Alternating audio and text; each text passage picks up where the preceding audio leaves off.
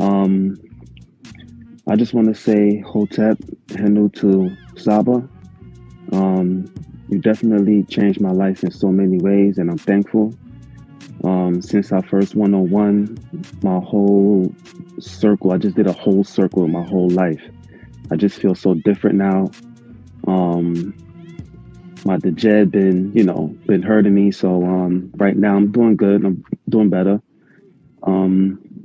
Yeah, so I just want to say with the hyperhidrosis thing, all I got to say is no sweat. You know what I mean? And a lot of people saying that, this is a scam and, and it's definitely not a scam. I could say SABA scammed me in a good way. You know what I mean? So I've been taking, my remedies, my rosemary, my sage, and it's definitely working for me. So I just want to say peace and love and Henu to SABA, and I'm forever in your debt. Forever in your debt. Thank you so much. Tua. So peace and love.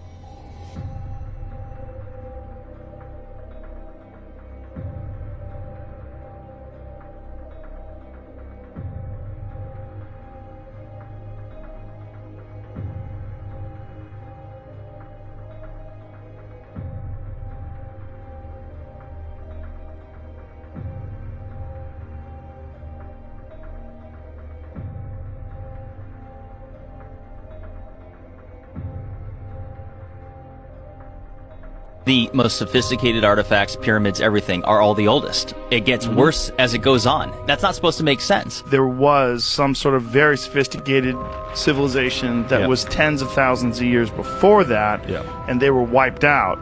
We even see that. You go to the Egyptian Museum and there is beautiful igneous stone vases made of granite. And right next to them, in the same display, because they're found in the same place, there's a rough pottery vase that's not even turned, just put together by hand, and they've painted it with dots to make it look like granite, and it's shaped the same way as the granite vase. That's like that's pure imitation. Like this here, you have a hard igneous stone vessel made with perfection, and right next to what's clearly an imitation of it made from pottery, and they've even dotted it up to make it look like granite. The dynastic Egyptians, they do trace that back 30,000+ years. They have a list of kings and rulers that go back into that time. It's only in our interpretation and our archaeologists that really say, well, you know what, that's just myth and legend. The most sophisticated artifacts, pyramids, everything are all the oldest. The people in Egypt, they believed in what's called Kemet, the people that existed before the Egyptians. When we hear these stories about the Great Pyramid being a tomb for the pharaoh, it's worth mentioning that even the locals didn't believe that. The saying that the pyramids were built to be tombs for the pharaohs wasn't even developed until 150 years ago. That's it. They were taught Kemet. And it's worth mentioning that when you go through inside these pyramids of Giza, there's not one single glyph in any of them whatsoever. There was never a mummy found in any Egyptian pyramid ever. Quite literally, the only reason why we are told this stuff is because that was the theory developed by these men that went in there and said, I believe these must have been for the pharaohs. That makes sense. So it's all just one group of people had one theory, and that theory just stuck around. 100%. To people who aren't aware, there's something called the Osiris Shaft, which is located directly under the causeway between the Sphinx and the second pyramid. It goes about 100 feet underground. It's carved out of the limestone bedrock. It's the creepiest place I've ever been in my life. It's 3 different shafts, and you go down. When you get to the 3rd level, which is completely dark and freaky, there was a side tunnel. Zahi Hawass himself, he's standing in front of this tunnel, and he says, it's yet to be explored. I don't know what's down there, but they've since sealed it up. It's like cinder blocks. They sealed it up. What? Yes, it's the same thing. Like, they excavated the Sphinx, and there was always said to be tunnels under there, and there was no pictures ever released to the public, and some dude snuck down in there and took some photos. You can't see much, but what you know is that there are things that have gone underground in Egypt that, for whatever reason, is just off limits to the public. Hotep, Great Saba Tehuti, Amun Hotep Ra. Health and prosperity unto you. May your monument be established forever on the foundations of Ma'at. May your posterity give you praise and offerings. May your goddesses personify devotion to you like the great goddesses Aset and Netet. Tula Saba Tehuti, Amen, Hotep Ra. Uben Ra, Ma'at Hotep, Glorious Tehuti Amun Hotep Ra. It is said good advice is rarer than emeralds. That led me to think Tehuti's advice and teachings is life's wealth. You are the doorway to Miao, the ancient conscious state. You are the wise one, an incarnating Ren that is breathing the Ankh, living from Ma'at, the Nefer, ancient Ba, the ancestor, Tehuti. I am incredibly grateful to have access to your podcast and guidance, Tua for your immortality and taking moments out of your day to help me. Tua for not leaving me to suffer in a world of matrix. Tua for teaching me truth, honesty, and teaching me that it is good to search for wrongdoings and make corrections. Tua for everything. May your exquisite netterts have a day as beautiful as them.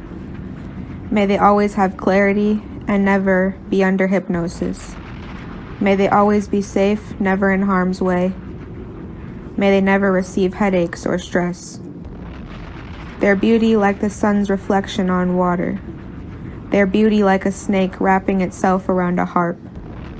Their beauty like circumpolar constellations.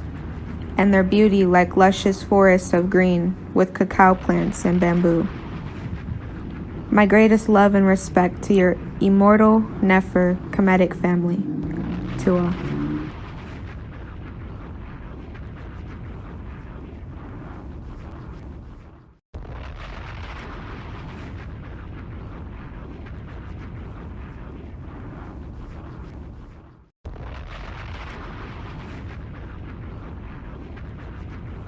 If you're gonna take, but look, I just want to say, listen, yo, Tehuti is a close brother of mine, excellent scholar.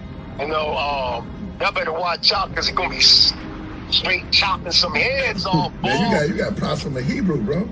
The oldest known spiritual book to speak on the afterlife. Get that Palo Santos burning. Start burning that Palo Santos and that sage together. You can mix them together in the bowl. They gonna need some frankincense oil in there. Oh my goodness. Let's go. With the blood seed, Lord. Brought out the holy tab. Oh man. It's on. The Per M HERU.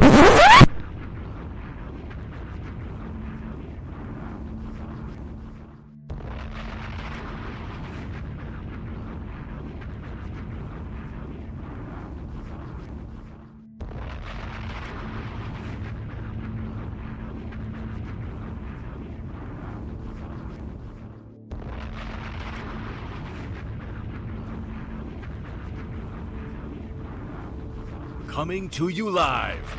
He has been teaching for over 20 years.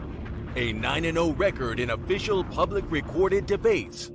You've heard many teachers out there before in the so-called conscious community, but none with the demeanor, calmness, and detail as Tehuti Amun Hotep Ra on such topics as breaking out of the matrix, truth on religious origins, underground conspiracies, secret societies, mental, physical, and spiritual health, the Anunnaki, the Neteru, Kemet and the origins of Man, meanings and symbolisms of Medu-Neter, the only one who will stand in front of question of this wide range of subject matters, answer, question, and debate.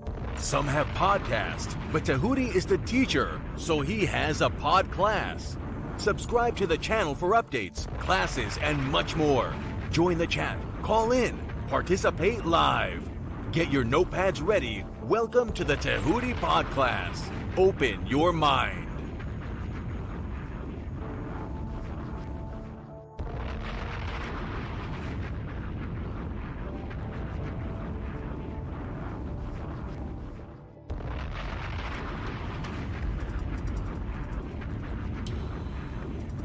He has been teaching for over 20 years. A 9-0 record in official public recorded debates. Correction.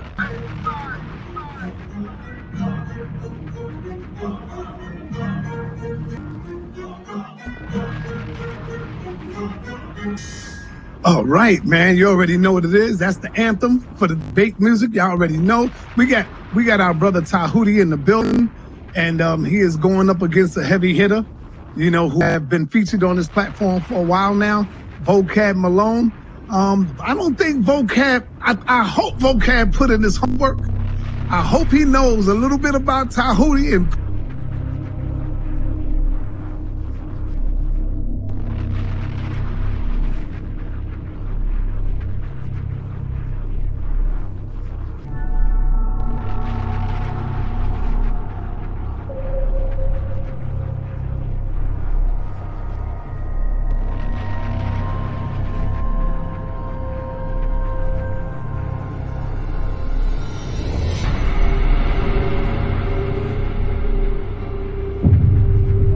I appreciate everybody. Press 1 for Tehuti. Press 2 for JJ, y'all. Yes, I appreciate always being here. It's fun, it's educational. It's good to hear all these crazy views and just hear where people are coming from. Peace and love, everybody. Check me out every Friday, 7 p.m. Pacific on the Tehuti Podclass on YouTube.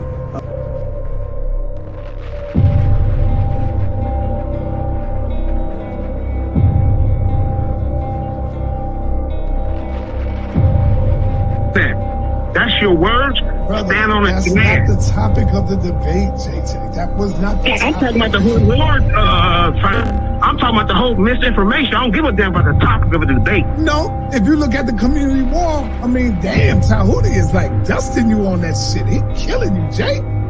And this is why you upset.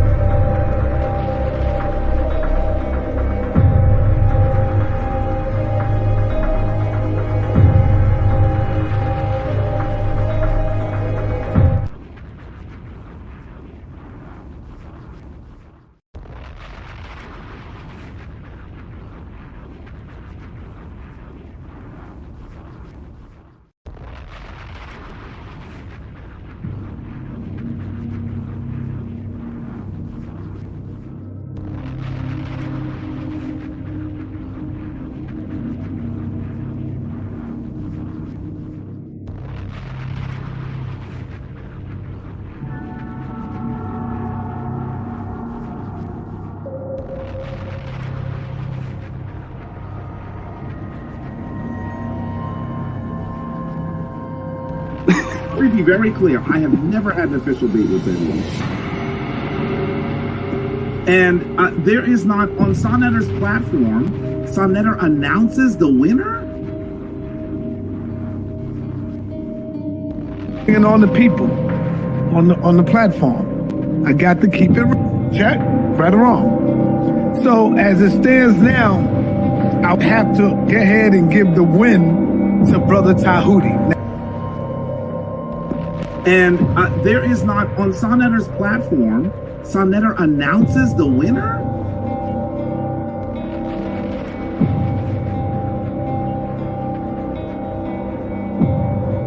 We got Zion the Lion, and of course, we got Tehuti making his debut, coming in the ring with Brother Jabari.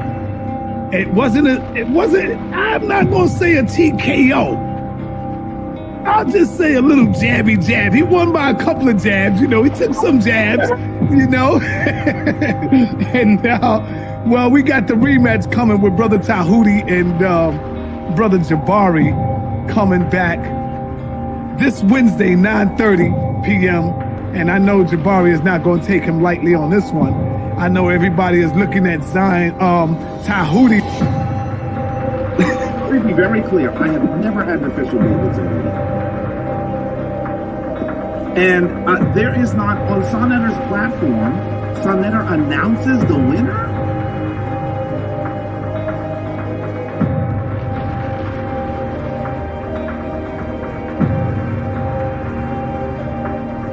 Damn. We have Tehuti and Brother Jabari is coming back. Brother Jabari will be back for a rematch coming Wednesday night. I think Jabari was a little unprepared, got caught sleeping with the brother.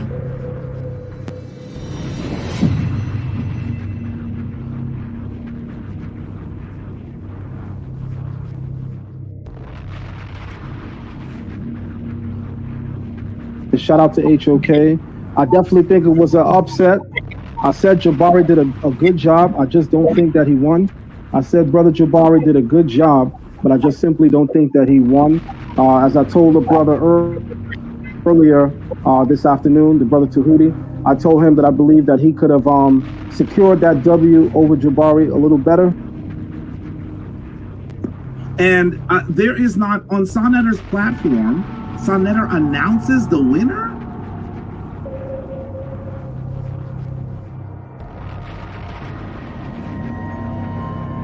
So, I just got to go with that. I just got to go with the win.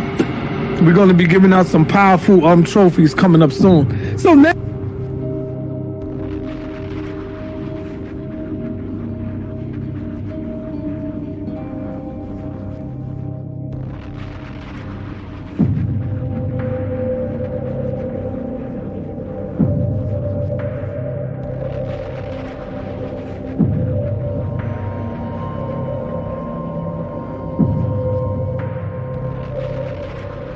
So, I just got to go with that. I just got to go with the win.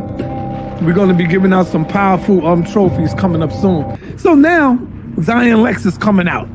Tehuti is making his way. He's jumping out, going straight to the top right now. Brother Shaka gave me a call the other day. Yesterday, matter of fact, Sunday. Brother Shaka Utmost gave me a call on Sunday. And said straight up, Sonetta, yo, Saw, I think Jabari jumped out the window and he wasn't prepared for the brother's questions. Now, this is Shaka Utmost.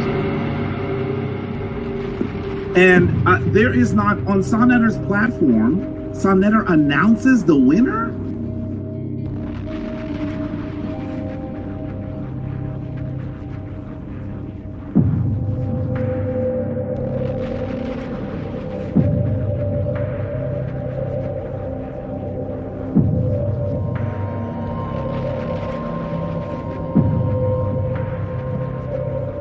Yeah, we got Zion Lex. We got Zion Lex tonight going up against Tehuti. Could this be 2 for 2 for Tehuti? That remains to be seen.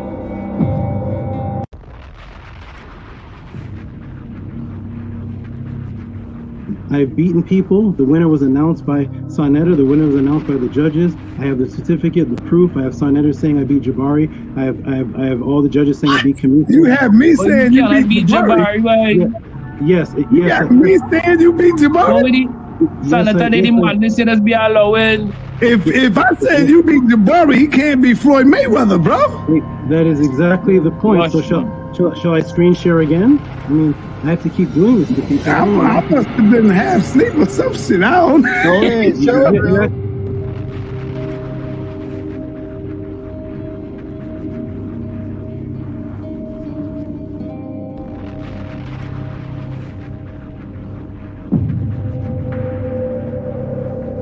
If I said you beat Jabari, he can't be Floyd Mayweather, bro. That is exactly the point. So shall I screen share again? I mean, I have to keep doing this to people.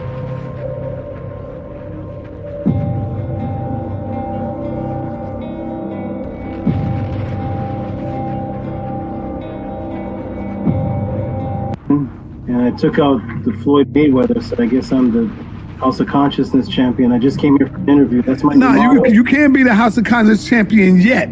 You got to go through some. You can't be the champion from one battle. You got to go through some scholars, brother. And now you face right now with Zion. So I'm sorry, when you beat Floyd, you don't get his title? I'm sorry. Go ahead, brother. I just gave Floyd Mayweather his first loss to this brother.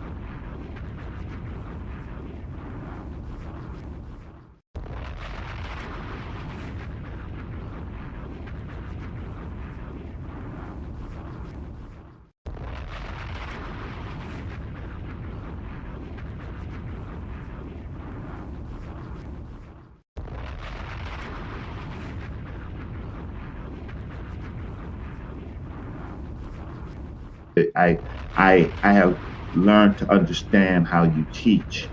So you're a very directed person. So you put up, how can I say, every time you speak, there's a sword and there's a shield, right? So there's something behind that, right? It's very directed. So you have a very controlled thought process. So I see a lot of people fall into hell when they have conversations with you because of your they don't see that you have a war pose like aha. So you have a sword and a shield, and you're going to block and you're going to stab them because you already understand what is directed speech. So I've learned that from you. So. Let me ask you something. Where did you hear me make this claim? What event took place where you heard me making this claim? Have you ever seen me before on here? Yes, was it any kind of debate that happened where I was making the claim, or you just saw me on Senator TV? I think you was going at it with Jabari. Is that one?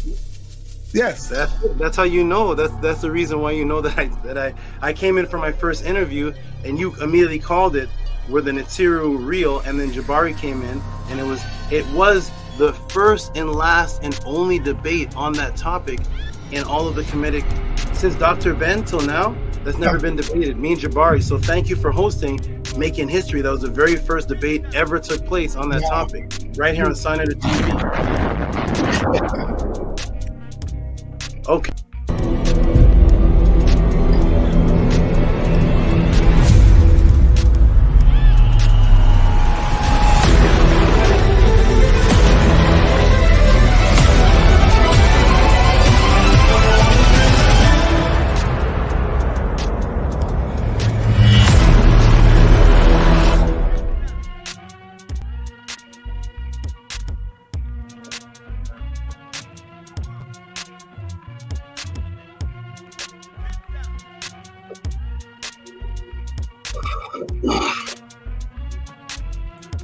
Mic check. Let me get a mic check. Let me see if the mic everything is working properly. Mic check. Press the 9 if you can hear me. Press a 9 if you can hear me. Mic check, check, check.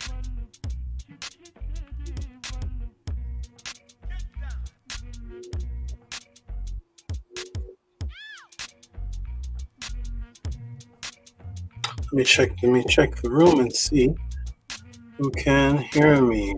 I see the 9s coming. There we go. Now they're coming. A little lag, but there they are. There's Primordial pointing to his name, which is 9. And new 9 and 2 9. There we go. We have the 9s here. Welcome everybody again. Welcome to the Tehuti Podclass. This is beautiful. I'm glad you all can hear me wonderfully. This is absolutely great. Let me push this down a little bit. Even better. Okay, good. Wonderful, wonderful, wonderful. Harass did. Pushes a 9. Boots is here. We were looking for you last week. Boots. How are you? And of course, right, of course. Where there's Boots, there's Lisa. And where there's Lisa, there's Boots, echoing each other again. Wonderful. I hope you all saw last week's podcast. This week we're doing it again. It's happening again. Wonderful. Shout out to Boots, Sasha, and Lisa, and Robert Williams, of course, has to be here. It's podcast. Robert Williams is a part of what makes the podcast. All right, wonderful people. Are there any new people watching? If you're new, you can also press a 9. I just want to acknowledge if there's any new people watching, of these 30 people watching. Boots said, peace, Saba. Lisa said, I did. Lisa said, peace and love. Wonderful. Yes, if there's any new people watching the podcast, you can present yourself. We give a peace and love to all the new people that are watching. It's about to be another phenomenon.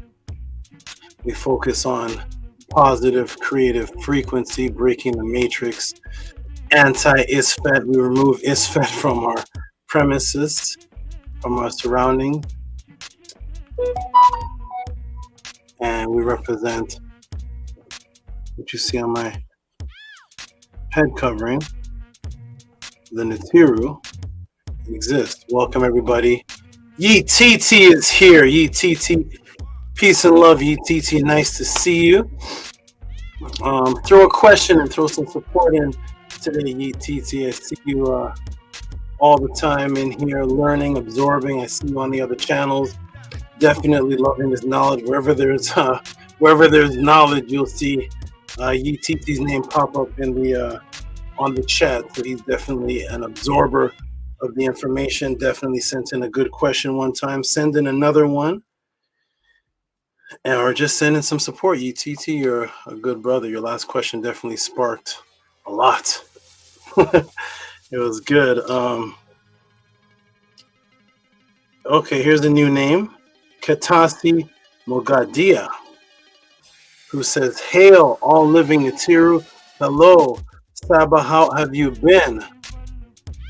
I have been wonderful, focused, living in the vibrations of Ma'at. Speaking of which, we're going to start the podcast as we always do, on the wonderful frequency of the affirmation. All the new people that are watching, feel free to just say it with us. It's going to be on the screen. You can just repeat it with us, or you can send in a question and ask about what exactly the affirmation is. I've done 2 classes on it and had a presentation on the Sonetta channel as well on the affirmation. So we're going to go ahead and start with the affirmation as we always do. And we're going to put it on the screen and we're going to say it together. I'm going to remove this. We're going to say it together on the count of 3. 1, 2, 3. Anki and Ma'at, Un and S, Nin Tet, Aset and Ma'at, Min Habapet and Ma'at, Her and Hu Kiwi, Her Ikut, I live for Ma'at. I exist within her.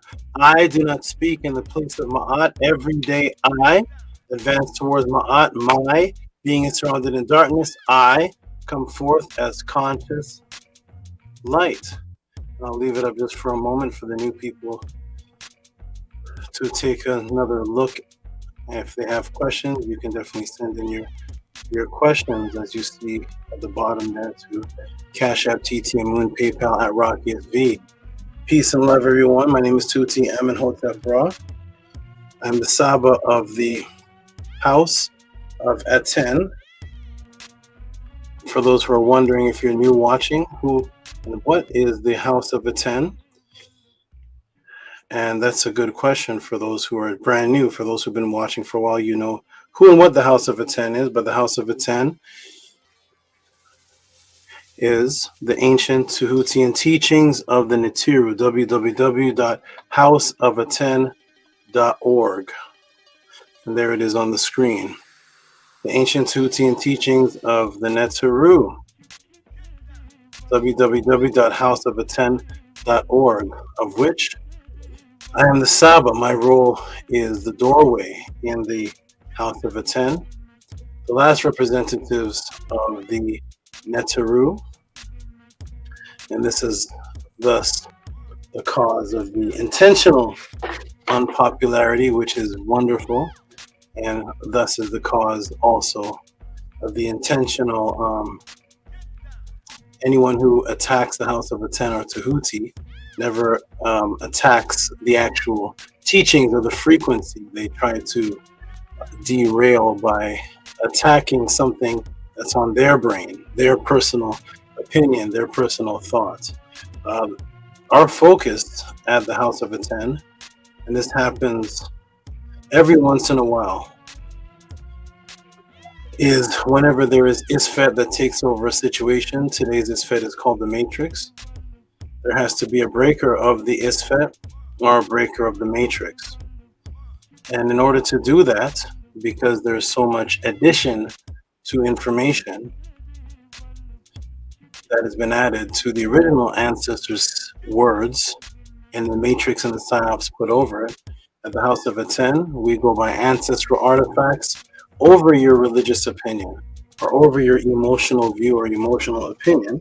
And this is why whenever anyone says anything about the House of ATTON or Tehuti, it's always emotionally based. It's not based on any actual writings, any actual things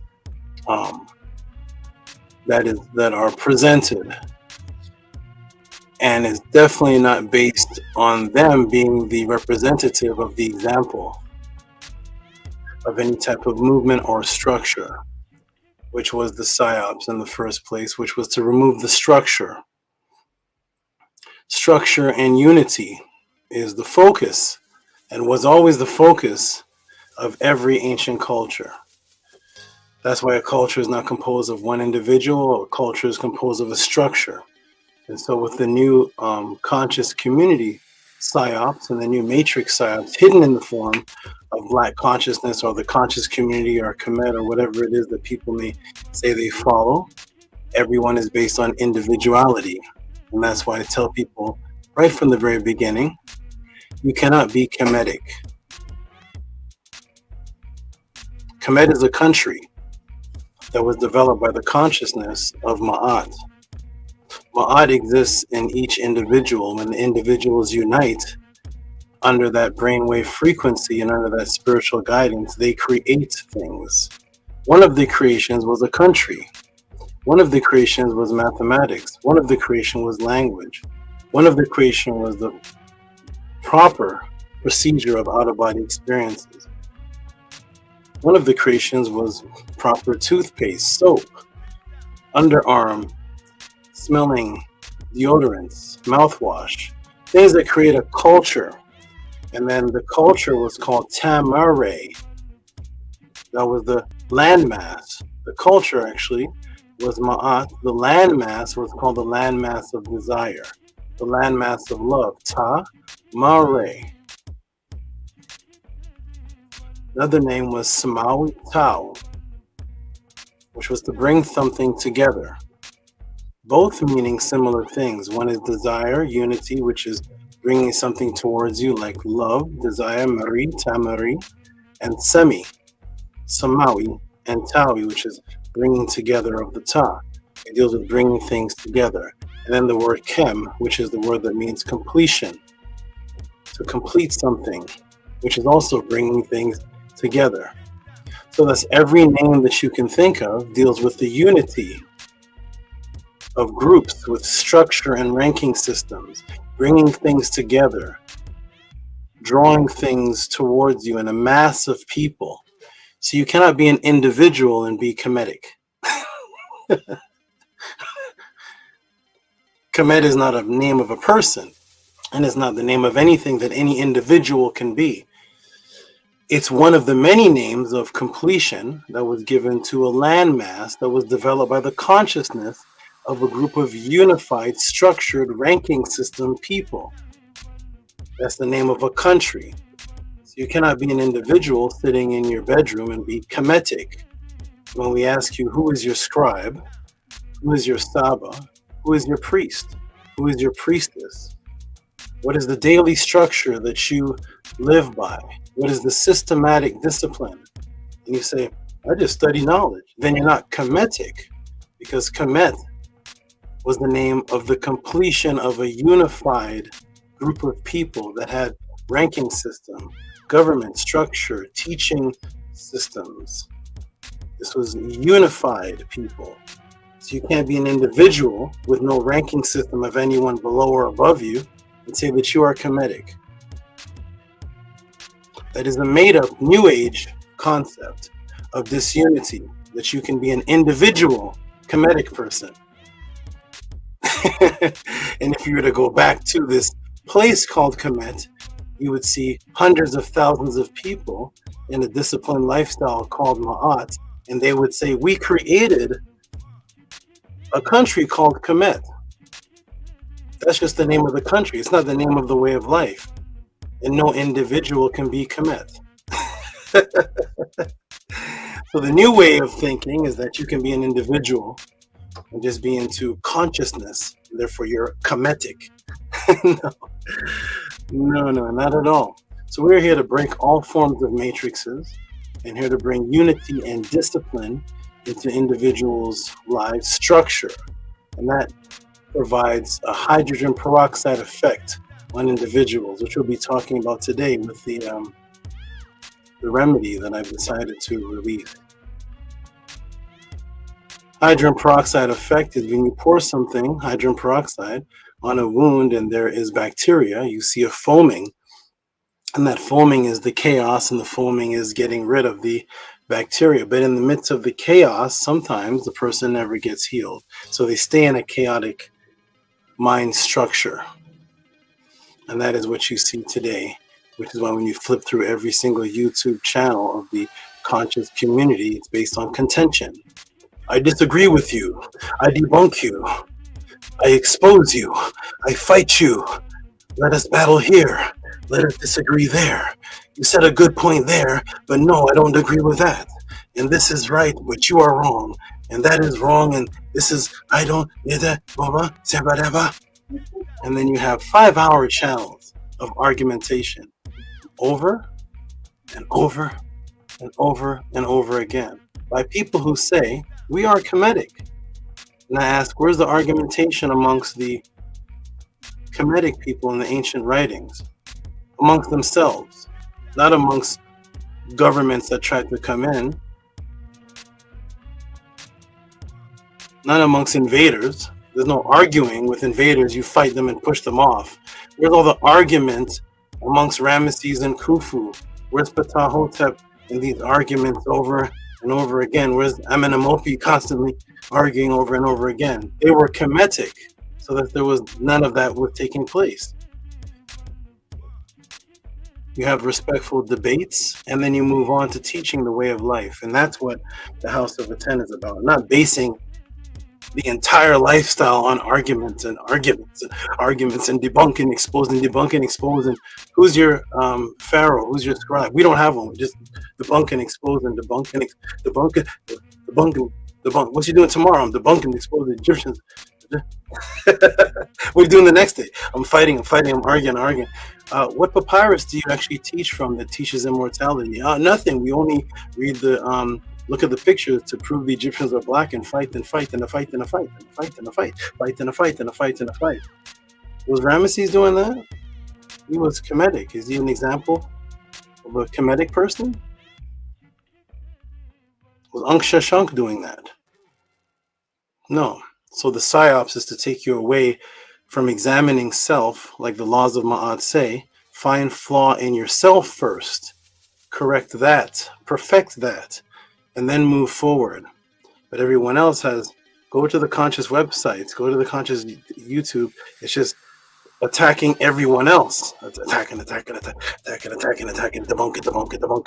it. And that is the destruction and the distraction. So at the House of Aten, we created a system. This system is based on the, hold on a second. This is Nag Shampa. How you doing? Nag Shampa is extremely long, and he's a Naga.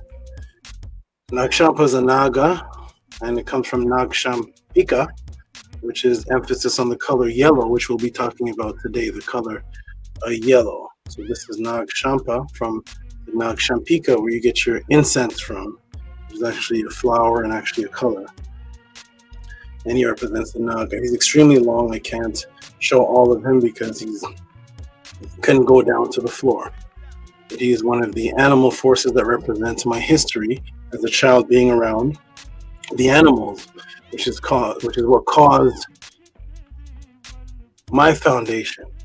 This introduction to the podcast today is going to be a little different and a little shorter. Most people have seen the introductions. 1 second, it has to be 103 degrees or so in here because I'm surrounded by the exotic animals that keeps me in a state of peace. And that was my original upbringing, was to be around the animals when I was young, always going around the animals, which caused problems because as I was around the animals, I became a little disconnected from people and religions and such. Skipping the larger parts of the introduction, but introducing some other things. In my realization, in my awakening, studying the ancient cultures before the Matrix, I found that the beautiful language called the Medu, which is where your word myth comes from, met and mit, which is a word that means truth, before they turned it into the word myth, which is now a word that means something not really true. But when it was in its pure state, it was mit and met. And metu or medu, both the T and the D are interchangeable. And the only way you could speak that language was to understand animal formation. The only way to write the language was to understand the lifestyles of animals. That was an amazing thing to me when I was much younger. That there was a culture that created a system of speaking, that the only way to communicate with your fellow man and woman, the only way to rise someone up in a spiritual state or to discuss immortality or business was to understand the animals. If you did not understand the animals that were around you, you couldn't write a metanetter sentence, because every metanetter sentence, every single one, has an animal or some aspect of nature in it. And this is what raised me up when I was a youth, and you can go back to the introduction to get that story. And so understanding that, I understood that the oldest way of life would have to be that, which was people surrounded by animal formations and looking at them and developing their imbuement and communication with animal formations. And that was a form of communication that developed the greatest spiritual civilization that ever shook this planet Earth, which was the civilization of Ma'at. Not the civilization of Kemet, the civilization of Ma'at. Ma'at was the way of life, not Kemet. Kemet was one of the major inventions of the people that had the coup of Ma'at. And so understanding this, I was on a path ever since I was much younger. And one day when my mother had told me that as she conceived me, she saw a whirlwind, some type of tunnel type thing, hover over her womb or her stomach, and then it went into her stomach, and then when it went in, then she went into her contractions and into her labor, and then I was born. And I was always curious about that phenomenon. As I started teaching people by doing very rebellious things, such as not having a place to teach, so I would have to, not having the money to rent a place, so I would have to find properties that real estate investors were selling and break into them into the evening, unlocking the doors and windows and running an extension cord, because there was no electricity, running an extension cord into those properties and handing out flyers based on the time when the realtor would leave at 5 o'clock. So I would head class at 6 o'clock in a house that was not mine, ready to take the risk because my determination to teach and break the matrix. I would run extension cords down the street, buy extension cord after extension cord to go into the property that wasn't mine in order to teach the people. These were the risks that I had to take. And one of my students said to me, when I used to do one-on-ones in person several years ago, this is back in 1996, said to me, when you teach, he said, as you're teaching me, there's a whirlwind looking type tunnel thing that I see over your head. The brother's name was Sean Allen. He told me that. He said, every time you teach and you go into these, it gets intense. There's like something over your head. And I said, I heard that before. And my mother had told me that when she was in labor. So I realized as time went on that whatever this energy force was an energy force that dictated that before we were here in physical form, physical just means to heal, by the way, but before we were here in electron fermion form, we existed in a form of Ku energy, as the ancient ones would teach, but I've done many classes on that, or what's called the phantom effect, or the quantum effect. We exist in a realm of sound vibration called the RE, the consciousness, RE, which was the consciousness. We would exist in a conscious state. And then the dense formation was a form that we would could travel in. But then when the physical body died, the touchable body died, this Ku and this Ka and this Ba would continue on. And that was the foundation of every single teaching that existed along the Nile Valley, and every single teaching papyrus that was in there that dealt with the preparation of the Sahu. So in understanding that, I started to understand that religion was a farce and that it was designed as a distraction. My senses started realizing that everything around me was a distraction. I was eventually thrown out of school when I was a youth because I was caught one day trying to burn the school down. I was physically fighting the teachers, asking them questions that they couldn't answer, snake-style questions. And when they couldn't answer, they wanted to come touch me or do something to me aggressively, and it would cause a standoff, and I would put them in certain moves and positions. And I eventually got thrown out of the school for trying to burn it down. I was raised in when I was a youth, I was around, and I've never said this in my introduction, I was around the followers, and I was in the area of the actual white supremacist movement. The things that you read about on television, you hear about on television. I found the people here in the places I live now know about white racism through TV. As far as the extreme white racism, not the subliminal ones in the school system, but the extreme physical ones, like having dolls on your door. These were things that these are things that me and my partner would wake up to. Rishi would wake up to dolls hanging on his door, eggs thrown at him because he was of melanated complexion. This is a part of the experience that developed me. Not the racism that you may go through at work or subliminal racism, but I'm talking about outright racism, where Tom Metzger, the leader of the white supremacist brotherhood, would have his movement around one of the places that I lived, and the followers were there. And when we were walking around outside, we'd have to look down at the shoes of the Europeans that were around us, because the color of their shoelaces would dictate who they were going to attack that day. This is what I was raised around. So if they had red shoes, they were attacking Indians that day, and they would consider Indians anybody from India or Native Americans. We call them both the red people. And if they had the red shoelaces, that's who the steel-toe boots were kicking that day.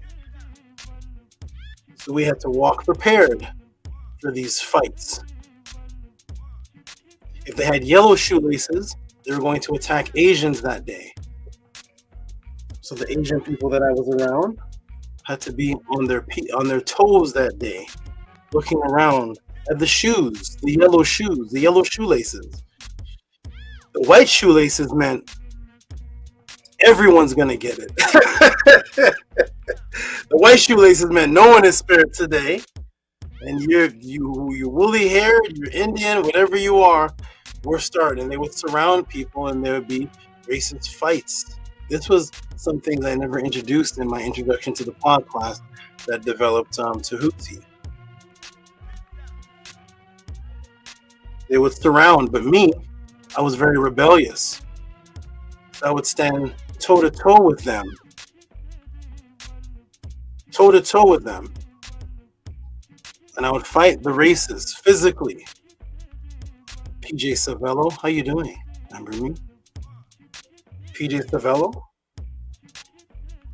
And so one of the things I was thrown out of school for was taking these racist individuals and folding them up and putting them in lockers. That's what I would do to them. I was extremely rebellious. I'm the peaceful Tehuti today. But I would fold up European young men, and I would put them in the locker and lock it up for the day. And I was definitely thrown out of school for that and many other things, such as trying to burn it down with a torch. And so this is what started developing me and my understanding that something was wrong with this particular society. Something was happening here. And I had to break this. I had to break people out of this Christianity, out of this racism, out of this chaos that was taking place. And you all know the story already about the written document, the restraining order against me in churches. Several things took place that developed the Tehuti app today. So I was teaching for years and years and years and breaking people out of the matrix. Some people that may be even watching now have been my students since 1993. That's a long time ago, before some people here were even born. But I was doing it for free. I was doing it for the love of teaching. So my aunt said to me one day, "You have all this wisdom and you have all this knowledge, and how much do you get paid for this?" And I said, I'm not doing this for money. And she said, "But there's people that give lectures that are not anywhere in comparison to what you're doing, and it's $100 to get in the second row seat or to go see them. And they're not nowhere near what you're doing at all." And I said, "No, I'm doing this for the love of my people." For years and decades, this is what Tehuti was doing. This was for free. I would enter organizations, enter places, become the top of them, and then have to leave because I surpassed them. And I was doing all of it for free. Absolutely for free. 100%. Living almost homeless and teaching people for my love of breaking the matrix. Being very wealthy at a time and still teaching people for the love of breaking the matrix. It didn't matter what financial situation I was in. That was completely irrelevant. And then a realization came to me. I started seeing people taking my name and my head off of my body in pictures, and they were selling cassette tapes of me teaching, and they were making money from me. It was my body with someone else's head and they took a part of my name, Amenhotep, and put it under their body in the cassette, and they were teaching. They weren't teaching, I was teaching, and they were getting paid. And I started saying, this is some type of evil that's taking place here. And as time went on, my students and one of my interts said to me, you need to go check out on YouTube. There's a lot of people teaching similar to you, and they're getting monetized, they're getting paid, and all type of things is happening, but they're not. Something is missing, and there's something missing, and there's some other agenda going on. I went onto YouTube and I saw it. I saw some of the people that I taught, and they became your YouTube people that you all know of today. I'm not going to say their names, but they are the YouTube people that some of you view to this day. Christians that became ex-preachers that now teach that the Bible was the Bible stolen from Kemet, the Bible, and that's all they talk about, the Bible, and And so I started seeing some of the familiar faces of people that I was teaching. I started seeing, people, of course, taking my body, taking my voice, or putting the voice on their cassette tapes as if it's them teaching. Some very strange things going on, and they were getting paid and monetized, and they were getting these super chat things, and I was looking around like, is this what's happening here? And I'm sitting here trying to scrounge for quarters to feed my son as a single father, and I was looking at all these strange things taking place over the years and the years and the years. So I came onto YouTube. It really started when I came onto the Killer Priest show. After he watched a few of my debates, he knew of what I was about because he heard of me not me particularly, but the body of what it was that I represented, which was he wanted to meet anybody that was actually close with a particular teacher who saw that teacher in person. And so when I spoke to him on the phone, I told him I was that person. He didn't know that it was me, but I said I am that person that you're speaking of. I was that person. And so he said he'd be delighted to meet me. He wants to come on, interview me. And after the interview, of course, you all know who watched the Killer Priest show, go back to the beginning of the shows, and it blew up into basically my show every Monday. He gave me the show to do every single Monday. It was my Aunt Mondays, and I was answering questions live, and people were sending in super chats of $300, $500. Stranger was sending in $50, $100 were sending in. And again, I was getting not one penny of it. Much respect and love to Killer Priest. I never asked him for anything. It's nothing against. It's nothing he was doing. He did nothing wrong. Absolutely, it was not a system for me to get paid. I was promoting the Killer Priest show, and I was just on there teaching for my love of answering people's questions. Killer Priest was taking the money, and AD was taking the money, and I was absolutely fine with me. I had no problem until AD told me one day, "You need to get paid for this. We have never seen anything like this at all ever on this show, and I'm going to try to get Killer Priest to pay you and come on here regularly." And he opened up his wallet and dumped his wallet in my hand, and I experienced reciprocity. I experienced the difference between people dumping all their money for Nike shoes and Doritos and the football game and a Beyonce song, or some tacos and some high cholesterol, or some cotton candy for their children with diabetes and all type of disgusting things that they're eating and putting in their body, which is giving them all type of weird shaped bodies, which eventually kills them. And AD was dumping money in my hand for my teaching. And I started seeing how much time I was spending at the Killer Priest show and teaching. And it was time that I was not working. So in other words, I was a fitness trainer and I'm a professional magician down at the beaches, and I get hired by people of the likes of Canada's Got Talent and the football teams that I'm hired by. I perform for people that you watch on television today, and I've physically trained people to get their bodies right for the television shows that you all watch. And I was taking 7 hours a day to go on Killer Priest and just teach. And I was taking all of that time that I could have been working and performing and training people, and I was just doing it for the love. AD dropped money in my hand, and I realized that this has a value to it. this should be more valuable than your weed, than your Doritos, than you're buying shots in your Heineken bottles and whatever it is that you're doing for entertainment, and buying these toys for your children, which is filling their head up with the Matrix and Capcom and all type of strange things that people are supporting and giving reciprocity to. That's actually killing them. And I announced on the Killer Priest show that I'm going to invent a system of reciprocity that I'm going to teach, but only if somebody sends in a question. Killer Priest was amazed at that because he didn't understand how I was able to do a whole class on a question that was sent in, as if me and that person had set it up for them to pre-send in a question. He said, I know you don't know these people because they're from my Killer Priest channel. You don't know them at all. They were here as the Podcraft, what are they called? The Rocketeers. He had some names for them. He said, I know the Rocketeers. These are my people here. They're not with you, so I know that you and them don't have anything set up. How are you able to do this? And I said, this is the gift of being able to, there's certain things that I do when the show is off and when I'm home that I do based on the discipline that I have, because I don't just answer questions. I actually live this life as a disciplined way of life, and I do all type of things to my brain, to my body, to excel in a form of consciousness that others are not willing to do, because some of the things that I've done to myself are actually risky, would appear to be risky to the average person.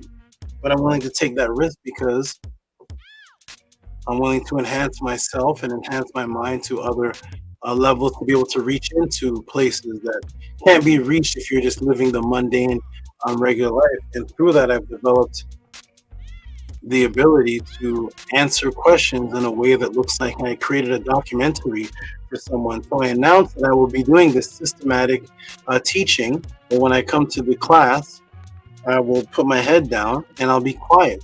And I only answer and teach a class if you send in a question. People were recognizing me and they were sending in $200 and $100 to me to speak to me one-on-one without a class of a group, without any views or YouTube. They were sending me $100 and $50 to $200 just to speak with me for 1 hour. And that was reciprocity. And they would create the price. I've never asked anyone for any certain amount of price for the one-on-one classes at the time. They said, we owe you more than this. And so I said, I'm going to develop a whole pod class. I'm going to invent a word called a pod class. I'm going to develop my classes for the public to come, but I will not speak unless a question is sent in and reciprocity is given, because I want to change the paradigm, the value system, that yes, your upliftment is worth much more than Krispy Kreme donuts, which most of the watchers have spent over $200 on donuts since they've been 11 years old till now. And when you ask yourself, where's that $200 that you spent on donuts and hash browns and Lay's potato chips, where is it now? It's still with you. It's still with you in the form of death. It's still with you. Don't worry, it's still killing you. You've made an investment.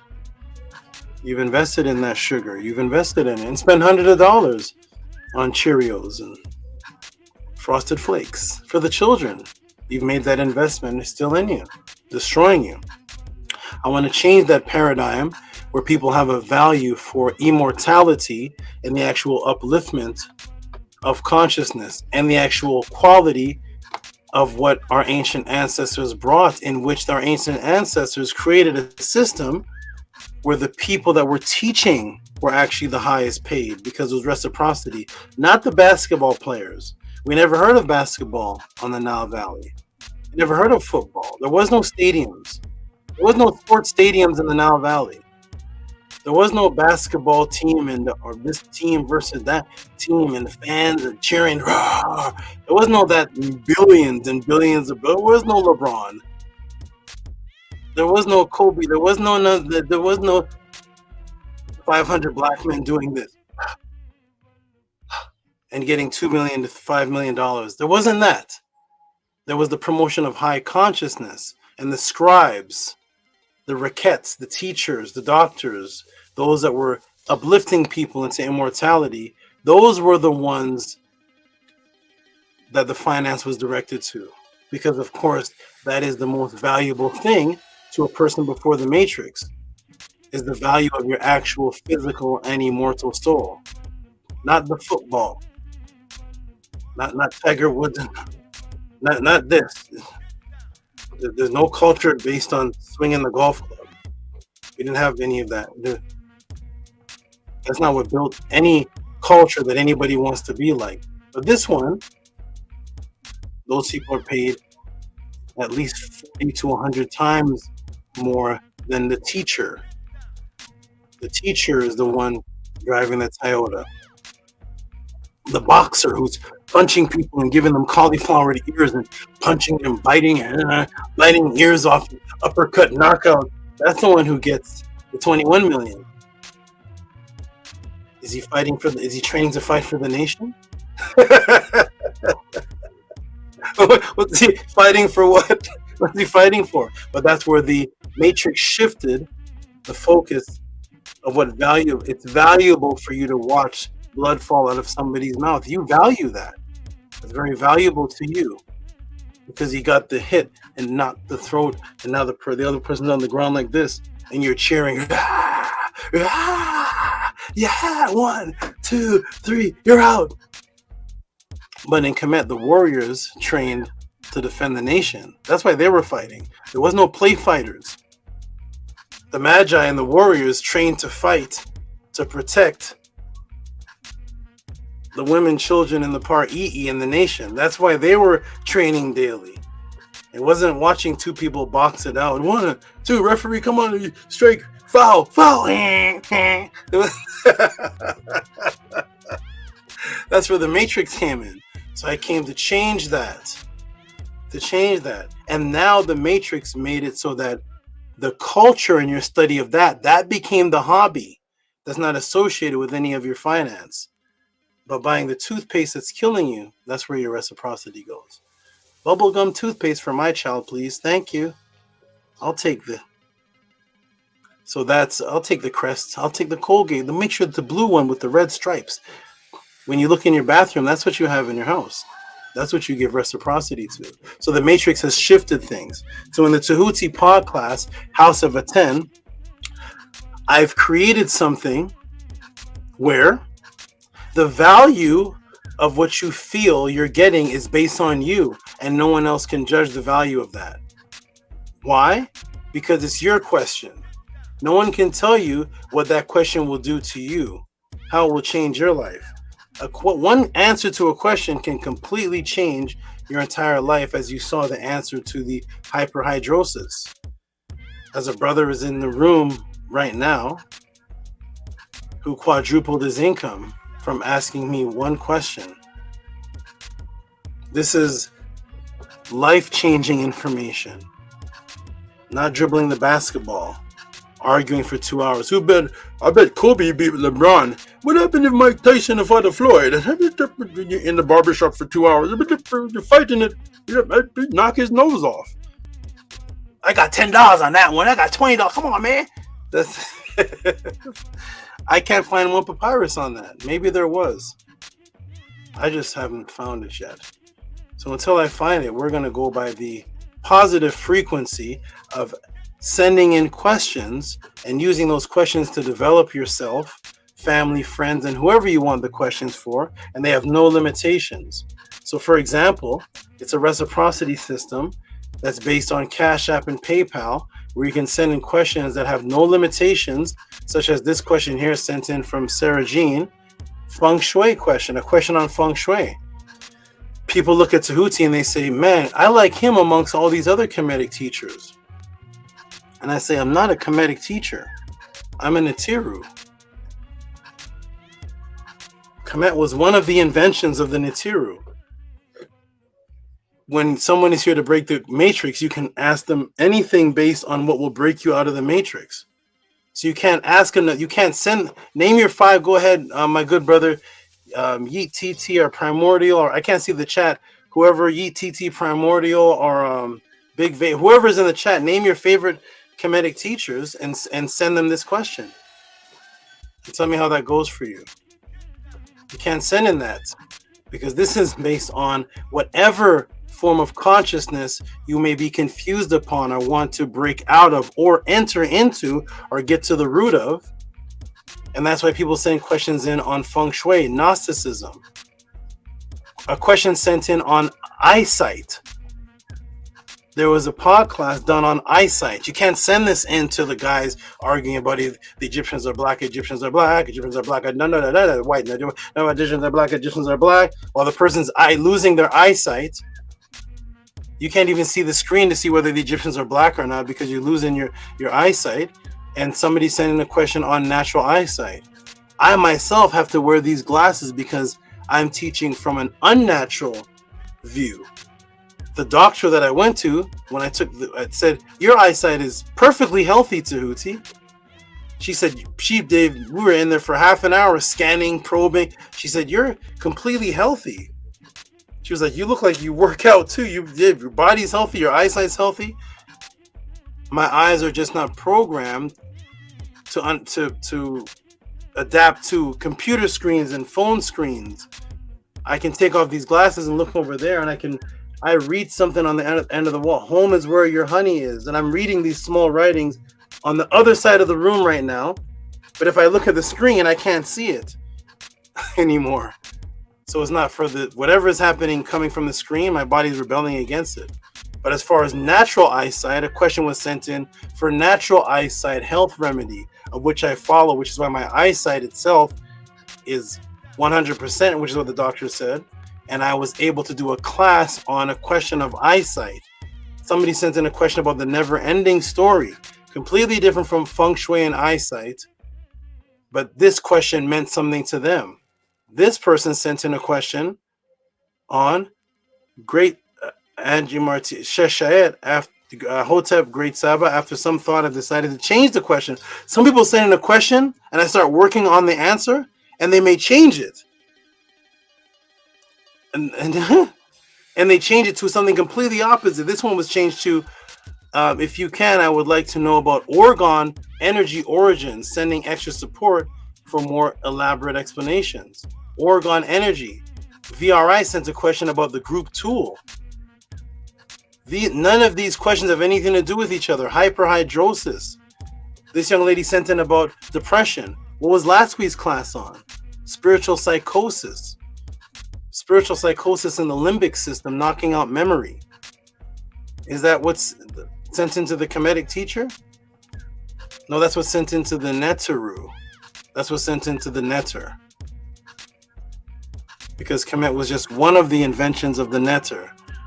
So amongst the Neteru, there was doctors that dealt with eyesight. There was Neteru that dealt with physical health. There was Neteru that dealt with autobodies. And all combined created a civilization that you could go to, individuals or groups inside of the civilization of Ma'at, and learn about all of these topics while still following the discipline of Ma'at. That's the Netiru. The Kemetic teacher can only argue the Egyptians are black, and teach from memes that they don't actually believe in. When the computer shuts down, they're not living any disciplined lifestyle. There's no diet habit. There's nothing. There's no out-of-body teaching. There's no immortality. They don't wake up with their neturts and their wives or their family and read from the HERU. They don't have out-of-body ritual. They don't do anything when the computer shuts down. That is not what's happening here. Navajo skinwalkers. What does this have to do with Kemet? Nothing at all. Apparently. But you'll see that almost every question that's sent in, I link right back into the origins. Look at these questions have nothing to do with each other. A young lady whose name back then, was Sherika, is now Nefertatan, and she sent a question on time changing. So this is what's happened at the Tehuti Podclass last week. This is from Raphael Gary from a year ago, but last week, a week and a half ago, or 2 weeks ago, a question was sent in about the military industrial complex doing reverse engineering on UFO technology. that answer was 2 hours and 17 minutes. Raphael set it off a year ago by saying, how did you take the Pentagon UFO meeting in Houston? Is that what's sent into your Egyptian are black teachers? Egyptians are black and the Bible's wrong, the Bible's wrong, the Bible's stolen, Egyptians are black and I can fight you and I can debunk you. No, we're here to learn things. That means you have to know about topics while still living your disciplined lifestyle and be ready for people to ask about that, such as having out-of-body experiences or contacting your ancestors, such as this brother here, Beget Leisure, who's known as Maharu in the chat, sent in a $50 donation because he wanted to do what the ancient papyrus was writing about, which is all throughout the ancient papyrus, physical people are in communications with Ba's, spirits, and Ku energy, conscious energy that cannot be seen.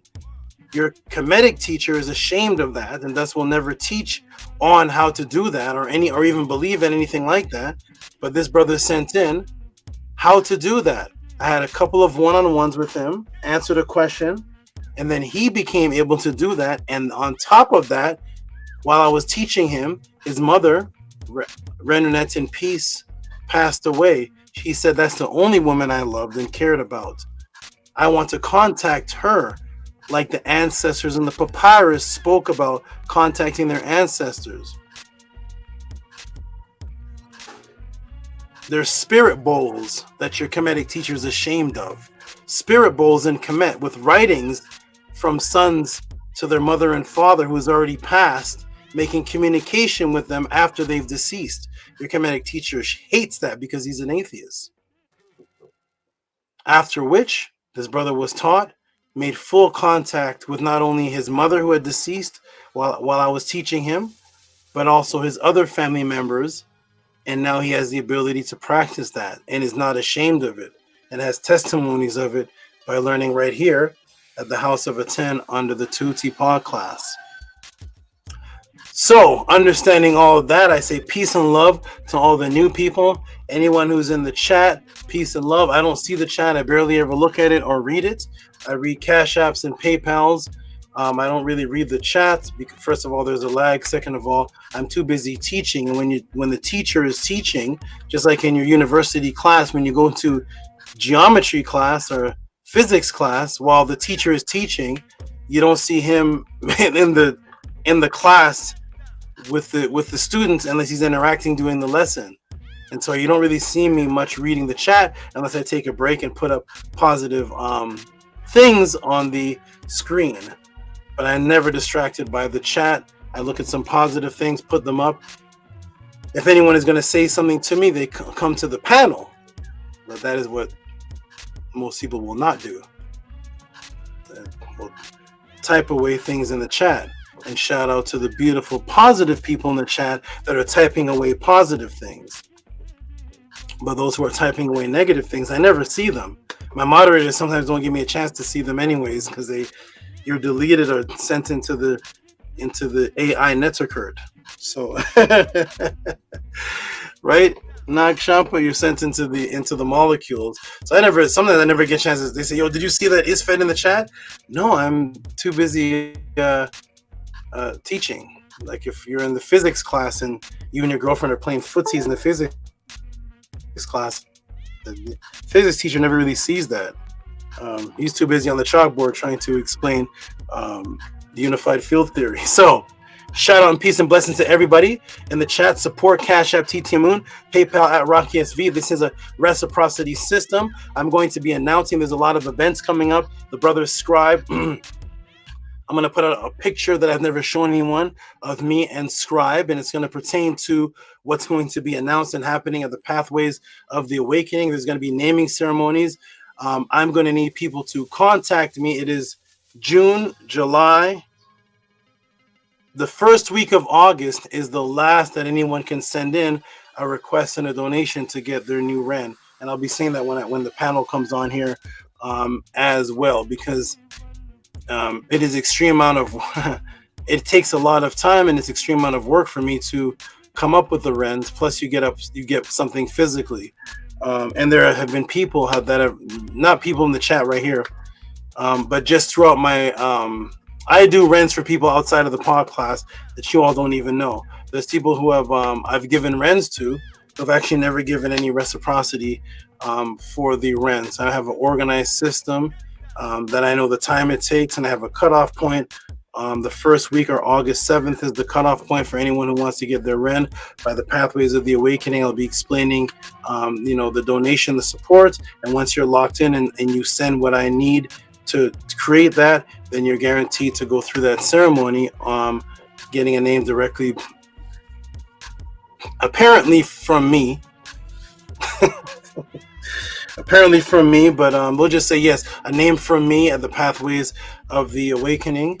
And that will be an extremely special name that I will be, when people get their Rens from me, not only do they get the ritual breakdown and buildup of the meaning of your name during the ceremony or at my dwelling, which used to be, which is not happening anymore, but you get several pod classes on your name after that. And you can ask anyone in the chat that have gotten a name from me, any of the moderators, anybody here who has gotten a name from me. There's several classes now where I put the new explanation or make the breakdown buildup of the name. It's a continuous name that you're getting that doesn't end at the time you get your name or your Ren. So I'll be talking about that on the panel for a bit. But peace and love, everybody. We're going to get some of the people from the panel in here. I'm going to take a little break. I'm going to go over what the first question is going to be, which is a very interesting question that I've never been asked before. Most of the questions in the pod class I've actually never been asked before. But we're going to go over that question, and then when I come back, I'm going to get into the answer of that wonderful question. And we're going to find out what this question is actually worth, because the answers to this question is actually going to help thousands of people that are going to watch this. And I'm going to ask some questions to them. So I'm going to go ahead and put the chat in the room, the link in the room for the supporting members of the House of Atten, or the supporters, the great students who support the House of Atten. Anyone who's a supporter of the House of Atten has the ability to click on the link, come on the panel, give your testimony, give your speaking. A brother named Scribe, who has worked his way up into a particular position that I've never put anyone in 25 years, by the way. I sent the brother Scribe an email that the position that he is in the House of Atten, the structure of over certain finances and things of my trust, I've never put anyone in 25 years. So it took Scribe 25 years. He's in a position that I only put someone in last 25 years ago, and that is because prior to the brother Scribe, only my Neterts were in certain financial positions of organizations, because even at that time there was no organization other than when I was in one around 26 years ago, and I would place people in certain financial positions, but haven't trusted anyone since. And I put Scribe in a particular position, so he will be coming up talking about supporting the podcast, the website, the updates, and things like that. I'm going to go ahead and put the link in the room right now for the people. Like I said, my chat is lagged, so when I look at the chat, sometimes I'm seeing things that you typed 10 minutes ago. It's a very interesting thing. I'm not sure why it doesn't show me them live. Here's a good brother here. He always types his name, Ankara. Ankara. We are looking forward to becoming a supporter, so you can jump on the panel and we can see you, and you could definitely type. This brother is I was actually thinking about him last week. I was like, hey, the brother Antun, sorry, not Unk, Atun Kara isn't in the chat, and he usually pops up every time. So Atun, send your support, send your donations, come to the panel, introduce yourself, tell people why you come to the Tehuti Podclass. You can even give a short history about wherever you were in. I'm not sure what you were in before. I'm thinking maybe or maybe even now. Once again, I don't know what anybody's in before and now, but I do see you typing things like Rahubat, and last time I saw that was in an organization called the Nuwabians. So everybody's free to come on board, support the Tehuti Podclass. I bring everybody together and unify. It doesn't matter if you are a Muslim, a Nuwabian, if you're a Christian. I'm going to give you the root to whatever it is that you're in, and you're going to unify under the roots of what the ancestors taught that never had any of those names. And that's what I am here to do. So shout out to ATTON Kara. One of the times he was here, I think he actually had a new sister watching the podcast. That's what I love, when somebody brings somebody new to watch. So peace and love to oh, he says Tamara, 1992. That's that goes back to my story. Hey, that's a long time ago. I didn't know you were that far back. Okay, Tamara, 1992. That's when I was telling some of those stories. It was a year after this that those stories actually started. So Rob Lowe has been studying things since before some people here were born. Shout out to a 10. All right, so we have people on the panel right now. We have Harassed Did. Oh, here he is. He said it. He's saying who he is. I don't know. I never asked Rob Lowe what he said. I am a Nubian natural nature person. Okay, that is an NNN. I'm a Nubian natural nature. So shout out to I didn't say Nubian. I'm a Nuwa'apu natural nature person. Shout out to ATTON, who's a Nuwa'apu natural nature person. Everybody comes to the podcast. We have Muslims supporting everybody. So peace and love to all of you. How you doing there? Primordial Thought 9. How you doing there? Peace, Saba. Feeling great. We back in action. Okay. Yeah, everything's good. We're good. We're feeling good. It's good to see you, Great Saba. And ready for another wonderful class, breaking matrices. So peace and love to you, Great Saba. Thank you, brother. I don't know if it's going to be a wonderful class. Somebody sent me a question on gingivitis and toothpaste, and that's not in the primer. I don't know what I'm going to do with that. Gingivitis. And then, what was it? What toothpaste alternatives can be used that don't have fluoride? Can I actually do a class on that? I don't know. Strange. We'll see, though, if it's a good class. I hope it is. I don't know. We'll see. We have, who came in first? We have Harassed and Nefertatan. So I'll go to Harassed. How are you, young lady, in all black? I'm great. Glad to be here. Wonderful, wonderful. We have Nefertatan in all black, even though she's not wearing it.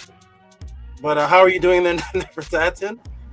I a little. This is a new tone of black. I'll take it. I'll take your word for it, Saba. Those glasses will give you some extra vision. But hope that wonderful to see everybody. All right, Bella's got the blue. I love it. We got blue and black on the panel, according to Saba. No red. Yes. I was actually talking about your Kybit.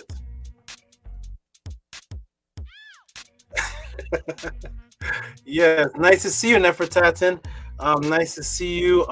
Check your emails. I don't know if you received it. I've sent you a response to something you sent a while ago, and I sent you a response. Check and see if you got that. And if you didn't, congratulations. And I sent a longer thing than that, but congratulations to what you sent me. What's up? Working on it currently. Okay, keep working. Good. And dressed in all blue is Bella with her head wrap on, the blue. What's that shirt say, Bella? You did that? You did the head wrap? Okay. Etherically from another state. Someone here is saying they did the head wrap. Okay. How you doing there, Bella? I am great. To your nerd. I had lots of fun with her just doing this. So, and the shirts. House of ATTON. You were in the blue shirt of the House of ATTON? Yes. The one I'm wearing. Okay, very good. You are in tune and sync. Wonderful. I love the energy already. And I love last week also that several people came to the panel that I usually don't see. And that's the vibration I'm trying to keep up. Nook Panuk came. Angela Gates came. Of course, Nefertatan. I don't remember who else, but it was a full panel, and I love that because it creates the vibration that I want to see. Nook Panuk, definitely want to see you again. Shout out to Every time I say her name, I say it in like this little voice. Nefer Keperet. Shout out to Nefer Keperet. Hotep Marie. I guess because she has a little, like a little. I told my nurse that Nefer Keperet looks like the little things that my mother used to put up in the china cabinet. Looks like the little thing, the little doll thing. Nefer Keperet. Shout out to you, and peace and love to everyone. I'm gonna take. Where's Scribe? Let me check this. Where's Scribe? Menkora. I have an announcement to make too. Oh, look at that. Comes on. I say, where's Scribe? And he comes on. What's Nefertati doing over there? Hotep, Great Saba. She's on mute talking. Okay. Hotep. Annie Patel, how you doing, young brother? Doing excellent, Great Saba Tuba, for asking. I hope you are well. I hope everyone on the panel is well. Hotep Henu, to everyone, peace and love. Peace and love to everyone in the chat watching with us live. And yeah, I'm happy to be here, Great Saba. Tuba, great to see you. Wonderful, wonderful. Let me hold on a second. Are these images? Let me sorry. Oh, more people are coming on. Beautiful. Look at this. Who else is here? Menkora. This is gonna be a great podcast. Well, it's always a great podcast, but this is gonna be a little different, interesting one today. Let me go ahead and I gotta take something off of the screen to replace it with something else. One moment.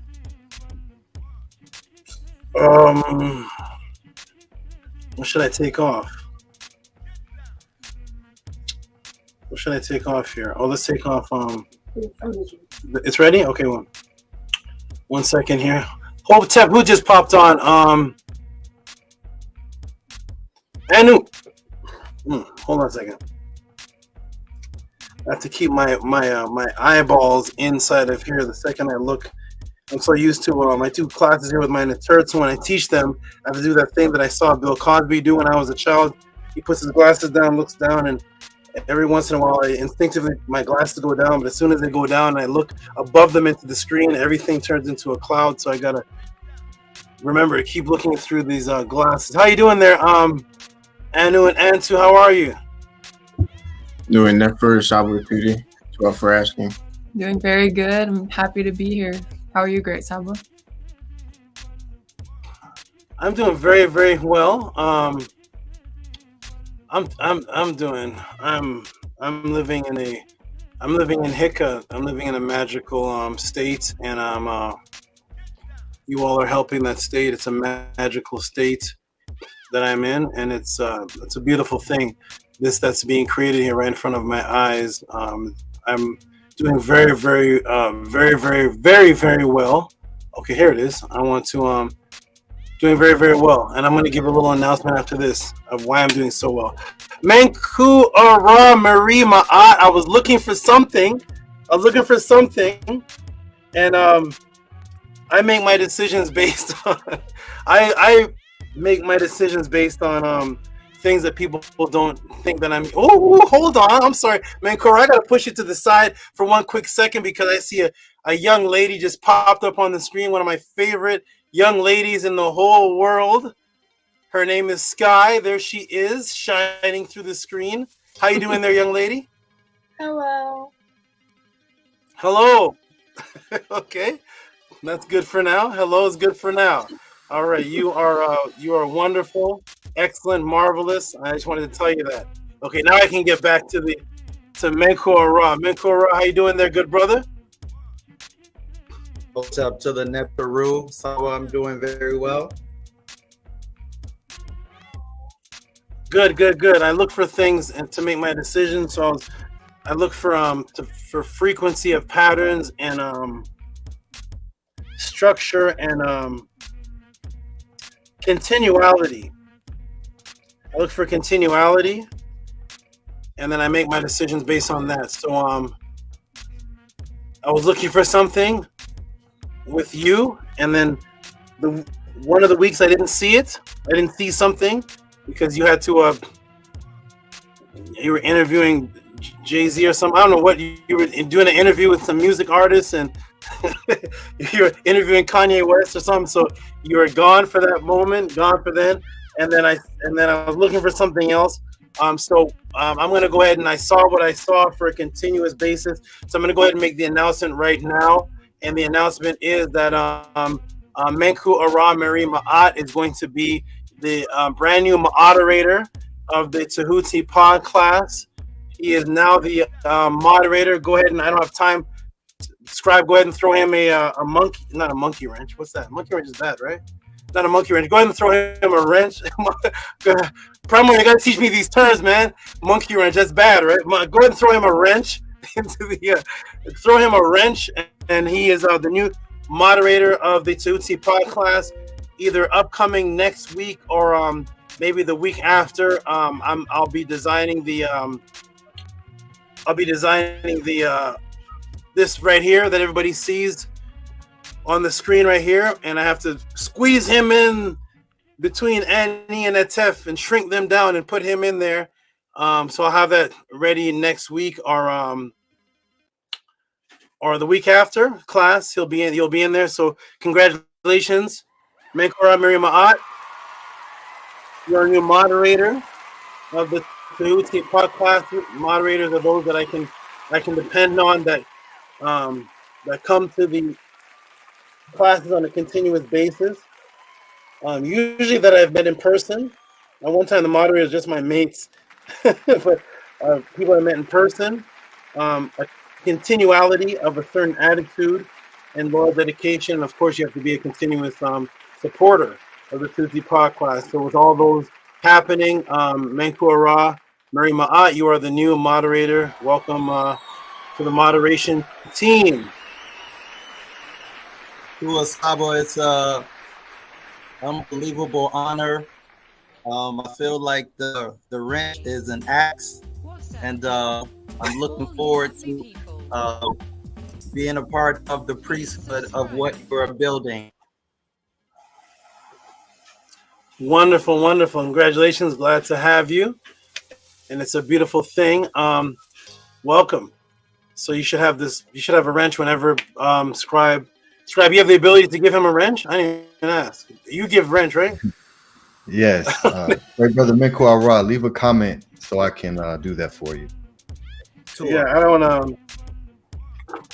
Okay, good, wonderful, awesome. So wonderful. And Ox Effect has popped back up. Did Nefertatin come off the screen, or is she in the back room? Where's Nefertatin? She's gone, I guess. Okay. Okay, Nefertatin is off, and Ox Effect has rejoined. How you doing there, Ox Effect?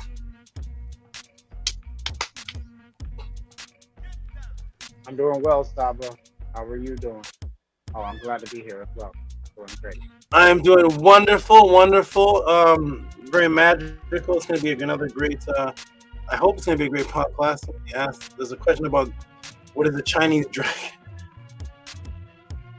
I have some very interesting questions that have been asked before. You ever heard of the Chinese dragon?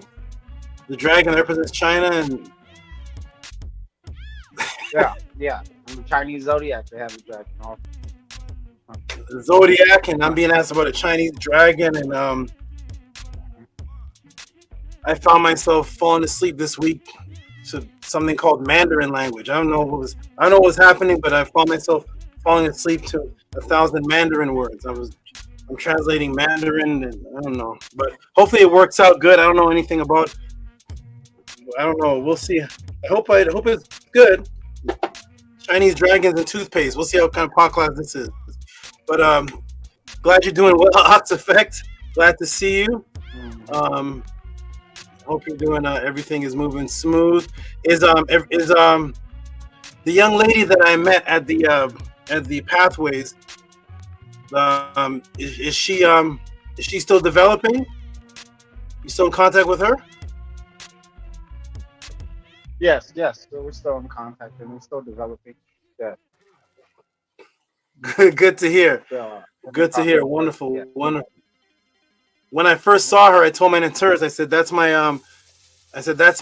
she's my favorite energy. I walked into the Pathways, and I said, I looked around. other than Nefra Keperet, because I already know Nefra Keperet, but I looked around and I said, oh, she's the most innocent.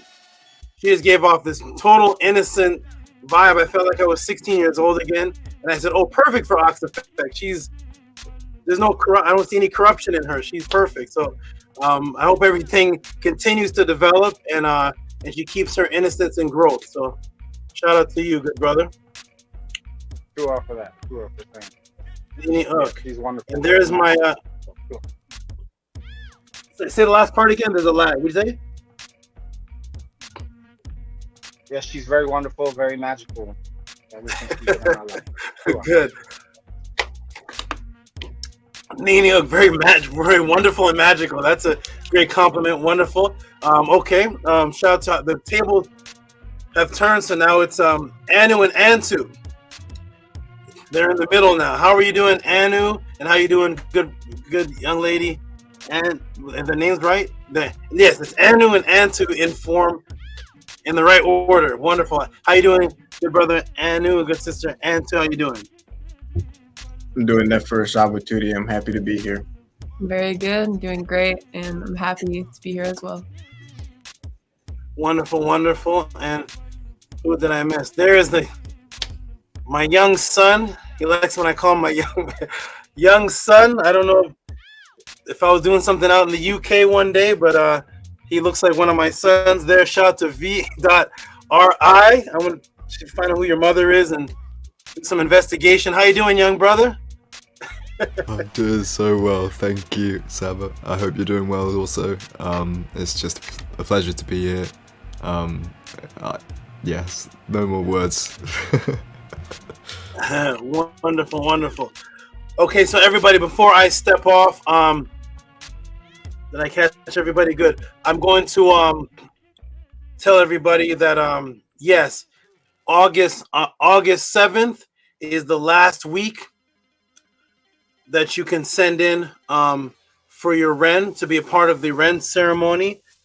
I need the information that I request. For those who contact me, they know what information, 8 pieces of information that I request, 4 and 4 pieces of information that I request, the donation support that I request. And once those things are in, the process begins so that everything can be organized and structured for what's the date there? October what, Menkora? What's the date of the pathways? October 28th. Oh, the end. Good. Perfect. Thank you. I have the whole month in October. Fine. Thank you. Thank you. So I want to let everybody know that August 7th is if you contact me August 8th and say I want to REN, I'm gonna say sorry. Next year we'll talk, but I can't do it after August 7th, which is a long time. It's June. It's 2 months from now. It's June 8th, July 8th, August 7th. You have 2 months to contact me. You can contact this email right here, and it will get to me. I'm kind of switching things around where I'm having a team with the emails and such, and the email is going to also change. But when you send your email to this one for now, I'm changing it to something else. I'll be announcing that. But Annie, go ahead and put up the email on the screen that eventually comes to me, the mystical one. So you email that one, Mystical Television. You say I request my REN. I will give you the processes of what to do. Once you follow through that process, the process begins, and you'll be guaranteed to get your REN by October 28th. No request after August 7th. It is okay. Thank you, Scribe. Appreciate that. It is actually an extremely long process for me to come up with someone's REN. There's a long thing that I have to do for each person. That's why I say to people that everybody who got their REN for me, I said I have to be watching you for a year plus or more, because I actually start your REN almost half a year into you becoming my student, prior to you asking me for it. That's another story. So it takes there's a process that begins before you ask me for the REN, and then when you follow the next step, then I continue, and I have to know you for a year to do what I have to do to access your REN. So shout out to everybody. I want to also let everybody know that on the last time people received their RENs from me, this beautiful thing took place.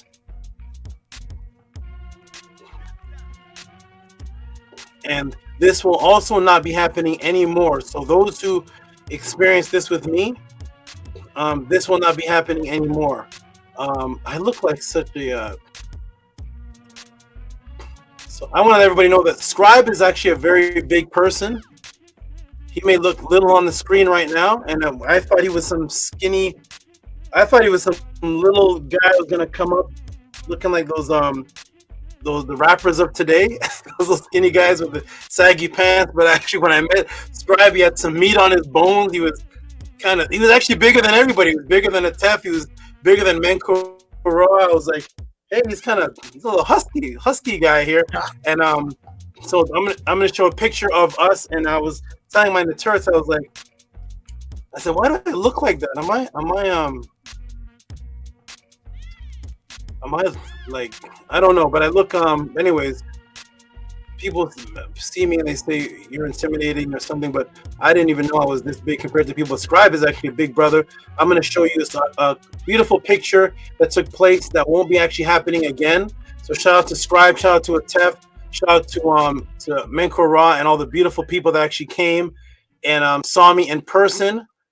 And this beautiful thing happened right here.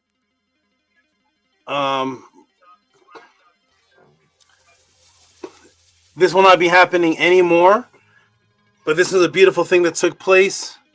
Hey, oh, here, boom. So there is there is me and Scribe in an area that no one will see ever again. Well, maybe a couple people that get close to me, but nobody will see this little magic room environment again. But this is what takes place when you get your REN. This will happen at the REN ceremony. So this is Scribe. It was a beautiful situation that took place. Brothers were crying. They were there for my cheat meal day, which I never have anybody around me for my cheat meal day. Atef was eating the candle wax. It was my birthday also. I think it was my birthday. It was a cheat meal day. It was REN day. Atef was eating the candle wax. Tastes good. Atef was eating the candle wax. But that's what happens when you get your REN from me. You actually get the laminated image. I'll show one more. There's a beautiful thing. Scribe came and gave beautiful gift offerings, financial offer, all type of things took place. Let me see if this pops up too. Oh, it says, whoa, you have a lot of files. Okay. So let me do something here. I have too many files. So I just want to show everybody, this is a beautiful thing that actually takes place. And I wanted to show everybody this because this is an event that actually will not be happening ever again here. The rest of the naming ceremony the rest of the REN ceremonies will only take place at the House of ATTON. So this is actually again Scribe here getting his REN. And I told my Naturats, I was like, "What? Is that what I look like? I look like some type of statue creature." I said, "I can't look like that." But anyways, shout out to Scribe. He gave me this beautiful, this beautiful cloth here that I have hanging up right here at the place that we're standing. I still have it in the same area. And it's a beautiful thing that he gave me from, I think this is from Kemet. And there he is again with the name in his hand, his REN. He was very, very emotional, very, very happy. He was crying, he was laughing, he was rapping, he was doing all kind of stuff. And so this is me. And that Ankh here is also a gift that he gave me. And so he actually gave me a lot of different things. And he was very, very appreciative. And that's me and Scribe right there. So That's actually Scribe is actually a kind of big guy. So there he is. So shout out to you, Scribe, and that was him right there. So I'm gonna say peace and love, everybody. That same thing that you just saw there will be taking place in front of at the pathways in front of several people, and it will be a group of us in a circle going through that experience. So there'll be no more anybody at my I call that my headquarters. Where all you came was my headquarters. I have multiple dwellings. I have different dwellings, different escape routes. But where you came at that time was that was the headquarters where all the reptiles and serpents are. But I have other escape addresses in other places. But shout out to you, Scribe. And that won't be happening again. Only at the pathway. So everybody, peace and love. I'm going to put up the very first question of the pod class that I'm going to come back and answer and take a little break. And the very first question that was asked, that's going to be answered when I come back, is what is this? Oh.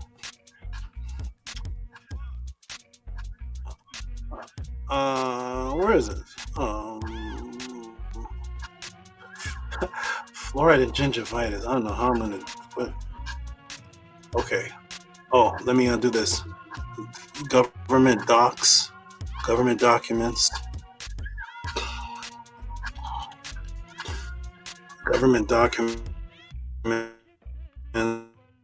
blocked. Okay. Okay. Let me go ahead and show this question here that was asked by a person who's a consistent supporter. Some support is not even seen here on the pod class, but I'm going to go ahead and show. I got to turn these messages down. Oh, unless it's my beautiful TT. Yes, it is. Hope you're safe out there, TT, on your travels. Let me go ahead and show this, everybody. So here is the question that was asked that I'm going to be answering first. Let me go ahead and put it on the screen. And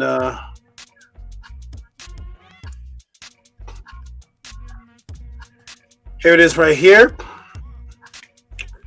Scribe, can you see this on the screen? Because I can't see you all anymore. Is this on the screen? Yes.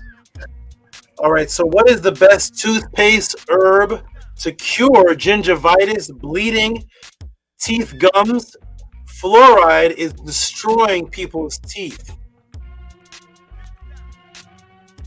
Wow.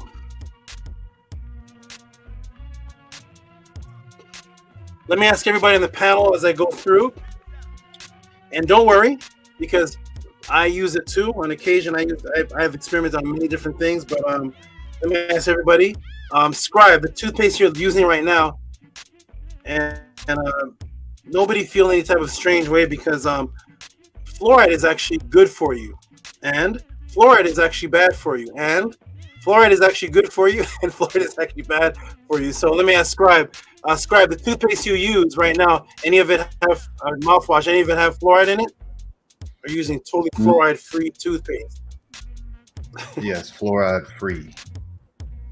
Fluoride-free toothpaste. Okay, fluoride-free toothpaste. And Scribe, really quickly, just tell us why. Why did you choose that? What's wrong with fluoride? Well, I mean, just within the matrix and coming into so much information and learning just about different effects that fluoride can have, and even on the brain. And you know, I work with everything where, you know, but one thing I haven't attempted to make is toothpaste. So, but yeah, that would ultimately be the goal. But yeah, just some research I did and some of the effects that fluoride can have on the brain, and not knowing the details and the intricacies of some of these brands and these huge companies that are more keen towards financial gain than your actual health. So that's why. Oh, okay. You don't trust Colgate. Correct. Okay, no Colgate. We don't trust Colgate. Okay, wonderful. So Scribe, what if you could do a one-on-one, or what if you could what if you could get well, you're already using your toothpaste, but what if you didn't have that? What if you didn't have that toothpaste and you were able to get a one-on-one with me, or just no? What's it? Oh, there's a Nook Panuk. Be patient. There's a 10 people limit in the room right now. So Nook Panuk, you're gonna cycle in. Don't worry. What if you could get a one-on-one on either how to get access to a healthy fluoride-free toothpaste that actually works on multiple levels? Would you give reciprocity for that? Of course. Okay. Thank you. Primordial Thought 9. Can you turn the camera around to your bathroom and open up your medicine cabinet? What's the toothpaste you got right now?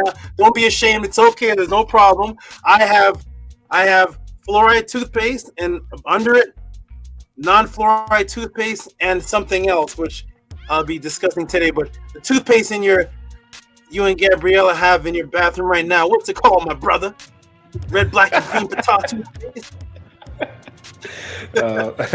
So I use Tom's. It's fluoride. Tom's, okay. Yeah. Man, oh my goodness. Okay. Well, we got the fluoride-free crew in the house. Harass did. How's your toothpaste game? Hello? Is that no fluoride? What's this one now? What is it called? Hello Fresh. There's fluoride in there? No fluoride. Man, okay. We got you all are advanced. Anu and Antu, can you walk me through your bathroom? I don't know. Let me see your teeth. How your teeth looking there, Anu? Your teeth looking good? Yes. Okay, good. Somebody's not on the panel. I don't know who left. Who left, Annie? I think it might have been Nefertati who left. Okay. Yeah. Say that again, Scribe. Yeah, it was Nefertati. Okay. All right. So Anu, Antu, what kind of toothpaste you use, good brother? Good sister, what you use? This brand called Just Dentist. Made by Dentist. It has fluoride in it. Woo! There's fluoride in it, right? Yeah. Don't worry, fluoride is good for you. Don't worry, it's okay. Fluoride can be good for you. You're gonna fight. Fluoride can be good for you. So okay, you guys are advanced. I haven't heard Colgate or Crest yet. I'm hearing Hello and Tom's, and he has something from the Nile Valley, and you got something made by a dentist, and you guys are pretty advanced. Okay, Ox Effect. I know you got the Buddha toothpaste. What do you have?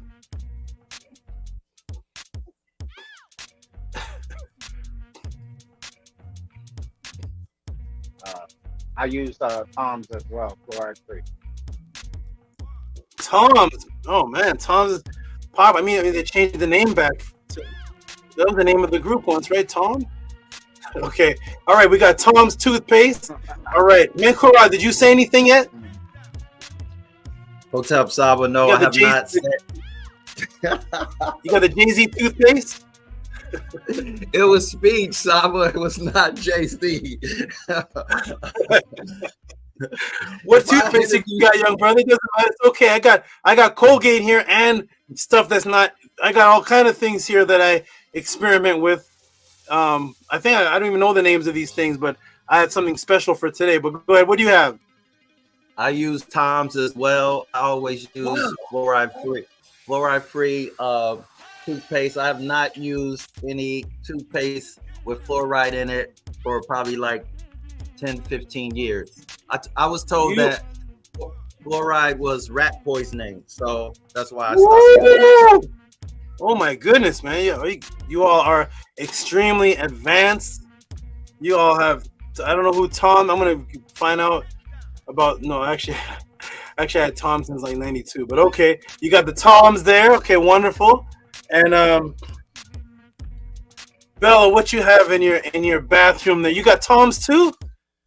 Tell me you got Toms. I never. I What do you have there? I have used that brand. I forget the brand name. I think it's called Luminex, but it's fluoride free.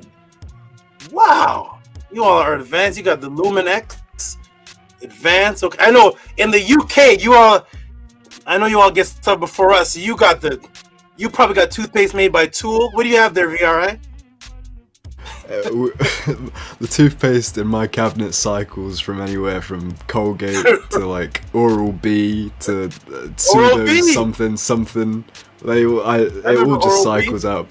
But I always look at it and it's always got the fluoride in. But I don't know what it means. I've heard things about fluoride, but it's never been verified by you, SABA, so I'm not sure. Okay, we're gonna see. I don't know. You know, fluoride is good for you. Fluoride is bad for you. All right, Nook Panuk, you come off of the mute button. I know you got the Tai Chi Wong Fu Qigong toothpaste straight from Vietnam. What do you got there? What's up, Simon? Yeah, I make my own toothpaste, but I also use other toothpaste. I got one that I just bought from the store right now. So new ones. Yeah, I've been on you. You knew about this class? Yes, sir. Just came from the store. Fluoride What are the free chances all someone in the day. podcast has toothpaste on them? Come on, man. On What deck. is this? Yes, sir. Is this real life? Yes, sir. No, it's Dual anybody else Pesh. have toothpaste on them? What'd you say? It's Dual Pesh. All right, wonderful, brother. This is great. And is that one you have there? Is that one fluoride free? Yes, sir. Fluoride free. Wow. You all are. Gotta be I may fluoride make free. you all may. I may give the class to you all to teach. This is crazy. I got every toothpaste. All right, wonderful. Well, wonderful, ladies and gentlemen. When I come back, we're gonna get into this gingivitis. We're gonna get into this. I may come back and save everybody hundreds of dollars. So I'll be back, everybody. Peace and love. And it's ATTON. Actually, wait there, ATTON. When I come off, Scribe is gonna let you on because it's gonna cycle. There's 10 people limit. I'm about to come off right now. When I come back, I'm gonna answer this gingivitis. Which one of these toothpaste is Tehuti? As a matter of fact, do me a favor. Harass did come off for just a moment, and then come back on as soon as I come. I'm gonna let ATTON on.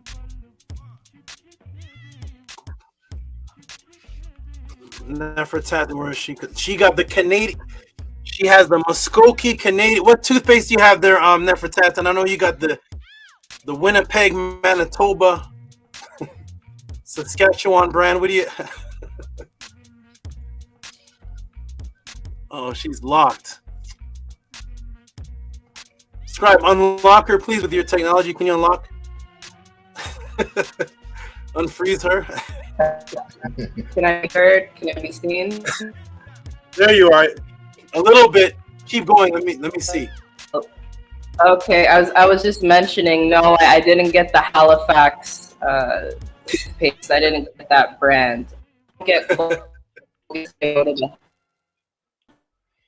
Say that again about Right. Colgate. It locked up. What'd you say? Colgate, any of those main ones, I don't get it. I get it. I have her from the health food store, and they're I can read. It's all like natural stuff.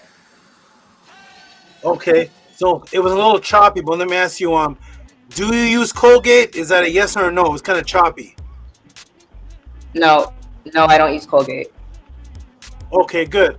All right, everybody. Well, I'm gonna step off. When I come back, I'm gonna answer this this question from this brother who asked this question, and I'll be right back, everybody. Peace and love. Tell them, everybody, support the Tehuti Podclass. This is all that I do for a living. Once I start answering the question, the new people will see what's about to happen here, and you all will support this phenomenon that's happening in the Tehuti Podclass House of a 10.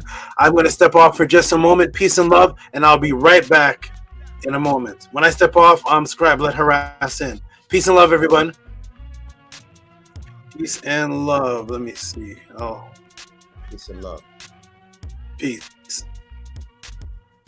I'm actually gonna come off totally so that Faraz can come in. I won't just stop the cam. I'll be back.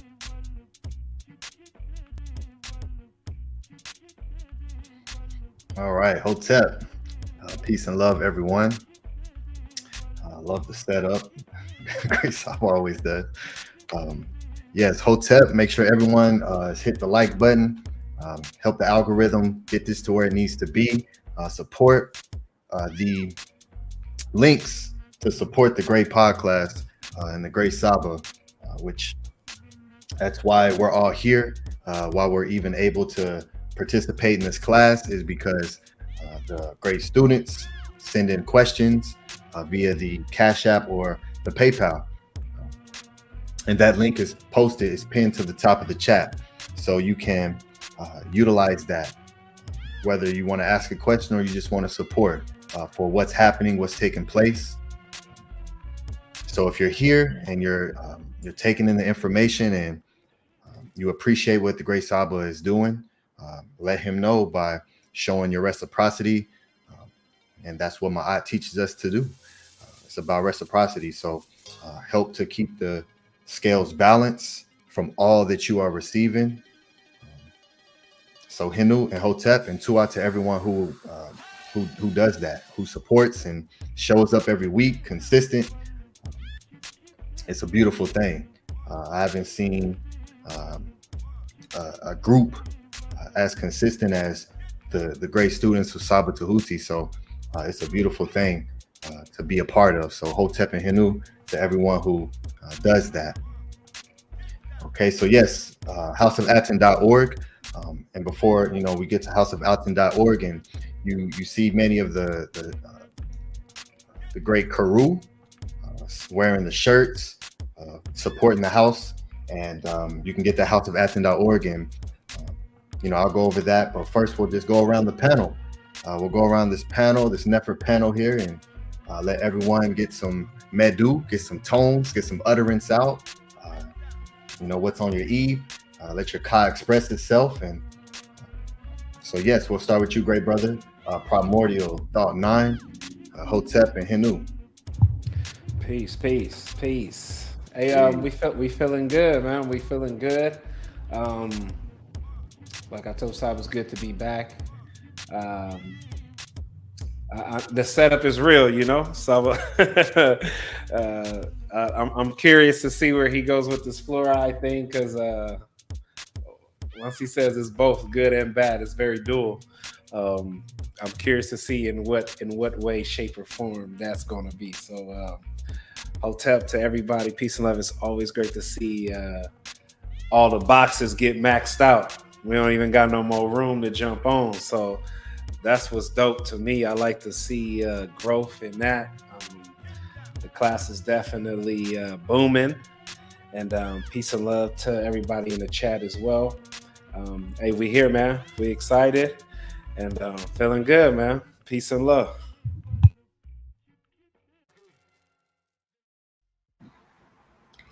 Henu, Tua for the podcast, Tehuti, Tua for letting me on the panel, and Tua to your netterts.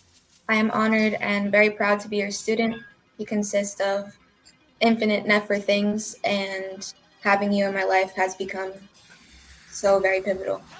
And to Hotep Mary, to all of you on the panel, I respect all of you so much, and I'm glad I have the opportunity to be with all of you during this Nefer pod class and to experience all of your Nefer words that you have for the Saba. So very much.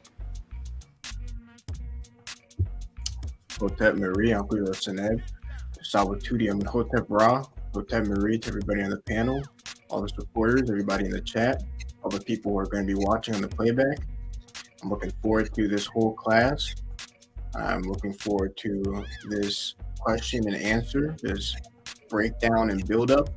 The health classes are always phenomenal in the aspect that it provides something that can help improve our lifestyle, and it feels good to have it come from the most trustworthy source, the most honorable source, because we know that Salvatore is not like the Matrix dentist and teachers in school and stuff like that. So it feels very secure and comforting to know that I'm about to receive an answer for my health from the person I look up to. Everybody support this class, support Salvatore, support the House of ATTON.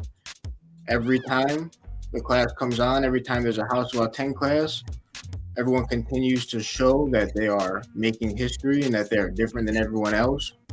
This is not like other movements. This is to actually change your life and change the world, change the reality you live in. So take that in consideration.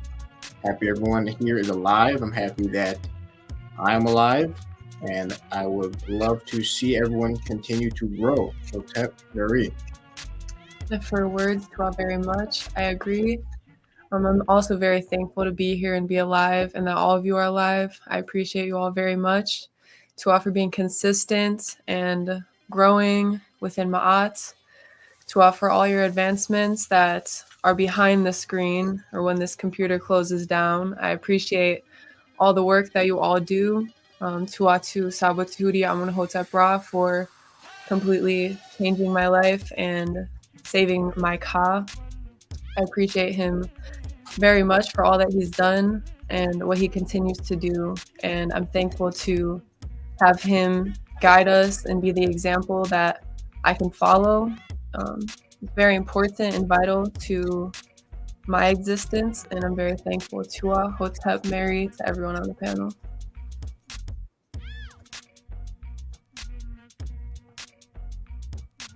Nook looks frozen to me.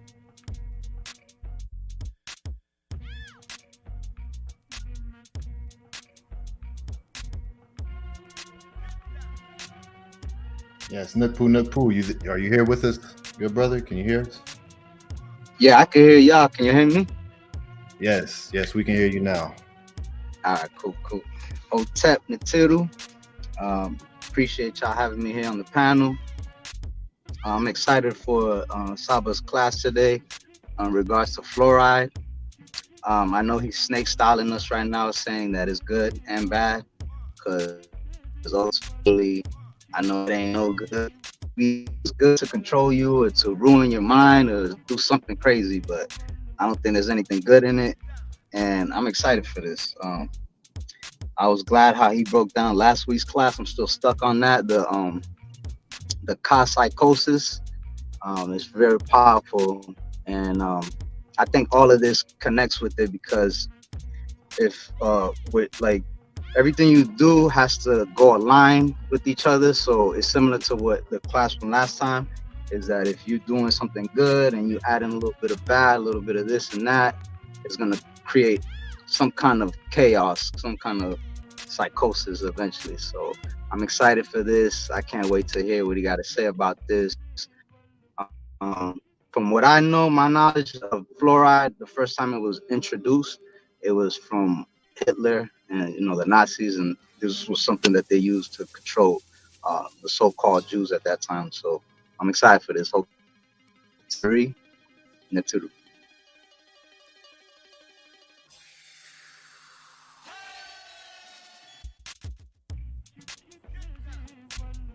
All right, great brother VRI. It's on you, great brother. Peace and love, everyone. I'm very excited for this class. As soon as I saw the title for this class and the thumbnail, it was a massive synchronicity for me, because today I was also thinking about the Chinese calendar, and I wondered if there's any validity to all of this snake and dragon stuff, or why they even still use the animals. So I'm very excited for that part of the class, and also to do with the toothpaste. Even this morning when I was brushing my teeth, I thought, I wonder what toothpaste SABA uses, because I'm aware of a bunch of confusion to do with toothpaste. I'm just not aware of the answers. So it's really interesting to see a master at work where it's like, what came first? Was it the question, or was it SABA planting the question for it to be asked? So I'm very, very excited. It's very much living that scene in The Matrix with the vase and Neo knocking the vase over. So I'm very excited to see what comes of this.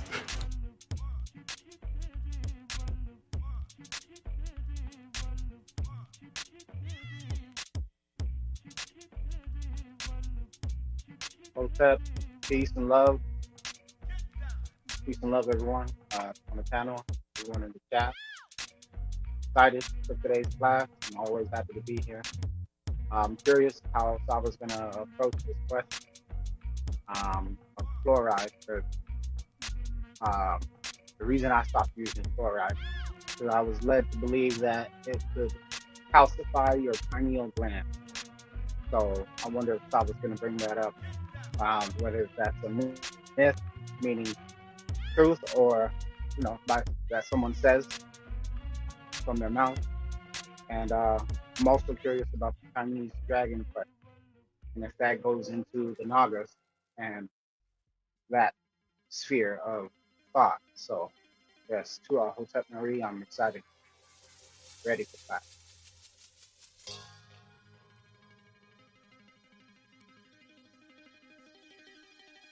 Peace, Hotep.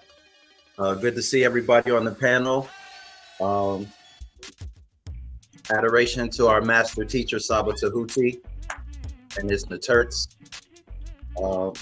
Looking forward to this class as well. Fluoride thing is fascinating, but I'm more excited about this dragon question. This has been something I've been curious about for a while. I'm familiar with the Komodo dragon, or the dragon that still exists, but mostly I'm interested in why the dragon has wings in Asian culture, what that's all about. So yeah, HENU, Hotep, support the Tehuti Podclass, support the House of ATTON, and to everybody for being here and giving your support.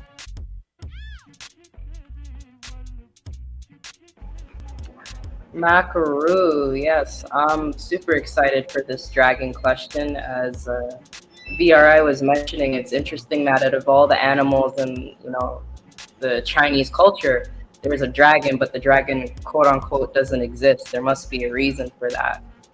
So many cultures would keep lions, right, at the front of their residence for protection, but in a lot of Asian temples and environments, they have dragons at the front. So I'm super excited for that. Maybe there's a Ma'at link, maybe there's not.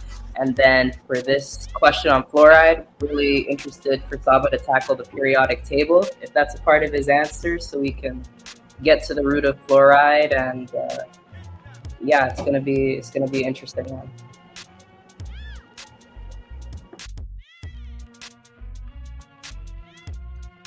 Life, health, and strength to the Nefer, Neter, Ludi, Amen, Otep Ra, my Saba, our Saba.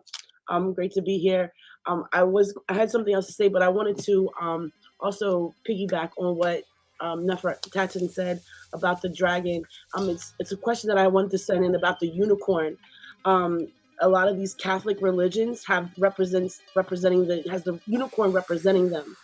So that's something that I'm trying to develop a question for that. I have some photos too, but I'm glad to be here, great to be on the panel. Saba's strength and dedication is my motivation. His guidance is what I've been looking for. So thank you. I cannot wait for this class.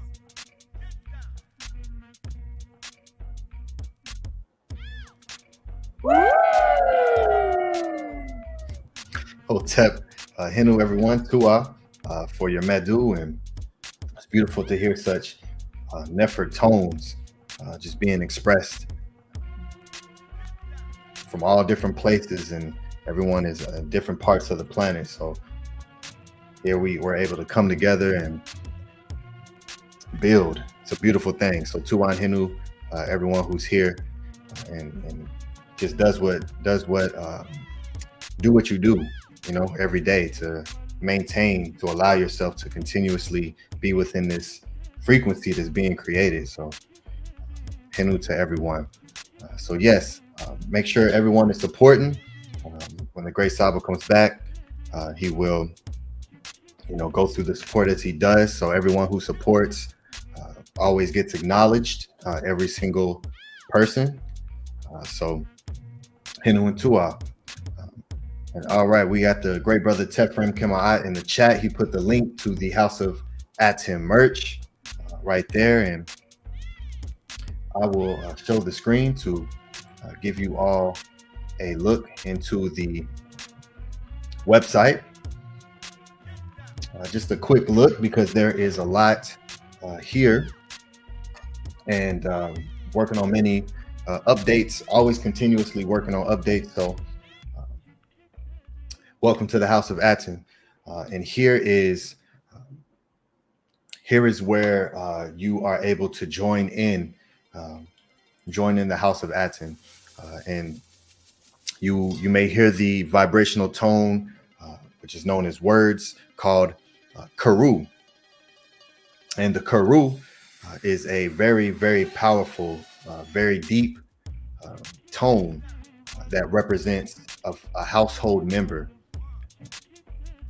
So once you join in the organization, into the movement, you now become a HERU. And it is also a word that means voice, and becomes the root word for the life after, which is the neter kert. You may hear Saba say that quite a lot, because our ancestors taught about the ker of the neter, which is a sound vibrational realm of both noise and silence. And so that is ker. And so when you join in the movement, you take on this vibrational tone, because you are now within the House of ATTON. So Hotep and Henu to all of the HERU who are joining us and who have been with us. Ultimate Henu, ultimate dua to you, because you all are the literal baseline foundation for the movement. And so if you all would like to join us as a HERU member, you just go here, and there's 3 different tiers. There's a trinity of tiers that you can choose from. Ua, which is 1, Sin, which is 2, and Kemet, which is 3. So I think we always hear the great Saba always bringing up how everyone teaches that, you know, Kemet is black. Kemet is black.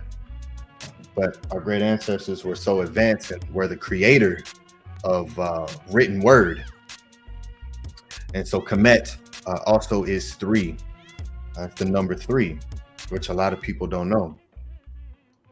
So again, this is the imbuement of what we're doing here at the House of ATTON, and just being echoes of the great ancestors. So you can join us. We have classes. I host a class for all of the HERU, and there are many classes that are being worked on as well for everyone. So join in with us. You get priority for, if Saba even allows one-on-ones. You must be a HERU member to be able to get a one-on-one with Saba. And of course, depending on the membership level that you are, put you in priority list. So join us, houseofatton.org, and Hotep and Henu to all the HERU. And so we also have many products, apparel products, as we've spoken about, House of ATTON merch. And this is the first design of many designs that are in the works. Have some fire coming, as we always do. So you can come here and utilize this. You can go to shop apparel. There's all apparel here, and we have hoodies, short sleeve, long sleeve. You know, we're heading into the summer, so you know we have the short sleeves, but in the teachings, Ma'at, the great scribes teach about preparing for summer and winter, preparing for winter and summer, always being ahead and planning. So no matter what particular time that we're in, we're always planning. So you can utilize that and get your hoodies, get your sweatshirts, your long sleeves. We have heavyweight and lightweight crew necks. depending on your preference. So Tuan Hinu to everyone who is supporting through the House of Atten website, getting the merch, so we can continue to build and add more and bring more to everyone. So, Saba Tehuti teaches us to create and make everything a ritual. And so this is what we're doing and leading by example with this. And so, everything you wear, everything that you utilize should have some form of connection to your way of life. This is a way of life. This isn't a hobby. And so this is why we're creating a shop where everything will be available for everyday use. So we have bathroom sets. So the Great Saba is doing a class on toothpaste, where most people use that in the bathroom. So when you're in your bathroom, you want to have imbuement of the Netiru around you, the House of Atten around you, that frequency and what all this represents. Especially while you're in your purr, it's a beautiful thing to look to your left, look to your right, and see Medu Netter, the very Medu Nefer language. So definitely utilize this as well. We have suitcases, we have desk mats that can also be used for Hotep coverings, because we utilized a lot of coverings in Kemet. And so you can utilize that for this as well. It's a beautiful thing, very high quality. The printing, the coloring is beautiful. So come here and utilize this as well. Phone cases, protect your phone. The House of Atten, bottles and tumblers, notebooks. Definitely should get your notebooks for those who scribe, whether that's draw, write, dream work. We do Upesh rituals, and there's many Upesh Medu Netter classes, Medu magic classes that the Great Saba has given. So utilize your the House of Atten notebooks, in which I do as well. You see the Great Saba has his notebooks, and I know some of the Heru have gotten their notebooks. There's blank ones, lined ones, so anything that you need. And with you all supporting, lets us know if we should continue to keep adding and keep, bringing more for you all to participate in. So definitely utilize this as well. Very powerful for Heka'u ritual. And of course, we have the Great Saba, his ebooks, Stepping Out of the Matrix, Volume 1, Melanin Dark Consciousness. And these two books are what started the gathering together to what you see today as the House of Atten. Prior to being the House of Atten, we were the Teachings of Ma'at. And if you go to our YouTube channel, Great Brother Tefrem Kema'at or Minku Ara Mary Ma'at, if you can put the link to the House of Atten YouTube channel in the chat, you can go there. We have live classes that we do every single Sunday as well. The great Heru, the members also come up and give classes. Very powerful. We've had the good brother Anu come up and give a class. Primordial Thought 9 came and gave a class in which he's now on the panel with us every Sunday. We've had the Nefer sisters, Nefer Keperet and Nefer Tatin give classes, and we have Heru working and putting together their presentation, studying, and that all started with this book here, Stepping Out of the Matrix. So our very first 13 episodes on the House of Atten YouTube channel were us going through and reading this, so you can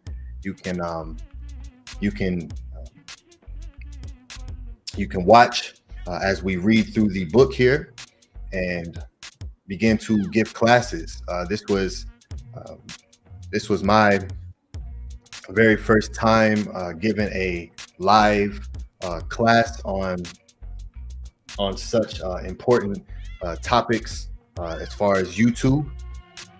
I've given classes in person and things of that nature, but as far as the internet, my very first class doing that was the third episode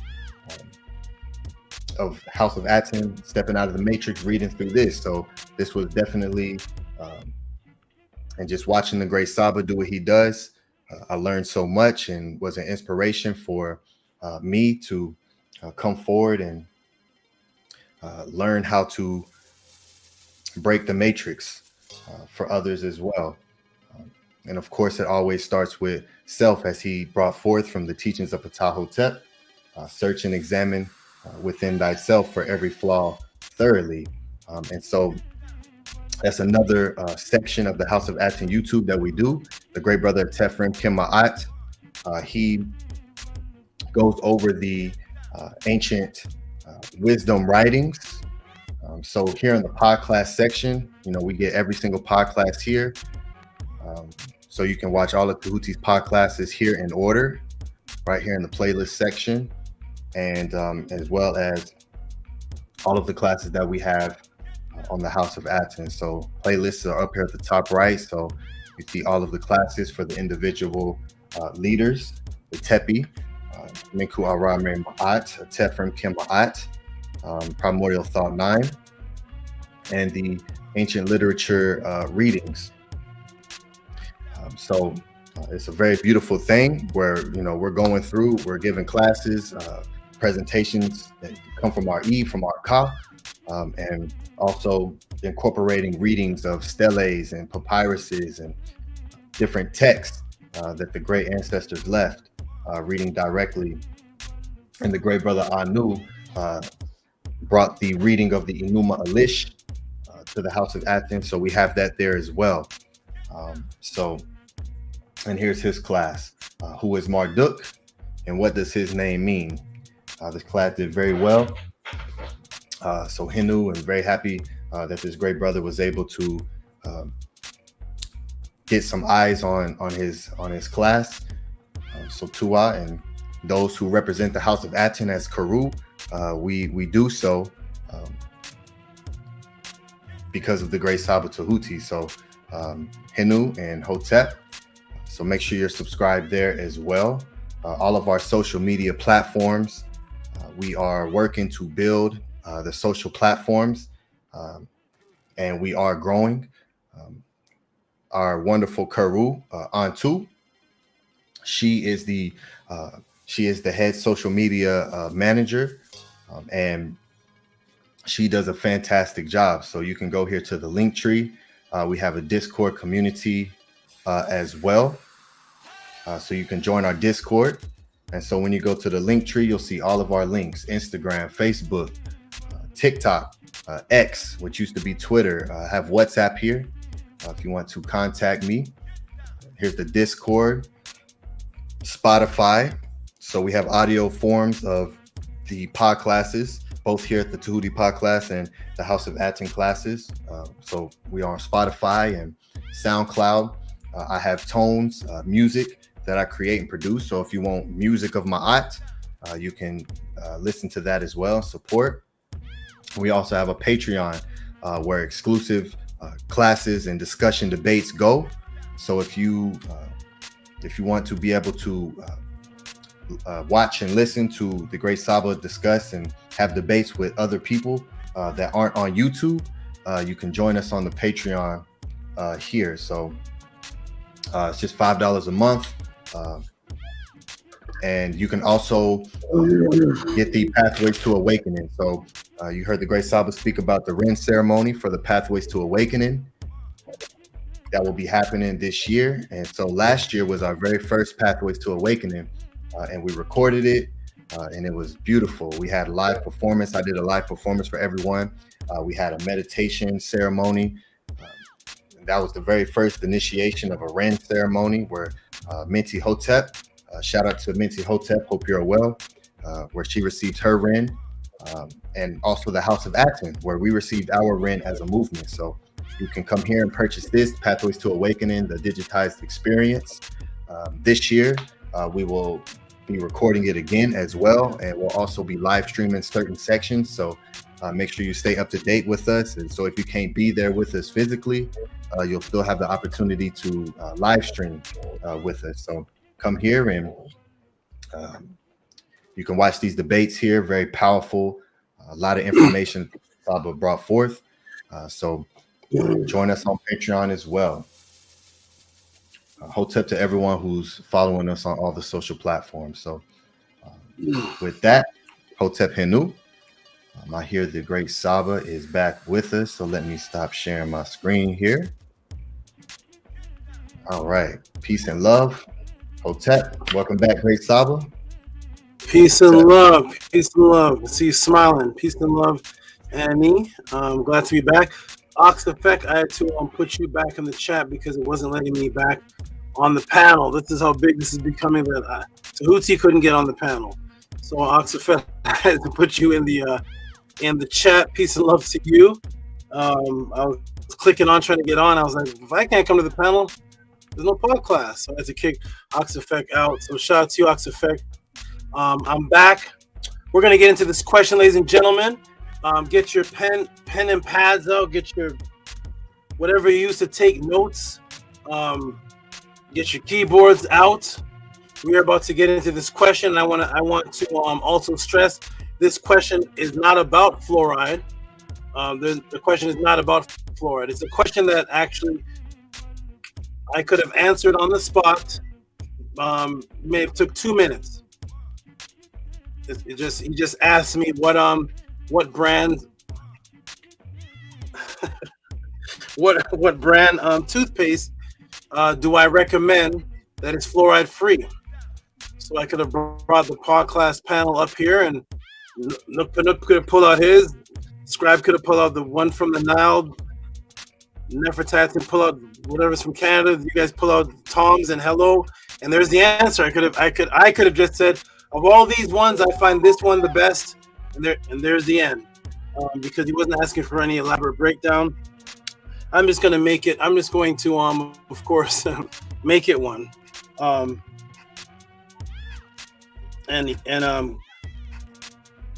hopefully this class will save those who are watching that use fluoride, that want another alternative, want to know which one of these toothpaste is Tehuti going to say is the best one. Which one does he use? What does he use? You're going to find that out. You're going to find out how to save hundreds of dollars, possibly, if you use Colgate, Crest. What was that one? Somebody said, what did you say, VRI? Scope? Not Scope. Oral-B. Oral-B. I haven't heard from Oral-B since '91. Oral-B. If you use any of those old classics that we all grew up on, all of us have that in our system, and you want to find out what's another alternative, you're going to find something too very interesting. That is, when it comes to the non-fluoride toothpaste, they're actually much more expensive. A lot of them, I've seen Tums. I've seen a lot of them are like some of them $7 a tube. They make them much more expensive. Things that are healthy for you usually they up the price. Things like that have a lot of sugar in it usually are very cheap.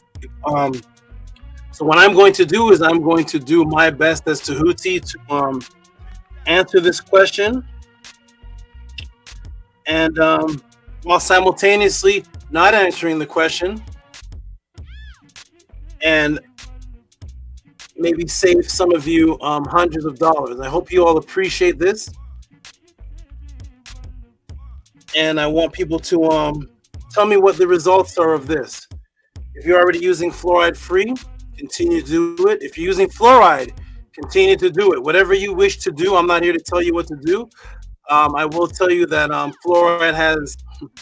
If somebody asked me to do a class on fluoride, you'll be afraid of it, but nobody asked me that, so I'll just say fluoride can be good for you. Fluoride can be used to do detrimental things. But this class is not about that. This class is about what do I suggest.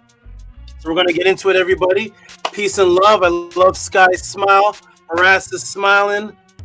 Nook Panook has a curious type of smile and always wondering hold that one up, Nook Panook. What you got there? What's that one called? Maybe I may recommend that one. Just end the class. What's it called? Say, what is it? This one's called Complete Care Toothpaste. Complete Care. How much is it a tube? This is like $5. Class is over. Everybody go get yourself Complete Care toothpaste. That's the end of the class. We're gonna go on to the Chinese Dragon. Okay, everybody, you guys jump into the we're gonna jump into the chat. Peace and love. Primordial Thought, Bella, Nook for Nook, VRI, Encore Raw, the new moderator, Anu, Antu, Nefert's Atton. Jump down to Harass did. Sky. Bella. There she is. All right, wonderful. We're in the blue shirt. What's going on? All right, everybody. Here we go. We're going to get into it. What is the toothpaste that you should use? Should you use Colgate, Crest, or should you use a non-fluoride one? So you're going to find that answer out and a lot more. Let's get into it, everybody. Press the 9 if you can hear me. Welcome to the Tehuti Podclass. This one hopefully will be a little bit quicker than the rest because it's just asking me what is it toothpaste you should use. So that should be the answer that in a few minutes, right?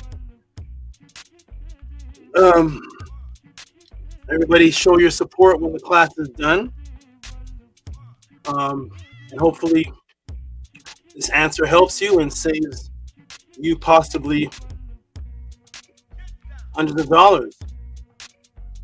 We find out what is this brand that's so cheap that Tehuti's going to talk about. Let me see the 9s in the room. If there's any 9s in the room, any 9s in the room, any 9. Oh, now it's moving fast.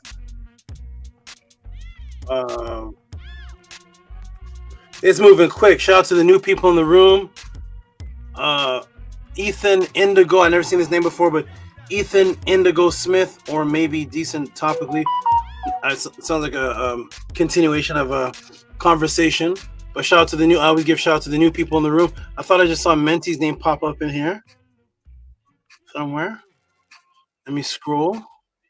Oh, Menti's there. Peace and love to Menti Hotep. She has the 9.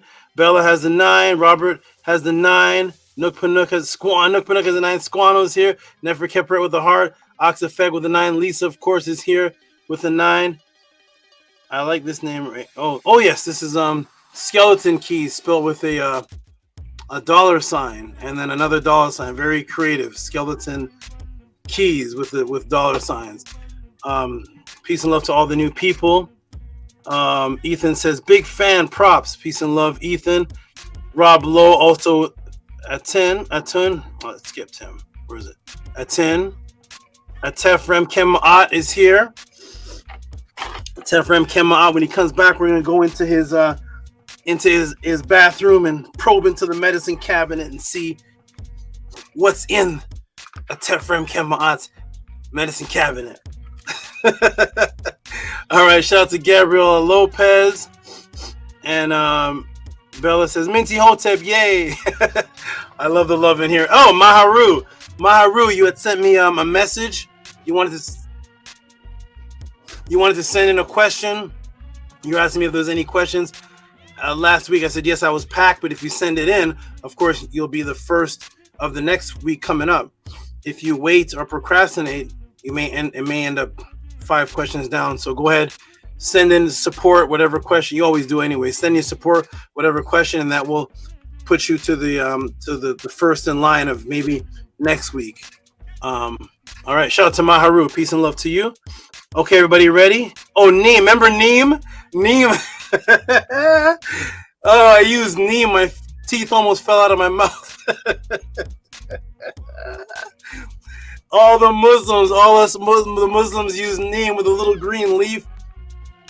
Mishwak sticks. Using the Mishwak sticks. You could use the Mishwak sticks to clean your teeth, and then when you're mad at your wife, you get to beat her with it in Islam. You get to beat.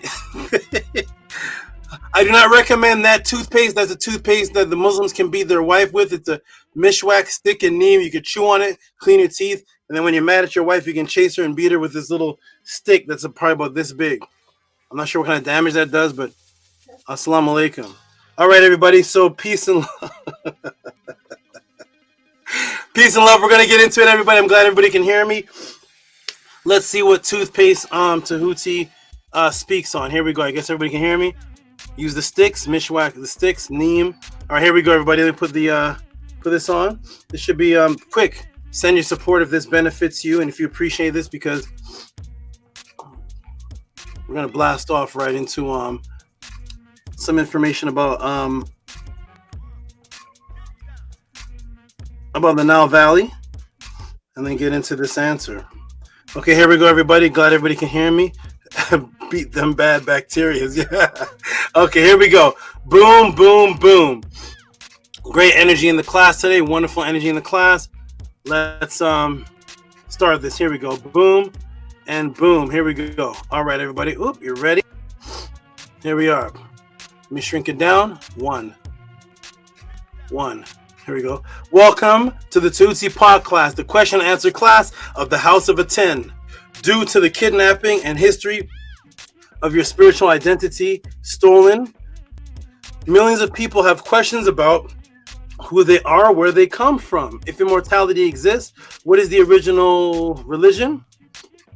What are the original languages? Spirituality? Who are the NESU? Health, purity, mental detoxification, out-of-body experiences, ancient sources, government psyops, telepathy, quantum entangled consciousness. Unfortunately, in the agenda of atheism, now disguised in the form of black consciousness, the atheistic quote-unquote Kemetic teachers will not have classes on the actual teachings, disciplines of the ancient writings of the indigenous people themselves and their spiritual beliefs, but rather teach from memes or pictures, or only debate, debunk, expose, or do challenge videos to others' spiritual beliefs, such as the Hebrews are wrong, the Bible is stolen, the Egyptians are black, the pyramids in America are older than the ones in Egypt, we are the Abos, we are the original Native Americans, we're not Africans, attacking everyone, but never giving you any indigenous written spiritual discipline in its place of what they actually adhere to on a daily discipline basis that they and their actual family at home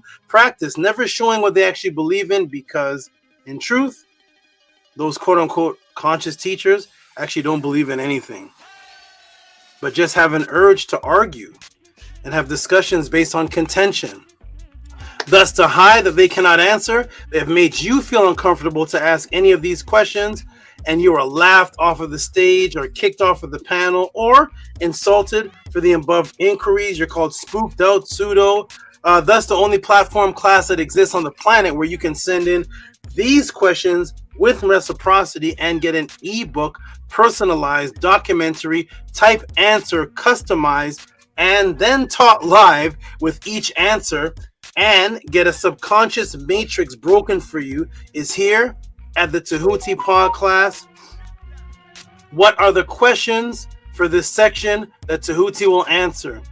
And the question asks a simple one that actually could be answered in less than 30 seconds, which is, Raphael Ortiz said, what is the best toothpaste herb to cure gingivitis, bleeding, teeth, gums?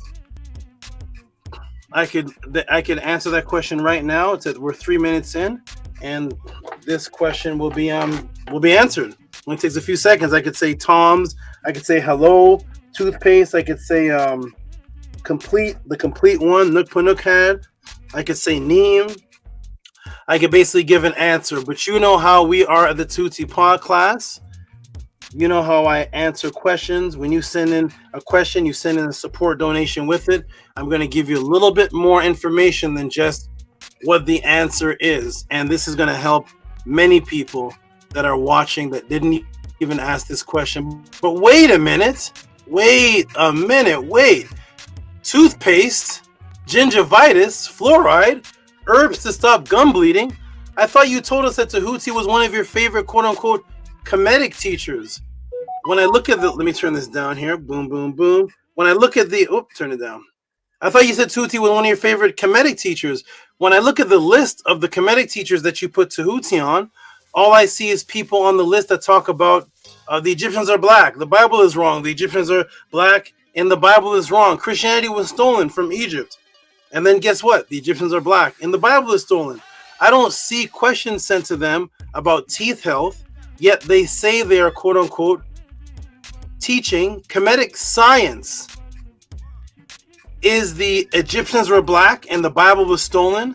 Is that the science that the Nile Valley scribes taught for 4,000 years? That's the science? Is that the science that the spiritual teacher HESY-RA taught? Tehuti, who is HESY-RA? Who is the spiritual teacher of immortality, HESY-RA? Was he teaching throughout his whole adult life as the head of a scribe and the spiritual teacher that the Egyptians are black and the Bible is wrong, and the Egyptians are black, the Bible is wrong, and the Bible is wrong, the Egyptians are black, and he woke up in the morning, the Egyptians are black and the Bible is wrong, the Egyptians are black, and the Bible is stolen, the Bible is stolen, HERU's from Jesus, the Egyptians are black, and the Egyptians are black, and the Bible, and that he woke up going to bed. That was what HESY-RA taught. Well, who is HESY-RA, Tehuti? And what does he have to do with this question of gingivitis and bleeding teeth at the gums and toothpaste? What does HESY-RA have to do with this, Tehuti? Here's HESY-RA. HESY-RA from 2686 BC, 2648 BC. You can find this image now in the Egyptian Museum, Cairo. Wood panel from the tomb of HESY-RA. Some pronounce HESY-RA. So when you look at it, you see the word HESY. HESY right here. It's cut off a little bit. HESY. And then Ra. And then you see the netter symbol. Okay. HESY-RA netter. So there's HESY-RA right there from 2686 BC to 2648 BC. Why am I bringing him up? And what does HESY-RA have to do with any of this? Let me take you to an ancient Egyptian. Let me take you to Ancient Egyptian Medicine by John Nun, and we're going to go to page 124. So if anybody wants to pick this up, if you want to learn about ancient Egyptian or ancient Tamaray medicine, this is a good one here.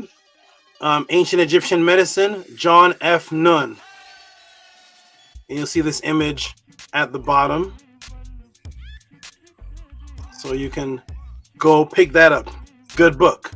Ancient Egyptian Medicine, John F. Nun. Okay, let's go to page 124. Ancient Egyptian Medicine, page 124. Notes on 10 selected pharaonic doctors.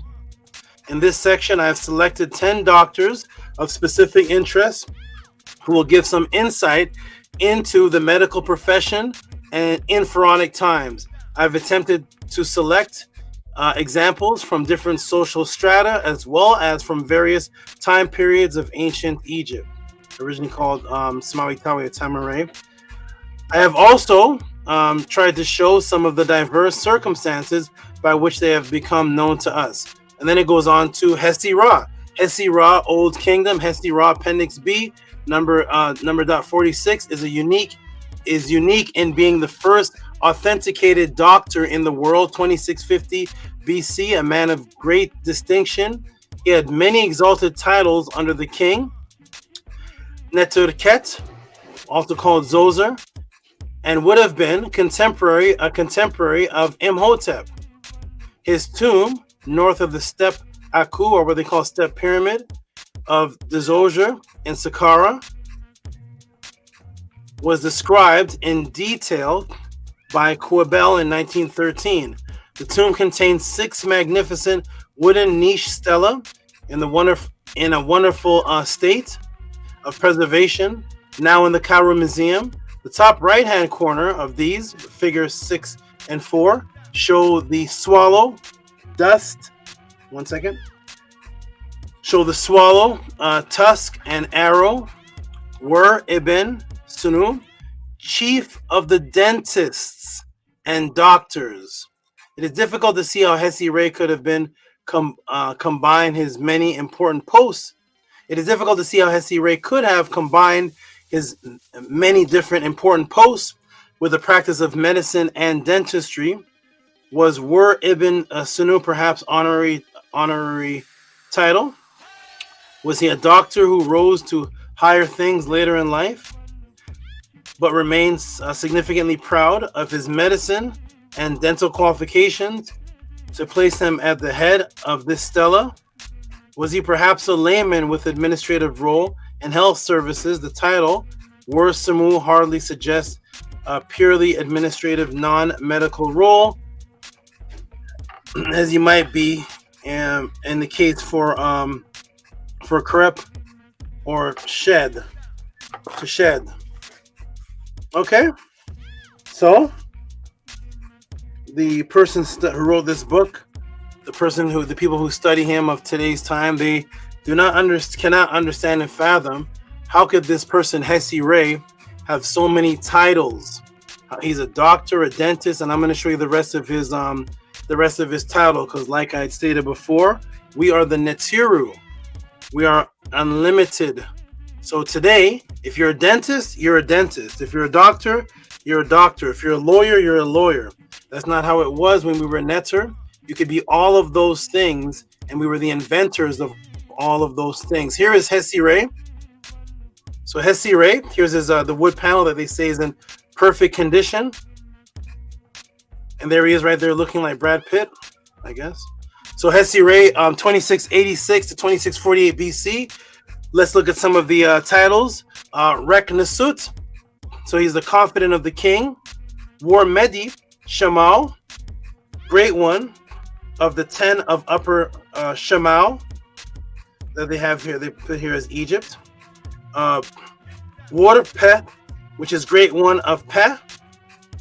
War Ebu Sanu, great one of the dentists. Semsu Ked Hetep, or Ked Hetep, elder of the Ked Hetep. Mejam Sheshu, which is chief of the scribes. Sin Min, brother of Min. Hem Heka Mehet, magician of Mehet. So do you see the difference between the culture prior to the Matrix and what we are today? So the culture prior to the Matrix, a dentist, a doctor was not an atheist. A dentist can be also a doctor and a magician simultaneously, while the head of the spiritual scribes simultaneously, while great one of Peh simultaneously. This is what we as ancient men and ancient females were in a time before the Matrix. Boom. One of the oldest known magicians, spiritualists, spiritualists who taught immortality over the scribes. Advisor was also, boom, the first recorded dentist. Thus, as Tehuti myself, the name of the first recorded NETERU scientist, I must represent that consciousness and his student HESY-RA, who would not waste 5 to 7 to 20 hours arguing over the Egyptians were black because they just knew it. A simple 2-second, look at me, the argument is over. Stop wasting our precious, valuable time with that agenda-driven distraction to direct people away from the fact that you do not represent nor care of our actual teachings. You just want to argue with someone. That's what HESY-RA and Tehuti would say. That's what we say. And Tehuti and HESY-RA would move on to uplifting and upraising of the consciousness from the words of the scribes themselves, which is Ma'at, which is what Ma'at was about. The uplifting and raising of consciousness, the Miao Ku, and the actual science of biological imperative and immortality, and the pure energetic projectable double continuing on to the afterlife. So you would not find HESY-RA or Ptah-hotep or Imhotep having 5 to 7 to 20 hour debates, arguments every single day of the week. The Egyptians are black, Egyptians are not black, Egyptians are black. 20 hours a day. HESY-RA would simply just say, look at me, please, just look at me. The argument is over. Stop wasting our precious, valuable time with that agenda-driven distraction to direct people from the fact that you do not represent nor care about our actual teachings. You just want to argue with somebody. So if any one of the new agers or debaters or people from other channels who claim to be Kemetic, but when you go to their channel, all they're talking about Egyptians are black, Egyptians are black, Egyptians are black, I'm going to debunk you, I'm going to debunk you. Go back to 2686 BC and see how long that conversation would last. To have a conversation like that is an agenda-driven distraction to get people caught up in the emotional hype, to take people away from the fact that the people that are actually arguing don't care at all, one bit of respect to actually live any type of exemplary example of the actual teachings, and it's an ego-driven conversation because there's another set of people saying the Egyptians were white. So then when you get, the Egyptians are Arabs. So you get caught up in this day-to-day argument, every channel argument, over and over, 20 hours and 20 hours, and teach nothing about what the actual papyrus teach about the science that you can apply to your daily life and immortality, which is all that the ancient people cared about that you're arguing about. That's a distraction. So me as a representative of the first scientist with the name Tehuti and the student HESY-RA, I have to represent that and not get caught up in the silly agenda-driven distractions. On that note, let me continue to represent with the actual answer to questions and not the arguments over and over again. So what we're going to do, so what is gingivitis actually? What is gingivitis? For that, we're going to go to the myoclinic disease and condition symptoms and causes gingivitis overview. So we're going to go to gingivitis and find out what actually is this thing that the questionnaire Rafael Ortiz is actually asking about. So gingivitis, we're under the myoclinic section, disease and conditions. Gingivitis under symptoms and causes overview. Gingivitis is a common and mild form of gum disease, also called, wipe my face, sorry, also called, put my glasses back on, periodontal disease. It causes irritation, redness, swelling, and bleeding of your gingiva, which is a part of your gum around the base of your teeth. It's important to take gingivitis seriously and treat it promptly. Gingivitis does not cause bone loss, but left untreated, it can lead to much more serious gum disease called periodontitis and tooth loss. The most common cause of gingivitis is not keeping up with your teeth and gum cleanliness, or teeth and gum, not keeping your teeth and gums clean and healthy.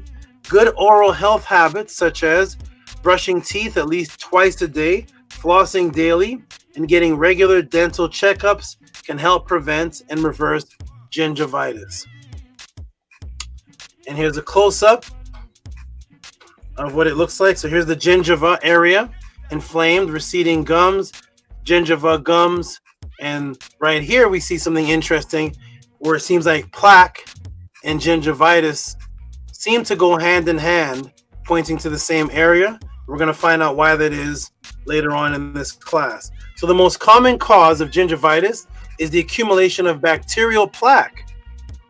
This is a biofilm. Biofilms is something that that Earth has actually been creating for over 2 billion years. That's another class. So I covered actually that in my evolution class, in my class on fungus. But there are smaller forms of biofilms that take place in your little world outside of the large Earth, and that takes place inside of your mouth. So they're actually colonies of microbes that create calcium shelters, little protection calcium shelters. And what they do is the calcium shelters are actually created to cause a hiding system, very advanced, cause a hiding system shelter from your immune system, and it accumulates on the teeth. It occurs when bacteria attaches to the smooth surface of the tooth.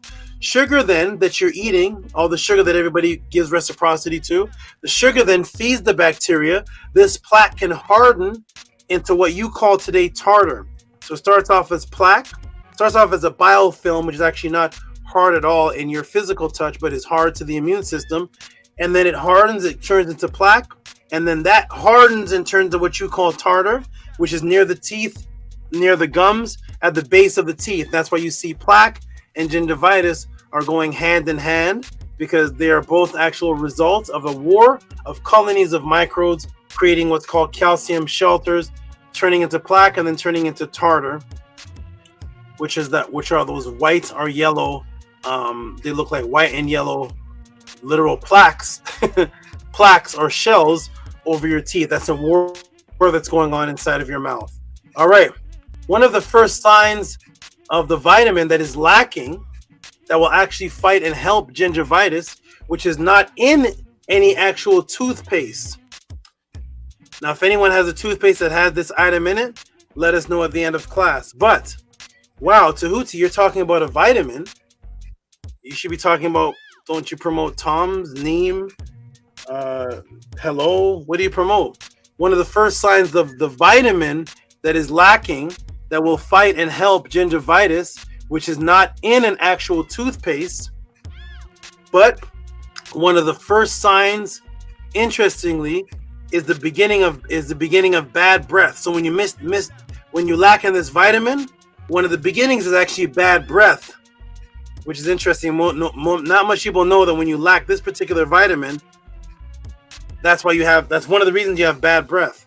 This vitamin, which I'm going to tell you about, which is very accessible, this vitamin again, which is not found in the toothpaste, it suppresses what's called pathogens. So pathogens. So this vitamin suppresses pathogens, which eventually will lead to gingivitis. One of the pathogens that it stops are these biofilms of microbes that calcify. This is not stopped by fluoride. So fluoride actually does not come in.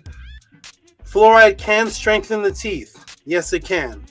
That's a fact. But fluoride cannot actually stop the pathogen, which is being caused by the biofilms and the microbes. It's actually a particular vitamin.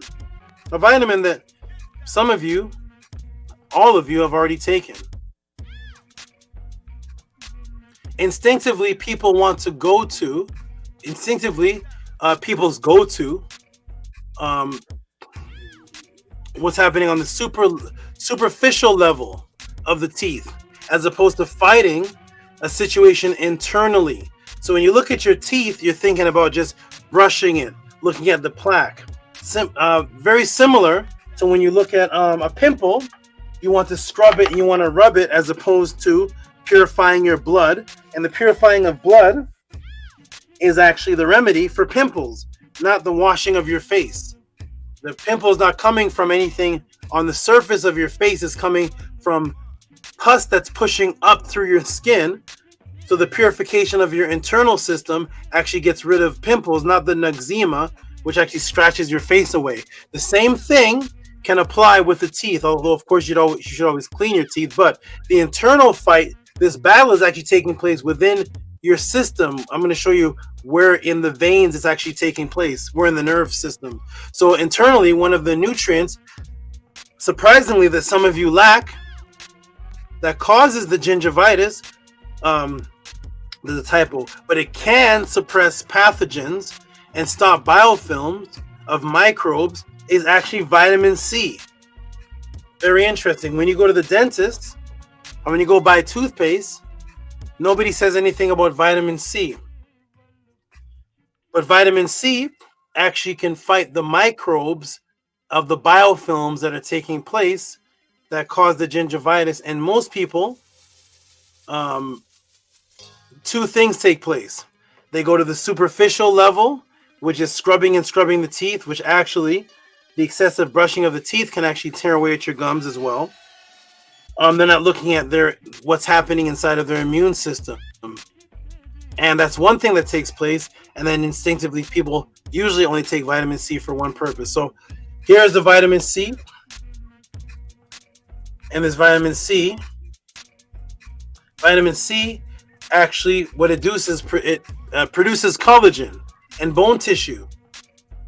So most people have never heard of that, because vitamin C most people just go to, which is when they're feeling sick. But vitamin C actually produces collagen and bone tissue inside of your teeth. Most people only think of taking vitamin C when they're sick. Thus, in their regular diet, they're actually lacking. They're vitamin C recessive, lacking the vitamin C, only running to Rite Aid, buying a bottle of vitamin C when they start sneezing or coughing. So a good intake of vitamin C, at least 4,000 milligrams a day at least. I take over 4,000 milligrams just waking up in the morning. So 4,000 milligrams of true vitamin C a day. The typo there. Can help the prevention. It can help the prevention of the expansion of the gingivitis. And most people are vitamin C recessive or negligent because they only take it. You're taught to take vitamin C usually when you feel sick. By that time, it may be too late, but it should be in your regular diet. I give diet plans to, there's at least 10 people in the class that have my diet plan. And one of the first things in the diet plan, as soon as you wake up in the morning, is over 3,000 milligrams of vitamin C on Tehuti's diet plan. Most people don't even think of taking vitamin C as a part of their regular diet. And that is one of the causes of gingivitis and other problems because of the lack of the proper production of the collagen and bone tissue, not just inside of your teeth, but in other parts of the body. But because we're discussing teeth, this is the collagen and bone tissue in the teeth we're speaking of today. What is this right here, Tehuti? What is this weird looking thing right here? What is that? What is that, Tehuti? So these are called capillaries. Tehuti, why don't you just tell us the toothpaste we should use? That's what everybody else would do. So these are called capillaries. When you don't have enough vitamin C within your capillaries, blood can then breach. It breaches the capillary walls, and the capillaries are the smallest blood vessels in the body connecting the smallest arteries to the smallest veins. They're like the veins of veins. They're the smallest blood vessels in the body, connecting the smallest arteries to the smallest veins. They deliver oxygen and nutrients to the cells while removing carbon dioxide to be eliminated from the lungs. Capillaries are vital to your life existence. But the capillaries, when you don't have enough vitamin C, what happens is the capillary wall can become thin, and then you can have a blood breach. So there are different types of capillaries with specific functions inside of the body. Most people do not associate the capillaries with the teeth, but yes, of course, the teeth need capillaries as well. So there are different types of capillaries with specific functions in the body. When these vessels malfunction or become injured or are diseased, they can breach or break and deprive the cells of oxygen that they need to survive. And of course, this can lead to conditions ranging from what's called blood spots to macular degeneration. And what are blood spots? What is gingivitis? Most people say gingivitis, I'm bleeding from the gums. And most people don't know that some of that is not just from the plaque buildup and the biofilms, but the capillary deficiency on the walls because of the vitamin C deficiency, and the blood actually leaks through, which causes blood spots or bleeding through the teeth because the teeth have capillaries as well, and vitamin C help the capillaries of the teeth. Woo! Welcome to the Tehuti Podclass. Here we go. So those are the blood capillaries inside of the capillaries in the teeth. And it's affecting, of course, the gingivitis, augmenting the gingivitis, augmenting bleeding outside of just the regular gingivitis. So here we're looking at the teeth now. And when you look at the teeth, we're looking at the pulp cavity. And here are the veins inside of the teeth. And these need capillaries in order to function, and bone development and collagen in order to function properly. Okay, so what happens? Here it is right here. So when you look at this area right here, that area right there, that's the gingiva right there. Attached gingiva and then free gingiva right there. And I have arrows pointing to the word gingiva. Okay, thus you see where the word gingivitis comes from gingiva, which is just another word for the actual section of the gum. So you see where gingivitis comes from. It comes from gingiva. And vitamin C is very accessible to you. You can pick it up in pill form and in crystallized form. Sometimes it comes in the form of what's called ascorbic acid. The crystal form can actually go right under the tongue. and it can be absorbed right through your tongue, right into neurotransmitters. But I would suggest to mix it in water and drink it directly, because some of the crystal forms can actually also agitate the gums as you're swishing it around. Before they decrystallize, they can actually chip away at the gums. So for this particular procedure and the help for this, I would not suggest putting it right under the tongue and holding it in your mouth, but mixing it in the water until it dissolves and drinking it that way. Putting it under the tongue can help with neurotransmission, but because this question strictly was about teeth, we're going to deal with the pros and cons, because there's pros and cons of everything. Okay, so vitamin C crystallized form can help with this gingivitis situation. Something else that can be added to the diet that, again, is not in any toothpaste. You have not heard of this word before, most of you. Capsaicinoids. Capsaicinoids. Let me come to the room, everybody. How's everybody's capsaicinoid game going? How's your capsaicinoid knowledge? Now, when you look at the back of your toothpaste, whether it's Crest or whether it's Tom's or whatever it may be, most likely you're not going to see capsaicinoids. Capsaicinoids are also vital to the help of the gingivitis situation in teeth. And you may be saying, what in the world? Where's my dentist doesn't prescribe capsaicinoids. Where is this? Is that Rite Aid? Can I get a bottle of capsaicinoids, please? That's like something that a doctor has to prescribe, something very difficult to get. Okay? Something very, very difficult to get. Ooh. Nefertatan said, just describe 10 people in one man. Ancestors are Nefer, exactly. So capsaicinoids.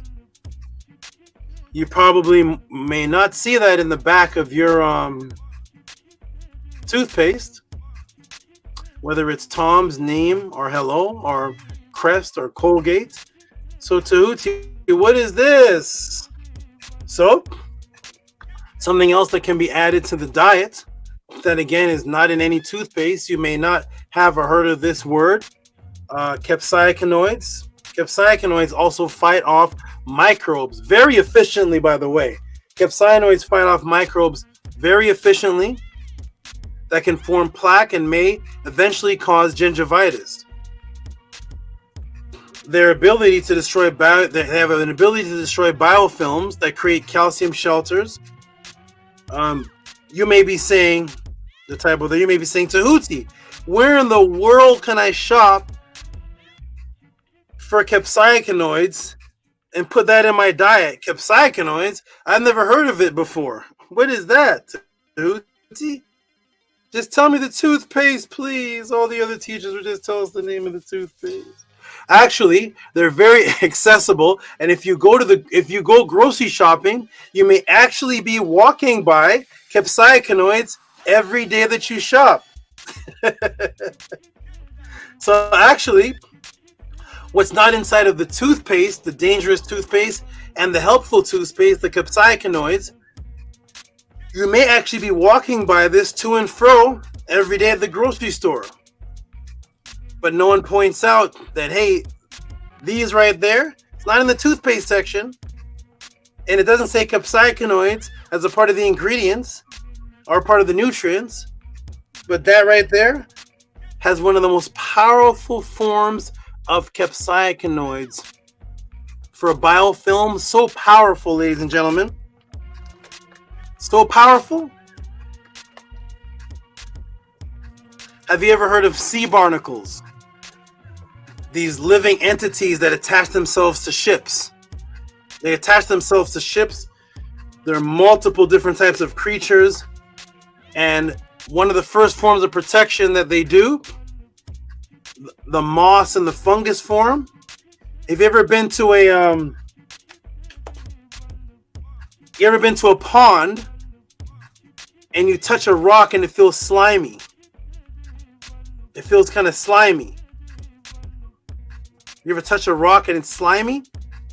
That's the biofilm, the same one that's happening in your teeth. That's how the earth was created. That's how the fungi protects itself. I did a class on this last year. You touch it, you're like, ooh, that rock is like slimy. What is this? That's the first forms of biofilms. The capsaicinoids were actually used to create a paint that was used to paint to protect ships from the barnacles and biofilms, and that's how strong it was. Those biofilms and those barnacles are much, much more powerful and stronger than the little ones on your teeth. That's the little baby ones. I'm talking about the ones on the side of ships that you can actually pull off, and they're like this big. And that's what these were used for. You actually walk by them at the grocery store. Most people do walk by them. And it's not used openly for a mouth cleanser. What form do they come in, ladies and gentlemen? Boom. There they are. One of your most powerful forms, actually the most powerful edible form of capsaicinoids, used not only for the mouth, but used also protect sea vessels from biofilms and eventually forming into barnacles, bringing down the weight of the ship and causing the ship's speed to slow down, and it became just a hassle. But these can actually be eaten, and I was just talking to my intern about this, that if you ever wondered why certain foods are hot and spicy, and why when you try to eat certain foods, like say this chili pepper, why do you have to take a little risk first? You take a little bite, or maybe Scotch bonnet pepper, as opposed to when you bite an apple, you bite right into it. It's juicy and delicious. You bite a strawberry, it's great. Well, through evolution, some plants have developed a natural repellent system that actually defend itself from animals that try to eat it, and also from the microbes that try to parasite off of it and eventually destroy it. Peppers are one of the greatest examples of that. And inside of these red hot chili peppers are capsaicinoids. So boom, chili peppers at the grocery store are full of capsaicinoids, which are actually also antimicrobial compounds responsible for the chili pepper's characteristics of the burning sensation. So the antimicrobial properties and compounds responsible for the chili pepper being hot, which is why when you put it in your mouth at first, if you take a big bite, you want to spit it out. That's its defense mechanism. So you got to eat peppers a little bit at a time, a little bit chopped up at a time. Most people don't eat red hot peppers like you bite into an orange. So it's a protective mechanism, but the protective mechanism actually started before there was physical animals able to eat it. It actually started when there was biofilms, first microbes on the planet before animals developed to actually eat it. It was defending itself on a microscopical level and created the antimicrobial characteristics that destroyed the biofilms of these eventual parasites, which would take over it, resulting in the pungent kind of bitter. It's like a hot, everybody knows what a pepper tastes like. It's hot, especially Scotch bonnet. So it was evolved by plants to ward off unwanted predators, not only the animals that want to eat it, but also the microbes. I was telling my intern right before this class, I told her, let me ask the classes before I do that. Let me interact with you let's get them cogs working in the mind. Everybody type in the room right now. Just type in just any one food that's meant to be eaten. You may pick up some plants are poisonous. You eat them, you die. Some people say people have different thoughts on this topic, but while I drink some water, type in, please, just a couple foods that are meant to be eaten by us. Just type it in. I'm going to come off the screen for just a moment. Let's go ahead and type that in. I'll be right here.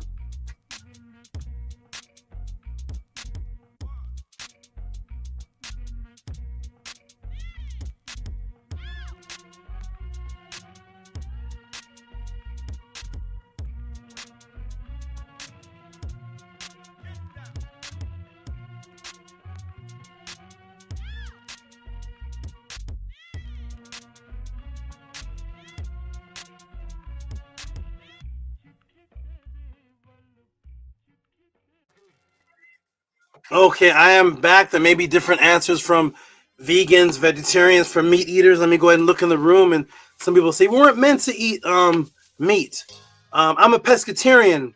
We're meant to eat fishes. Some may say we're meant to be vegans. We're meant to eat vegetables. Some may say I eat beef just fine. So what are some foods that are meant to be ate? Let me go.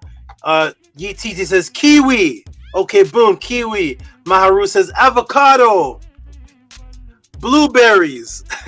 I don't know. Nook is about to put a snake in here in a second. Blueberries. Hey, there's Angela straight out the gate. Pears. Oh my goodness. How come nobody's putting the foods they where was chicken at? What happened? What chicken breast? There chicken breasts? No chicken breast? Hold on, man. Where's the meat at? Hold on, I'm seeing green fruit, avocado, nuts, coconut. Okay, here we go. Oxtails and tripe. Angela Gates has burst out of the box. She's like, I'm not with you vegetarians. Everybody's putting nuts and fruits and blueberries. Freak, I need my oxtail. Give me that oxtail and tripe. Give me that. You know what? Anybody know what a tripe is? Does anybody know what tripe is? Tripe is a pretty word for something. Tripe is something. It's a pretty word. I like it. Triping it up. You know what tripe is? I remember my mother's assistant. We had a live-in type of assistant, and she was making tripe, and I came in the house and I ran out the house. I thought Freddy Krueger has now taken. I was looking for Charles Manson. Jeffrey Dahmer's in here. I was like, what is this? It was the most worst smell. She bought the actual goat, went inside of the goat, taking out the tripe manually, and she's squeezing out these little things. I'm like, what is that? It smelled like the smell was walking on me. It was walking on me. I'm digging out of the smell. I'm climbing up the smell, moving through the smell.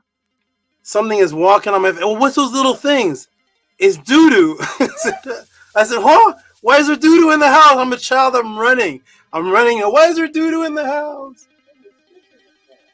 It was a big Jamaican tub. I don't know what was happening. She's squeezing out. She was making something boo-poo. I was like, what? Why? Why are we making something doo-doo? It's a tribe. You have to eat it, boy. You gotta eat this tribe. Tribe, a good tribe. You're about to eat this nice tribe in your food now. You got a good tribe that come out in your food now. Where I run to, boy? Don't run. Don't run. We got the tribe in. I'm running. I'm on foot now. I'm out the house. Let me just go break the matrix. I didn't know what was happening. I'm being yelled at. Tripe is good for you. Tripe is intestines.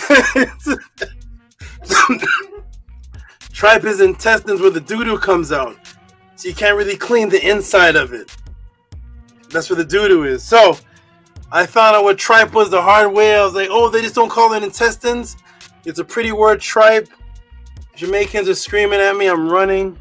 Get me back to the ponds. I just want to go back to the animals. So I found out tripe was intestines of a goat and intestines of a pig, and I'm running. So Angela Gates, she said, I don't care about your vegetarians.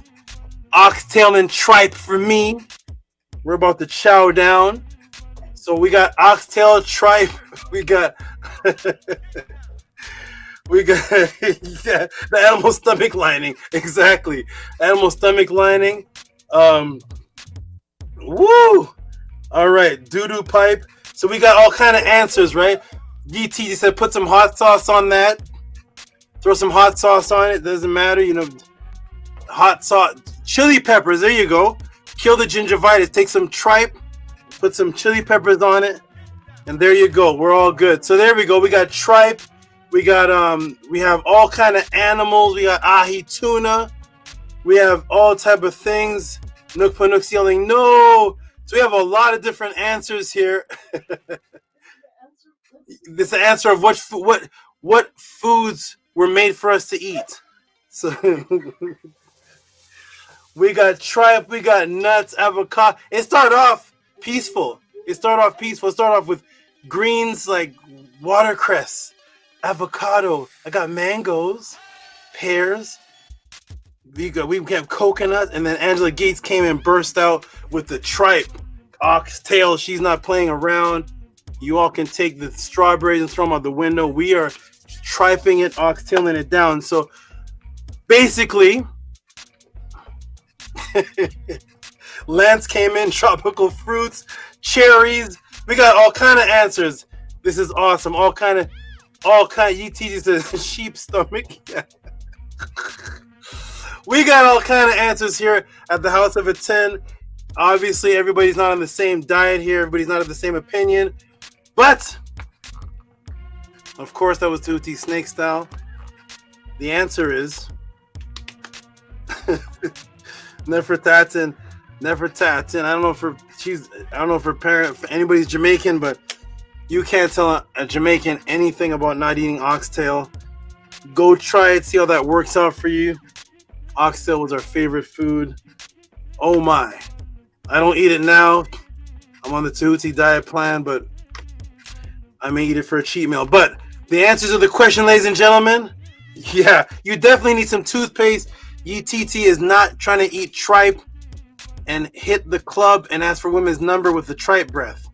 So, no, tripe is not the food that you may want to eat to get people's numbers. Or at any rate, the answer is, ladies and gentlemen, what food was made for us to eat? And the answer is nothing. Nothing. No food was made for us to eat.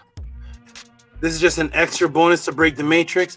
The concept that we have in our mind that any food was made for us to eat is the concept, because I asked what food was made for us to eat, is the concept that all of these things that were mentioned were made. We think cherries were made, avocados were made, right? We think these things were made because deep within our subconscious mind, because of the Bible and Christianity, it's still in the back of our head since we were 5 years old, and God made all the fruits and vegetables of the land, all the herbs of the ground. He made them as food for you. And there was no mention of animals there. So we have this concept that these other life forms were made for us to kill. Absolutely nothing is made for you to eat. Nothing was made. Things evolved at different rates, and we experimented murdering everything. Somebody sent in a question to me on the life of plants, and I will show and prove to you that plants have full consciousness that you have come to kill them. They have full consciousness when the plant beside them dies. They have full frequency awareness of death and life. They have full defense mechanisms to keep themselves alive and will produce a defense mechanism right there, testable in scientific laboratories, to protect themselves from being killed, because nothing on the planet Earth wants to be killed. Thus, nothing was made for you to eat. But we still have a little bit of the little God in us. Because God made it. God made it for us to eat. He made it. He made it. Those plants don't care if you're ripping off a piece. They like it. The plants produce defense mechanisms, and that is why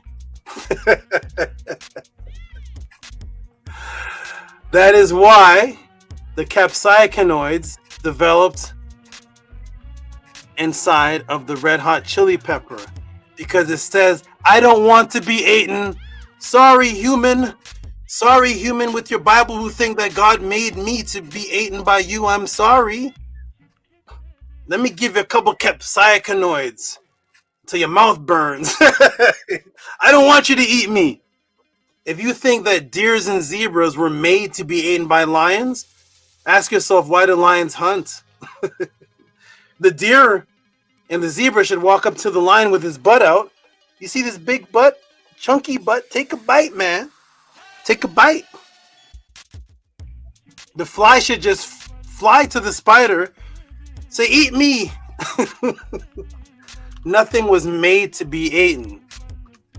We were natural killers and experimenters, and due to biological imperative, we had no concern about the life form on the other side when we hunted it down, ripped its neck off, or grabbed the plant, busted it in half. If you think a sweet potato is meant to be eaten, pull a sweet potato from the ground and throw it down your throat and see how your stomach does. You have to boil the sweet potato to make it soft enough. Now you can eat it.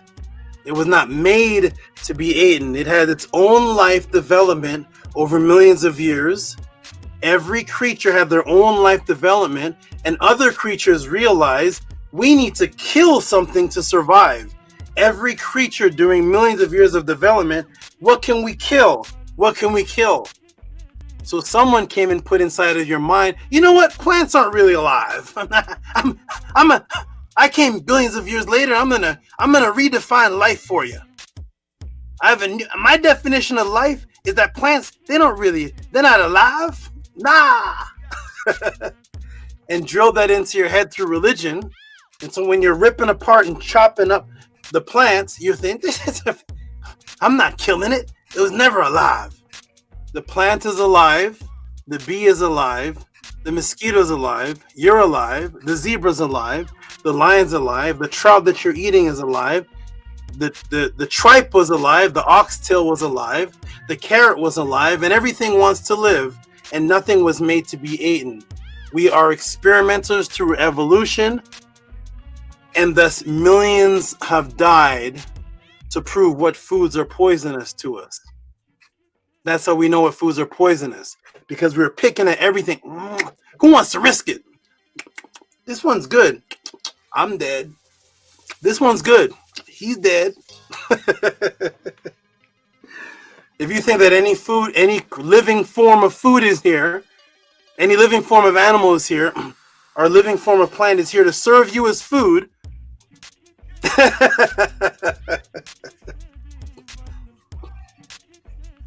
then when you're out in the wild and the bear finds you and the lion finds you, please don't fight back. Just, I was made for you, my blood, my butt, take my guts. No, you're gonna run because you don't want to eat. Well, the red hot chili pepper doesn't have legs to run, so it produces capsaicinoids. Don't eat me. The flaxseed produces a shell around its body so that you can't digest it. It doesn't want to be eaten. It doesn't want to be consumed. It wants to be eaten so that it can be pooped out somewhere else. And that's how the seeds spread. They don't want to be digested. So nothing has made for anything to eat. Nothing is made by any form of God. I'm going to make a cow and you make some steak or a fillet of fish. We make a fillet of fish for you. I made the zebra for you, the lion, to eat. That's the biblical concept. Things evolve for millions of years and nothing wants to die because everything has biological imperative, even the plants. And that's why capsaicinoids have developed to fight off the microbes, which you should be happy with because now that you know that, you can say, you know what, red hot chili pepper? I know that you were not made for me to be eaten, but nothing was. I'm going to kill you anyway. I'm going to eat you anyway.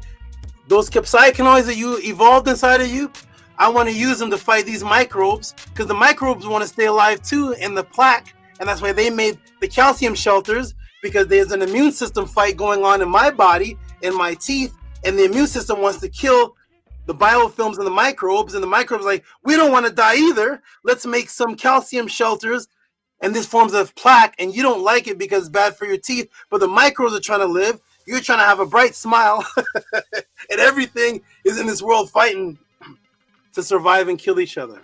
So capsaicinoids, just a little something I threw in there extra.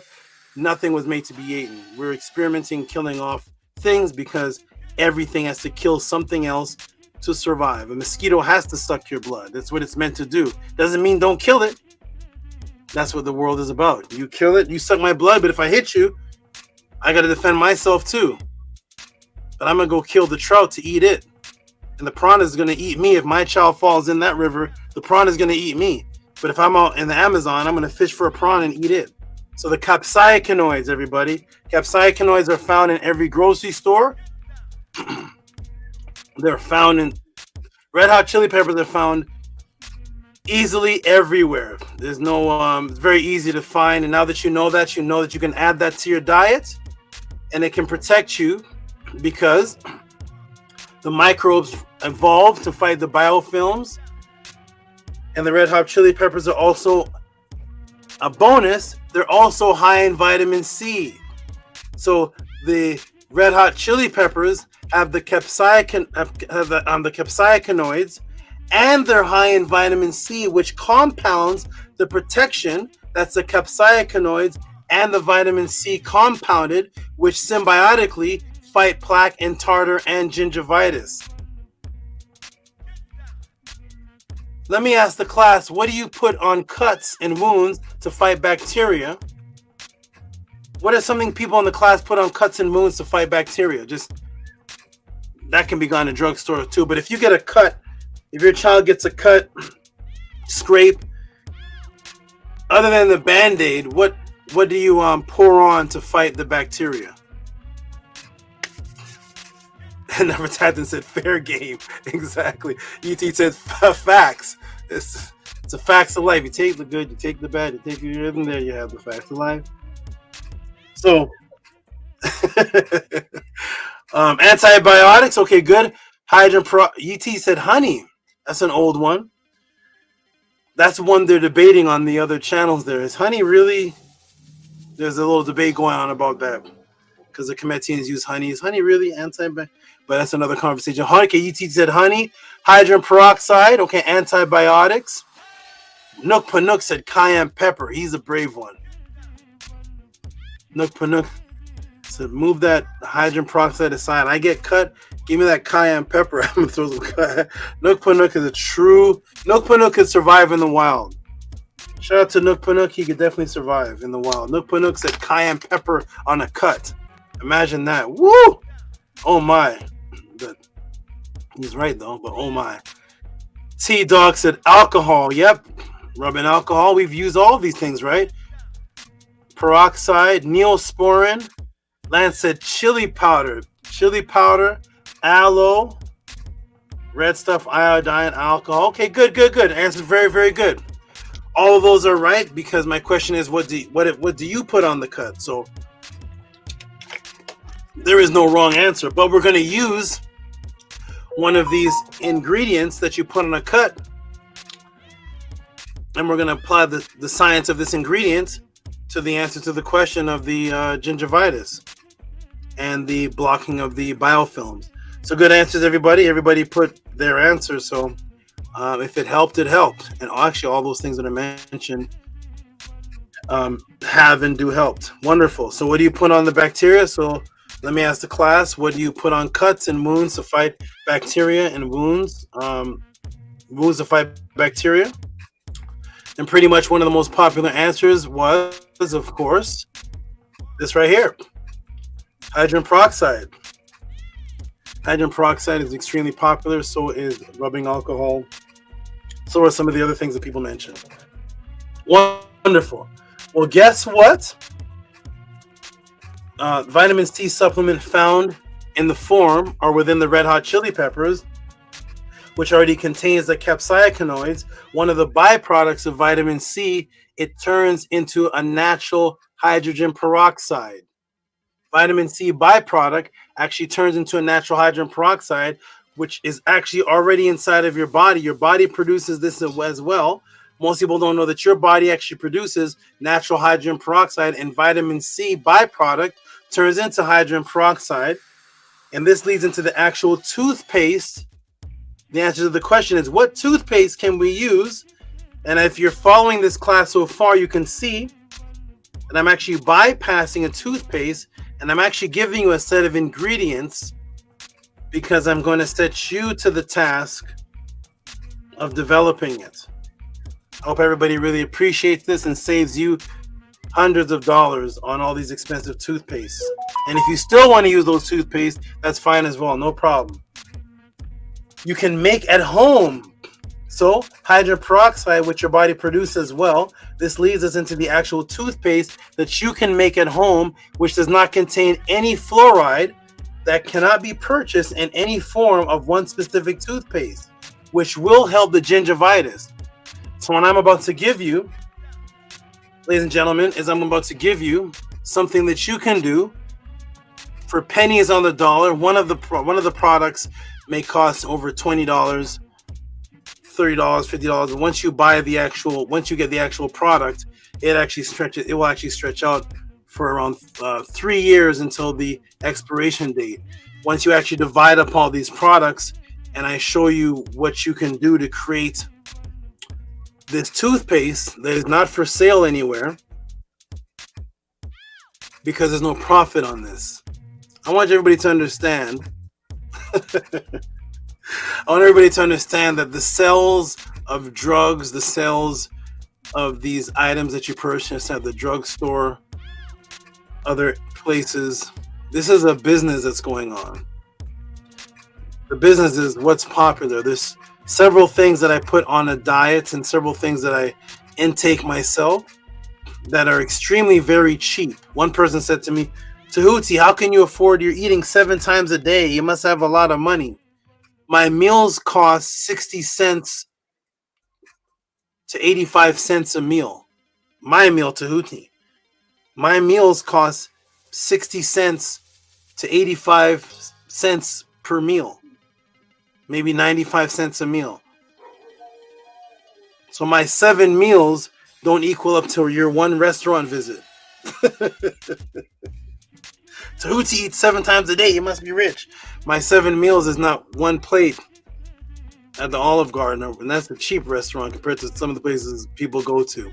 So I'm going to show you that there is something you can actually create, which doesn't have a huge profit margin on the market.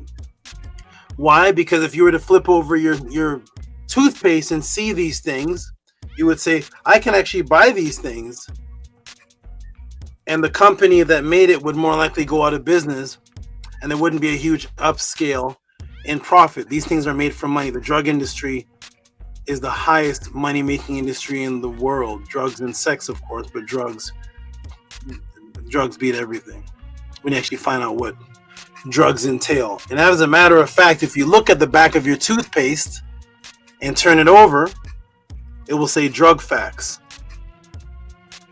Most people don't know what drugs define as. Your toothpaste is a drug. No problem. Drugs is the highest paid, highest profit margin industry ever in existence. And so a lot of the things that can help you, that are actually cheap and inefficient, but very effective, they don't push on the market to purchase because there's no money in it.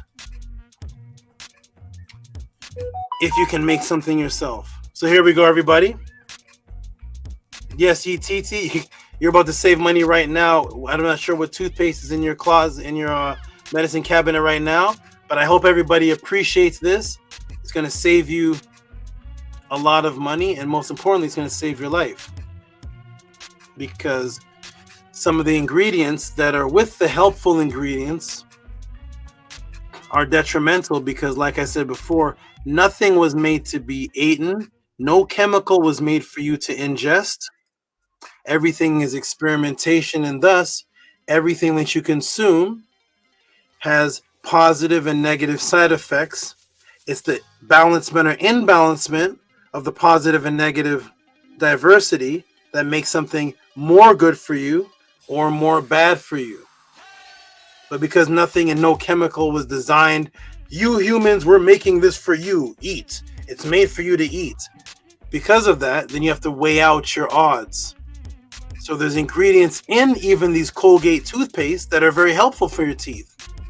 But the profit margin and the ingredients that are put in there are also detrimental. So you have to weigh the scales. But this that I'm about to give you, the benefits are here. The side effects are way They're below the screen. They're down where my feet are. The benefits are here. The side effects are down in the apartment below me.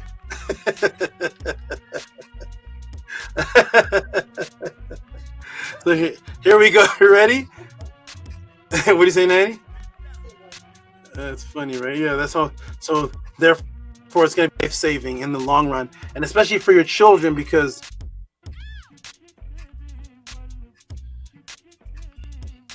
the psyops of the toothpaste, the effect is actually on the children first. We're going to get to that. Welcome, everybody. I thought this was going to be a short answer. It's not. Welcome to Tehuti Podclass. Here we go, everybody. I hope you all appreciate this, and I hope you all support, because you definitely have spent hundreds of dollars on toothpaste. Here we go, everybody. Ready? Boom, boom, and boom. So there's actual toothpaste that you can make at home, which does not contain any fluoride, that cannot be purchased in any form of any one specific toothpaste that were mentioned on the panel. This is not the ingredients of Tums.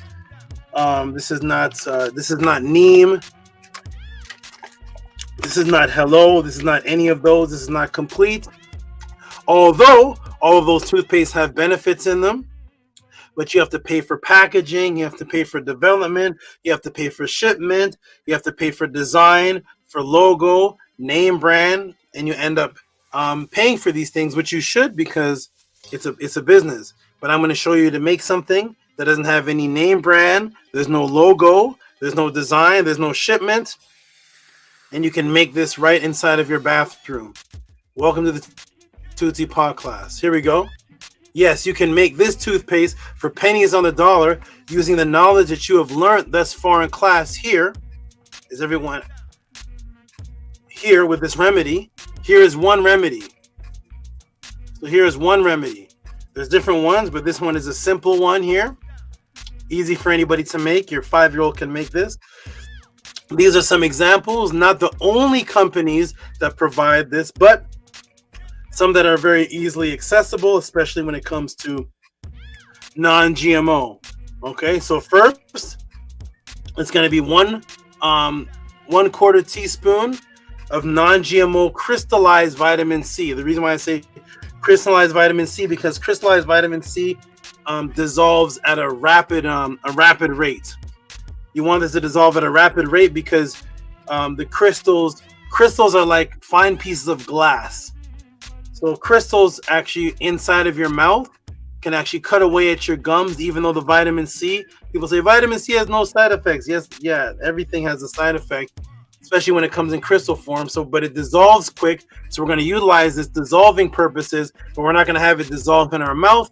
We're going to have it dissolve in inside of this watery substance, liquid substance. So you have 1/4 teaspoon of non-GMO crystallized vitamin C, and I say non-GMO because that's the route that people want to take. You can look at my Monsanto class to find out that if that's the route you want to take, which after you watch my 2 Monsanto classes on Agent Orange, you'll pretty much want to do non-GMO vitamin C for your teeth. So now this is not the only company, but this is an example. Bronson's pure ascorbic acid. People may say ascorbic acid is not full vitamin C, but the ascorbic acid is the part of vitamin C that is very helpful for the biofilm. So ascorbic acid is absolutely fine. This is 1,000 milligrams once daily, but you're not going to be taking it at this for this particular toothpaste that you're going to make. You're not going to be taking 1,000 milligrams. You're going to be taking 1/4 teaspoon and mixing it with something. I take 5,000 milligrams when I wake up in the morning, but that's not for the mix. That's for my for the diet plan. That's for my diet. So you're taking a 1/4 teaspoon of non-GMO crystallized vitamin C. Here's a company. This is one of many. I'm not telling anyone that this is the only, but this is just an example that when you find the bottle, the tub, it's going to look like this. You can go directly to this company, or you can just put in non-GMO crystallized ascorbic acid vitamin C, And so you see that soluble, it means it's gonna dissolve fast. That's what you want. You don't want to have any sand granule pieces in your mouth, because like I said, crystals are crystals, whether they're crystals like the big piece of glass that breaks from a glass, or whether it's as small as microscopic as vitamin C crystal. It's all glass that can definitely cut at tissue. So you want it absorbed fast and directly before it goes into your mouth, or else it will have reverse effects and cause more gingivitis. So you place this in a half a cup of water, preferably distilled. And I say distilled water. There's actually water even better than any of the water you can get, which I could talk about that later. But the ones you can get easy is distilled water or other forms of purified water. Some of the water that you're getting that's actually spring water is not as purified as you think. It's actually directly coming from the spring. The distilled water actually helps with digestion simultaneously, which is also good for your for bowel movements and for the function of your liver and kidney. So distilled water is very good, especially with this, because you may accidentally drink some. So I am not saying to drink any of this. Actually, I'm saying that when you make this, you're not going to drink it. But if you do, some may accidentally slip down your throat. Distilled water is the purest that you can use for this remedy. And it's if it's drank, it actually helps, even though I do not suggest to drink this concoction. So distilled water, any form of purified water, you're going to spit it out anyways.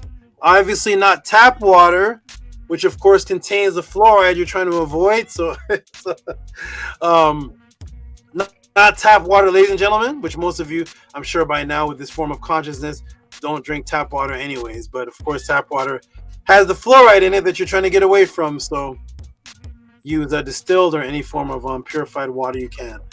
You're also going to take 1/4 teaspoon of baking soda. Yes.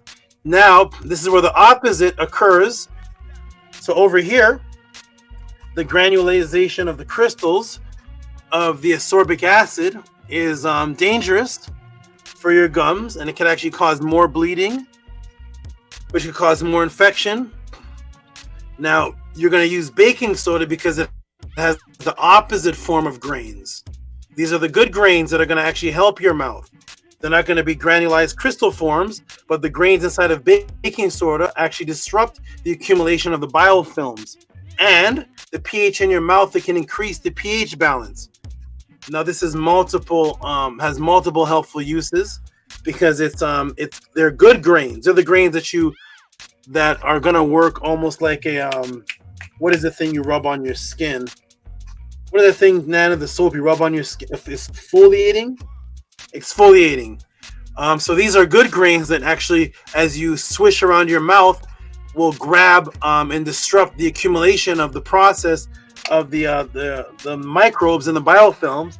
But because they're not crystallized grains, they're not going to chip away at the gums, which is the opposite. So the baking soda grains help, whereas the ascorbic acid ones don't help. So you want to make sure that that's totally liquefied first. So it also increases the pH balance. So when you increase the pH balance with the baking soda, it makes the mouth less acidic, and that makes it harder for cavity-causing bacteria to actually multiply, because they want to multiply in off-balance pH levels and highly acidic levels.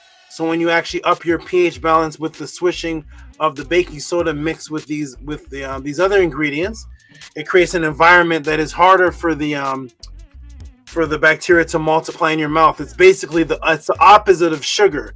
Sugar causes the bacteria, helps the bacteria multiply in your mouth. Baking soda is the granulation that actually reverses that effect while raising your pH balance, while simultaneously whitening your teeth for aesthetic purposes. If you like white teeth, most people like white teeth. White teeth does not mean, let me say this to the crowd directly, white teeth does not mean your teeth are cleaner. White teeth does not represent that your teeth do not have these microbes and this biofilm process taking place. But most people like to have a nice white, bright smile. You don't want yellow smoking coffee teeth or whatever, brown stained coffee teeth. So it's good. It's pleasant to look at.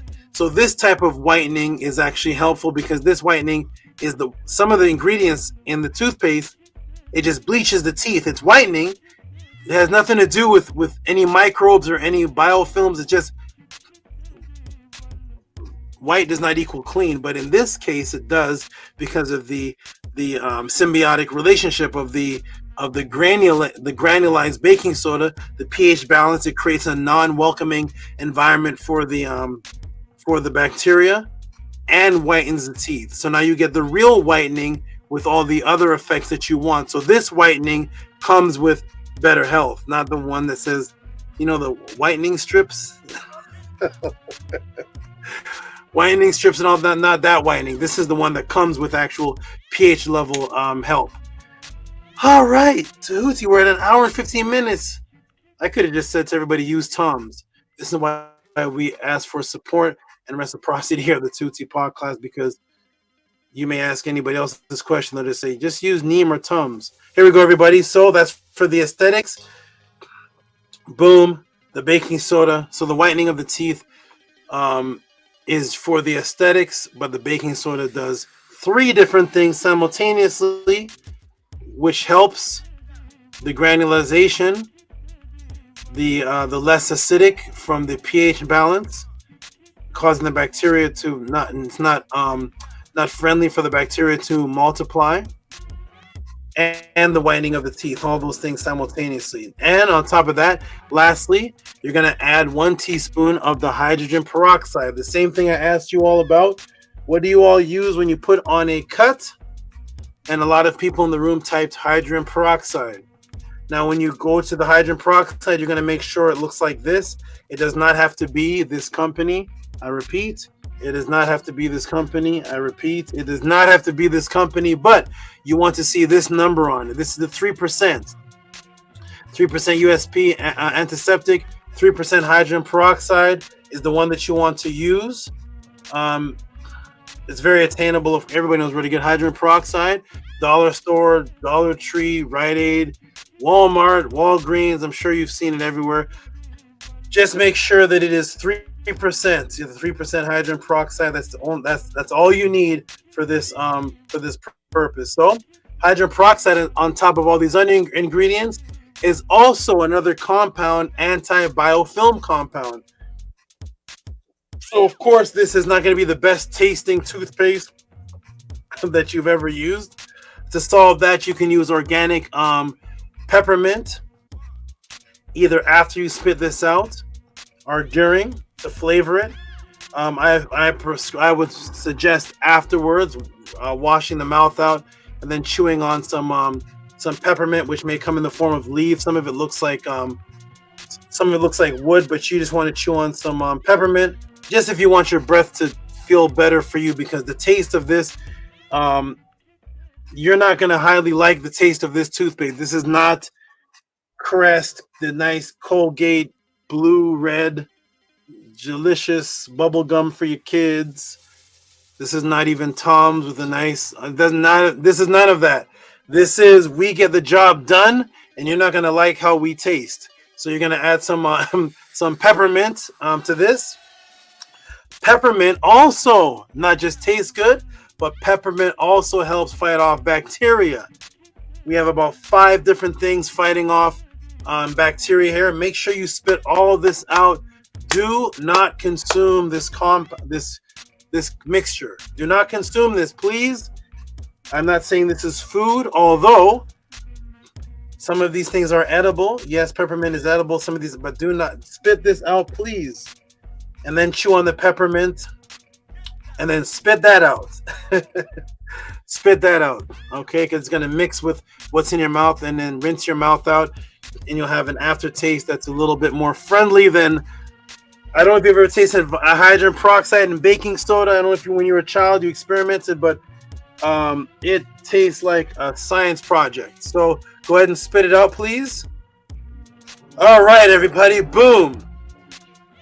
And there you have it, right here at the Tehuti Podclass. you know now the ingredients to make homemade toothpaste, which blocks pathogens, boom, stops biofilms, boom, increases the immune system, boom. That's a typo. Accumulation helps stop the accumulation of the biofilms while increasing pH balance in your mouth. This is something that no matter who asked this question, that every single viewer watching this podcast will benefit from. So please, typo, please show reciprocity and appreciation. But still, some may say, and still be stubborn and say, what's wrong with my blue flavored Colgate and Crest? My children like the bubblegum flavor. They like it in the bubblegum, and they'll still show reciprocity to Colgate, who taught you nothing. No Colgate representative came to your house and gave you this 1 hour and 20-minute podcast.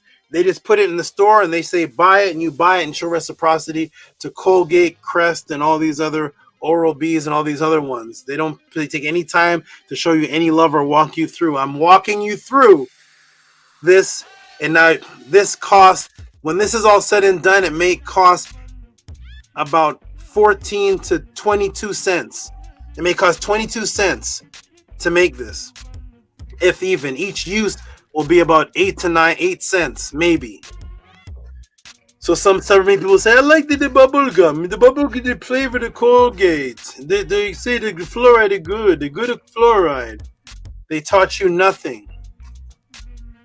They gave you the product, the poison, and yet you remain to be a loyal supporter of that. I don't support the Tehuti Podclass because Tehuti taught this one thing of the 700 classes he gave. He taught something I don't disagree with, so I don't support him, but I'll support Colgate. I'm a loyal supporter of this toothpaste, and I'm buying. Well, I'm just saving you thousands of dollars right now, giving you this, and it's accessible, which means that here's another benefit to this. Another benefit to this toothpaste, ladies and gentlemen. This, if you want to call it toothpaste, it is more bubbly than pasty when you make it. It won't be like the paste you squeeze. It won't be like what you squeeze. It won't be like paste. It'll be more of this bubbly thing. But you know, when you're out with visiting family, or you may be on vacation, you may go to Venezuela, you may go to Paris, you may drive up into the Poconos, you may go fishing out in the woods and the sticks, and you're out there and you're like, oh my goodness, wait, there's no. Where's the store with Tums? Where's my Neem? Where's my Hello? I can't find it. Hold on, wait, I forgot my toothpaste. We can't order it here. We're on the sticks. It doesn't matter if you live beside the KKK. I don't care if you live in the sticks. You can live beside the Eskimo polar bears. There's going to be some type of grocery store or drugstore.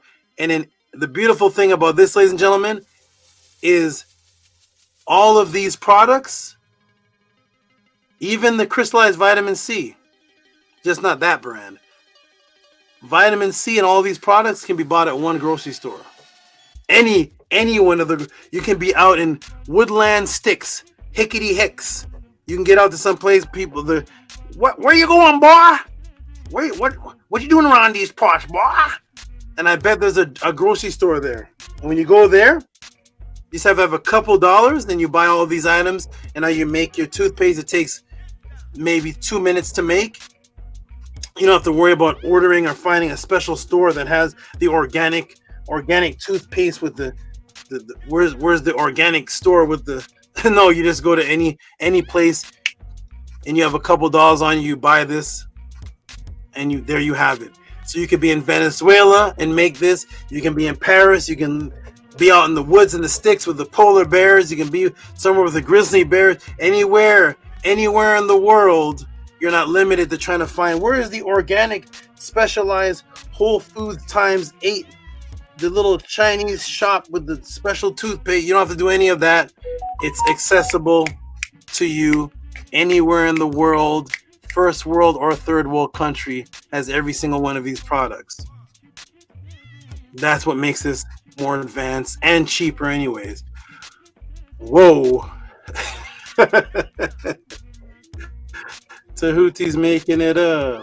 Here we go, everybody. Boom. So some people may say, well, still I want the fluoride. No problem. No problem at all. Let me ask the class. I've already asked you in the beginning of the class with the research, what have you heard some of the bad effects of fluoride was? And some of you gave the bad effects of fluorides. Well, very good. What if I told you, well, like I've told you in many previous classes, this war of the matrix is about the anti-biological imperative promotion, and the root of it is the psyops, which is to change your mind. It's to alter your brain, to desensitize, and the desensitization and the dulling of your brain. The more dull and desensitized your brain is, the easier it is to perform the psyops and the hypnosis. What if I were to tell you something about fluoride that you may have never heard before? Set aside that it's bad for you. What if I told you that it actually attacks your consciousness itself? Let me take you to the PR Newswire, March 16th, 2023. And after I read this, then you can make the choice. So here it is. Government report finds no safe level of fluoride in the water. Fluoridation policy threatened. Court order has been led. National Toxicology Program, NTP, realizes a finalized systematic review of fluoride's neurotoxic that was blocked by government officials, concealed from the public since May 2022. According to the Fluoride Action Network, the NPT reported 52 of 55 studies found decrease in child IQ with the increase of fluoride. Child IQ.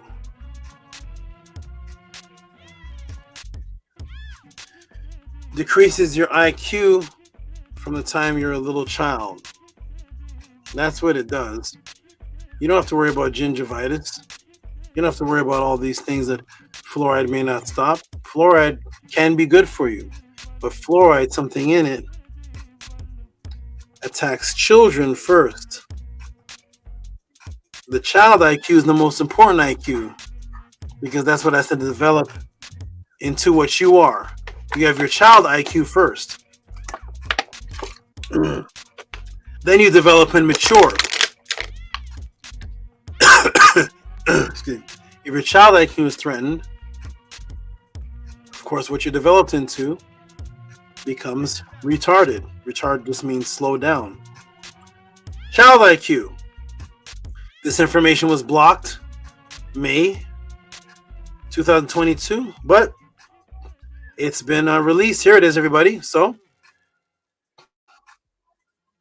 boom. Set aside what you think fluoride is doing to your teeth. Government document study was done to show that it actually decreases the speed of your thinking and your intelligence quota. That's what IQ stands for, your intelligence quota. And now you know. Well, Tehuti, if Tehuti says this, I have the actual document. Yes. If I'm going to say this, I have the actual document. Let me take you directly to the NTP monograph on state of science concerning fluoride exposure and new development of cognitive health effects, September 2022, page XII. Here's the actual document, that particular page. Here it is right here. NPT monograph on the state of science concerning fluoride exposure and neurodevelopment and cognitive health effects, a systematic review, NPT monograph 08 September 2022, National Toxicology Program, Public Health Service, U.S. Department of Health and Human Services, Research Triangle Park, North Carolina, USA. What does it say there, Tehuti, on page X22, which is page 12? What does it say here? Results current. Let me shrink this down so we can it can be clearer on the screen. All right. Results. The current bodies of experimental animal studies and human mechanistic evidence do not provide clearly on the association between fluoride exposure and cognitive neurodevelopment human health effects. Then it goes on to say this systematic review identifies studies that assess association between fluoride exposure and cognitive developmental effects in both adults and children. Were evaluated separately in adults. Only 2 highly quality cross-sectional studies examining cognitive effects were available. The literature in children was more extensive and was separated into studies assessing intelligent quota, which is IQ, studies assessing their cognitive neurodevelopmental outcomes, 8 of 9 high-quality studies examining other cognitive neurodevelopmental outcomes reported associations with fluoride exposure, 72. It's always 72 studies. It's always 72. 72 studies assessed the association between fluoride exposure and IQ in children. 19 of those studies were considered to be high quality. Of these, 18 reported association between higher fluoride exposure and lower IQ in children. The 18 studies, which include 3 prospective cohort studies and 15 cross-sectional studies, were conducted in 5 different countries. 46 of the 53 low-quality studies in children also found evidence of an association between higher fluoride exposure and lower IQ in children. So yes, you can continue to go.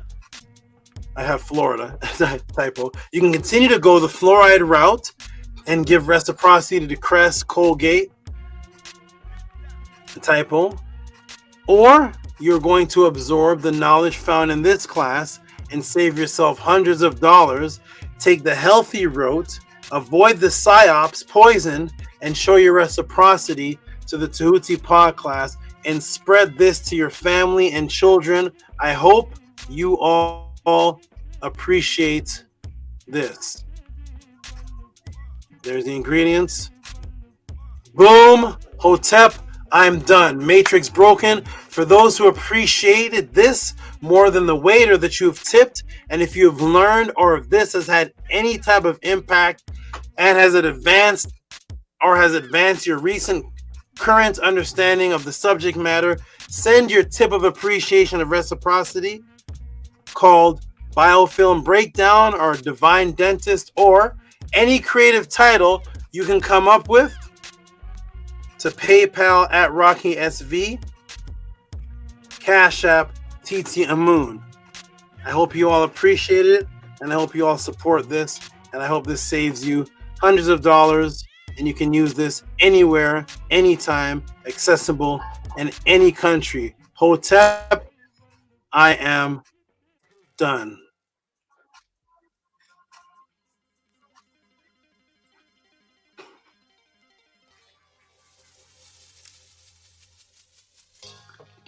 One hour and 32 minutes. I could have just said Tom's. That's a Tehuti answer. Hope you all appreciated it. I'm going to put the link in the room. We're going to check the Gmails. We're going to see what the appreciation was for that. Or if I should have just said Tom's, or if I should have just said Neem. Maybe I should have just said hello and gone to the next answer. But because of my love and understanding of giving you, this wasn't just, there's no toothpaste. That's the answer. You're going to make this. And this is going to show accountability. Because you're going to be the little scientist. You're going to be the little scientist in your bathroom. Teach your children. Show them, children have the science project. Say 1/4 cup of this, 1/2 cup of water. See the capsaicinoids inside of the pepper. We're gonna add a little bit of that to the diet. You mix this with this. This is vitamin C. Here's biofilms, and you're gonna be teaching. This is better than just saying go buy Tom's. There's Anu and Antu. This is better than just saying go buy. I could have just said go buy this, and it would have been good too. But this is what makes you a Netiru, is that you're making it. You're the maker of this. So when your children or your family see you doing this and they say, wow, what toothpaste is this? Say, I made this. And here, you can too. It's very simple. And you can do it in China, Venezuela, Paris, third world country, Mexico, Canada, anywhere. And now you're accountable. and you can make an experiment with this anywhere you go. And then you add the other things to the diet too, which also help. I hope you all appreciated that, everybody. I know you spent thousands and thousands and thousands, hundreds of dollars on toothpaste since you were 16. Show support and reciprocity to this, because hopefully this saved you money and gave you a better alternative. Boom! How you doing, Anu and Antu? That should have been a one-on-one for somebody. That was a fantastic class. 12 very much, Salvatore. You definitely gave us the keys to the arsenal for the war going inside of our mouth. And I'm personally very appreciative of this class because I used to have toothpaste that didn't have fluoride in it, but it wasn't helping my teeth. So then got like scolded by a dentist one time to use toothpaste with fluoride in it. And I remember Antu had contacted you about what you did for your teeth, and now here's the answer. So I'm very appreciative to all very much. To all very, very much. Tehuti. Nini, I experiment with everything. I've used toothpaste, experiment with fluoride, non-fluoride. I've been experimenting with this since 1992.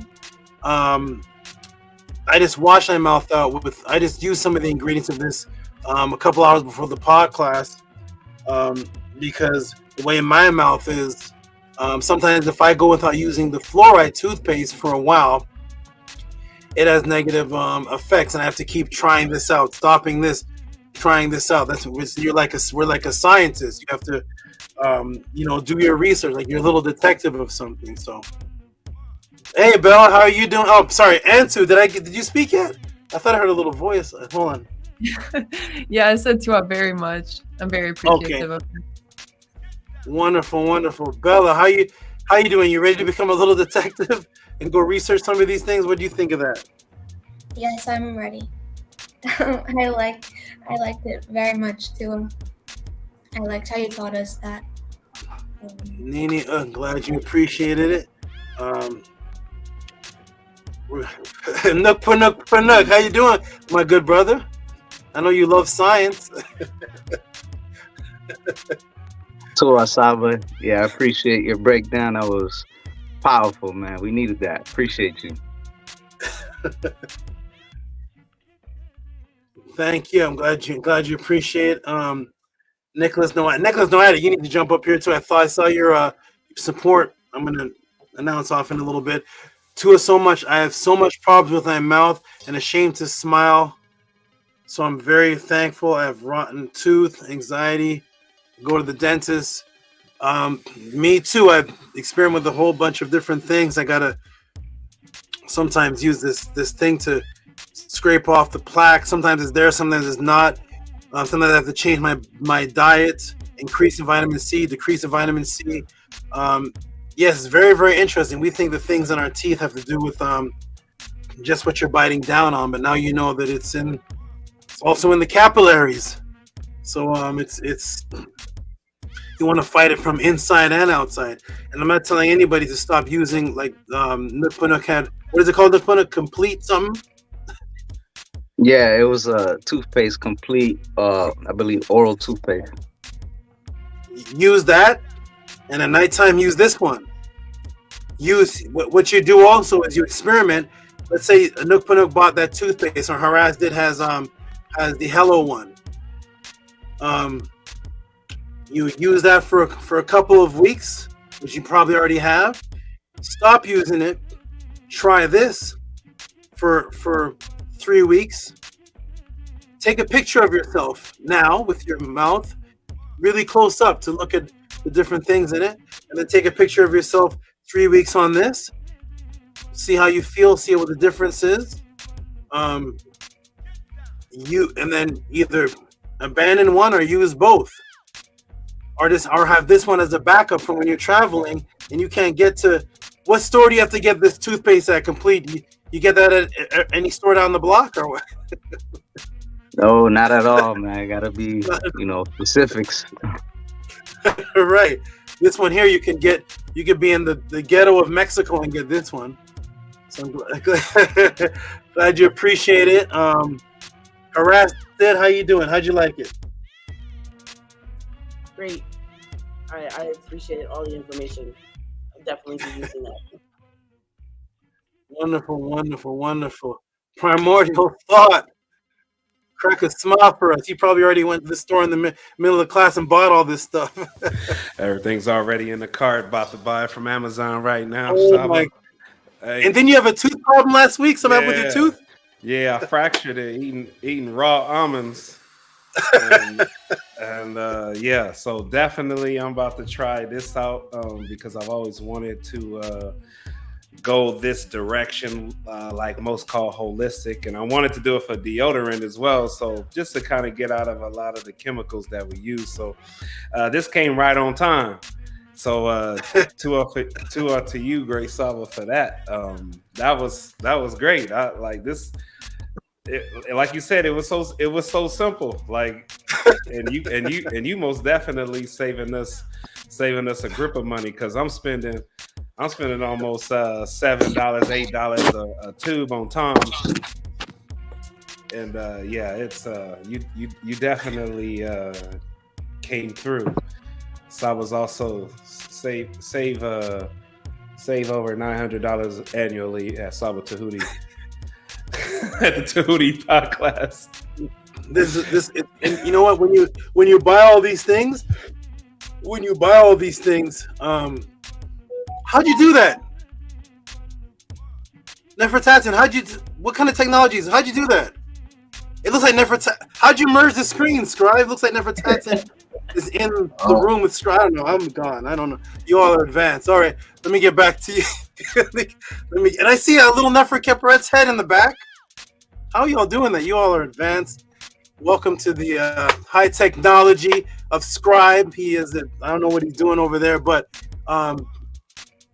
yes, primordial thought. What I want everybody to do, though, when you try this out, when you buy these products, and that the vitamin C one, you can get that for like $20, but it's going to last you 2 years. It's going to be hard for you to do it per wash, but after the products are getting to half, you can kind of measure it out from the months and use your calculator to divide how many times you use it, and it's going to come to about 7 cents. It's going to come to about 7 cents. So it's not going to come to $7 a tube. It's going to come to about a few pennies, maybe a couple dollars every 2 months or something like that. But okay, I'm glad you appreciated that. And I'm going to step away for just a moment. I want you all to build for a moment. I got to step away, do something. I'll be right back. When I come back, I'll hear from the rest of you. Are you all build? And I can hear you in the background what you thought of this class. And we're going to go right into the support and donations and see what people appreciate. Nicholas Noatic. In about 3 months, you're going to be smiling in the podcast, cheesing. You're going to look like you bought some veneers. Hotep, Saba. Hotep. Glad you enjoy it. I'll be right back, everybody. It's going to do something. I'll be back in a couple of minutes, and then I'll take the real break after that. I'll be right back. Peace. All right. Peace, Hotep. Yes, support the great Saba. Sending your support for this. Yeah, this is important. So, and Tua, for asking the question too, because this is important information. So it's a beautiful thing.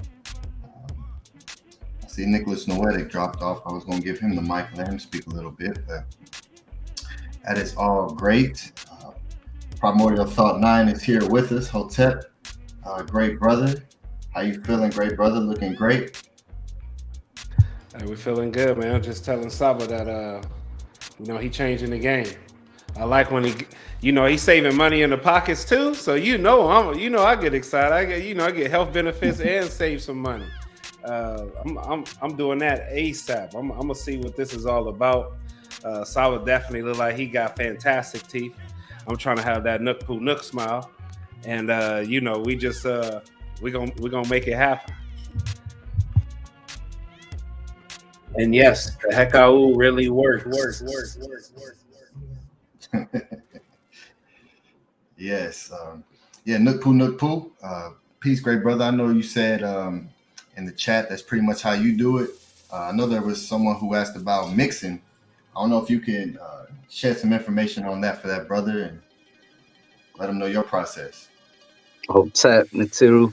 Yes, it's the same thing. The only thing I don't add is just the vitamin C, but because I add like sometimes I'll add like lime or different little things that have vitamin C, not the actual vitamin C thing, but it's similar to SABA, so it's so dope. The hydrogen peroxide. I also add cayenne pepper to it, just a little bit, enough for it to clean your mouth. And yeah, man, no fluoride. You know what I'm saying? Clean water, everything. So yeah, appreciate SABA breaking that down. And also, like, eating fruits itself, like, help your teeth get clean. Like, you could eat an apple, you know what I'm saying? When you bite into an apple, it's cleaning your teeth, you know what I'm saying? Like, there's certain banana, the banana peel, you could use that as well. So a lot of fruits, like mangoes, like, I don't know, if some mangoes, they have, like, little hairs on it that'll go in between your teeth, and you're basically flossing, you know what I'm saying? So a lot of things out there that can help your teeth clean up. So, tour for that. And SABA just killed it once again. Tua.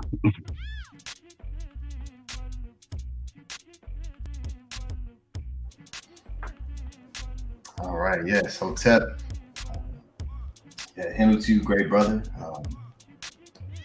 Definitely can count on you to live exactly, what we think. You definitely represent yourself very nefer.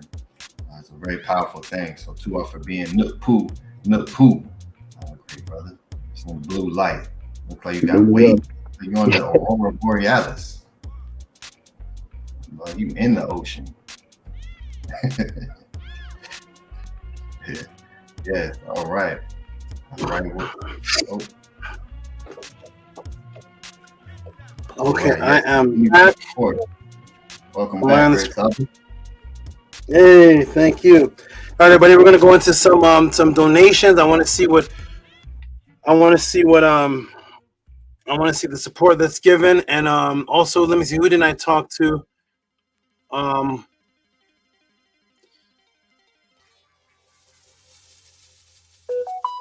Annie,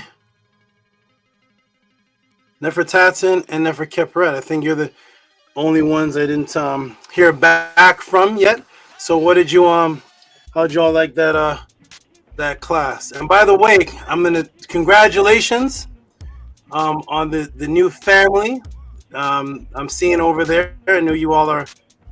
I figured out that's not a split screen. It's not technology. I don't know, something's going on, but appreciate we're building families here at the house of ATTON. So I see 3 people on the screen now, and congratulations to all you. It's going to be, I'm creating this, we're going to have netter children that are highly melanated with hazel eyes, speaking full Spanish. So it's going to be a beautiful thing.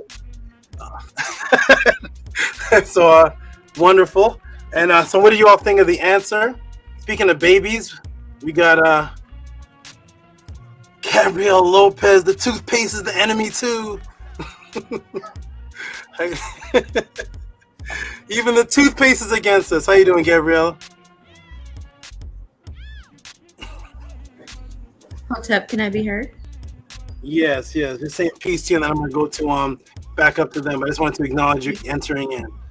Yes. Okay, so let's hear a little bit from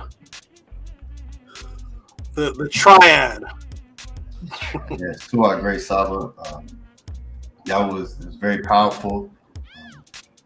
Spoke a little bit while you was on break, but yes, Okay. That was very powerful. And it's very important information too. And it's definitely great to get into the mind state of being able to create a lot of the products that we use for those purposes that you brought forth. So I'm definitely thankful for you and for doing what you do and for leading and living by example, great SABA. So it's a beautiful thing. I'm very grateful. So Hotep. And yes, I'll conclude there. Wonderful. Appreciate that, good brother Annie. And also, I like how you started the class off before I even taught you. Like, I wonder if something can be made to add to the House of a 10 toothpaste, something to the effect of making something for the House of a 10. And yeah, you know, the only reason why I haven't put this, well, not the only reason, but this can be made and put out, and all the people that are the students would actually support it. The only tricky thing about food and drug products is, you know, who wants to get involved, and they're gonna say, "Oh, you're making a toothpaste, huh? The FDA, huh? There we go." And then you got, you know, all the little technical, little strange things start to take place. I've in a group that I was in, we were definitely putting out and making toothpaste at that risk, and nothing happened to us. But I'm sure if there's any legal investigation that needs to be done, he'll be the one to do it. And who knows, this toothpaste may come out under the House of a 10. So yeah, you know, but now everybody knows how to make it. Yeah, I already got I gave up the KFC ingredients. I can't. Okay, but you already got a name there for Tatson? Yeah, it'd be Tehuti paste. Oh man, of course. Listen, Nefertatan and Scrab are gonna put out an album. Nefertatan is the word manipulate. You create words out of no word that exist. There's a name that may come out. You've given me another language, so I gotta bring it up. It is a really Nefer class. I really appreciate, Saba, your health classes, because when you mentioned vitamin C, like that described me to a T. Vitamin C, if I'm sick, vitamin C, I had no idea. I probably could visit 100 dentists and none of them would ever bring up vitamin C. So I really appreciate you taking things beyond a superficial level of, hey, what is actually going on inside of the tooth? And this was the greatest biology class on the body that I've ever received. It was really entertaining. And I also like how you also kept us really about, I don't like to use the term diet, more live it, but food, and that the food is there, but there's a consequence. And I put in the chat, like even plants have a biological imperative. They don't want to be killed either. So if plants can have a biological imperative, we absolutely have to. So thank you for just balancing those scales instead of, you know, us being gluttonous and all the nature, all the roots, all the animals are ours. And it's like, no, it's a balance. So really, really Nefer class for me in my own healing journey. There's a lot of notes that I took, and yes, Tua for you, and Tehuti place coming soon. All right, there it is. Scribe, go trademark that, please, just in case it comes out on that name. That's there it is. That's great, very creative, wonderful. Okay, is Nefer Kepret still there? She went to the restroom. Okay, no problem. All right. Okay, thank you, Nefertatan. And beautiful, wonderful. Okay, Gabriel Lopez. Did you get to see the whole class? I did. I watched it from beginning to end. So okay. It was very interesting. You think of a health class or a science class, and this is not what you get at your traditional matrix schools. So thank you, because this is I hated school and I never understood science or health, and I was that kid that was always sleeping in class or not in class. So for me to be in class and awake and paying attention is a sign that you have a way to capture so many people's different attention and actually keep us watching and engaged. So thank you for that class. It's definitely something that me and Primordial and our children will be trying out because even toothpaste isn't cheap, as we can see. And so if we are willing to pay X amount of dollars to these big, huge companies who, you know, have more benefits than actual to themselves and to actually helping us, and definitely gonna try this out, which is a lot.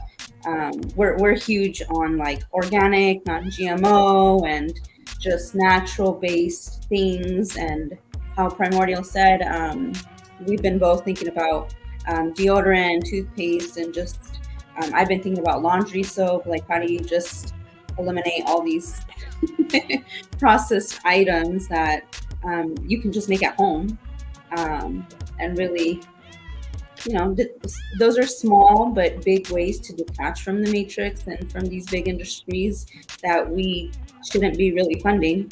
I'd rather fund you, and I'll send you a question on how to make my own laundry soap and deodorant. Oh my goodness! I'll just do that. I'll just do a subscription on you. And because I know that you know, your intention is to truly help us and build us up, not build us down or break us down. So Tua for this just Nefer class, and Tua to everybody for being here. And I'm happy to be here. A little tired, but I'm here. Wonderful. I'm glad you appreciate them. Tehuti's Tide Laundry, something like that. The Tides of Noon, I don't know. But I'm glad you glad you appreciate it. And this is another benefit of this is that we become dependent on the things that we actually need to survive, simple things that take care of our body. And if you end up in a situation where there is a shutdown, or you end up somewhere that's not where fences are put up, or there's lockdowns, or you have to migrate out of a certain area, can we even do something as simple as, can you wash your body? Will you be able to wash your body without going to the grocery store? Or are you just stinking it up until the grocery store opens back up? Can you clean your own mouth? So they've made us babies again, where daddy and mommy had to clean your mouth, wash your butt. Could you even produce something to clean yourself without going to the grocery store? I was trying to look up the grocery stores along the Nile Valley. I couldn't find any, but I found soap. So, okay, everybody, we're gonna go ahead and go to some of the supports, donations. Nook Panuk Panuk. I don't know where you are, but I want to teach a pod class there one day. Wherever that is, I don't know that is, but I want to visit that. I don't know if you're swimming. I'm not sure what's happening, but that looks amazing. You like the color blue, I see. Yeah, you're. I'm always at work. Oh, you remember that class? Very good, very good.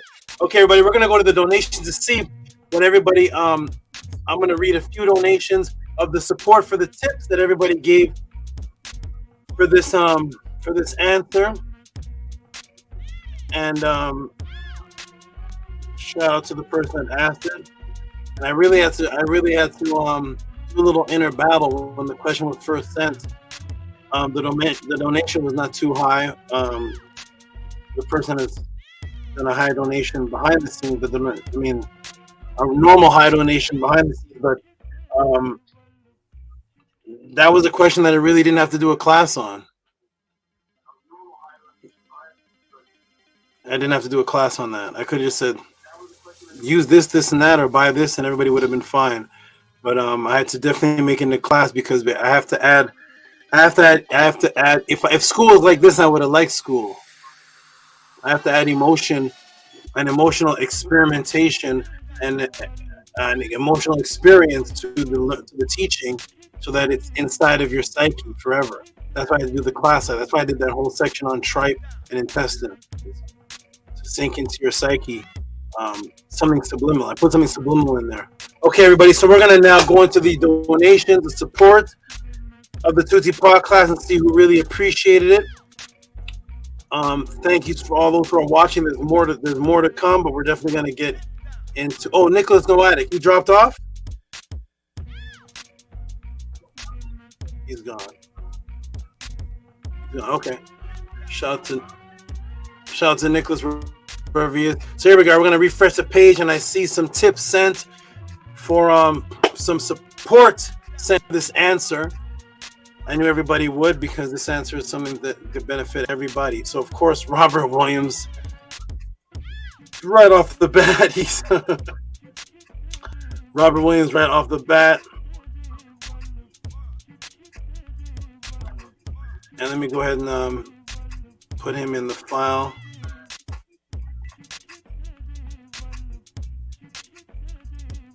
Who's this?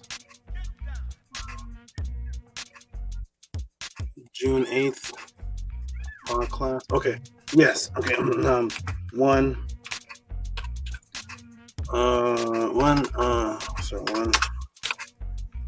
tip. We'll call this I'll call this teeth. Teeth tip. Teeth tip for tooth. Okay. Shout out to Robert Williams for his first tip for the Tehuti Podclass. It says if you could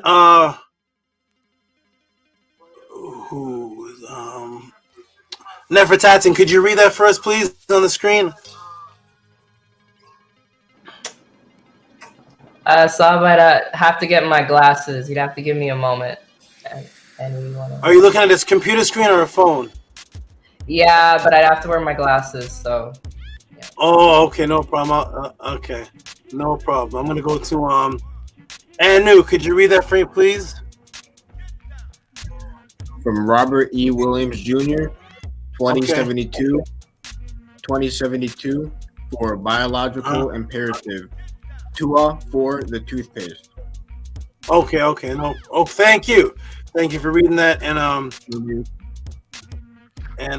thank you, Nefertatin. Anyways, next time I ask you, I'm gonna look to see if you have the glasses on before you read it. But thank you, Anu, for reading that, and I'll give this brother some big noise. Scribe, give him some big noise, please. Make some noise.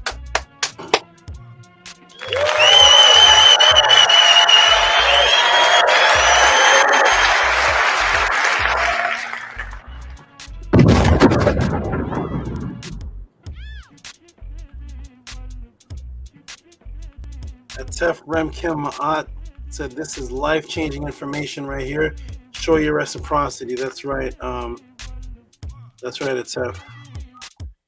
King Lamour. I like King Lamour's comments. He always says something beneficial. You can't really put a price on this info. IRL Saba. Wonderful. Thank you, King Lamour. Thank you, Robert Williams. Appreciate your great support. You're a consistent supporter over and over and over again. Those who really saw this and really think that this that they can benefit from this, definitely show your support and appreciation. Oh, Harass is another one. Oh, is another creator of her tip titles are incredible. Oh my goodness. Look at this here. Wait till I show you this tip title here. Oh my gosh, what a creative, this is great. Here we go, everybody. Shout out to Harass. This is great. This title here is amazing. Look what she put, everybody. Where did it go? Don't tell me it disappeared. Hold on. You can't disappear yet. Hold on a second. Where are you, Sarah Jean? Where are you? There you are. Look at this. I can read this one. Nice and big. Actually, Harass, could you read that one? You wrote it. Could you read that one, please? 1855 or goodbye, hello to Saba. That's awesome. Give her some claps, some big noise for that, please. Goodbye, hello. Give her some noise, please. That's great.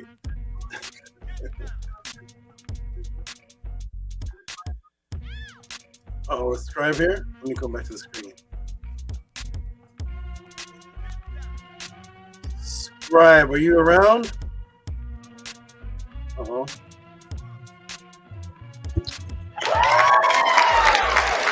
There we go. Okay. Goodbye, hello. What a perfect. It's perfect. That's awesome. That's like great. Harass, that's a perfect. The title of this.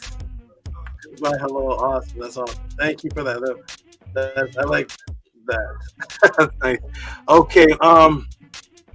Shout out to who's next?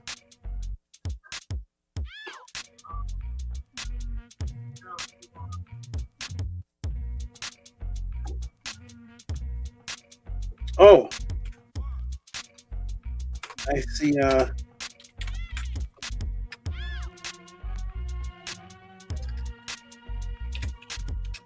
see somebody has two colors here. Here we go. Did we lose somebody from the panel?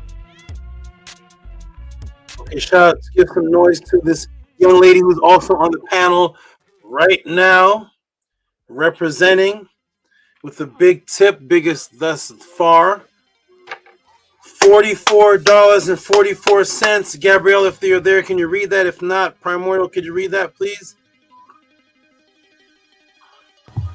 Yes, it says $44.44 for protection of the consciousness, IQ, and recipe, Purple Heart, Blue Heart. That's a lot. That's a lot. Give us some big noise, please.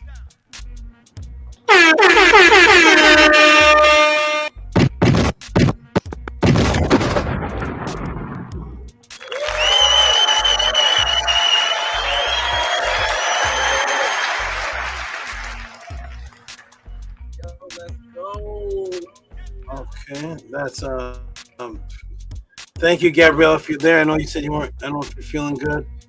Is Gabrielle okay, Primordial? Just step off for a minute. I think you're muted. Yes, Saba. Can you hear me? Yeah, Gabrielle. Oh my goodness. Okay, you okay, Gabrielle? Everything okay? Blink 3 times. Okay, good. Everything's good. I'm just in the middle of making some dinner.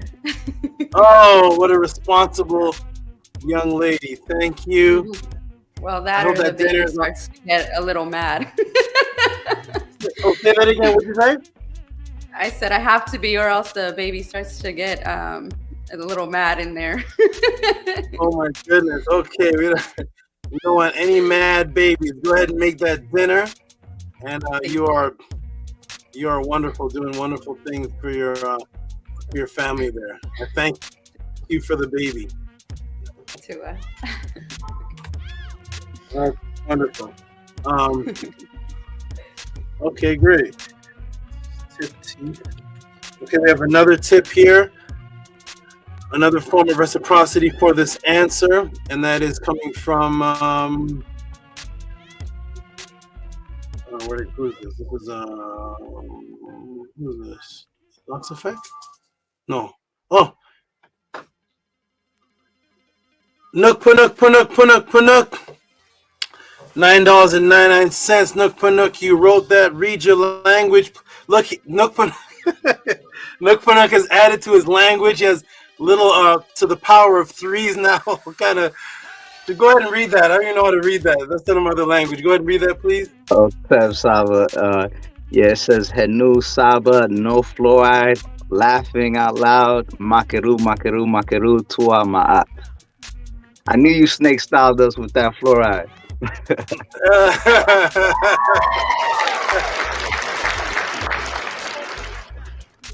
Wonderful. And Nook, I thought you may have caught the snake style on when I asked the question, what food was made for us to eat? What food was made for us to eat? Oh my goodness! I asked my Natert that. I like asking that. That's something to switch the mind up. Okay, wonderful. And I think Robert Williams is giving fire to the support donation. Shout out to Robert Williams. King Lamouth is simply life-changing. Oh, Nicholas said he had to change phones. Okay, good. Wonderful. Thank you. And King Lamour. King Lamour. You okay, Nanny? You know what? Oh, okay. Okay, King Lamour, give a little tip here. I see now. I see it. Let me see.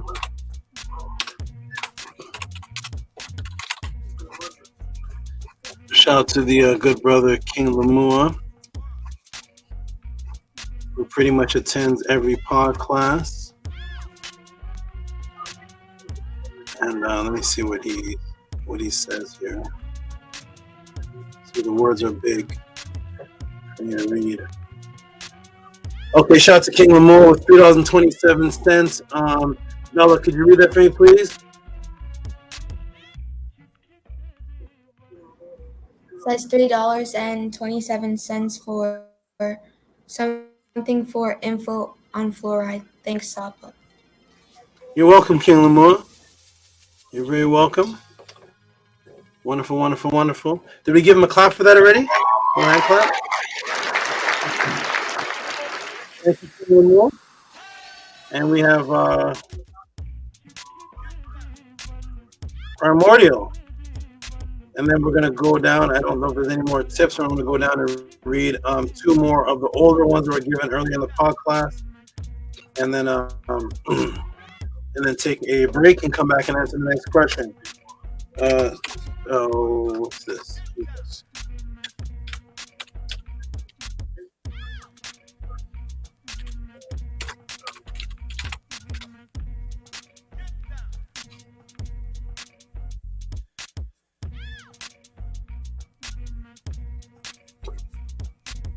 I don't know if you noticed, Haraz, that I snuck HESY-RA in there, the dentist. I don't know if you remember. Yeah, okay. Yeah, the dentist had to put that in there. I noticed. Okay, good. Okay, wonderful. Okay, next is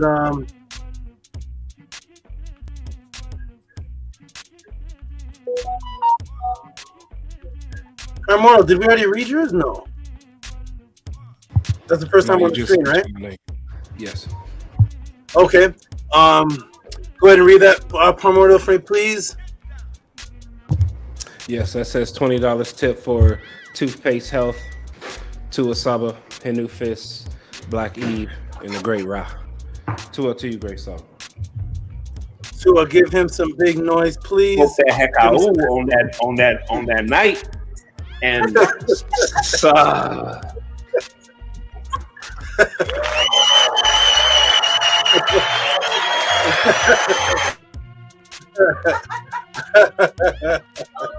oh my god. Oh my goodness, man. Oh man, and babies were created. Okay. So that's not Nanny Aset Murr's favorite soundbite. Oh my goodness. Thank you, my good brother. Appreciate that. Hilarious. And thank you, Annie. I told Annie is fast. I told Annie to make that. He went and found it. What a fun family. What fun. This is hilarious. Shout out to you, Primordial. Appreciate your appreciation. And I appreciate you. Okay, yes. And we have Nicholas Savend, I see you. I'm gonna read you in a moment, but we have a new supporter here that I've never seen before. And he has my name. We have the name of Tehuti. Beautiful. And he gave a sacred number donation. Wonderful. This is a new donator here. I've never seen this name before. And is this let me see what it says here. Shout out to all the new supporters and donators. And we greatly appreciate you because we know that, you know, there's 50 people watching, sometimes 104 people watching. And then there's, you know, maybe 15 donators. But people are watching. So they're either watching to tear down the information or they're watching because they appreciate it. And if they appreciate it, then they should show reciprocity for what they appreciate. So shout out to this new person who is watching in the background. Noise, thank you. 1111. Reciprocity. Tehuti Ka. Give him some noise again, please.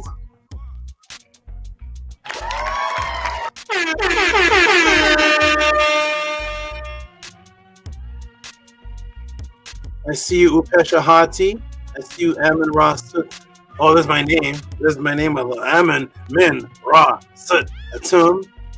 I see you, Lisa.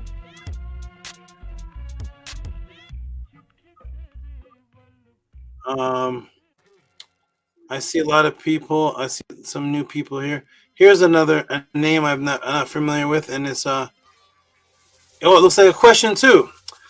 A question here. Whoa! The keyboard was dropping. Okay. Let me fix that. The keyboard dropped. Let me fix this. Sorry. Son O. Henry Records. That's a new one. Shout out to the new supporter.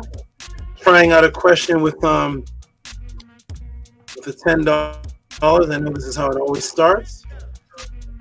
Let me put here from June 8th.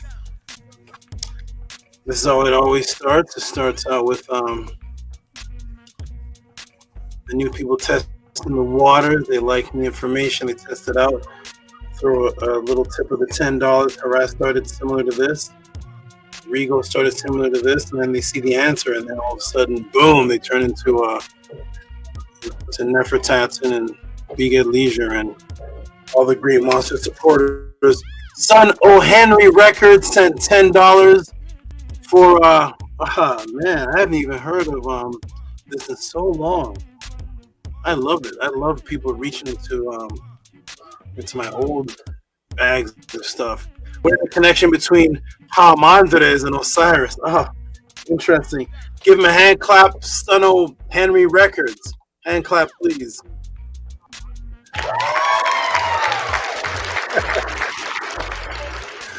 These questions coming from me, boy. These questions are just popping up. Okay, Minty Hotep, I see you sent me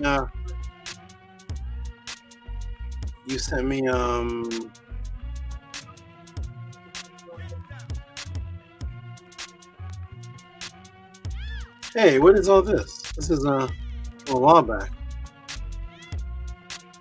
Let me check the date on something, everybody, 1 second. What date was June 4th? Oh, okay. So we got Hefe, who sent a tip for the this is spiritual psychosis, but he sent it days after the class. Okay. Thank you, good brother. Hefe. And tip. Psych.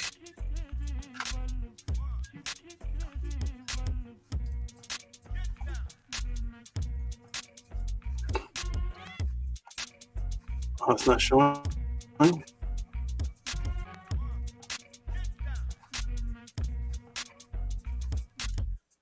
It's not showing. One more, everybody. Tip for this is for those who missed. It's not showing up. Let me see if I can fix something really quickly and see what happens here. For those who are who weren't here last week, you can go back to last week's class on spiritual psychosis, one of my favorite classes to give. And this is a good brother, Hefe, who actually donated some days after the class, so I couldn't announce it, but I'm announcing it today. There's a tip for last week's class. I can see this one nice. Breaking spiritual psychosis. Give him a hand clap. Give him a hand clap, please. Breaking spiritual psychosis.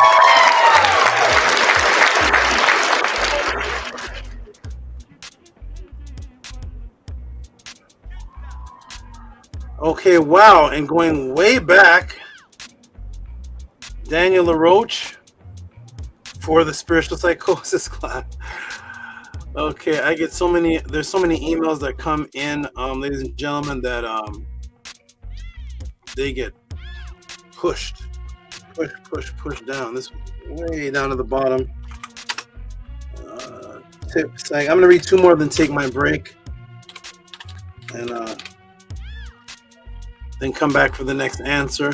I do see some more tips were given for this last answer. Shout out to all of you. But I do have to take my break for my my own revitalization. Okay. Shout out to Daniel LaRoche, Dr. MD Daniel LaRoche for this is for 2 classes. Nice podcast on psychosis and marriage. Give him some big noise, some extra noise. It's $40. Give him some extra noise, please. Yo, let's go. Let's go.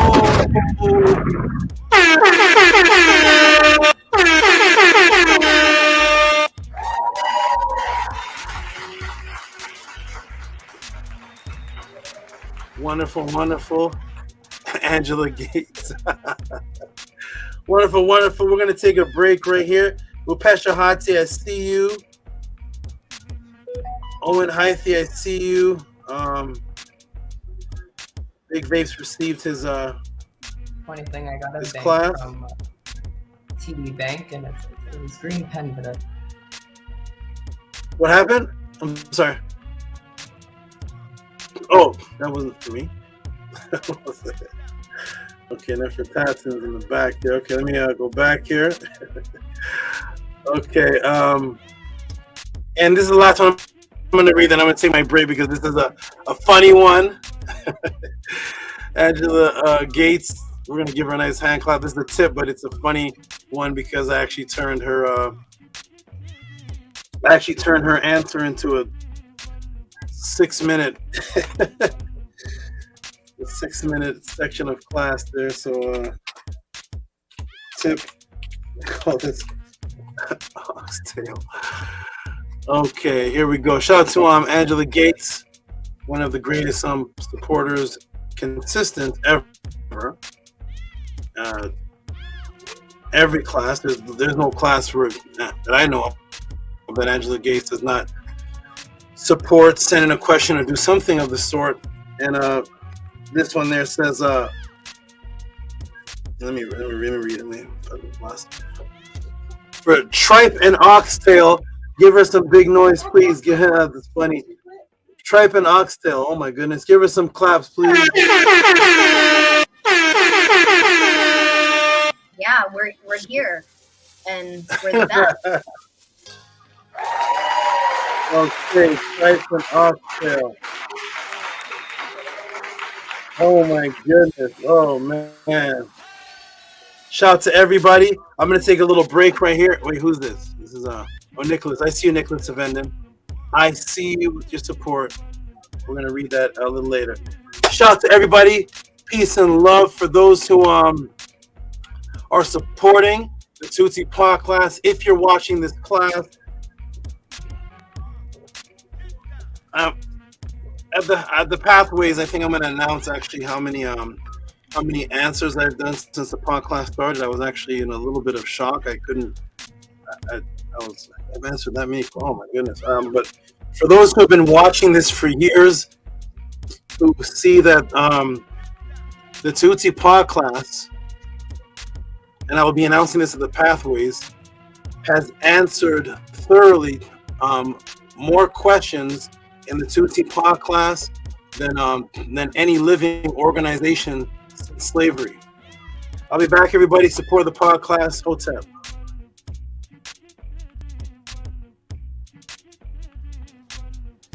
Yes, Hotep, support the great SABA, support the podcast. It's a beautiful thing. Yeah, I'm excited for this class that he's about to give on the dragon. And growing up, there's a lot of Asian culture that I was connected with, so I definitely look forward to this and seeing what the great SABA Tehuti teaches on that. So yeah, it's just amazing how he can go from one topic to a whole nother completely different. It takes a lot of brain assimilation and switching to do to be able to do that. So where's my You are watching a master at work. It ain't easy to do, and you're watching it be done effortlessly, and just it's so powerful what we're a part of. So yes, to I and continue to support this. And yeah, we'll go around. Great brother Anu, what's on your eve, great brother? How you doing? How you feeling? I'm doing Nefer, 12 for asking. Looking forward to the next question and answer. I don't remember what the question was exactly, but I'm looking forward to learning something new. I know that has something to do with dragons in China, but I don't remember the exact wording of the question. Like you said, I too, growing up, was connected, interested in some Chinese stuff. I still like the stuff that they have. I like cultures that hold pride in their culture and they don't allow specifically Western civilizations to take away their stuff. So it's always good to see how they incorporate their culture into every single little thing, from martial arts to the way they name their cities and the way they view life and all these various different things. So I'm very excited to see the answer to this question, most definitely. And I'm looking forward to some houseofatton toothpaste and maybe some mouthwash. Get in there. That'd be absolutely Nefer. I think Antu would love that as well. We definitely would like to see in the future, which I have faith in you, most definitely, Ani, to bring forth like detergent and all different types of stuff like that. That would be absolutely Nefer, and it's very good because it's reusable as well. And I have faith that you'll get past the FDA, like the mafia man trying to shake you down for some money or something like that, so you can't sell it on his block or something like that. I think you can get past it for sure. I have no idea about any of that stuff. But yeah. How are you doing? Doing excellent, great brother. And yeah, we don't, and boys come knocking and say, "You trying to heal people? We can't have that." It's crazy how the association that's set up to approve things, and it's crazy. It's deep. So yeah, we do what we have to do, because that's what we're here for, But yes, I'm doing great, great brother Tua, for asking, and excited for just all of what the House of ATTON is doing, and for you as well, and what you have coming and onto as well. Definitely looking forward to that, and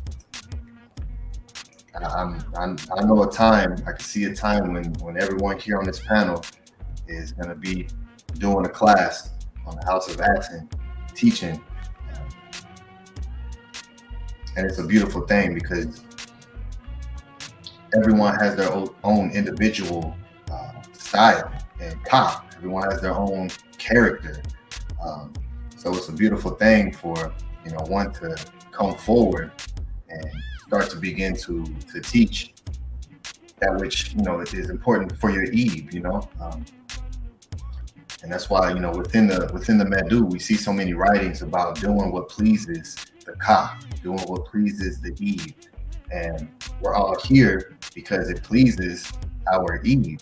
You know, we want Ma'at, the original matrix. We want that. We want to get rid of all of these falsified, these lies and all of the poisons and death culture. We're out of that. So to be able to be within a collective, very Sakim beings, I'm ecstatic. I'm so grateful and thankful to have made it here alive. I'm thankful. So every day I'm grateful. So Henu, great brother too. All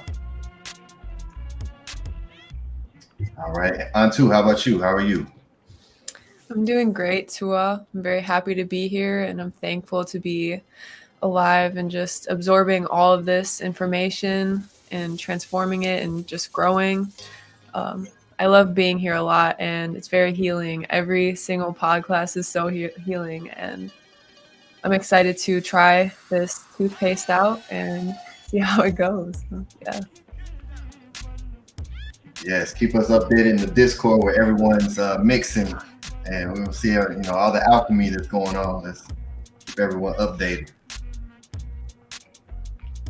Let's see, Tefren Kima'at says, almost time to enter the dragon. Bruce Tahu Lee style. Bruce Lee was the one. Harass did. Hotep, how are you? What's on your Eve? I'm great. I'm anxious to hear what's about the dragon. Like I said earlier, doing some research, there was some tapestries, and what Nefertiti was saying about the mystical character. Again, I'm definitely wanting to send in the question about the unicorns and the Catholic. There's tapestries made about related to like senses and things like that. So just trying to figure out how I want to formulate a question. So I'm definitely looking forward to that and formulating this question too, because it's something that is growing. Because keep doing further when I dig deeper and deeper, it's coming up and it's finding me again. So definitely looking forward to this, and trying to put my question in perfect form. Yeah, that's very powerful. That's very powerful, because that's one thing that most people don't take the time to do, is utilize the right words to ask the question to be able to receive the answer that you're really looking for. So Tua for showing that. Because the last time with the feng shui, again, he totally took me out of where I thought it would go and totally blew me away.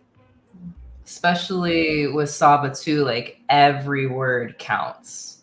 Like I know for me, like it's like a mini assignment orchestrating my question, but that time, everyone knows that time that you put in and just getting it right with your Eve, and then SABA's just gonna hit it out the park. So any extra little jewels you get harassed, it's only going to make your question even better for you to ask, because you're just going to be able to get deeper into it.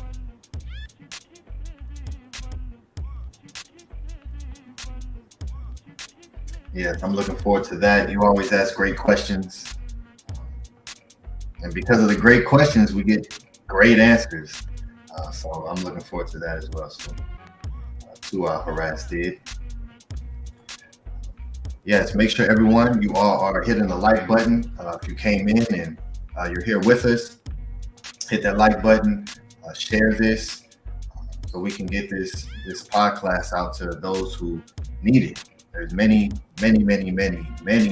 people who are looking for this and don't know that this exists yet. YouTube has a way of producing what they want to be out there, and so it takes everyone to help and to do a part to put this information in the right places, so it can be seen. What Tehuti is doing deserves to be recognized on a mass level, and we're the ones who will help to make that happen. So, please do your part. help the stream get out there, help the classes get out there, and support, because when new people come in and they see the environment, we've seen the brother Chris Harris come in, and when people come in as visitors into the house, they experience something that they've never experienced before in their life. This right here is a myth to most people. If this was to be spoken about in just a regular conversation to someone, it will turn into a myth, and that's what greatness is. Greatness becomes so great it becomes a myth. So, to everyone who's doing their part and coming in and just leading by example, leading with the left and keeping on moving. While I know everyone's here, and while learning to step out of the matrix and examine within self and cleanse, and that's a process that gets very challenging, So I know everyone here who's really doing the work to Pekka Mku, to remove the negative isfet, is going through challenges, So I'm always happy to see everyone who continuously comes up here, and it just lets me know that you have your axe out and you're chopping, because it's not it isn't the smooth sailboat ride yet. We're having to fight to get to the waters. Climb. We're having to do a lot. So it's a beautiful thing, and I'm very happy that there are bars such as the people you see on the screen, and some of the greatest Meru that we have. Robert Williams, this great brother, supports every class. He supports everything that we do. This is a phenomenal brother right here. Hotep and Henu to him. Angela Gates, she's at every single class. Angela Gates says, "This is why I mentioned that SABA needs a storefront on his Facebook and IG so we can purchase directly from his virtual shop when he advertises other company products." Yes. And houseofatton.org, houseofatton.org, and we're working to build, and so we have to start with here, and Facebook and Instagram. We're actually on those sites as well. House of Atton, our stores are on those sites, so you can actually purchase products on Facebook and Instagram. And there is a system I have set up too to be an affiliate through different shops that do sell certain things. So when SABA does show a product, he can also receive a benefit from that as well. So those are things being worked on, and so Tua for that suggestion. And it's a very powerful thing. So we're building, as the great brother Tef says, brick by brick, granite block by granite block, until the Aku is complete. But we're at the very foundation, carving, doing what we need to do to establish something that can continue on, that can be passed down, and creating things to where the young ones coming up, they don't have to depend on all these outside sources, and that's a very powerful thing. So for us to be doing what we're doing, and you've seen it, as the great Saba said, there's certain ways that we have to go about doing things, and I'm extremely dedicated to make sure that everything is crossed and all the dots are dotted, because this is going to stand. This is going to be erected forever. This isn't going anywhere.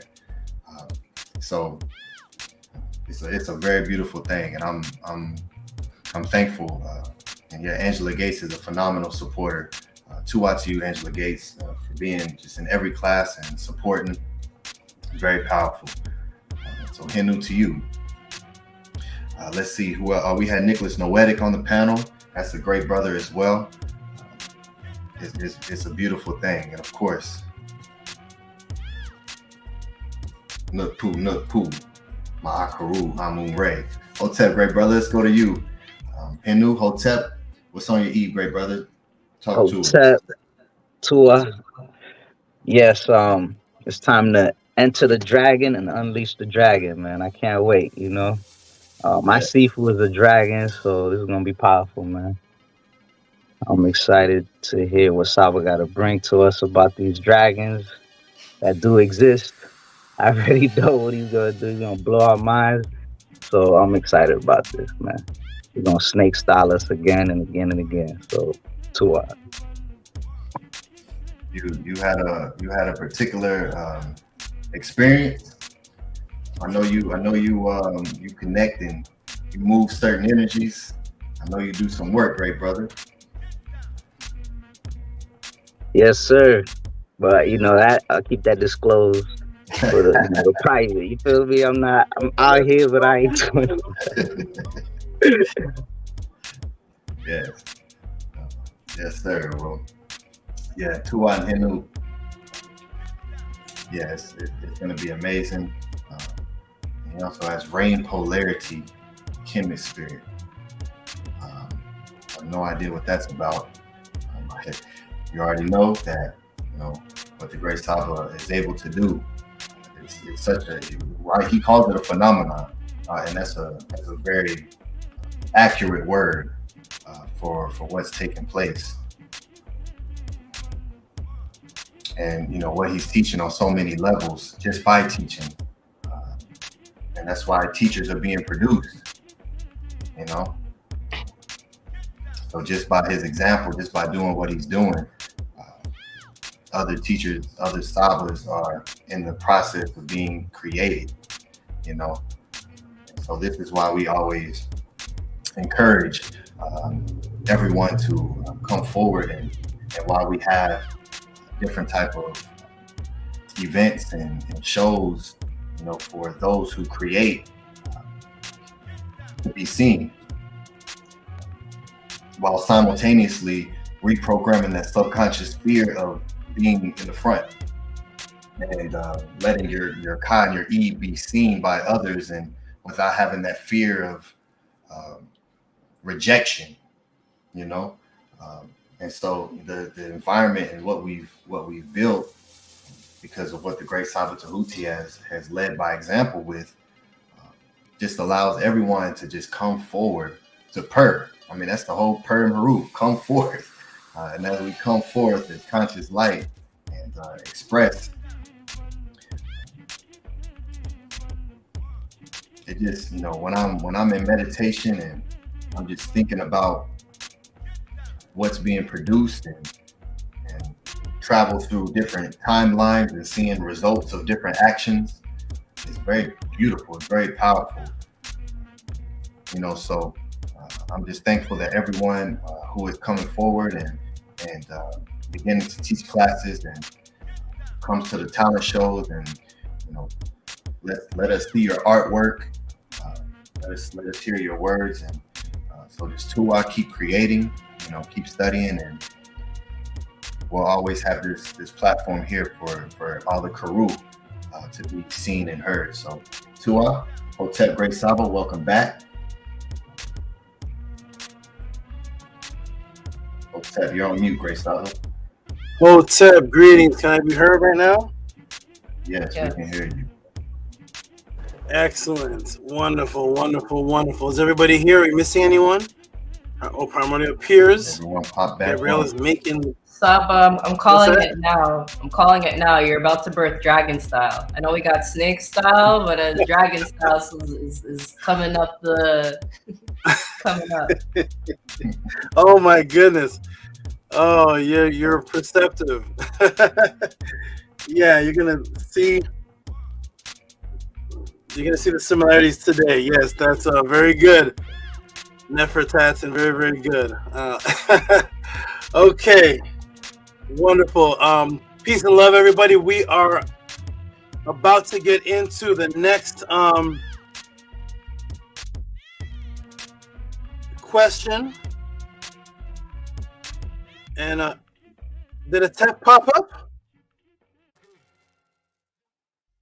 Oh, he's just in the chat. Okay. Atef says, almost time to.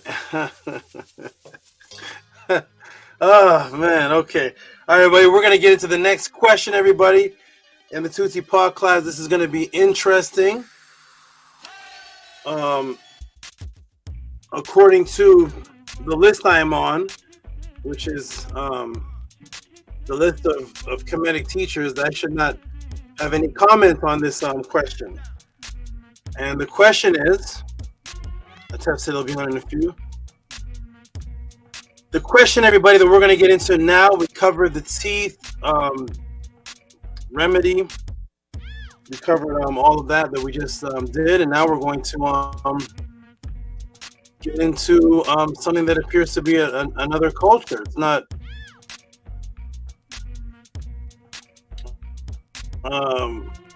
This may be one of the toughest questions because I'm not sure what we're going to do with this one. I'm not sure. It's a question that's not based on. It's not based on any culture that's ever been asked about in a Tehuti Podclass. So let's get into the question here. Let's see if it's here. Oh my goodness. Oh my god. I don't know, man. I don't know about this one, Primordial.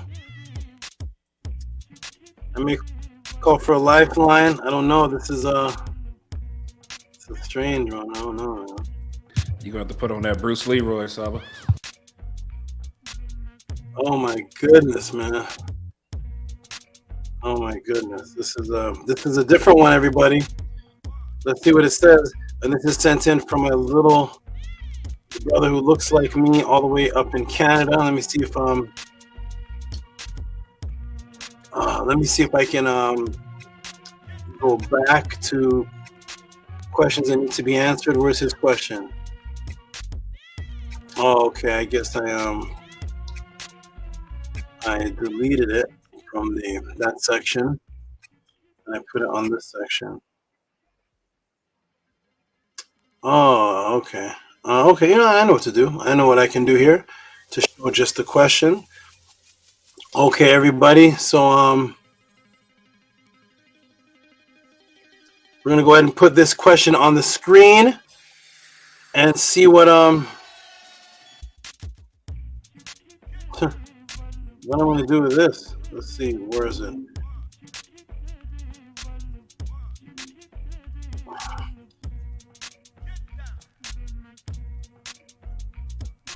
Okay, here it is, everybody.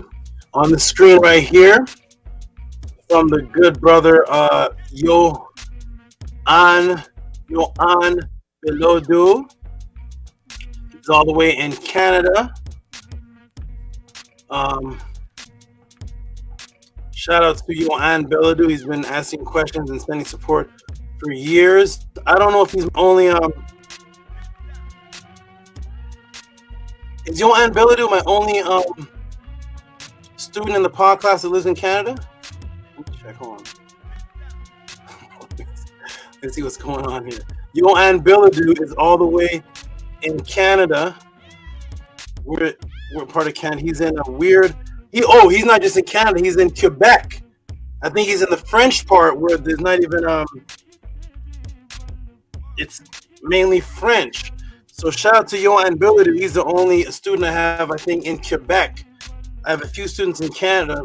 I don't know if they still come to the podcast. One is in Grenada right now, but he's all the way in Quebec. And so shout out to him because without the internet, it'd be highly difficult for me to reach this consciousness all the way out into Quebec. That's somewhere that nobody even associates with the knowledge of self. Qu'est-ce que c'est? So do I speak French too? I don't know. We'll find out at the Tehuti Podclass. Here we go. All right, so YOAN BILODEAU. What is this? Somebody said, oh. Oh, I don't know if that's is that another language too? I don't know. Angela Gates. Oi! I don't know what that is. Shout out to Angela Gates. That's a soundbite. Is that you? Is that your soundbite of your noise? All right, everybody. Here we go. We're gonna put the question. Yo, big faces from Montreal. Look at this, huh? Who would have thought? What is going on here? The Tehuti Podclass. I have another one in Quebec, or from Quebec, Montreal, Quebec. Shout out to Big Vapes. Look at who we have. People from Denmark, South Africa, Montreal. This is a beautiful family, and this would have been almost impossible. I did this before without the internet, and it took the group that I was in. It took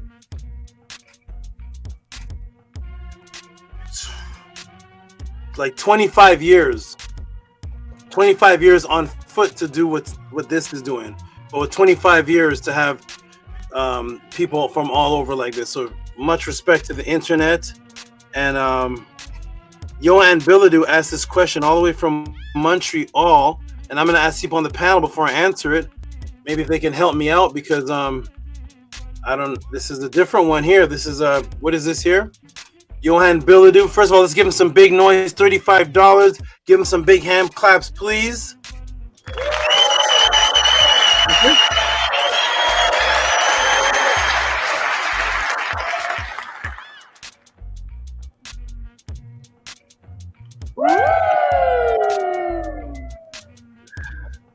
Nana was asking me, do I have the snake? Because he was in there. This is the kind of snake that I can just release in the living room, and he just stays up in one place. She didn't see him, so yes, I have the snake is right here in my lap, safe and sound. What's that? Yeah, it was me getting him. Yes. So why is China represented by a dragon? Oh my goodness! Let me come off the screen and ask. I need some help from my students. Let me see. I'm gonna go right to. I might as well go right to Nook Nook. Nook. What's going on here, brother? Somebody's asking about your Tai Chi family there. What is? Why is China represented by the dragon, man? What does that have to do with us, anyways? But why is China represented by the dragon? Nook, have you heard of this before? Seen it before? I don't know about China being represented. I think the whole world is represented by dragons. But have you noticed? China a little like more open with a little more obvious with it? Yes. Germany? They accept it more. Yes. They acknowledge it more. Must be the okay. chief. Do you have any clue why China?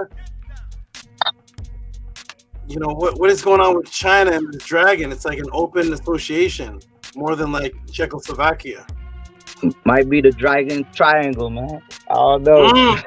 I don't know. We're gonna find out. I don't know. Let's go to Anu and Antu. Anu, I don't know how familiar you are with the Mandarin language or if you've been studying Chinese culture along with the Anunnaki, but what's going on with China and the dragon, man? What do you know about that? I don't know why they're so open with the dragon. The only thing, one thing I can think of is from my research, I remember they, in their so-called mythology, what the Europeans call it, that one of their ancestors way back when was considered a dragon. That's all I. Okay. Do you concur, Antu, with your dragon studies? Do you concur with what Anu said? Yeah, he taught me that a while back, so that's really the only thing I know as well. I may baton pass this class to Anu. I don't know. I may pass the baton. I don't know, man. This is tough. Primordial thought. I couldn't find this in the Wood to Ashby book. I was trying to steal. I couldn't get it, man. I'm looking through. I went through the list of everybody that said that I'm their favorite Kemetic teacher, and I went through the list of all the guys, and I couldn't find this answer with them, man. I'm trying to steal some knowledge, man. Could you guide me? Where can I find the Chinese dragon amongst all the brothers arguing about Egyptians are black? So I don't know nothing about about the culture. All I know is the movie The Last Dragon. That's about as far as I know. And, that's about as good as it's gonna get, so I'm all ears. Okay, and isn't that interesting? You're familiar with that movie, right? Yes. And do you even have an idea why it's called? Why is it called? Why was it called that? Did you ever? I don't know. Why was it called the last kitten? I just know Shogun from Harlem. Okay. I don't know. Okay, Bella, how's your dragon study been? Did you play Dungeons and Dragons? I don't know. What's your dragon knowledge been doing lately? I never played that, and I don't really know much about it. Okay. I know there was a rapper called Dragon. You did what? I never. I said I can create a dragon in my head right now, like a mental image, but I haven't studied about that. Man, I don't. Okay, thank you. I'm gonna go. I know Harassed. She's. I don't know if Sky watches Dragon Ball Z. I don't know what's happening, but Harassed. What's going on with the dragons in China? Is that you ever been? I have no idea. No, I have no clue. I would say maybe like I would say like mascot. I don't know, something like something like them. I'm not sure. That would be my guess. A dragon mascot. Oh my goodness, man! This is. I don't know. It's all kind of interesting answers. Gabrielle Lopez. I don't know if Gabriella. I don't know, man. Is your baby gonna be born in the year of the dragon? What's happening? Well, I don't know. It depends when this baby wants to come. It could be this year. It could be next year. Just depends. Okay. I'm curious. And how's your dragon study? My dragon study? It's not there. The only thing that I know of is that dragons are associated with power and authority, and that they believed that their emperors descended from dragons, which is interesting because again, I think of reptilians, snakes, the scales, the shedding. Say that again. What you said? Great song. Said. What is the lag? Say it again, Gabriel. You said it's interesting because. When I think of a dragon, I think of a reptilian, like a lizard or snakes. You know, like shedding, things like that. And I said, shout out to Ani with his tunes on that song Shed. Okay. But yeah, I don't know much, but that's what I can associate those two with. The emperors were associated with dragons, and okay, good. Yeah, I read that they're they believe. I read that they believe that their emperors were descended from dragons. Okay, Primordial Thought is proud. She's proud. You gave the most information of anyone on the panel. Okay, wonderful. So Menkura, Mary Ma'at, I know you're gonna interview the rapper Dragon this weekend. What do you know about? You're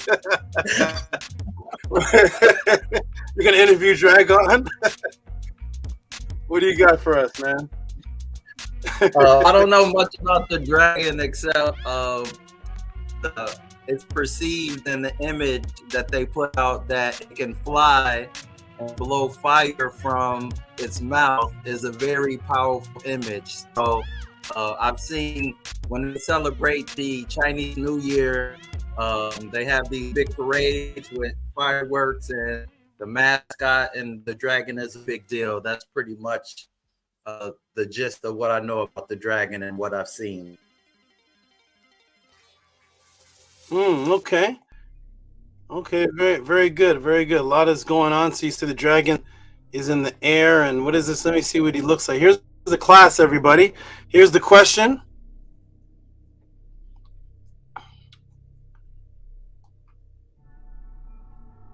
And why does China use the dragon? Nook Panuk says actually there's a lot of people that use it. And I have here the dragon was around you since a child. Only at the Tehuti Podclass. I want everybody to note the diversity of what can be asked here at the Tehuti Podclass. The House of ATTON. I want everybody to truly appreciate and recognize that at the House of ATTON, the ancient Tehutian teachings of the NESU, we have a class, and in one class, you're going through a whole study world of gingivitis and and biofilms and red hot chili peppers. And then you blink your eyes, and now we're in we're in China. I'm asking about a culture that should have nothing to do with anything that that I talk about. So we're gonna find out right now, everybody. Support the Tehuti Podclass. I'm gonna do my best on this as always.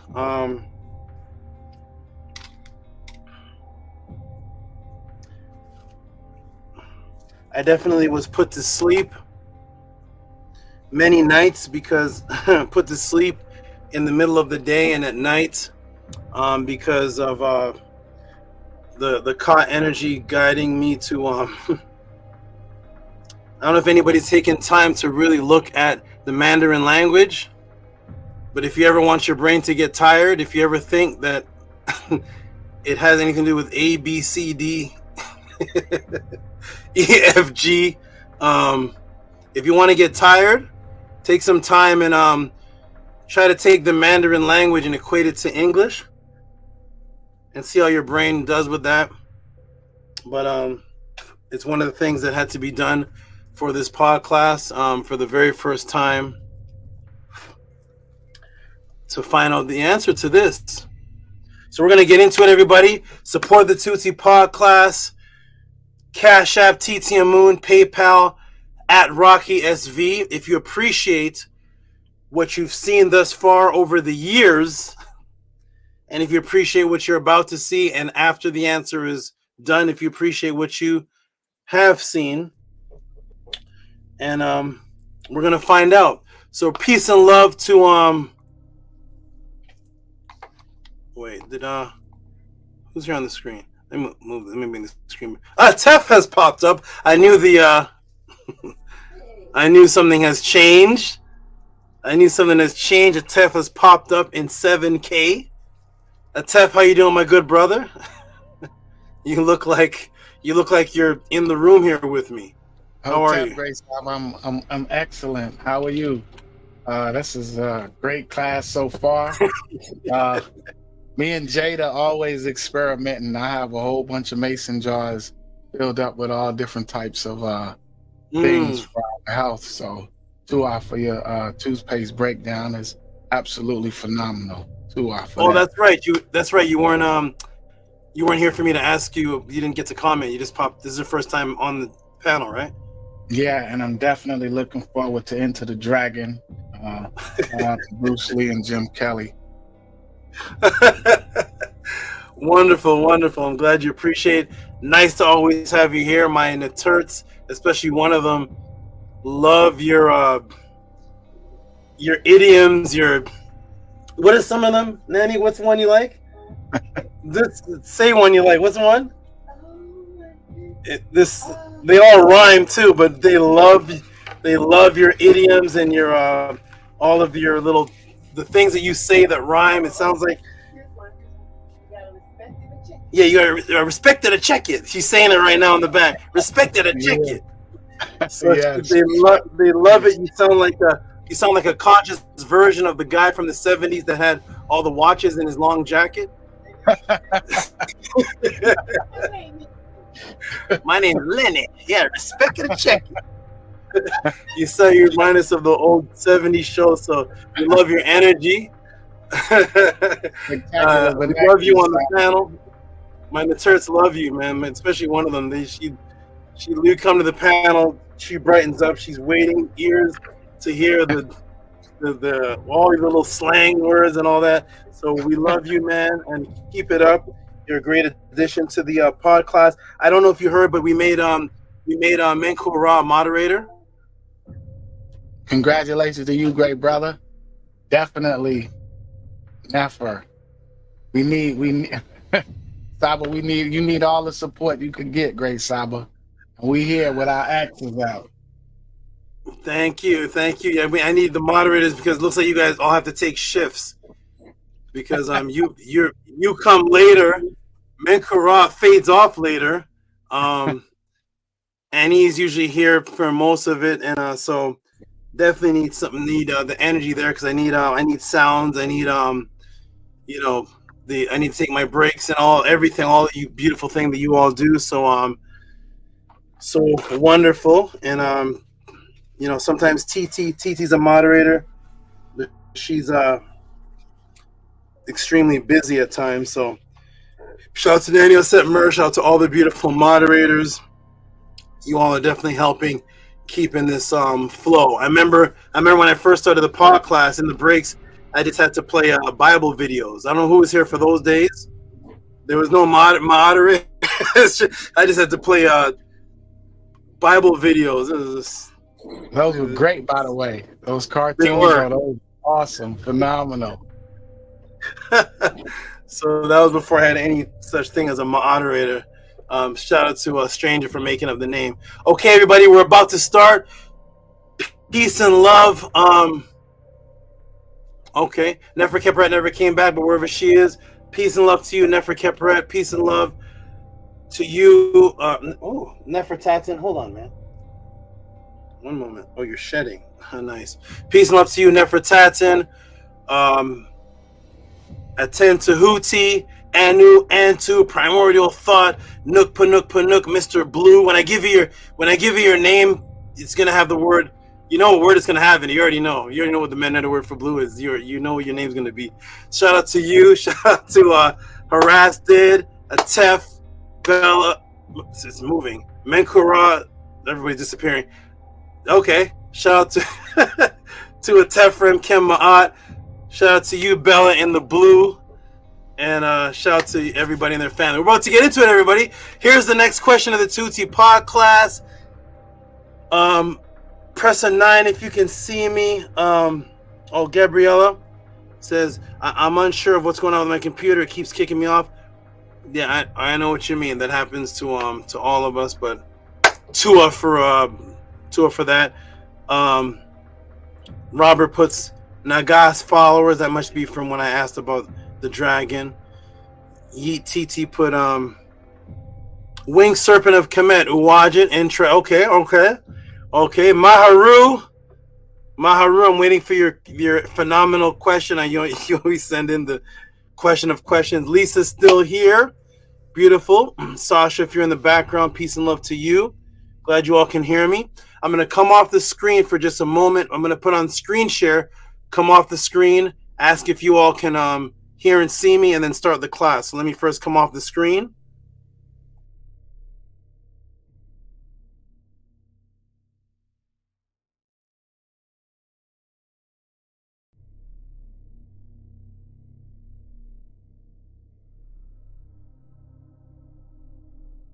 My brother, great student, Boss Fee is here. Of course, he is here. Boss Fee is here. Boss Fee, you're gonna love it. The dragon. Here we go. Oh, Nefer Kepret, thank you for. Okay, there she is. Apologies, I'm here. Great Saba 9. Okay, Nefer Kepret is here. I don't know. I have to make that voice whenever I acknowledge her. I don't know where I got that's from. My mother said. She looked at the little thing my mother puts up on the china cabinet. All right, so okay, you all can hear me now. You can see me. I'm gonna come off one more time, and then come back on and do another sound check, and then get right into the answer. Okay, there's Sasha. There you are. Awesome. Okay, stay still, Naga. Stay still. Perfect. Coming off one more time. And I'm going to start the answer. Here we go. There's Nefer Keperet laughing. Okay, good. And here I am on.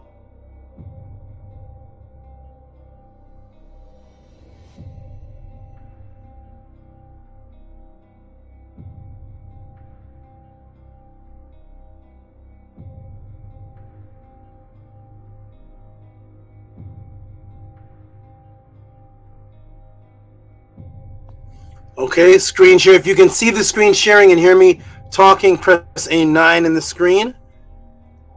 Press a 9, and then I'm going to go ahead and commence. Let me restart the timer. The last answer that I thought was short was 1 hour and 32 minutes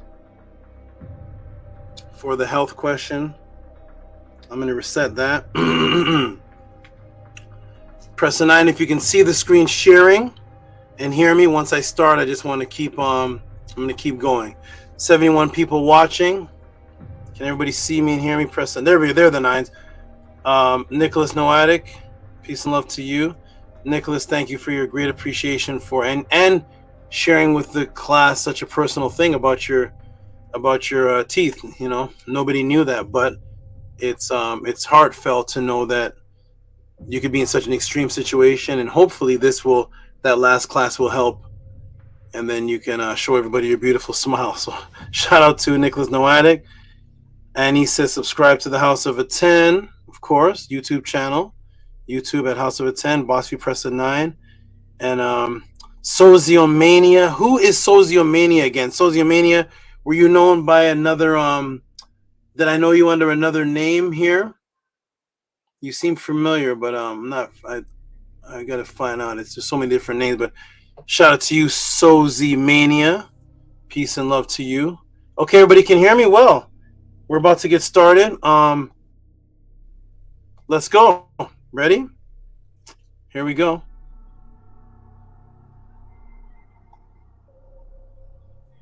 Let me.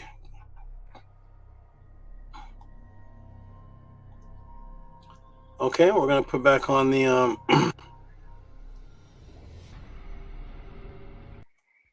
Okay, everybody can hear me. Here we go, everybody. We're gonna get into this next question of the Tehuti Podclass, and here we are.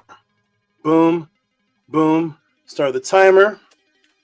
And this is the next question sent into the Tehuti Podclass. Let's go ahead and get started, everybody. Everybody can see and hear me. Welcome to the Tehuti Podclass, the question and answer class of the House of a 10. Due to the kidnapping of history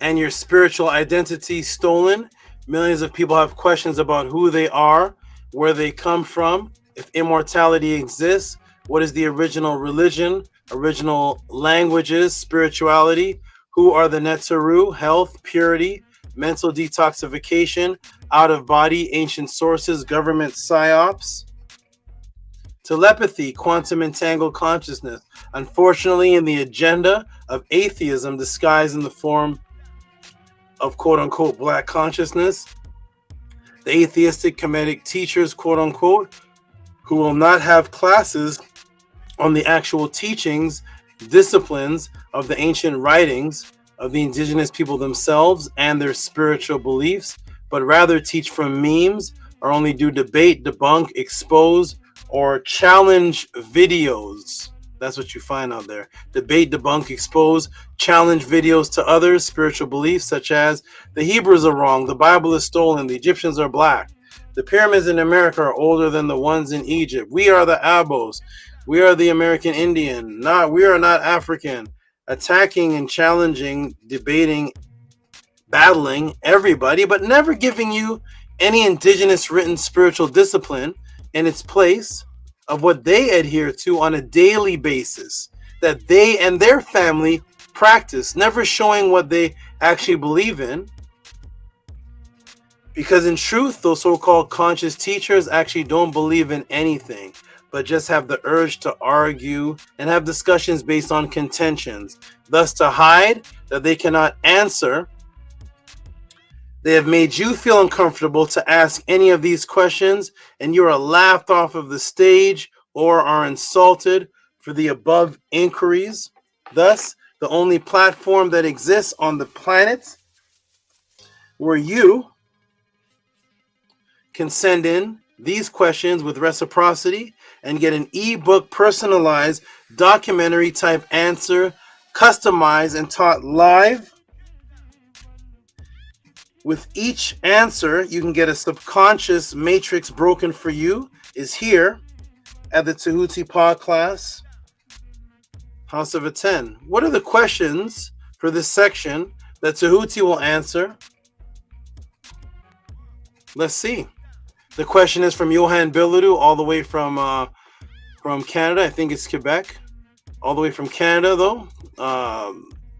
$35. Why is China represented by the dragon? Uh-oh. Okay, everybody. Someone may finally have stumped Tehuti. People keep putting Tehuti in the category with other quote-unquote Kemetic teachers. If you can send a question as to why China is represented by a dragon to another Kemetic teacher, let us know. But there should be no way Tehuti should be able to give you an elaborate answer on Chinese culture. Is this possible? If this is possible,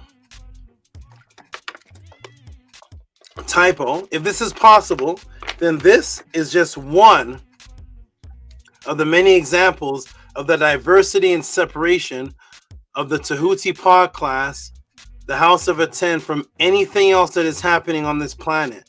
Let us see if someone named Tehuti Amenhotep Ra can teach on the Mandarin language with ancient sources from China on the Chinese symbolism within their culture and make it or take it back to its source, which of course is going to lead into the Nile Valley.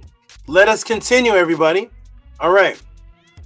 I will play something that looks very familiar to everyone. So before we actually start the class, I'm actually going to play something right now that should be actually very familiar to everybody. And just to get the visuals in your mind, let me go back to this to get the visuals in your mind of what is actually being asked about. Most people in the room that are watching will be familiar with this when you see it. And after I play this, we're going to get back to this video in the midst of the class. And I'm going to point out something that you will have clearer understanding now that I played the video first. So here it is, everybody. Here we go.